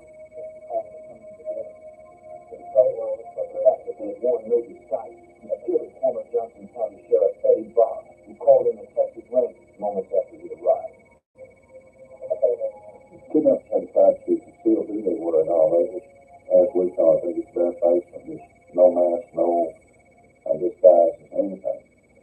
That means there's not going to be a victim trying to tell who they are and what they look like. They're going to kill them. Uncovering the kidnapper's identities might prevent them. Using an identity that included hundreds of facial features, investigators worked with Amy's brother and cousin, building a composite of the man who held the shotgun. The teenagers had never seen the man with his stringy blonde hair before. They also provided a description of the kidnapper's car. It seems like people who engage in this are people of questionable and limited mental capacity, and very often they have, I guess what you might say, delusions based on drug use. Very often, the need to get money to promote their drug habits are what drives them. And so we have that being a motive for the kidnapping pretty much, and that certainly impairs their ability to think or plan or pull this off successfully. At 10 a.m., over 2 hours after Amy had been abducted, the phone finally rang. Hello? It was one of her kidnappers. Yeah. The man demanded a $100,000 ransom. $100 bills, the other half in smaller denominations. None of it could be sequenced. As instructed, Amy's father pleaded to speak to his daughter. He thought the kidnapper refused. A captor insisted Amy was still alive and that her father could speak to her. When the man called back to say where to drop the ransom, he added that if the family called the FBI, they would never see Amy again. The call lasted less than a minute, not long enough to establish a trace for the technology of 1985. Agents played back the recording, listening for any background noise that might reveal the location. They figured the call was likely made from a payphone since they could hear wind through traffic noise. But they heard nothing more specific. And no one in the family recognized the kidnapper's voice. Though Amy's family was wealthy, her father did not have $100,000 in cash available, since most of his assets were tied up in investments. He called his associates to fly in on chartered planes with whatever cash they were able to withdraw. The next call they received was not the one retired Sheriff Eddie Boggs had hoped for. The press had learned of the kidnapping from one of McNeil's neighbors. I got a call from my chief deputy, and he said that he has all social media representatives out there wanting a story. They knew that there had been a kidnapping, there had been a ransom demand. They demanded to talk to somebody about the story and if they were going to go on the air with it. If the kidnappers discovered that law enforcement was involved, they would likely dispose of Amy before the ransom was delivered.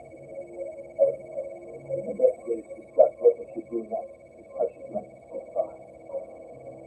The FBI instructed the family and the Johnson County Sheriff on how to proceed. The FBI said, here's what you do. You have your chief deputy call each one of the reporters in, ask him for his ID, ask him who is the very top man at his station that he can talk to, and then tell that top man, we're not to confirm whether or not you have a story, but if you do have a story and you run it, you could possibly cost the life of the little girl. Every local press agency agreed not to run the story until notified by the sheriff. Just before 1 o'clock in the afternoon, the phone rang again. What? That's George. It was the same man we called earlier. On a separate line, an agent contacted the chief of security at the local phone company. He was standing by, hoping to pick up the call. Yeah, he tracked the number. Yeah, we're going to track the guard again. Yeah. Mr. McNeil begged the kidnapper to let him hear his daughter's voice. This time, the man allowed the frightened girl to speak to her father. Her eyes concealed, prevented from knowing where she was. Mother, he could hear her crying. Despite his own fear, he reassured Amy that everything would be okay, and that she would soon be home. That's when the man grabbed the phone. The kidnapper said that he had not yet secured a location for the ransom to be dropped. We didn't even have trouble getting it dropped again. He promised to call back later. Hello? The room fell silent. His former Texas Ranger Bill Johnson called. It was very heartrending to listen to it. She was frightened. And then, of course, Mr. McNeil was frightened. The conversation was very short. Mr. McNeil encouraged her to keep her upper lip up and remember who she was. And that was the end of the conversation. They hoped the trace would be successful. The security chief reported that the call had originated from outside the phone company's calling area. And since the call had been terminated, it would be impossible to trace it through the neighboring system. The phone company was able to determine that the call was made from somewhere in the town of Tennessee, 25 miles north of the McNeil's estate.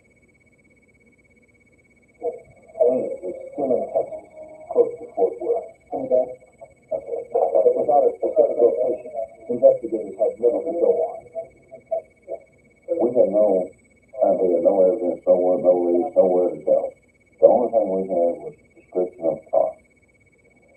I did have my troops, once I had to go out and start in a perimeter, expanding the perimeter, checking every farm, every house, every housing addition, everywhere they could for a car that matched the description that we had.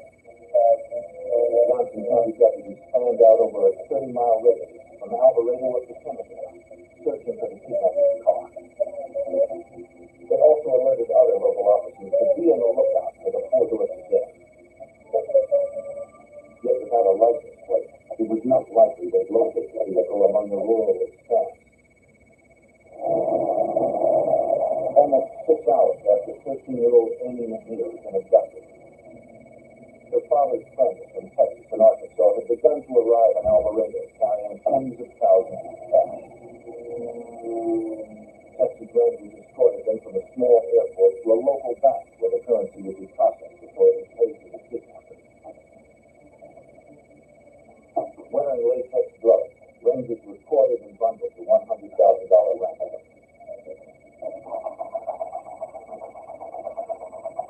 They assembled half of it in $100 bills, which the kidnapper had instructed.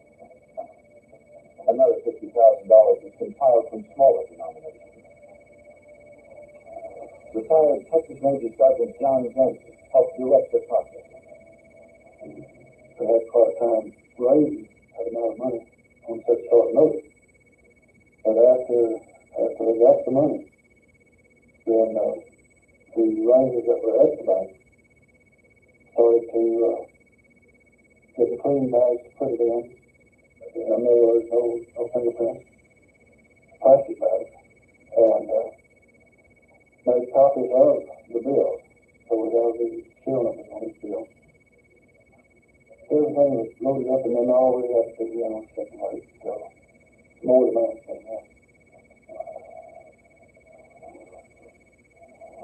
In the late afternoon, deputies had located the car and fit the description of the kidnapper's vehicle, parked 20 miles from the McNeil's estate. A license plate check revealed that the sedan had been stolen the day before from Mesquite, Texas, 50 miles east of Alvarado. Inside, deputies found no obvious signs of aim or her abduction. They impounded the car and continued to canvass the area for witnesses who may have seen the driver. At the Johnson County Sheriff's Department, the FBI processed the sedan for forensic evidence. From the interior, they removed several sets of fingerprints.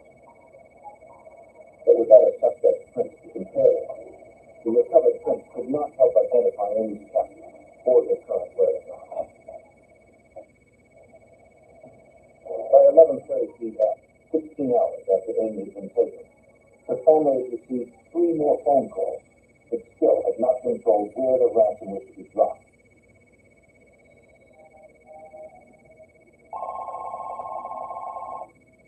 They hoped this would be the call that could secure Amy's release.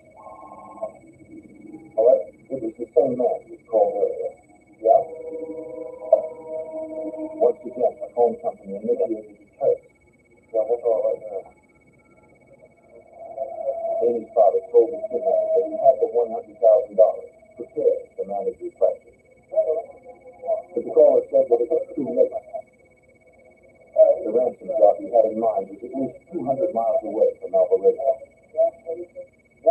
By the time Mr. McNeil reached the location, it would be like 2 weeks for the kidnapper to take a chance of being seen. The father pleaded to make the exchange tonight. The man refused. He said he'd call back tomorrow to make the arrangements. We didn't think they would let's have a back alive, in good shape. We had no idea what they'd done to her in this period of time that they had. Agents waited for word to see if the case had been successful. Yeah. What on did it not? Once again, the phone company had failed to secure the kidnapper's location. Investigators could only hope that 13-year-old Amy McNeil would survive the night and eventually be reunited with the past.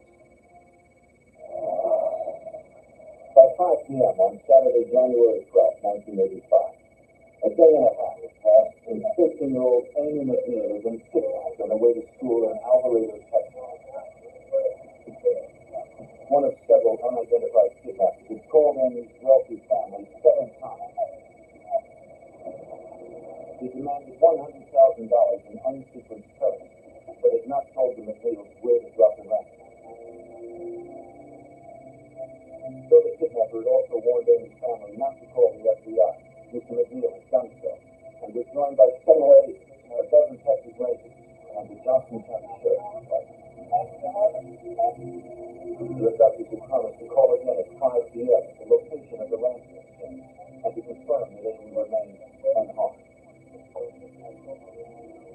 Despite the agonizing wait, former Special Agent Prince Brown and his team wasted no time to prepare.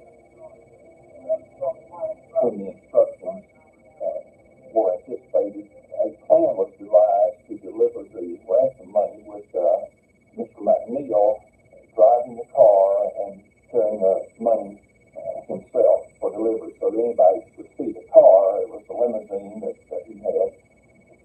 They would assume he was in the car by himself. Actually concealed in the car would be 2 FBI agents. The agents also outfitted Mr. McNeil with a mini cassette device to record any conversations he may have with the kidnappers if they should approach his limousine. The interior of the car would be wired as well, and the 2 concealed agents would be heavily armed. At 5:10 p.m., the kidnapper called again.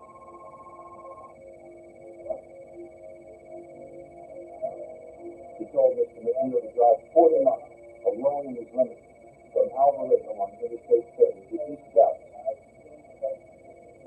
and take exit 51, where he would find a gas station. The father was to be there by 7 p.m. in order to receive further instructions on the payphone by the vending machine. Mr. McNeil spoke to Amy briefly before her abductor disconnected. She was scared, but unharmed.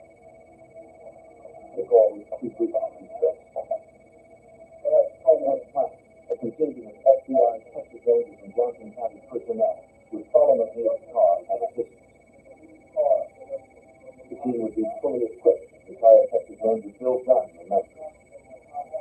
We got all of the assets available, tracking devices, aircraft. We had a tracking device on Mr. McNeil's car, so that if we lost contact with it on the ground, both aircraft would be seen. Amy's father promised his wife that he wouldn't come home without their brother. He was fitted with body armor and provided with a sidearm in the event the kidnappers attacked. The 2 agents with him would be armed with shotguns and semi-automatic pistols. They checked their radios to make sure they could be heard by the police.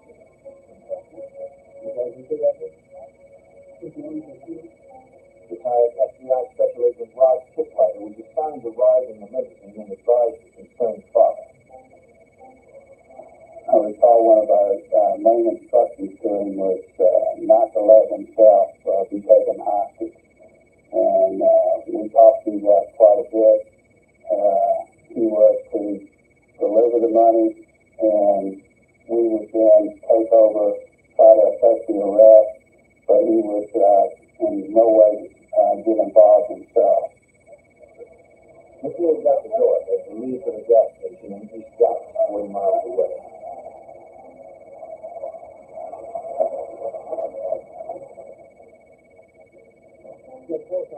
When the limo had reached about a mile, the agent instructed the others to follow.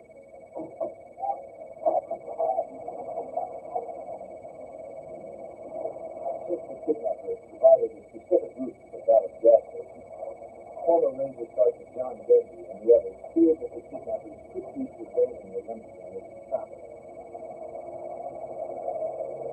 We had no idea where they would be, who they were, and what they were in, or anything about it. And, there must have been some suspicious that if they were us, we kept a good distance behind cars. As the stretch crossed county lines, the Rangers radioed ahead to local authorities. They informed traffic patrols not to stop the speeding unmarked cars and provided license plates for their vehicles.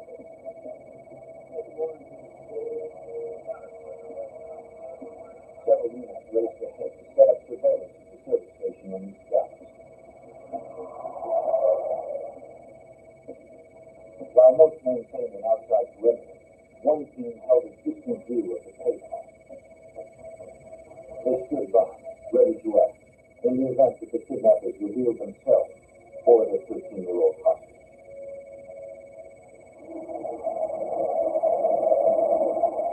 Agents reported that the limousine had just reached exit 51. The phone had begun ringing at exactly 7 p.m.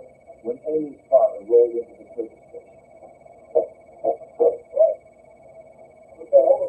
It was the 8th call he received from his daughter's kidnappers over the past 34 hours. The man did not give the father the news he had hoped for. He told Mr. McNeil to take Interstate 20 east to Tyler, Texas, almost 100 miles from Dallas. At the US 69 exit, he would find another gas station, where he'd receive another call at 9:20 on the payphone outside. For retired special agent Hank Brown, it was difficult to predict what Amy's abductors might be planning. We could tell that kidnappers were not very well organized. They seemed somewhat ill at ease, confused. Some of their plans seemed to change. They didn't seem to have a clear idea of where the money was to be delivered, and so they even appeared to be stalling at times, trying to formulate a workable plan that they thought they could use. So it did not appear that they had thought this out very well at all. At the second gas station in Tyler, Amy's father was directed to drive to a third one in Longview, 40 miles further east, by 11 p.m. From there, he was ordered to drive 50 more miles north to a fourth gas station in Mount Pleasant, Texas. Precisely at midnight, he received another call at the payphone outside. By now, investigators had covered over 180 miles, traveling for well over 5.5 hours. They hadn't been separated on the long trip, and two surveillance aircraft were forced to turn back to refuel in Dallas. Despite their frustration, the team was determined to outlast the kidnappers. We had no idea what they were going to do. They just kept running us over East Texas. We saw a large portion of East Texas, and we didn't know when it was going to stop. But we knew that we were there for the duration. But the situation was only getting worse. About halfway to the Mount Pleasant gas station, the limousine began losing power. After racing speeds in excess of 100 miles an hour for extended periods, the engine simply quit. Agents took by their feet, the mechanical problem would jeopardize any chance of a near skill tank to rescue the 13-year-old. We're all getting a little tense and excited and worried that we're not going to get to the drop side and that we're not going to be able to get Amy back. Dozens of miles away, at the gas station in Mount Pleasant, two camouflaged Texas Ranger snipers had been deployed to surveil the station. At midnight, it began to rain. Mr. McNeil was the only one who could answer. But he missed the call. midnight on January 13th, 1985, just outside Mount Pleasant, Texas, two FBI agents and the wealthy father of a kidnapped 13-year-old girl worked frantically to repair a limousine's engine.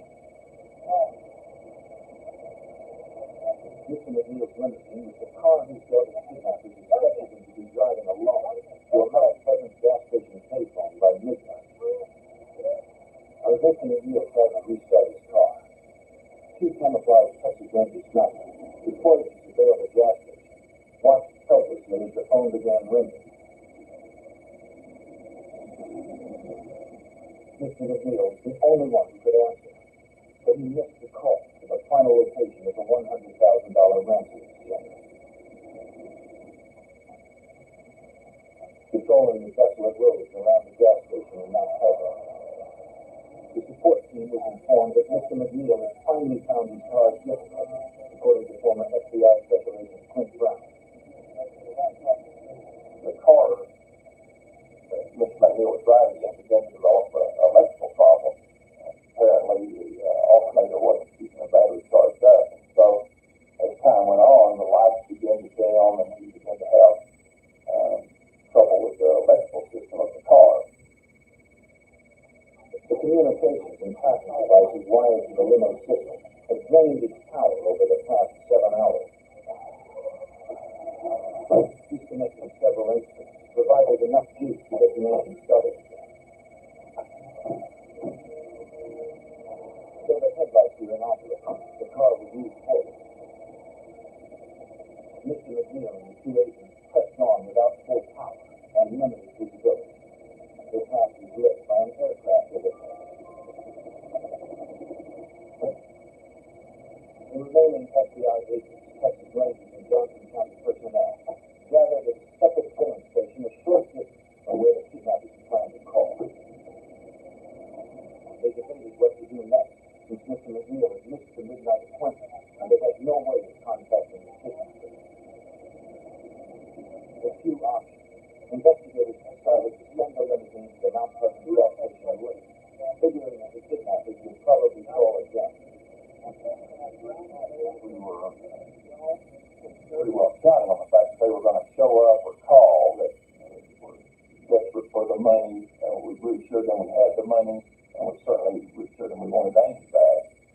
So we thought that they would stay connected to follow through with the payoff side. At approximately 1 a.m., Mr. McNeil and the FBI agents arrived at the Mount Pleasant gas station in the troubled window. Almost 8 hours and 200 miles after the first part of Alvarado, the limousine engine gave out for good. The vehicle wasn't going anywhere without major repair. They could do nothing more but wait on it showing up and press the kidnappers in contact. To this fact, we had to drive very slowly in the limousine. We were late getting to the drop site, approximately an hour. We were somewhat concerned about that, but we set up to wait by the drop site. Texas Rangers kept watch, remaining hidden in the field across from the gas station. The fate of 13-year-old Amy McNeil remains unknown.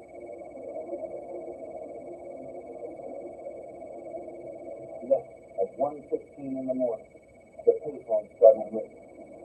As investigators had suspected, one of the kidnappers called back, eager to get the money. He claimed that Amy was still alive, but refused to let it speak.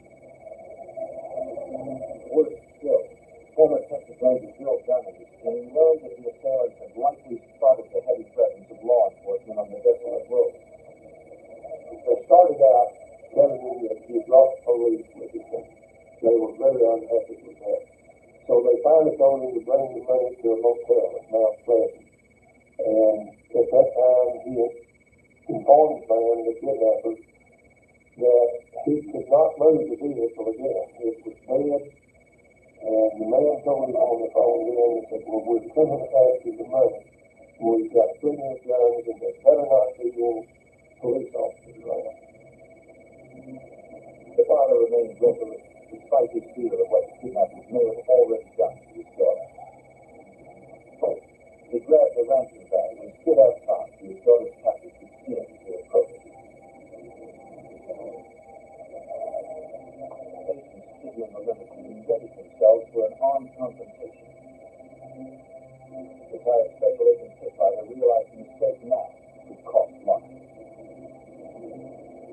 Exchange of a ransom during a kidnapping is always one of the most critical elements of the investigation.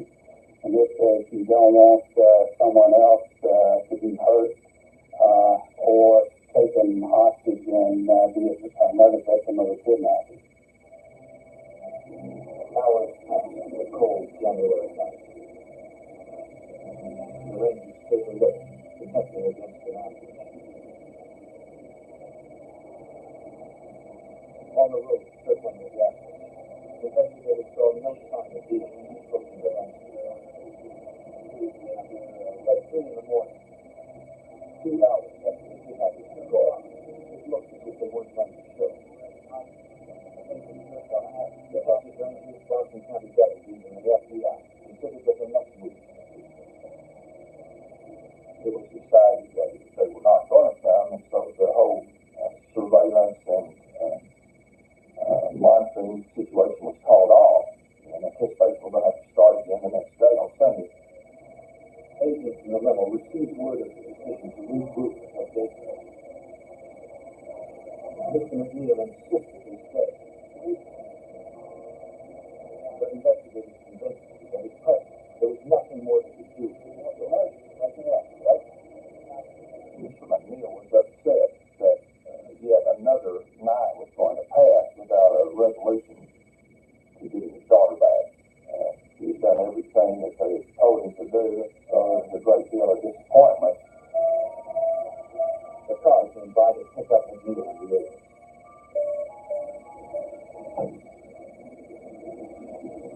They headed back to the nearby gas station where others had begun to assemble.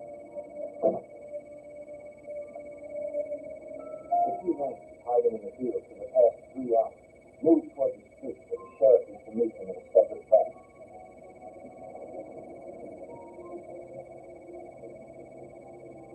As they approached, an unidentified vehicle cruised by their position. It was filled with a group of men and a young girl who headed towards the interstate. You were southbound. Our Rangers called for you. You said we pick up. They watched those believed to be the kidnappers. Feed off into the cold Texas night. At 3:45 a.m. on January 13, 1985, 2 Texas Rangers believed they had spotted the kidnappers of 13-year-old Amy McNeil racing away from the ransom dropout in Mount Pleasant, Texas. We copied the stop. They alerted all available units in the area. En route to collect the Rangers, the Johnson County Sheriff heard their call and saw the suspicious vehicle on the highway. He gave chase, but the sedan easily pulled away from the lumbering van that former Sheriff Eddie Roberts was driving. My van being slow to what they outran, they like that standing still. But anyway, I keep up there and even what's inside what was going on. Because that case was going over 100 miles an hour. It was unbelievable. Despite his best efforts, the sheriff lost the car and returned to the makeshift command post to provide a detailed account. Amy's life was now an even greater jeopardy since there was no question the kidnappers knew law enforcement was in the area. Then a call came in from the remaining witnesses. The pilot had spotted the vehicle, and the investigators still on the road had resumed the chase. Former Texas Ranger Bill Gunn recalls that the suspect was speeding west on Interstate 2. But at that time, the rest of us had gotten involved, and we were in pursuit of the vehicle. And we continued at a high-speed chase down Interstate 30, which was in a direction north toward Dallas, and to a small community in another county. 10 minutes later, Texas Rangers, sheriff deputies, and the FBI fell on the line. refused to slow down. As the lead ranger began to close in, he was fighting. Shot him and covered his car with rounds. As he prepared to return fire, he glimpsed two girls in the back seat. One was young Amy McNeil, who they were forcing into the back window. The people ladies were responsible for they had started firing guns at him. The top and back windows were on each side of the gate. They would put Amy up into the backflash where that she could be seen, and of course we couldn't return any fire. He struck the narrow with one round, but the suspect did not shoot. Shot and delivered the lead pump. Blood scooped the pocket, forcing the ranger to stop.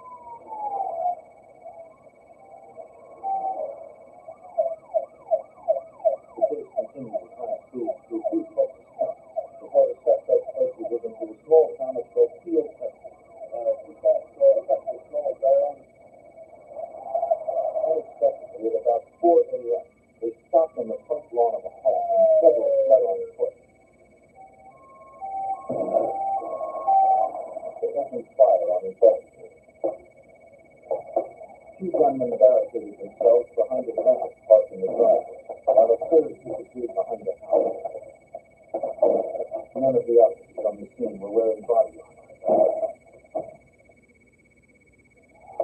When I first got out of the car, I could see this man standing in front of the van. Now, this is Sunday morning. At 4 o'clock. And there's no room for that. And every time he pull off around that railroad, he'd ride up the road. Investigators took cover behind their vehicles and pinned the gunman down.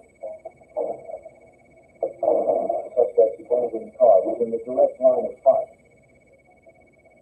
Amy was trapped inside without any means of escape. One assailant attempted to break into the home of an elderly resident. She took cover, not knowing what was happening, a few feet from where she was.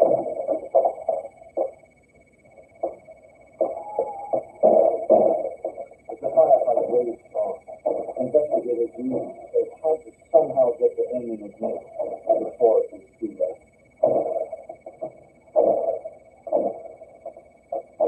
At 4 a.m. on January 13, 1985, the FBI, Texas Rangers, and Johnson County Sheriff exchanged gunfire with the kidnappers of 13-year-old Amy McNeil.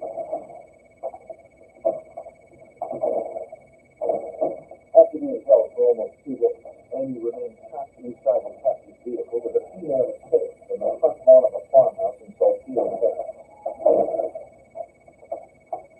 Ranger Sergeant John Denny was one of 7 who braved the hail of bullets. I could see one of them behind the front wheel of the car. That's what I was trying to see. I didn't have any other place to go. And the only thing I knew to do was just shut them down. And the only way I'm going to do that is hit one of them.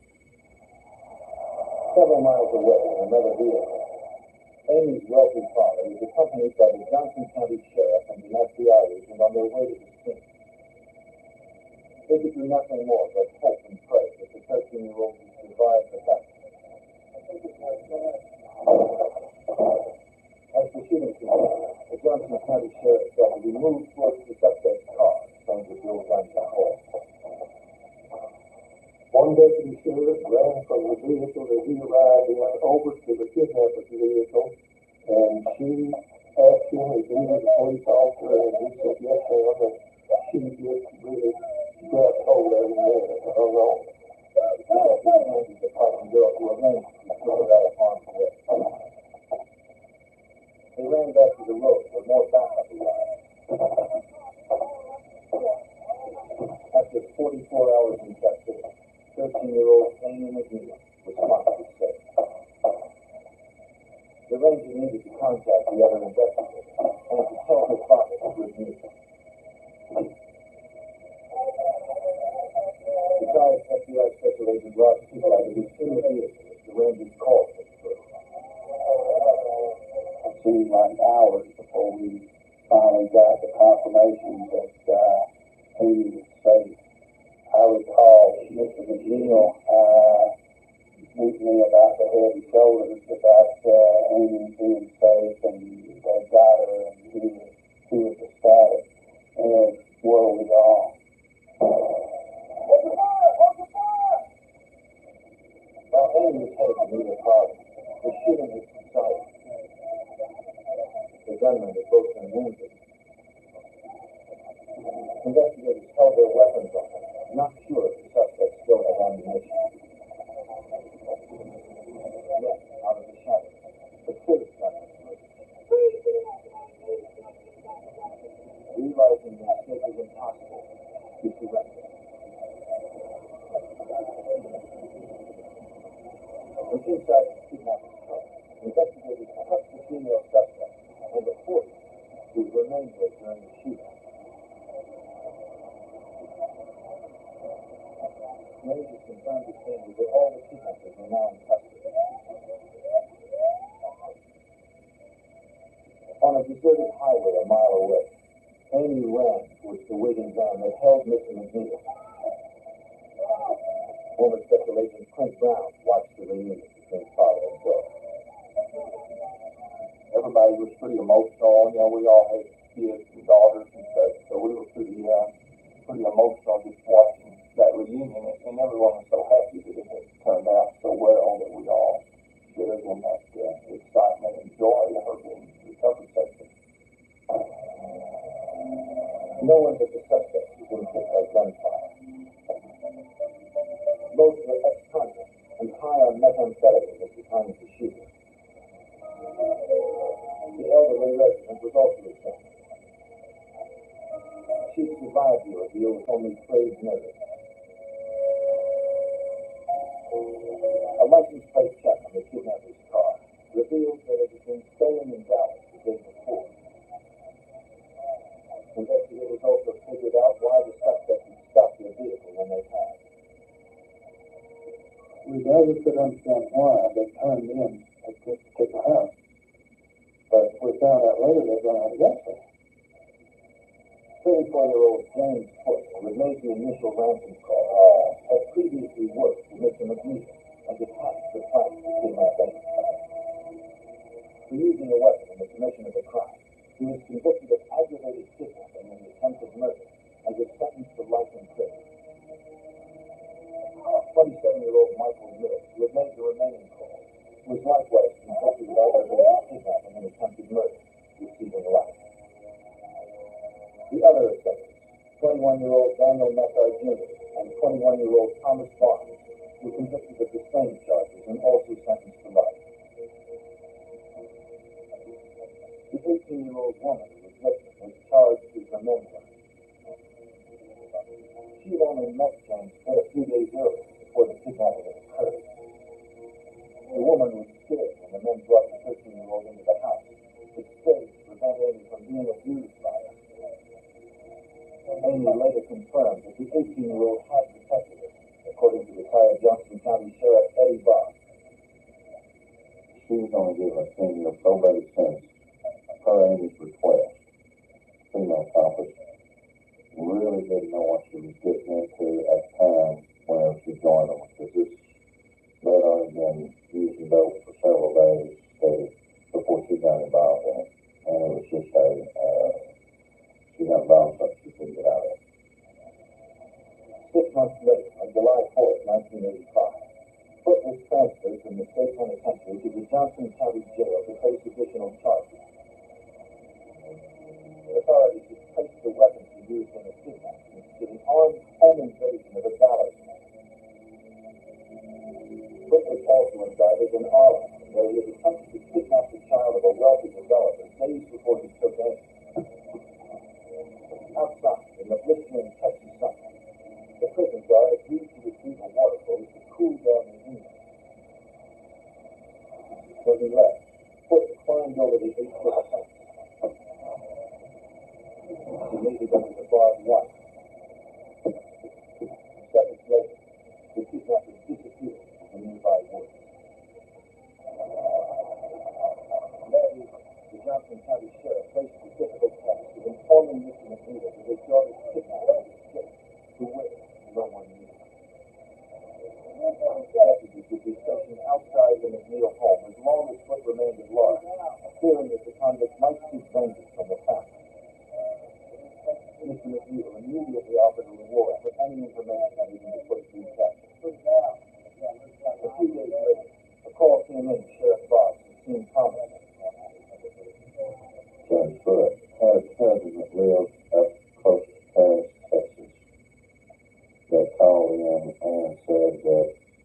he knew where he was and had been in contact with him. And that president also had some criminal charges pending on him and was willing to make the deal. Foote has been hiding in the cousin's Paris, Texas home, 170 miles northwest of the prison. Johnson County deputies prepared for the assault of a single-story dwelling. They readied themselves for another armed confrontation. As promised, the cousin made certain that Foote was inside his home for the arrest to take place. There would be no shootout. Sheriff deputies questioned Foote without incident. He was returned to prison, where Foote would spend the rest of his life. At the state capitol in Austin, Texas, retired Ranger Sergeant John Denby was among those who received commendation and recognition for the successful conclusion of the case. Doing Austin, often to go get the commendation. The fact that I knew that I had something to do with saving this beautiful little girl's life was worth more than anything else I could do. I've made everything worthwhile.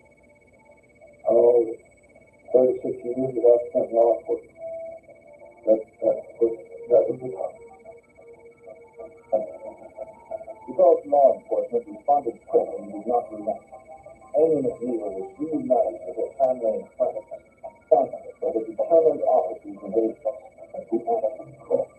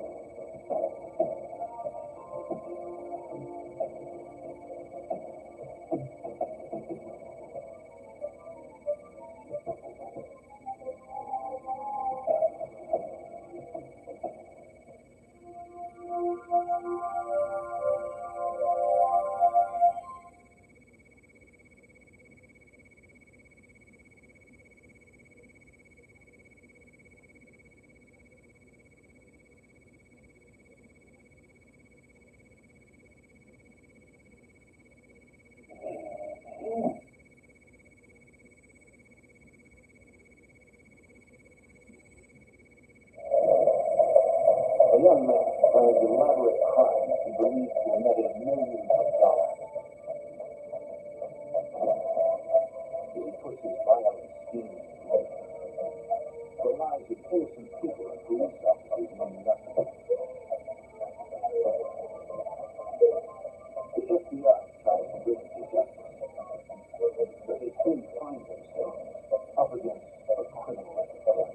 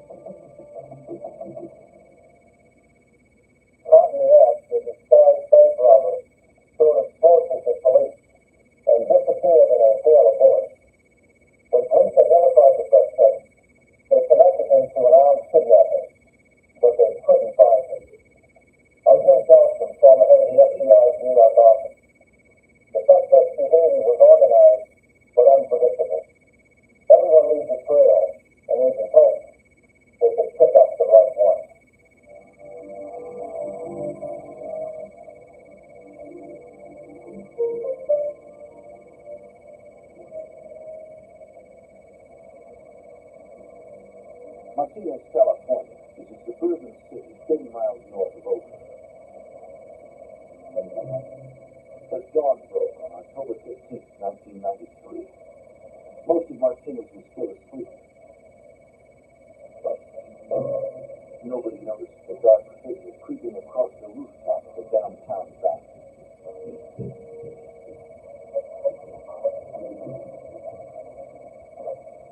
He carried a top-of-the-line cordless power saw and drill with special motors to reduce noise.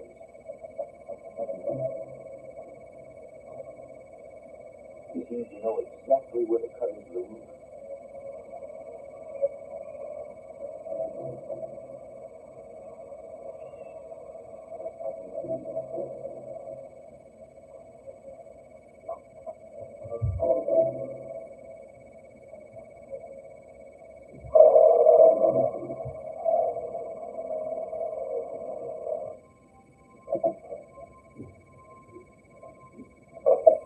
The masked man exploited a flaw in the bank's security system. The alarm was unable to detect movement in the crawl space between the roof and the bank's ceiling, allowing him to move freely.